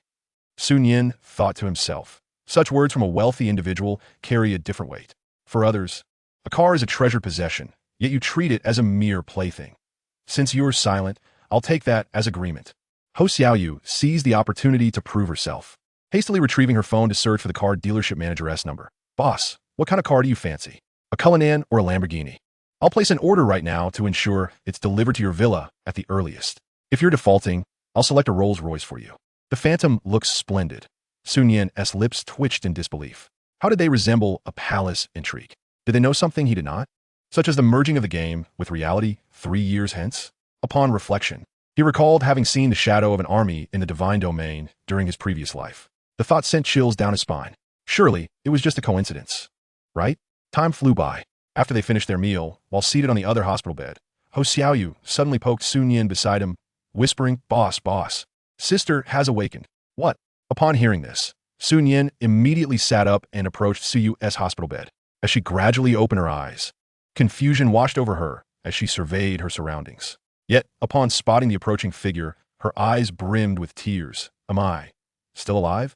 Her voice quivered, laced with sobs. Sun Yan grasped her small hand and gently wiped away the tears from the corners of her eyes, soothingly asking, "Of course, it was merely a surgery. How are you feeling? Is there any discomfort?" Su Yu looked up with a pitiful expression. "My head. It hurts, but I can endure it. A good cry should suffice." After saying this, she sniffled and cautiously glanced at Sun Yan, asking, "Do I still look good with a bald head?"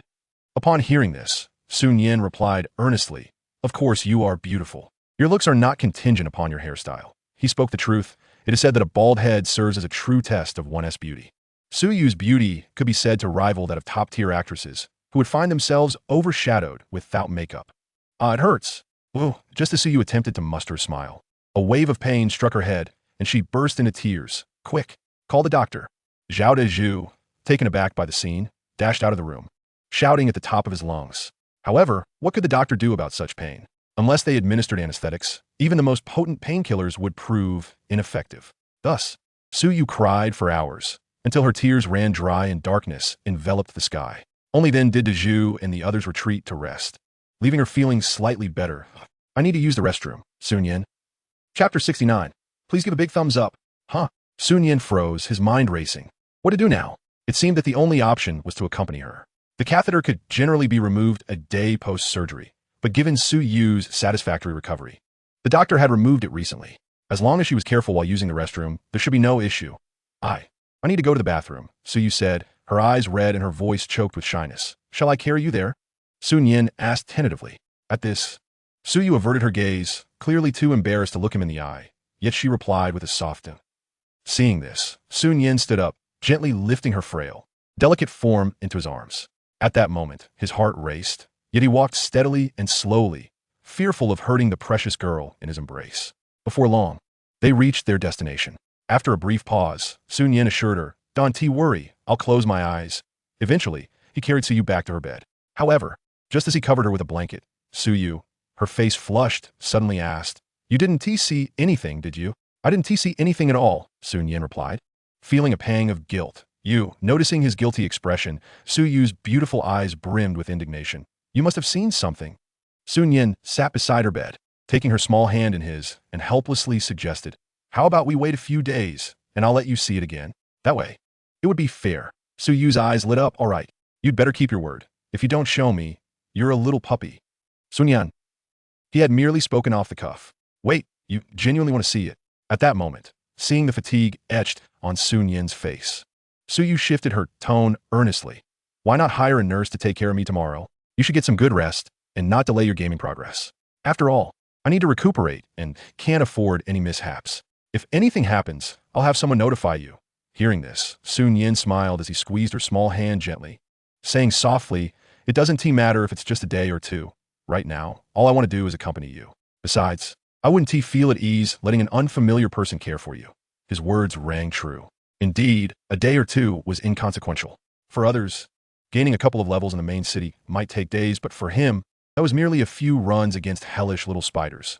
Now that you want to accompany me, what about in the future? Su Yu asked, her cheeks flushed, feigning ignorance. In the future, I'll still be by your side, except maybe while sleeping or gaming, he replied. 2 days passed in the blink of an eye. It was now noon in the villa district of Hangzhou. Su Yu gazed at the grand villa before her, her bright eyes sparkling. Wow, is this villa going to be our home? Su Yu's recovery was nothing short of miraculous. Today, she could finally get out of bed. However, to be prudent, Sun Yin carried the little girl slowly along the way. As soon as she was able to rise, she couldn't sit still and insisted on entering the divine domain. Her reasons were twofold: to avoid hindering Sun Yin's progress, and because entering the game world meant her spirit would be active while her physical body remained in a state of slumber. Thus, with this, not only would her head no longer throb incessantly, but her external injuries would also gradually heal. Ultimately, under the persistent coaxing of the young girl, Sun Yin found himself left with no choice but to seek the doctor's consent, leading the two of them to this location. However, every evening, several nurses would arrive to administer intravenous drips, a necessary procedure a few days post-surgery. As Sun Yin spoke, he turned to the group of suited men behind him and said, Gentlemen, you need not accompany us any further. These individuals were, of course, arranged by Dezhu to escort the two to the villa. Meanwhile, Zhao Dezhu and Ho Xiaoyu had returned to the capital yesterday afternoon. Understood, replied the leading suited man, and Sun Yin nodded in acknowledgement, carrying Su Yu toward the villa's entrance. Wow, this door must cost thousands. And it even has facial recognition. Upon hearing this, a complex expression flickered in Sun Yin's eyes. This girl, it seemed, had never ventured beyond Hangzhou in her 18 years. Before long, the two entered the villa's living room. Goodness gracious, this living room is spacious enough for a game of badminton. Is that chandelier going to fall? They then proceeded to the bedroom. This bed is so large and soft. Sleeping here must be incredibly comfortable. Afterward, they toured the study, the bath, the back garden, the swimming pool, and various other locations. In essence, the villa was equipped with everything one could possibly imagine, and even things one could not. There was even something in the bedside drawer, well, that's a secret best left unspoken. In any case, a resounding thumbs up for the Jus subordinates. At this moment, the two leisurely made their way to the balcony on the third floor of the villa. Standing there and gazing out, the view was simply breathtaking. Sun Yin furrowed his brow, for from this vantage point, he spotted a black sedan outside. Wasn't he that the very vehicle he and Xiaoyu had arrived in? Were these gentlemen still here? Could it be that they were tasked with protecting them? What are you looking at? Let us hurry and enter the virtual chamber. My head hurts, Suyu whispered from behind. Oldait, Sun Yan replied. Soon, they arrived at the room where the virtual chambers were set up, and Sun Yin assisted the somewhat clumsy Suyu in adjusting her equipment. Just then, she said, my shirt is choking my neck. The fit is off. Could you help me? Upon hearing this, Sun Yin hesitated no longer. After a brief moment, he said, all right, let us enter the game. In the world of Divine Realm, within the Imperial City at the Resurrection Altar, after 3 days, the main city had seen the arrival of a scattering of players. However, most of those who entered the main city were either familiarizing themselves with the environment or accepting various commission tasks. Some players formed parties to clear dungeons or sought out wild bosses for a first clear, though such attempts were rare. It seemed there had yet to be any successful first clears. It really doesn't hurt anymore, Suyu exclaimed as she rubbed her head. Not only had her hair returned, but her headache had also vanished. So how do I look with hair? Isn't it better? She turned to her esteemed companion and blinked. Sun Yin's expression froze. He couldn't nod at this moment. That would be disastrous. Cough. I believe if a person possesses extraordinary looks, any hairstyle would suit them, he declared with utmost seriousness. You certainly know how to flatter. Suyu felt a sweet warmth in her heart and hurriedly approached her esteemed companion. Then, she said, all right. Sun Yin ruffled Suyu's little head and smiled. I'll contact the Zhu and the others, asking them to gather at the main city gate. Then we'll set the reward for the bounties. If memory serves, today is the day the power rankings are released. Glancing at the time, there was just over an hour until noon. That should be sufficient. Okay, Suyu agreed. Eagerly linking her arm with Sun Yin's as they strolled side by side toward the altar exit. However, just as they stepped out of the resurrection altar, they overheard a conversation. Look, isn't that D? He hasn't logged in for several days, has he? Indeed, and not just him. Even the one known as Slaughtering the World has been stuck at level 10, elusive as ever. They say he has been forced to take a break due to a bounty. What a pity. Who can blame them? The top player on the leaderboard is nearing level 14. I wonder if D can catch up. Unlikely. It seems he is destined to remain out of the first place. Listening to their hushed discussions, Sun Yin paid them no mind. Once the power rankings were released, many would be silenced. At that moment, Suyu suddenly recalled something and turned to Sun Yin, saying, by the way, I unearthed a task scroll earlier. Should we take a look? It's right on the way to the task hall. Let us go. I'm curious about what rewards the task scroll might offer. Sun Yin agreed without hesitation. Before long, they arrived at the task hall. The tasks here far outnumbered those at the Novice Village's Quest Tavern. Besides hidden tasks, the regular tasks were categorized by level, ranging from D to S rank, with plenty available for refresh. The higher the level, the richer the rewards. Although the difficulty of completion significantly increased as well. Sun Yin glanced over the task board. None available? Recalling a certain task from his previous life that was due to refresh in the next few days, he realized he needed to pay closer attention in the coming days. With the identity of slaughtering the world at his disposal, even if bounties were placed on him later, it wouldn't matter. As for the other tasks on the board, Sun Yin couldn't be bothered to review them. He saw no need to waste time on trifles. How about this task? Can it be accepted? Sun Yin inquired, noticing that Suyu had fallen into a trance. Jis, Suyu nodded. But the task content seems a bit absurd. Then, Suyu shared the task details. A rebel has issued a task to you. Task objective. Find any official from the ancient Dragon Kingdom and give him a slap, so he remembers it for the future. Task reward. Unknown. Do you wish to accept this task? Sun Yin. Seriously, who in their right mind would issue such a task? The objective is to slap an official?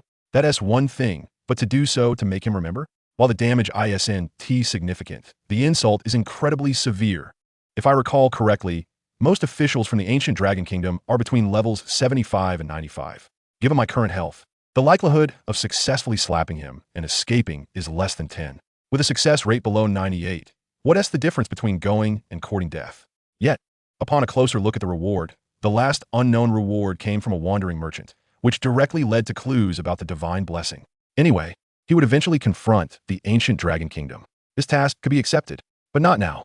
He would wait until he reached level 30 and entered the Godfallen Mountains, significantly enhancing his strength before attempting to complete it. As she contemplated this, Nian remarked, "You should keep this task scroll for now. It may prove invaluable in the future." Yu, upon hearing this, did not decline. However, she extended the task scroll in her hand towards Nian, saying, "Perhaps you should take it. With only 4 million health points and no means of recovery, what if I inadvertently meet my demise one day? What a disaster that would be." "Very well, let us proceed then." Accepting the scroll, she placed it into her backpack. The two resumed their journey towards the city gate. Moments later, from a distance, Zhao Dizhu's at the city gate spotted his master and mistress first. Grasping the oversized magic wand in his hand, he hurried towards them, exclaiming, "Master, I've missed you dearly. Mistress, how is your recovery coming along?" Yu nodded, "Quite well indeed." At that moment, Yu Yurong and Ho Xiaoyu, with their short legs, also came running over. "Now that everyone is gathered, let us not delay. We must not squander the bounty rewards." As soon as Sun Yin finished speaking, Ho Xiaoyu, with a puzzled expression, inquired, "Master, what was the method you mentioned for obtaining the bounty rewards?" Upon hearing this, all four turned their curious gazes towards her, including Yu. With over 4 million health points, even with Yu, a human-shaped machine gun, firing off a dozen shots per second, it would still require at least half a day to secure the kill and obtain the reward, right? Moreover, can players even harm themselves in the Divine Realm? That seems entirely impossible, akin to disabling friendly fire in a guild. One cannot target oneself at all. In truth, the method is rather straightforward. Chapter 71. The second A-class skill in the entire server. To their surprise, it was indeed Wen-S. With that, Sun Yin pointed toward the towering mountain in the distance. "We can exploit the unique terrain." At first glance, this method might seem time-consuming. Yet, since he was able to articulate it, he undoubtedly possessed knowledge of reliable and expedient tactics. As for removing the mask to let someone else wear it, that had been attempted before. The mask is a bound item, only wearable by the owner. Moreover, removing the ancient necklace is not an option either, as its skill sets the damage of normal attacks to maximum health points, not to the necklace's attributes. Unique Dehan, Zhao Dizhu's pondered for a moment, and suddenly had an epiphany. "Oh right, master. This morning, when Xiao Yu and I were doing a task, we discovered a volcano on the other side of this mountain." Ho Xiaoyu nodded in agreement. Upon hearing this, Sun Yin raised an eyebrow. That molten lava volcano is, in fact, a spawn point for a wild boss. He had intended to mention that as well, as it would also provide an opportunity for a first clear. In that case, we should not delay any further. Let us form a party and set off. Resolute in his decision, Sun Yin led the four of them at the fastest pace towards their destination. Before long, at the lava volcano, Zhao Dizhu's exclaimed, "Is this lava? I've never seen it in reality, yet here it is in the game." He bent down to pick up a rock and tossed it into the lava. With a bubbling sound, the rock was instantly evaporated, transforming into white gas that dissipated into the air. Witnessing this, Yu shivered slightly. However, recalling that this is merely a game, players do not truly die. She gradually crouched down and tentatively dipped her finger into the lava. 500 what? It's actually warm? Not hot at all. Yu's eyes sparkled with delight. The temperature felt just right. She almost wanted to take a dip. Zhao Dizhu smirked. "It may not be hot, but if we three were to touch it, it would surely be more painful than any burn. With just a finger in, one would lose 500 health points per second. If one accidentally fell in, would they not meet the same fate as that rock, evaporating instantly? Dizhu's, be careful." Ho Xiaoyu's voice suddenly rang out. Just as she finished speaking, fiery giant pythons erupted from the molten lava, lunging towards Zhao Dizhu's and Yu, who were closest to the lava. Sun Yin furrowed his brow. At that moment, he raised his staff. With swift movements, before the fiery pythons could land, they were dispatched. "You three, quickly retreat." As Sun Yin noticed the lava suddenly boiling, he turned to warn Zhao Dizhu's and the others. Not daring to hesitate for a moment, they quickly moved back. With a bubbling sound, just as the trio had retreated 10 meters, the lava erupted violently. Suddenly, with a resounding crash, a lizard the size of a small mountain burst forth from the lava. In an instant, it splashed molten rock in all directions. Any player with health below 2,000 would surely perish upon contact. "Why is its level so high?" Zhao Dizhu exclaimed in shock. Simultaneously, Sun Yin was presented with the detailed information of this boss before him. Lava Giant Lizard. LV20, grade, boss health, 78, 900, attack, 980. Skills, Berserk, Lava Boil, Fiery Breath, Rock Manipulation. Although its level was high, this 20-level wild boss was ultimately not as formidable as those within Hellish Dungeons. Each main city has similar wild bosses lurking outside, but their levels range from around 10 to 30. This particular one, among the wild bosses surrounding the 12 primary cities, possessed average strength. With a roar that echoed throughout the lava volcano, the lava giant lizard, having finished its bellow, noticed that these humans were neither fleeing nor avoiding it.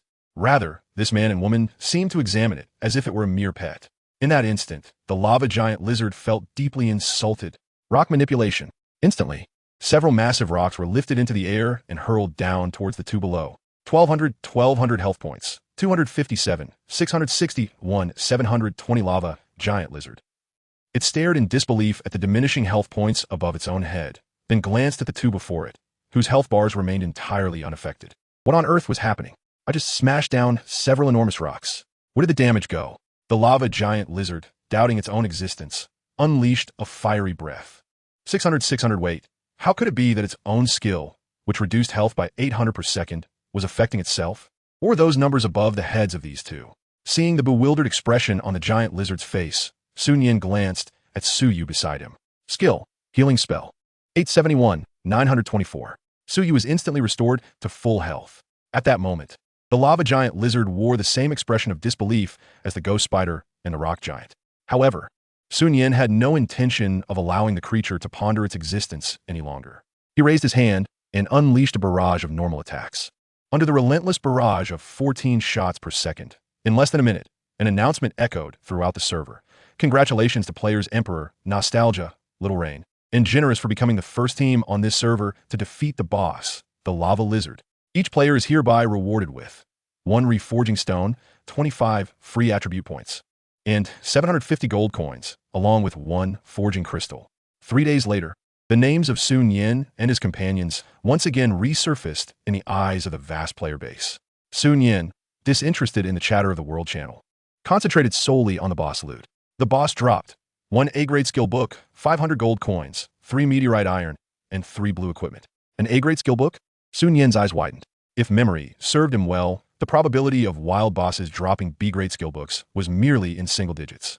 Yet here it was. An A-grade skill book? What incredible luck. Wow, an A-grade skill book. Is there anyone else in the server with an A-grade skill right now? This must be the second one ever. I have never seen one before. Me neither. Several players flocked to join the excitement. Nian, emboldened by his extraordinary fortune, thought, let us seize this opportunity. Chapter 72. Suyu is in for a tough time? 100 pieces of purple gear as a base. A-grade skill, Wings of Flight. Applicable to all professions. Wings of Flight. Upon activation, players can soar freely in the air, consuming 200 mana per minute, with no cooldown. Upon witnessing this skill, Nian's eyes widened slightly. This is outrageous. The Wings of Flight not only enhance mobility, but also consume a mere 200 mana per minute.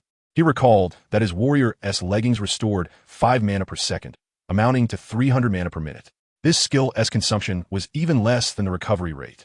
Most importantly, it had no cooldown. Were it not for witnessing it firsthand, Nian would have found it difficult to believe this was indeed an A-grade skill. Of course, S-grade skills might possess abilities far superior to this one. Yet despite that, the Wings of Flight rank among the very best in A-grade skills. A flying skill indeed. However, this skill holds limited utility for melee professions, as it is best suited for ranged attackers. Upon seeing the information shared by the top player, Yu Rong was initially taken aback, then proceeded to conduct a brief analysis. Zhao Dezhu and Ho Xiaoyu nodded in agreement. Just imagine, a ranged profession soaring above and pulling you in. The mere thought sends shivers down my spine. At that moment, Nian turned to the petite Yu, grinning. Do you wish to fly? Hearing this, Suyu nodded, then shook her head. I do, but I think it's enough if you hold me while flying. Zhao Dezhu and the others. This sudden display of affection took us completely off guard. All right, when the opportunity arises, I shall take you on a grand adventure. But for now, after successfully learning the skill, Nian directed his gaze towards the nearby lava. Before the boss respawns, I'll take the plunge. With that, he promptly placed all his equipment and items from his backpack into the guild warehouse, accessible only to the president and vice president. Once I die, you all will consolidate the purple gear and distribute it together at the end. No problem. As the others nodded in agreement, Nian activated the Wings of Flight and dove headfirst into the depths of the lava. 6,700, 13400, 36,000. In merely 3 seconds, his health plummeted at an astonishing rate of 36,000 damage per second. At this pace, his health would reach 0 in approximately 2.5 minutes. You think Master will suffocate in there? Zhao Dezhu couldn't help but voice his concern. Yu Yurong shot him a sidelong glance. What do you think? We entered as spiritual entities. Our physical bodies are resting outside. Zhao Dezhu's expression stiffened, hastily shifting the topic. By the way, what is this forging crystal we received for the first kill? And why was there no introduction for the reforging stone and meteorite iron? Yu Yurong raised an eyebrow.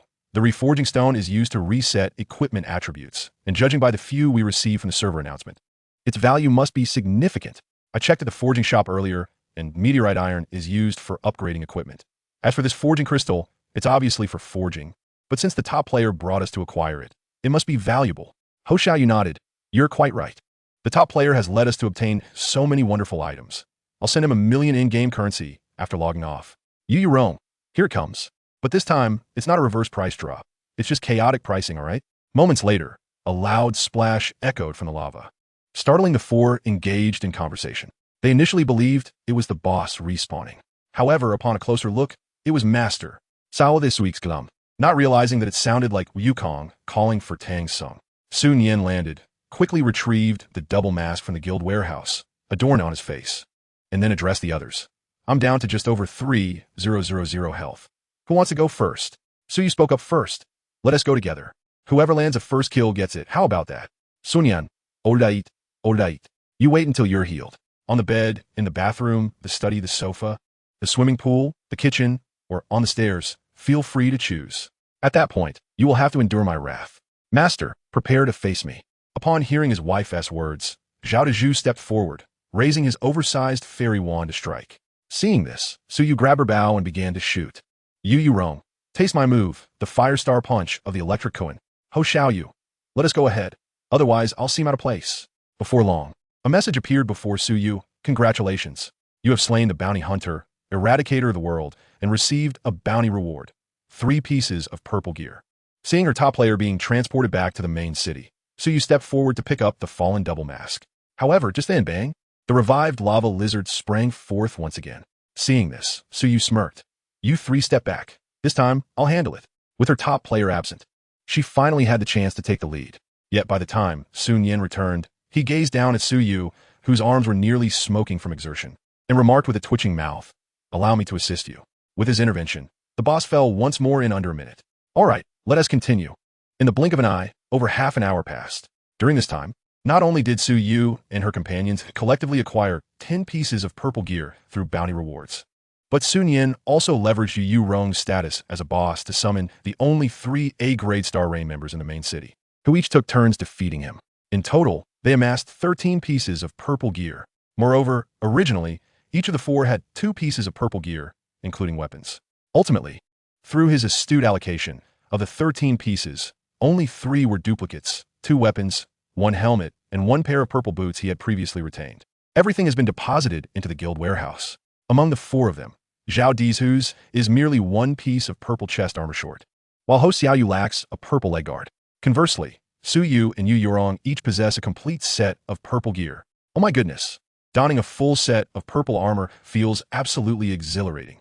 Once all the members from my club enter the main city, the guild led by the big boss will undoubtedly have at least 100 pieces of purple gear as a foundation. As Yu Yurong spoke, she herself contemplated abandoning her club to join the big boss's guild. All right, let us descend the mountain before devising our next course of action. It is becoming rather warm here. However, shortly after the 5 descended, a system-wide announcement suddenly emerged. Chapter 73, Power Rankings. Hidden Dungeon, preparing to upgrade talents? System-wide announcement. The game has been live for 7 days, and the power rankings are now open. The system will calculate players' overall power values based on their data panels. System-wide announcement. After 24 hours, the top 1,000 players on the power rankings will receive system rewards. The higher the rank, the more generous the rewards. Players are encouraged to anticipate this. The sudden appearance of the system-wide announcement left all players in the game momentarily stunned, as they rushed to open the power rankings to discover who the system recognized as the strongest player in the entire server. However, their anticipation quickly turned to shock as they opened the rankings. First place, Emperor, with a power value of 220,000. Second place, Slaughter All, also with a power value of 220,000. Third place, Miss You, with a power value of 130,000. 000. Fourth place, Caribbean D's Who's, with a power value of 9, 300. Fifth place, Ho Xiaoyu, with a power value of 9, 266. Sixth place, Yu Yurong, with a power value of 8, 756. Seventh place, Grandpa, with a power value of 2, 800. At that moment, the entire server of players collectively went dumbfounded. What? How is this possible? My power is only 250. They must be cheating. Come on, think it through. Your financial strength pales in comparison to that of a top-tier rich heir. The first two players had power exceeding 100. 000, but what about the third? Who is she? Do you think Emperor and Slaughterall are the same person? Meanwhile, beneath the lava volcano, Yu Yurong closed the power rankings and world channel, turning to Sun Nian beside her. Big Boss, having two players with 220,000 power is truly unfathomable. Your dual identity may soon be under suspicion. In response, Sun Nian waved his hand dismissively. It doesn't matter. I never intended to hide it from start. Otherwise, I wouldn't have told you. Let others speculate as they wish. What? You think I'm a wanted criminal? Please, once I remove my mask, you can catch Slaughterall. What does Emperor have to do with it? After all, the identity of Slaughterall was merely a scapegoat. Let them doubt as they will. Rather than wasting time hiding my identity, I prefer to use this time to level up. When a game merges with reality, even if he claims that the entire server is after him, who would dare to disagree? Disagreeing would only lead to a I don't eat beef situation. My master was right. Hiding is utterly meaningless. Zhao Adizus chuckled. When in doubt, just go for it. Once we can cross servers, we must show those foreign devils our strength, especially the players from Little Japan. They must be taught a lesson. Sunya Nadif, giving a big thumbs up to Dizhu's anti-Little Japan spirit. By the way, master, what shall we do next? Zhao Dizhu's inquired, voicing a question that piqued everyone's curiosity. Sun Yin smiled. Just follow me. I'll take you to achieve another accomplishment. Hearing this, the others did not ask further questions. After all, a big boss possesses big boss methods. Otherwise, how could he be regarded as a big boss? As Sun Yin led them toward the main city, he glanced at the data panel S talent section. Talent upgrade requirement. Kill 1,000 elite monsters. Level requirement LV10 or above. Current progress. 387 out of 1,000. Clearly, the over 300 elite monsters had been accumulated previously in the treasure area. Currently, to upgrade the talent, they were still short by over 600 elite monsters. Coincidentally, he remembered a location from his previous life that was abundant with elite monsters. This place not only spawned an endless stream of elite monsters, but was also a hidden dungeon. Initially, he had intended to use that place as an alternative location to earn bounty rewards. Although letting hundreds of elite monsters deplete their health was not faster than lava burning. The burning characteristic of lava was something discovered only in the late stages of the game. It was uncertain whether it would work in the early game. Now, it was indeed feasible. This hidden dungeon must not be wasted. After all, he had not forgotten that he was expelled from the treasure area by the Annihilation teleport, which did not meet the completion criteria. This was evident from the fact that he did not trigger the double damage of the boss first kill title when slaying the Annihilation avatar, proving that it did not belong to the boss category and thus did not count as completing the hidden dungeon. This time, he would not make the same mistake. However, the location of his hidden dungeon was not near the Imperial City, but rather outside the Holy City, one of the 12 main cities. Fortunately, the teleportation arrays within the main cities allowed for travel between them. As for the sub-cities below the main city, if one wished to go there, aside from walking, one would have to spend gold to hire a carriage. Before long, under Sun Yan's guidance, the group arrived at the Holy City via the teleportation array. Wow, I didn't expect this to be a main city. It looks much more prosperous than the Imperial City. I thought there was only one main city. As they entered the Holy City, Yi Yurong chirped like a little chick, chattering incessantly. Not just her. Even Su Yu and the others were astonished by the magnificent scenery before them. Sun Yin twitched his lips. Didn't you all read the game introduction? There are a total of 12 main cities, and this Holy City is akin to the capital. Upon hearing this, the faces of the others turned crimson simultaneously. Upon entering the game, everyone was eager to get a head start, merely glancing through the game introduction. All right, let us go. By the way, let's first check out the quest hall. Sun Yin suddenly remembered that the tasks in the quest hall refreshed every 2 days at noon. Today was precisely the 4th day since the main city opened, and noon had already passed. Soon, they reached the quest hall. Sun Yin's gaze swept across the taskboard. Oh, what a coincidence. Sun Yin raised an eyebrow, immediately locking onto a particular task. B-grade task. Assist a certain official S family member in Yun City in resolving insurgents. Completion reward, 200 gold. After accepting the task, Players can view the detailed content. Although this task was categorized as B grade, players in the early stages were hardly familiar with insurgents. Rather than undertaking an unknown task, it would be more practical to accept a monster-killing task. Consequently, this led to the fact that this particular task remained unclaimed for quite some time. However, Nian was well aware that this B-level mission was far from simple. Chapter 74. A mere glance, and it's over? I'm just jesting, even without revealing myself. It's an instant demise. After all, have you ever encountered a B-level task that indirectly involves divine blessings? Should we accept this task? Yes, we shall accept. No sooner had Nian spoken than a task scroll materialized in his hand. Stowing the scroll in his backpack, he turned to the others. Let us proceed to the holy city. With Nian leading the way, the group swiftly exited the holy city, heading north. After approximately half an hour, they arrived beneath an immensely towering mountain. Just as they reached their destination, a howl echoed from a nearby cave, as if the wolves sensed the presence of intruders. One after another, wolf-like monsters emerged. At first glance, they were demonic wolves. LV 15 grade, elite health, 1500 attack, 150 skills, agility, demon blade, stealth. Each demonic wolf was not particularly large, but in no time, nearly 100 elite demonic wolves had surged forth from the cave. This scene unmistakably conveyed that the cave was no ordinary place. Without a top-tier team of at least 15 members, all above level 25, approaching the cave entrance would be nothing short of wishful thinking, let alone venturing inside amid such a multitude of elite monsters. Master, shall we engage? Zhao Di's, who's tightly gripped his fairy wand, excitement glimmering in his eyes. With their average gear boasting 4 to 5 pieces of purple equipment, they were undeniably eager for battle. Hearing this, Nian raised a hand in front of Zhao Di's, who's, stand behind me. Let me relish the experience alone. It's a joke. I've already lost several levels due to the bounty reward. Must I not recover my strength? Then, Master, you may proceed. As Zhao Di's, who's finished speaking, the pack of wolves at the cave's entrance charged toward them. Nian, unyielding, summoned his skill. Inferno Sea of Flames. Boom! 1388, 1400. In an instant, the demonic wolves that had stepped into the Inferno Sea were reduced to ashes, not even given the chance to scream. As the skill's effect faded, Nian's staff materialized, raining down attacks that felled any foe who dared approach.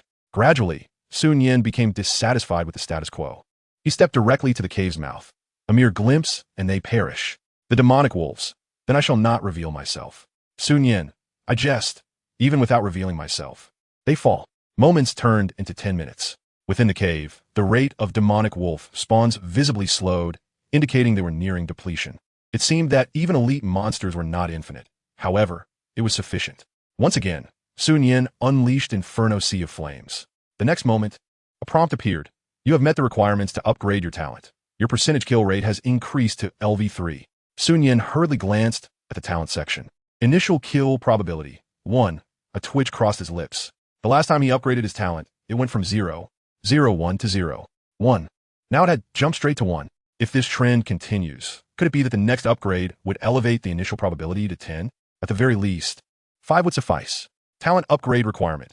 Kill 500 epic level monsters. Level requirement LV 20 or above. Current progress 0, 500. This upgrade condition was rather arduous. Epic monsters above level 20 were exceedingly rare around the main city. He would have to wait until entering the Mountain of Divine Ruins. Nian glanced at the level leaderboard. After defeating over 600 elite monsters, he had reached level 15. During this time, he had also looted over 10 pieces of blue equipment and more than 80 pieces of green equipment, all of which were promptly deposited into the guild warehouse. Turning to Zhao Di's who's and the others, he declared, let us charge in. Should any monsters obstruct us, we shall slay them. Upon hearing they could engage, the four were filled with exhilaration. Charge, charge, charge. Zhao Di's who's took the lead, swinging his fairy wand as he dashed toward the cave. Su Yu, Ho Xiao Yu, and the white-haired lowly followed suit, leaving Nian as more of a bystander. A few minutes later, the group found themselves traversing the desolate and dim cave. At some point, this shadowy, damp area had seen no monsters appear. Now, even the sound of water droplets from the cave ceiling hitting the ground echoed clearly in the eerie silence. It was chillingly quiet. What kind of place is this? It feels so strange, Su Yu said softly, grasping Nian's hand. Suddenly, a sound akin to something heavy crashing to the ground reverberated within the cave. What the heck? Zhao Di's who's and the others felt their pupils constrict, their bodies instinctively tensing in the face of the unknown. Nian squinted. Are they coming? Prompt. Your party has inadvertently entered a hidden dungeon. Once inside, exit is impossible. A hidden dungeon? Simultaneously, Zhao Dizhu's and the others received the system prompt. Before they could ponder further, whoosh. The five felt a blur before their eyes. When they regained their senses, a colossal, pitch-black, three-headed demonic wolf loomed before them. How?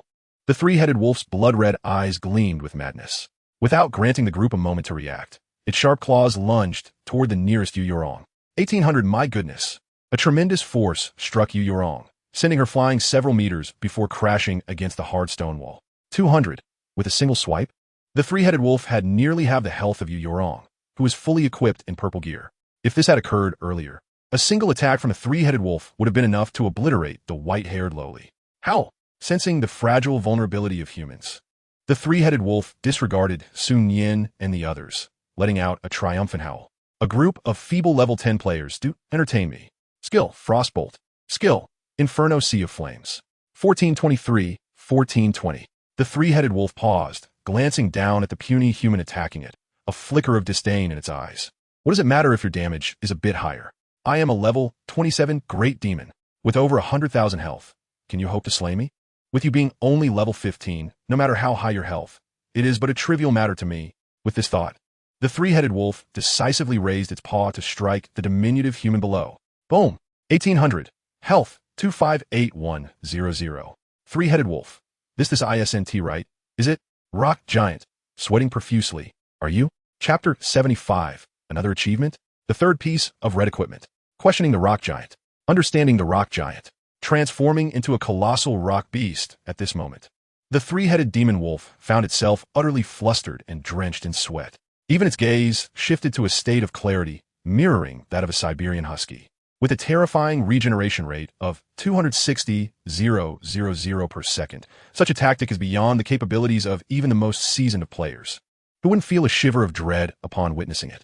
Initially believing it had merely kicked a cloud, it soon realized that it struck a titanium alloy steel plate instead. How? The three-headed demon wolf pleaded for mercy. Unfortunately, Nian was oblivious to the language of beasts. Even had she understood, she might have only performed a death incantation on the spot for dramatic effect, while Nian was preoccupied with educating, nay, chastising, the three-headed demon wolf. You also hurried forward to pull the white-haired lowly stuck in the rock wall down. Sister Yurong, are you all right? Yurong rubbed her sore back. Ouch. That hurt. Why did that dog pick on me? Does it think I'm easy prey? Suyu replied. You do indeed appear quite vulnerable. However, there might be another reason. Perhaps you just feel good to hit? Ugh. I need to punch it to vent my frustration. Otherwise, I feel so pent up. Yurong declared, stepping forward. But before she could approach the three-headed demon wolf, she inadvertently triggered her talent. Alas, she was a step too late and was swiftly dispatched by the formidable foe. Yurong's lips twitched as she waved her little hand at the rock wall in frustration. Ouch, what's with these bumps? It hurts. Congratulations. You have led your team to achieve the unique accomplishment of the entire server. First completion of the hidden dungeon. The system is about to announce this server-wide. Would you like to hide your ID? Congratulations. You have led your team to slay the hidden boss, the three-headed demon wolf. The system is about to announce this server-wide. Would you like to hide your ID? No. With Nian's firm denial, the vast player base once again beheld the familiar server-wide announcement. Server-wide announcement. Congratulations to Player D for leading the team to achieve the unique accomplishment of the entire server. First completion of the hidden dungeon. Rewards. Random red equipment X1. Contribution points 50,000, gold 5,000, free attribute points 20. These rewards have been issued to the team leader's inventory. Server-wide announcement. Congratulations to players D, Nian, Ho Xiaoyu, Yurong, and Zhu for becoming the first team to slay the hidden boss, the three-headed demon wolf. Each receives Reforging Stone X1, Fallen Iron X5, Gold 1,000, LV 20 Blue Equipment X3. As guild members, they also receive an additional contribution points 5,000. The entire server's players? Numbness spread through them. They were utterly desensitized to the server-wide announcements. Wait a minute, I just hit level 10, and there are already players getting level 20 equipment? 3 pieces of red gear. All taken by this big shot. I'm certain he has a system. Woe is me. Am I an NPC in reality, and now in-game as well? Let us shift our perspective. Such high-level players are probably rare, even in our Dragon Nation. When the servers merge in the future and cross-server battles commence, these players will surely bring glory to our nation. I beseech the Divine Realm officials to merge the servers quickly. We've grown accustomed to being trampled, and I want to witness foreign players being humbled by such elites. The world channel was engulfed in chaos. All players tacitly called upon the Divine Realm officials to merge servers. After all, they couldn't compete for resources in their own servers. Why not seize resources from others? Just like the Little Days Nation. Meanwhile, in the cavern, Nian gazed at the items dropped by the boss, raising an eyebrow. As the saying goes, every hidden dungeon possesses its unique traits, and this one was no exception. Boss drops, Title X1, B-grade skill X1, Gold 1, 000, Fallen Iron X10, LV20 Blue Equipment X4, LV20 Green Equipment X9. Clearly, the title received from defeating the boss was the special feature of this dungeon. Title, Bloodsucker. Wearing this title grants a lifesteal of 6. B-grade skill, Group Heal. Oh, this skill could be kept. As for the title, Lifesteal, does it even compare to the regeneration I receive every second? It likely doesn't even amount to a fraction of it. Deju, this one asks for you. Among us, no one is more suited for this title than you. Upon receiving the title, Zhao Deju's eyes lit up. Wow, Master, this title is incredible. Hearing this, Nian chuckled but said nothing. Just then, a series of system prompts appeared before them. Prompt. This hidden dungeon will disappear in 3 minutes. Players are advised to evacuate promptly. Nian turned to the others, saying, let us exit first. We can identify the red equipment later. Swiftly, the 5 of them made their way out of the cavern, returning to the foot of the mountain. This hidden dungeon was truly remarkable. The entrance had completely vanished, leaving no trace whatsoever. Not long after they emerged, Yurong stared at the spot where the entrance had been, now covered by rock, her face a mask of astonishment. Indeed, Ho Xiaoyu joined in, surveying the area. Meanwhile, Su Yu's lips curled in annoyance. Is now really the time for that? Aren't you curious about what this red equipment is? Upon hearing this, the group turned their gazes towards Nian, all eager to discover what the red equipment would yield. Not hesitating, Nian opened her inventory. And as her finger glided across the screen, a message appeared. Congratulations. You have obtained Thunderstaff. Level, LV10. Effect 1, Magic Power 220. Effect 2, Attack 150. Effect 3, Critical Hit Rate 5. Effect 4, Attack Range 7. Skill Effect. Each of your basic attacks will unleash a lightning chain effect, hitting the 8 nearest enemy targets and dealing 10 magic power damage. Nian, upon seeing this red equipment, she was utterly dumbfounded. A basic attack that targets the 8 nearest enemies with a lightning chain effect? Isn't this akin to an electric dagger? Wait a moment. If her memory serves her right, her percentage execution talent is triggered through basic attacks, and this skill effect is also dependent on basic attacks. Let us hypothesize boldly. If she donned this red equipment and triggered her percentage execution talent, would the 8 enemies struck by the lightning chain also face execution? Chapter 76. Master, I'll miss you. The show is about to begin? In truth, Nian had long since arrived at her answer regarding this matter. It is well known that the Frostbolt skill is also contingent on a basic attack for its release. She recalled that each time she employed this skill in conjunction with a basic attack, her talent continued to stack. This means that while the percentage execution talent must be triggered through basic attacks to accumulate and activate, any skill related to basic attacks, even those relying on them, can still stack and trigger. However, skills are skills. The nature of equipment skills may differ. Can it truly transpire as he envisions? Only by attempting can one ascertain the truth. With this thought in mind, the golden scepter in Nian's grasp was instantaneously supplanted by a staff entirely enveloped in crackling lightning. Witnessing this spectacle, the onlookers were left wide-eyed, with Zhao Dezu's unable to restrain his curiosity, exclaiming, Master, is this a newly acquired red item? Nian nodded. Fortune seems to favor me. I have unveiled a Mage-S weapon, which can also be wielded by those of the same elemental vocation. The 4 of them collectively marveled. Is this what you call good fortune? Amongst the myriad of professions, you managed to obtain a usable red item. This luck is nothing short of extraordinary. If such a scenario were to unfold in a novel, it would undoubtedly be a tale of exhilarating triumph. At that moment, Nian opened the map, pinpointing a monster spawn point, declaring, Let's proceed and test its might. Intrigued by his words, the group followed suit. Before long, the quintet arrived at a nearby grove, where a horde of slimes was currently respawning. With a resounding clap, Nian observed the seemingly harmless slimes bouncing about, and decisively swung his staff. As a barrage of attacks rained down upon one particular slime, the ground shook with thunderous roars. Lightning as thick as a thigh descended upon the 8 nearest slimes in an instant. The initial damage of a single bolt, which was 56, soared to 168 under the blessing of destruction. With each basic attack triggering another bolt of lightning, the scene unfolded in mere seconds. Each slime was besieged by multiple strikes of thunder, a sight that was nothing short of breathtaking. As the notifications flooded in, Nian's heart raced with excitement. This was indeed a harbinger of success. It affirmed that, under optimal conditions, he could annihilate 8 adversaries in one fell swoop. However, the majority of bosses manifested individually, and the swathes of minor foes could typically be dispatched without reliance on talents. Thus, for now, the Thunder Chain served merely to expedite the extermination of lesser foes. As for the future, who could tell? At this juncture, Ho Xiaoyu, gazing at the charred remnants on the ground, emerged from her astonishment, questioning her very existence. Is this the weapon's ability? It's simply unfathomable. Zhao Dizhu's, eyes wide with disbelief, nodded in agreement. Indeed, the ash has been obliterated. Does divine retribution strike with such ferocity? The two women, equally speechless, could only think of one phrase. This is against the rules. Observing their astonished expressions, Nian casually shared the weapon-s skill, stating, "For all mages, this skill is hardly remarkable. After all, mages rely on explosive damage from their spells. How many would depend on basic attack for damage?" Indeed, Zhao Dizhu's remarked, scratching his head as he perused the skill description. It's the right skill in the hands of the right person. If this weapon were wielded by another mage, its power would scarcely reach a fraction of your prowess. Master. Thus, it was not the skill that was extraordinary, but rather the master himself. All right, Nian addressed the group. I have a mission to undertake. What are your plans? Upon hearing this, Zhao Dizhu promptly responded, "Since Master is off to fulfill a quest, I shall go hunt monsters and level up." Ho Xiaoyu nodded in agreement. "I too shall do the same." Nian then turned to the two women, who, after a moment of contemplation, expressed, "I wish to undertake a quest to acquire free attribute points, aiming to maximize my defense."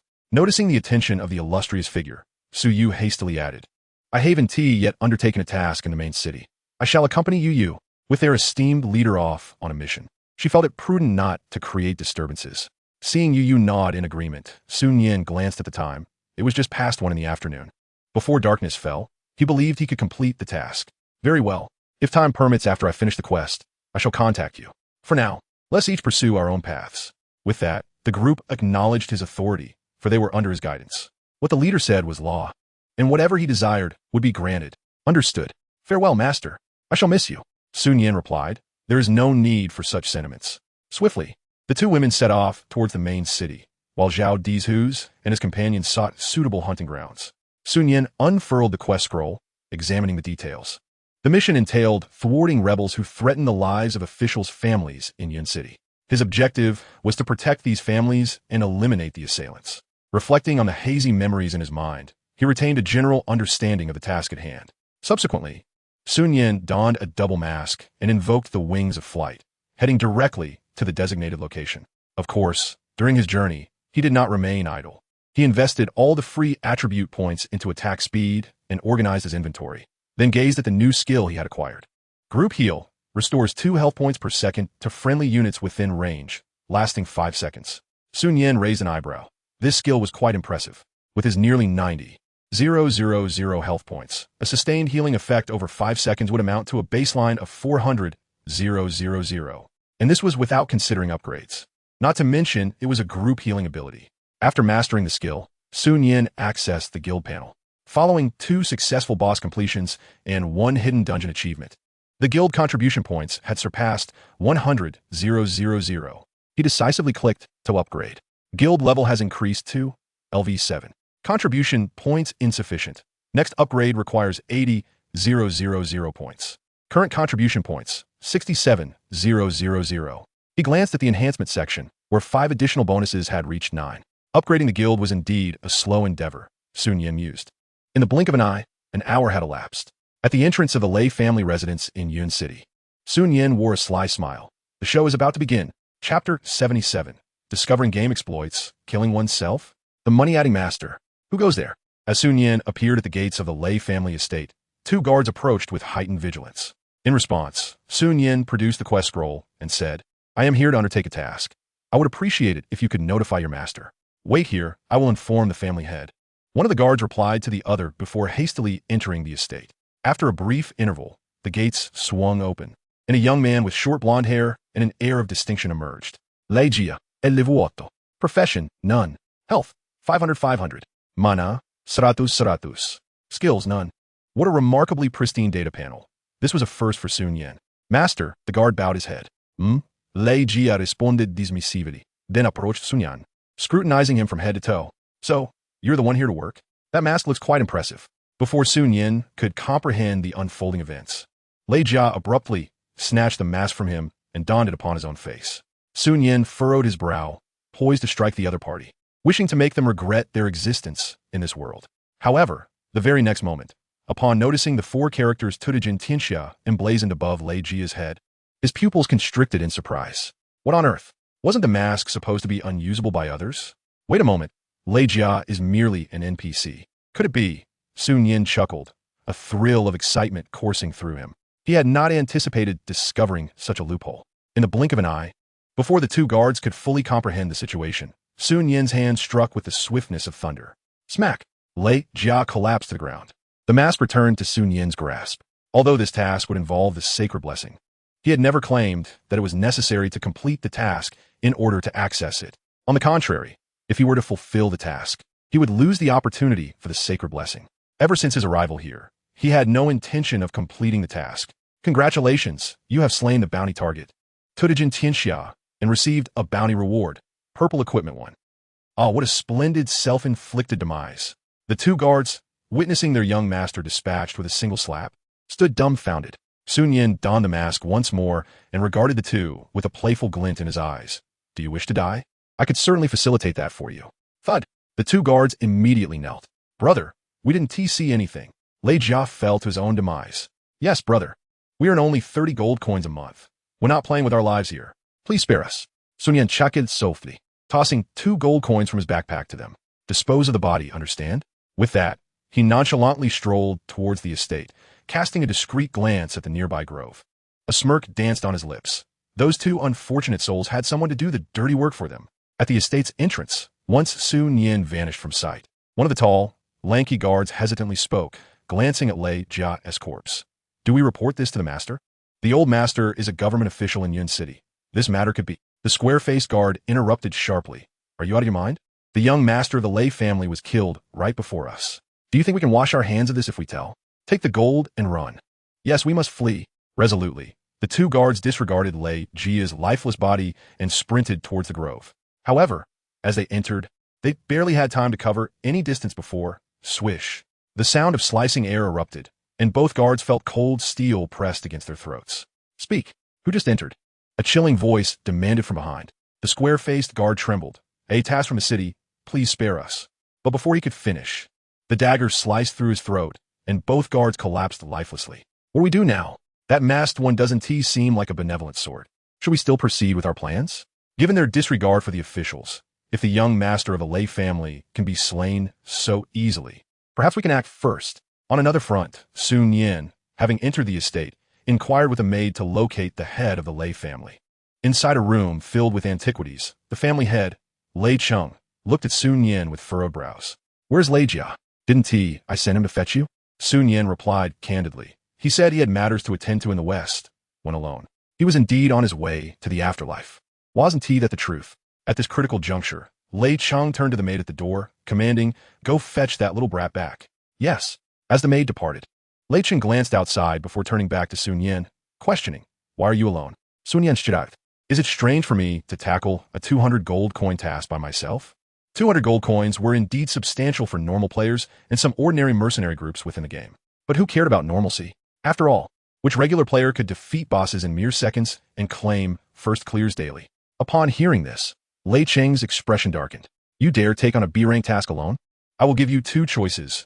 Either bring me reinforcements immediately or cancel the task and compensate me with 500 gold coins. Otherwise, the consequences are yours to bear. Sun Yin frowned, glancing at the task panel. You, at level 20-something, have quite the temper. The bosses we've encountered at level 20-something were not nearly as irritable as you. TSK, this could be troublesome. Lei Chung's brows furrowed. What do you mean by that? Sun Yin replied nonchalantly. They've already arrived, hiding just outside your estate. 7 of them, all above level 25. Do you think it's still too late? He added, if I were to leave, not even your esteemed elder, who holds an official position in the city, could do anything, especially since he is not present. The disparity between local officials and those of the ancient kingdom is not trivial. The minimum standard for a main city official is level 60, while here in this small town at most 30. What? Hearing this, Lei Cheng panicked. This matter can be easily resolved, Sun Yin declared, revealing his health panel. What? Lei Cheng's eyes widened in disbelief. 4 million plus health? How could a figure of such caliber be in his presence? Was it possible that his father had ingratiated himself with top-level officials? As he quickly regained his composure, Lei Cheng suppressed his previous grim demeanor, slapping himself a few times. I apologize. I was disrespectful. Please, I implore you, save my Lei family. Sun Yin made himself comfortable on the sofa, coolly stating, I could save your Lei family, but it will cost more. Chapter 78. I don't eat beef. Do you think gold coins are food? Upon hearing the phrase, it will cost more, Lei Cheng visibly faltered. How much do you desire? Sun Yin what do you have? Huh? Lei Cheng was taken aback, feeling an overwhelming sense of injustice. His face full of embarrassment. You can't be serious. Compared to your wealth, my Lei family savings are but a drop in the bucket. Please just tell my Lei family. This is a matter that you could resolve effortlessly. Upon hearing this, Sun Yin chuckled. It was evident that the apple does not fall far from the tree. The son, young and impolite, was one thing. The father, however, was truly foolish. Sun Yin regarded him with a knowing smile. You provide the funds, and I perform the service. That is the natural order of things. Why should I not approach this matter as I see fit? Am I indebted to your family? Lei Cheng faltered this. After a moment of hesitation, he recognized his lack of standing. Gradually, he extended 3 fingers. I can offer this much. What do you think? Sun Yin raised an eyebrow. 300,000 gold coins? 300,000? Do you think gold coins are food? Lei Cheng corrected. 3,000 gold coins. Sun Yin gradually rose from his seat and approached the window, gazing out. 3,000?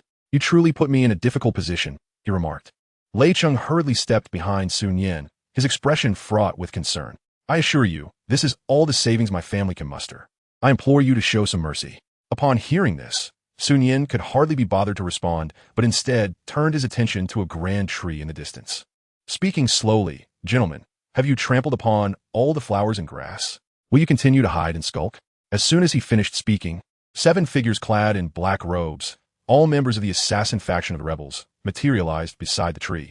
Witnessing this scene and feeling the formidable aura emanating from the 7, Lei Cheng instinctively took a step back, his pupils contracting. 100,000 gold coins. That is all the wealth my family possesses. Beyond that, take any of the young maidens or servants in my household, should you desire. Clearly, when faced with the choice between money and life, Lei Cheng chose the latter. Now, are you beginning to feel anxious? Sun Yin said with a playful glint in his eye. However, I suddenly find myself desiring 500,000 gold coins. What shall we do about that? At the moment he spoke, Lei Cheng nearly fainted from rage. Yet before he could utter a word, a rebel stepped forward a couple of paces, addressing Sun Yin directly. Brother, it seems you harbor no fondness for these officials or their families. Otherwise, you wouldn't have dealt with that yellow-haired fellow so ruthlessly. Why not join us? Of course, if you refuse to ally with us, we can offer you 1,000 gold coins as compensation for your efforts. As he spoke, the rebel pointed at Lei Cheng with a grin. But we will take his life.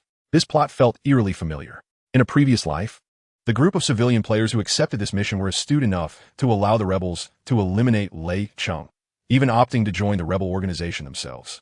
In later stages, one of these players not only acquired a divine blessing within the organization, but also established the infamous Hunter Guild, which specialized in sheltering high red name players to hunt down others. All of this information had been divulged by a member of the Hunter Guild management. It was rumored that the guild leader's divine blessing was related to hunting other players, granting the ability to permanently enhance one's strength. Thus, Sun Yin had come to test the veracity of these claims. If true, it would lead him to a clue regarding a divine blessing. If false, he could still gain insight into this rebel organization, as his ultimate mission was to dismantle the entire Dragon Ancient Kingdom. Who knows? Perhaps having a fellow traveler may prove beneficial? With that thought, Sun Yin turned to Lei Cheng, smiling. You see, they display far more sincerity than you do. They offer me 1,000 gold coins without demanding anything in return. Whom should I assist? Hearing the ominous tone in Sun Yin's voice, Lei Cheng retreated several more steps, his voice trembling with terror. If you kill me, there will be a bounty on your head. Do you wish to consort with these underground rats? Oh, a bounty? Sun Yin's smile grew increasingly sinister. I have the Lei family. You may not know my name, but I trust you have heard of the title the one who slaughters the world.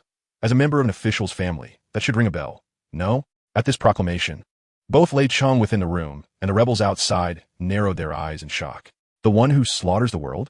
This is a figure wanted by the entire Dragon Ancient Kingdom at the highest level. Who would not know of him? Why you? What have you done to my son?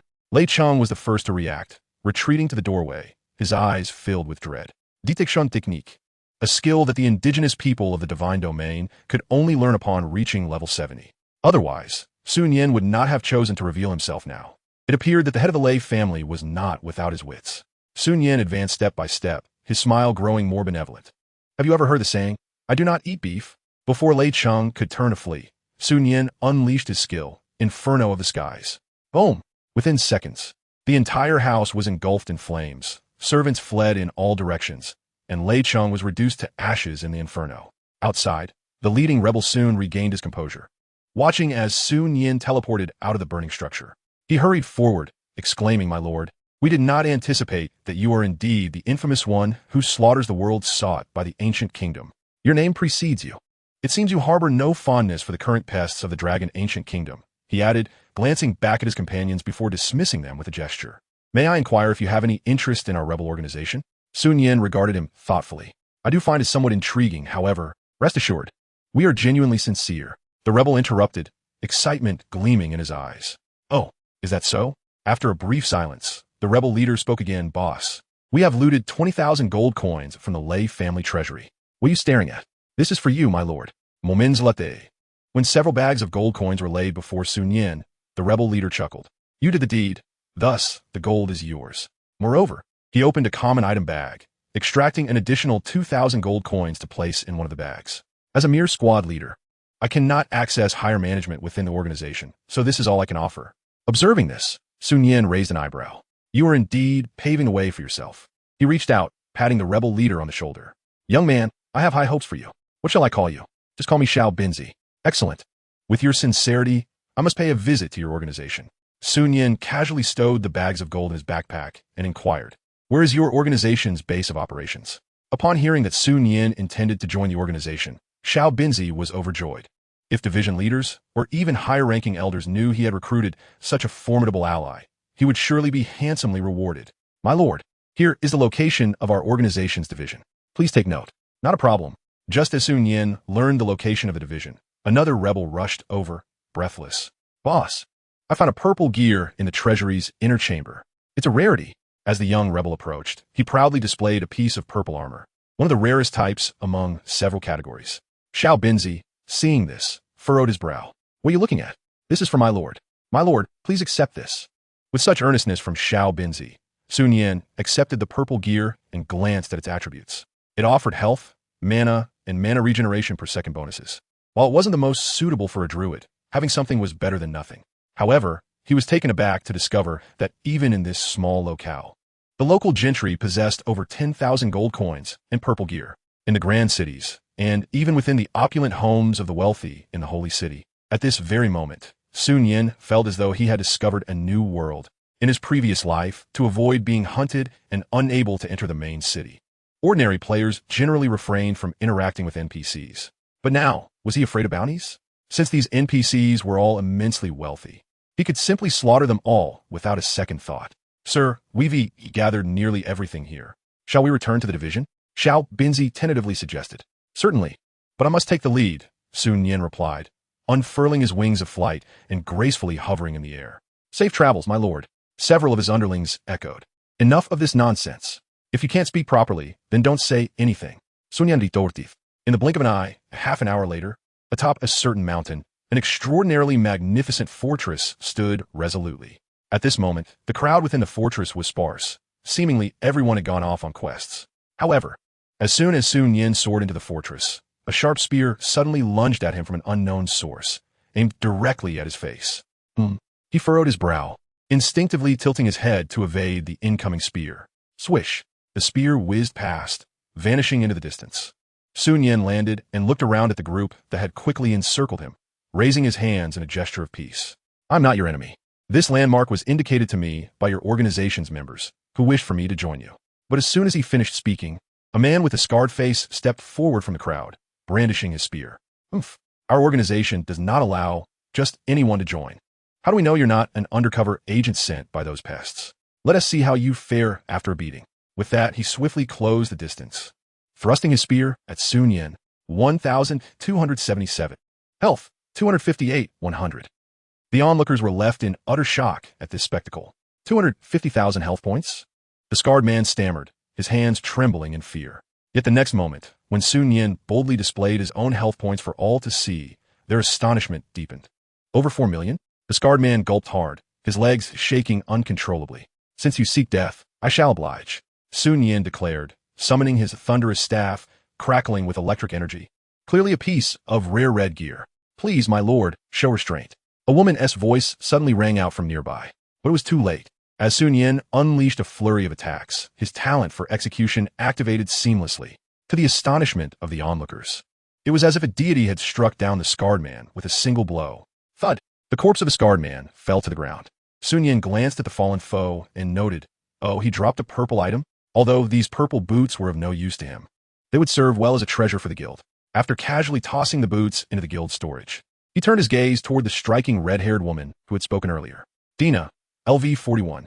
Class, Fire Mage. Health, 63, 00063, 000.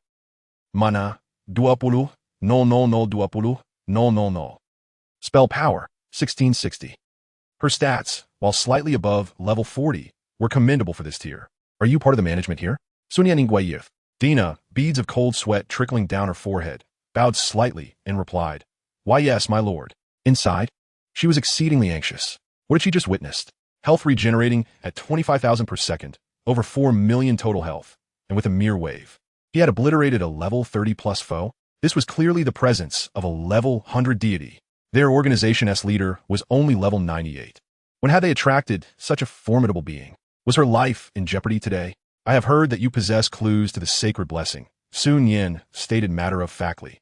Dina's body trembled, instinctively taking a step back, her eyes filled with trepidation.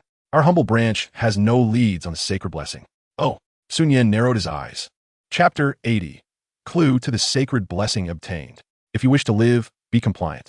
Oh, hearing those words from Dina, a smirk crept across Sun Yin's masked face. But your eyes betray you.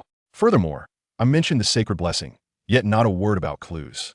With that, Sun Yin revealed his title displayed above his head, casually stating, perhaps we were never enemies. So, dear red-haired lady, you too wish to survive, do you not? If you wish to live, then comply. I digress. At this moment, Dina beheld the 4 grand characters above Sun Yin's head, her pupils constricting. The one who slaughters all? This was the very deity sought after by the ancient Dragon Kingdom's top bounty, and their organization had been attempting to recruit him, never imagining he would stand before them now. In a fleeting moment of shock, as Dina regained her senses, she glanced at the equally astonished members of her organization. Before she could utter a word, her comrades understood the gravity of the situation, hastily vacating the area without a moment's hesitation. Soon, only Sun Yin and Dina remained. Have you come to a realization? He inquired, surprised that his bluff had yielded results. Dina's stunning visage twisted into a grim smile. I acknowledge that power reigns supreme. But please, uphold your end of the bargain. Once I provide the information, spare my life and those of my comrades. Sun Yin retracted his staff. Speaking in a calm tone, this is not a threat. We are merely engaging in a fair exchange. I will trade your life for the clues you possess regarding the sacred blessing. Is that not so? As Dina had stated, power ruled. He could have taken lives and plundered, yet he chose to honor an equitable exchange. Using Dina's life to procure her information, was he not far too benevolent? Indeed, you speak true, Dina replied, retrieving a scroll from her bag. This clue to the sacred blessing was a stroke of luck for me. It only marks a location. I have sent several teams there, but none return alive. Sun Yin accepted the scroll and opened it. It indeed marked a location, seemingly within a crevice of the God-fallen mountain range. It appeared that once he reached level 30, he would need to investigate this site. As he stowed the scroll in his backpack, Dina cautiously asked, the one who slaughters all, may I be so bold as to inquire how you came upon the knowledge of my possession of clues to the sacred blessing? Sun Yin simply replied, you may not. Dina exclaimed, great deity, I implore you, for the sake of the clues. Sun Yin was taken aback. To think that this seemingly aloof, red-haired woman could also exhibit such charm. Yet, for the sake of the leads, Sun Yin was too apathetic to provide an explanation. Simply tossing the question back, are you certain that no one in the organization, aside from yourself, is aware of this matter? To his surprise, As soon as he finished speaking, Dina decisively shook her head, exclaiming, "Absolutely impossible. The clue was acquired before I joined the organization. As for those whom I dispatched to the landmark of the clue, I merely instructed them to investigate. I did not divulge the purpose of their journey. Within the organization, the only individual I deeply admire and trust is the leader. Originally, I intended to inform her about this, but approximately a week ago, the leader vanished without a trace." Sun Yen raised an eyebrow. "About a week ago? Isn't that precisely the day the Divine Realm opened? No, why was this thought suddenly crossing my mind? Perhaps I am overly sensitive to coincidences." At that moment, after a thoughtful pause, Dina muttered to herself, "Could it be that someone survived from the landmark and has learned something?" Hearing this, Sun Yen's lips twitched. This woman certainly harbors a heavy dose of suspicion. Well, for the time being, just consider my assertion as mere speculation. With that, Sun Yen turned to gaze outside the fortress. Dina's expression faltered. Speculation? Who would believe such a claim? Even if it were true, why would you choose to speculate about me, the humble manager of this division, possessing clues blessed by the divine? Wait, could it be that the deity possesses prophetic abilities? Please, esteemed deity, do not depart just yet. Seeing Sun Yen turn away, Dina hurriedly approached, extracting a purple stone from her bag, and earnestly said, "Esteemed deity, since you are at odds with those from the ancient dragon kingdom, why not consider an alliance? Of course, I lack the qualifications to negotiate such matters with you, but our leader does." As she spoke, Dina extended the purple stone towards Sun Yen. "Please accept this. Once our leader returns, I will promptly use it to contact you." Sun Yen examined the purple stone, which was nothing more than a commonplace communication stone. Players could easily connect through friends, rendering such an item unnecessary. However, considering that the organization shared the same objectives, it might indeed prove useful in the future. After all, inheriting the legacy of the predecessors. No, that's not quite right. It's about the continuation of their legacy, was a duty we must fulfill. With this thought, Sun Yen accepted the communication stone and glanced at the time. Having accomplished her objective, it was time to return. "No problem. Once your leader returns, we can discuss the alliance in detail. Until we meet again." With that, Sun Yen executed a teleportation, appearing mid-air, and then spread her wings to soar toward the main city. Unlike the novice village, which ensured a favorable gaming experience for new players by returning them to the resurrection altar upon logging out, once one entered the main city, they would log back in at the exact location they logged out. Tasks outside the main city could only be completed by returning in the same manner. Truly a top-tier deity. Despite possessing the ability to cover vast distances in an instant, she still chose to fly leisurely, taking in the surrounding scenery. Watching Sun Yen's retreating figure, it would be a lie to say Dina felt no envy. Yet, if she were to discover that this esteemed deity was, in fact, merely a player who had yet to reach level 20, what thoughts would then fill her mind? In the blink of an eye, half an hour later, as Sun Yen continued her flight toward the main city, she noticed the name of a small town beneath her on the map, and her speed suddenly decreased. Rockstone Town? ISNT, this the location where the first world boss appeared in the Divine Realm? Without hesitation, she marked the location, then checked the time before opening her friends list to send a message to Deju and others. Gather in the main city in half an hour. However, just as she sent the message, a server-wide announcement that would once again astonish players across the realm appeared.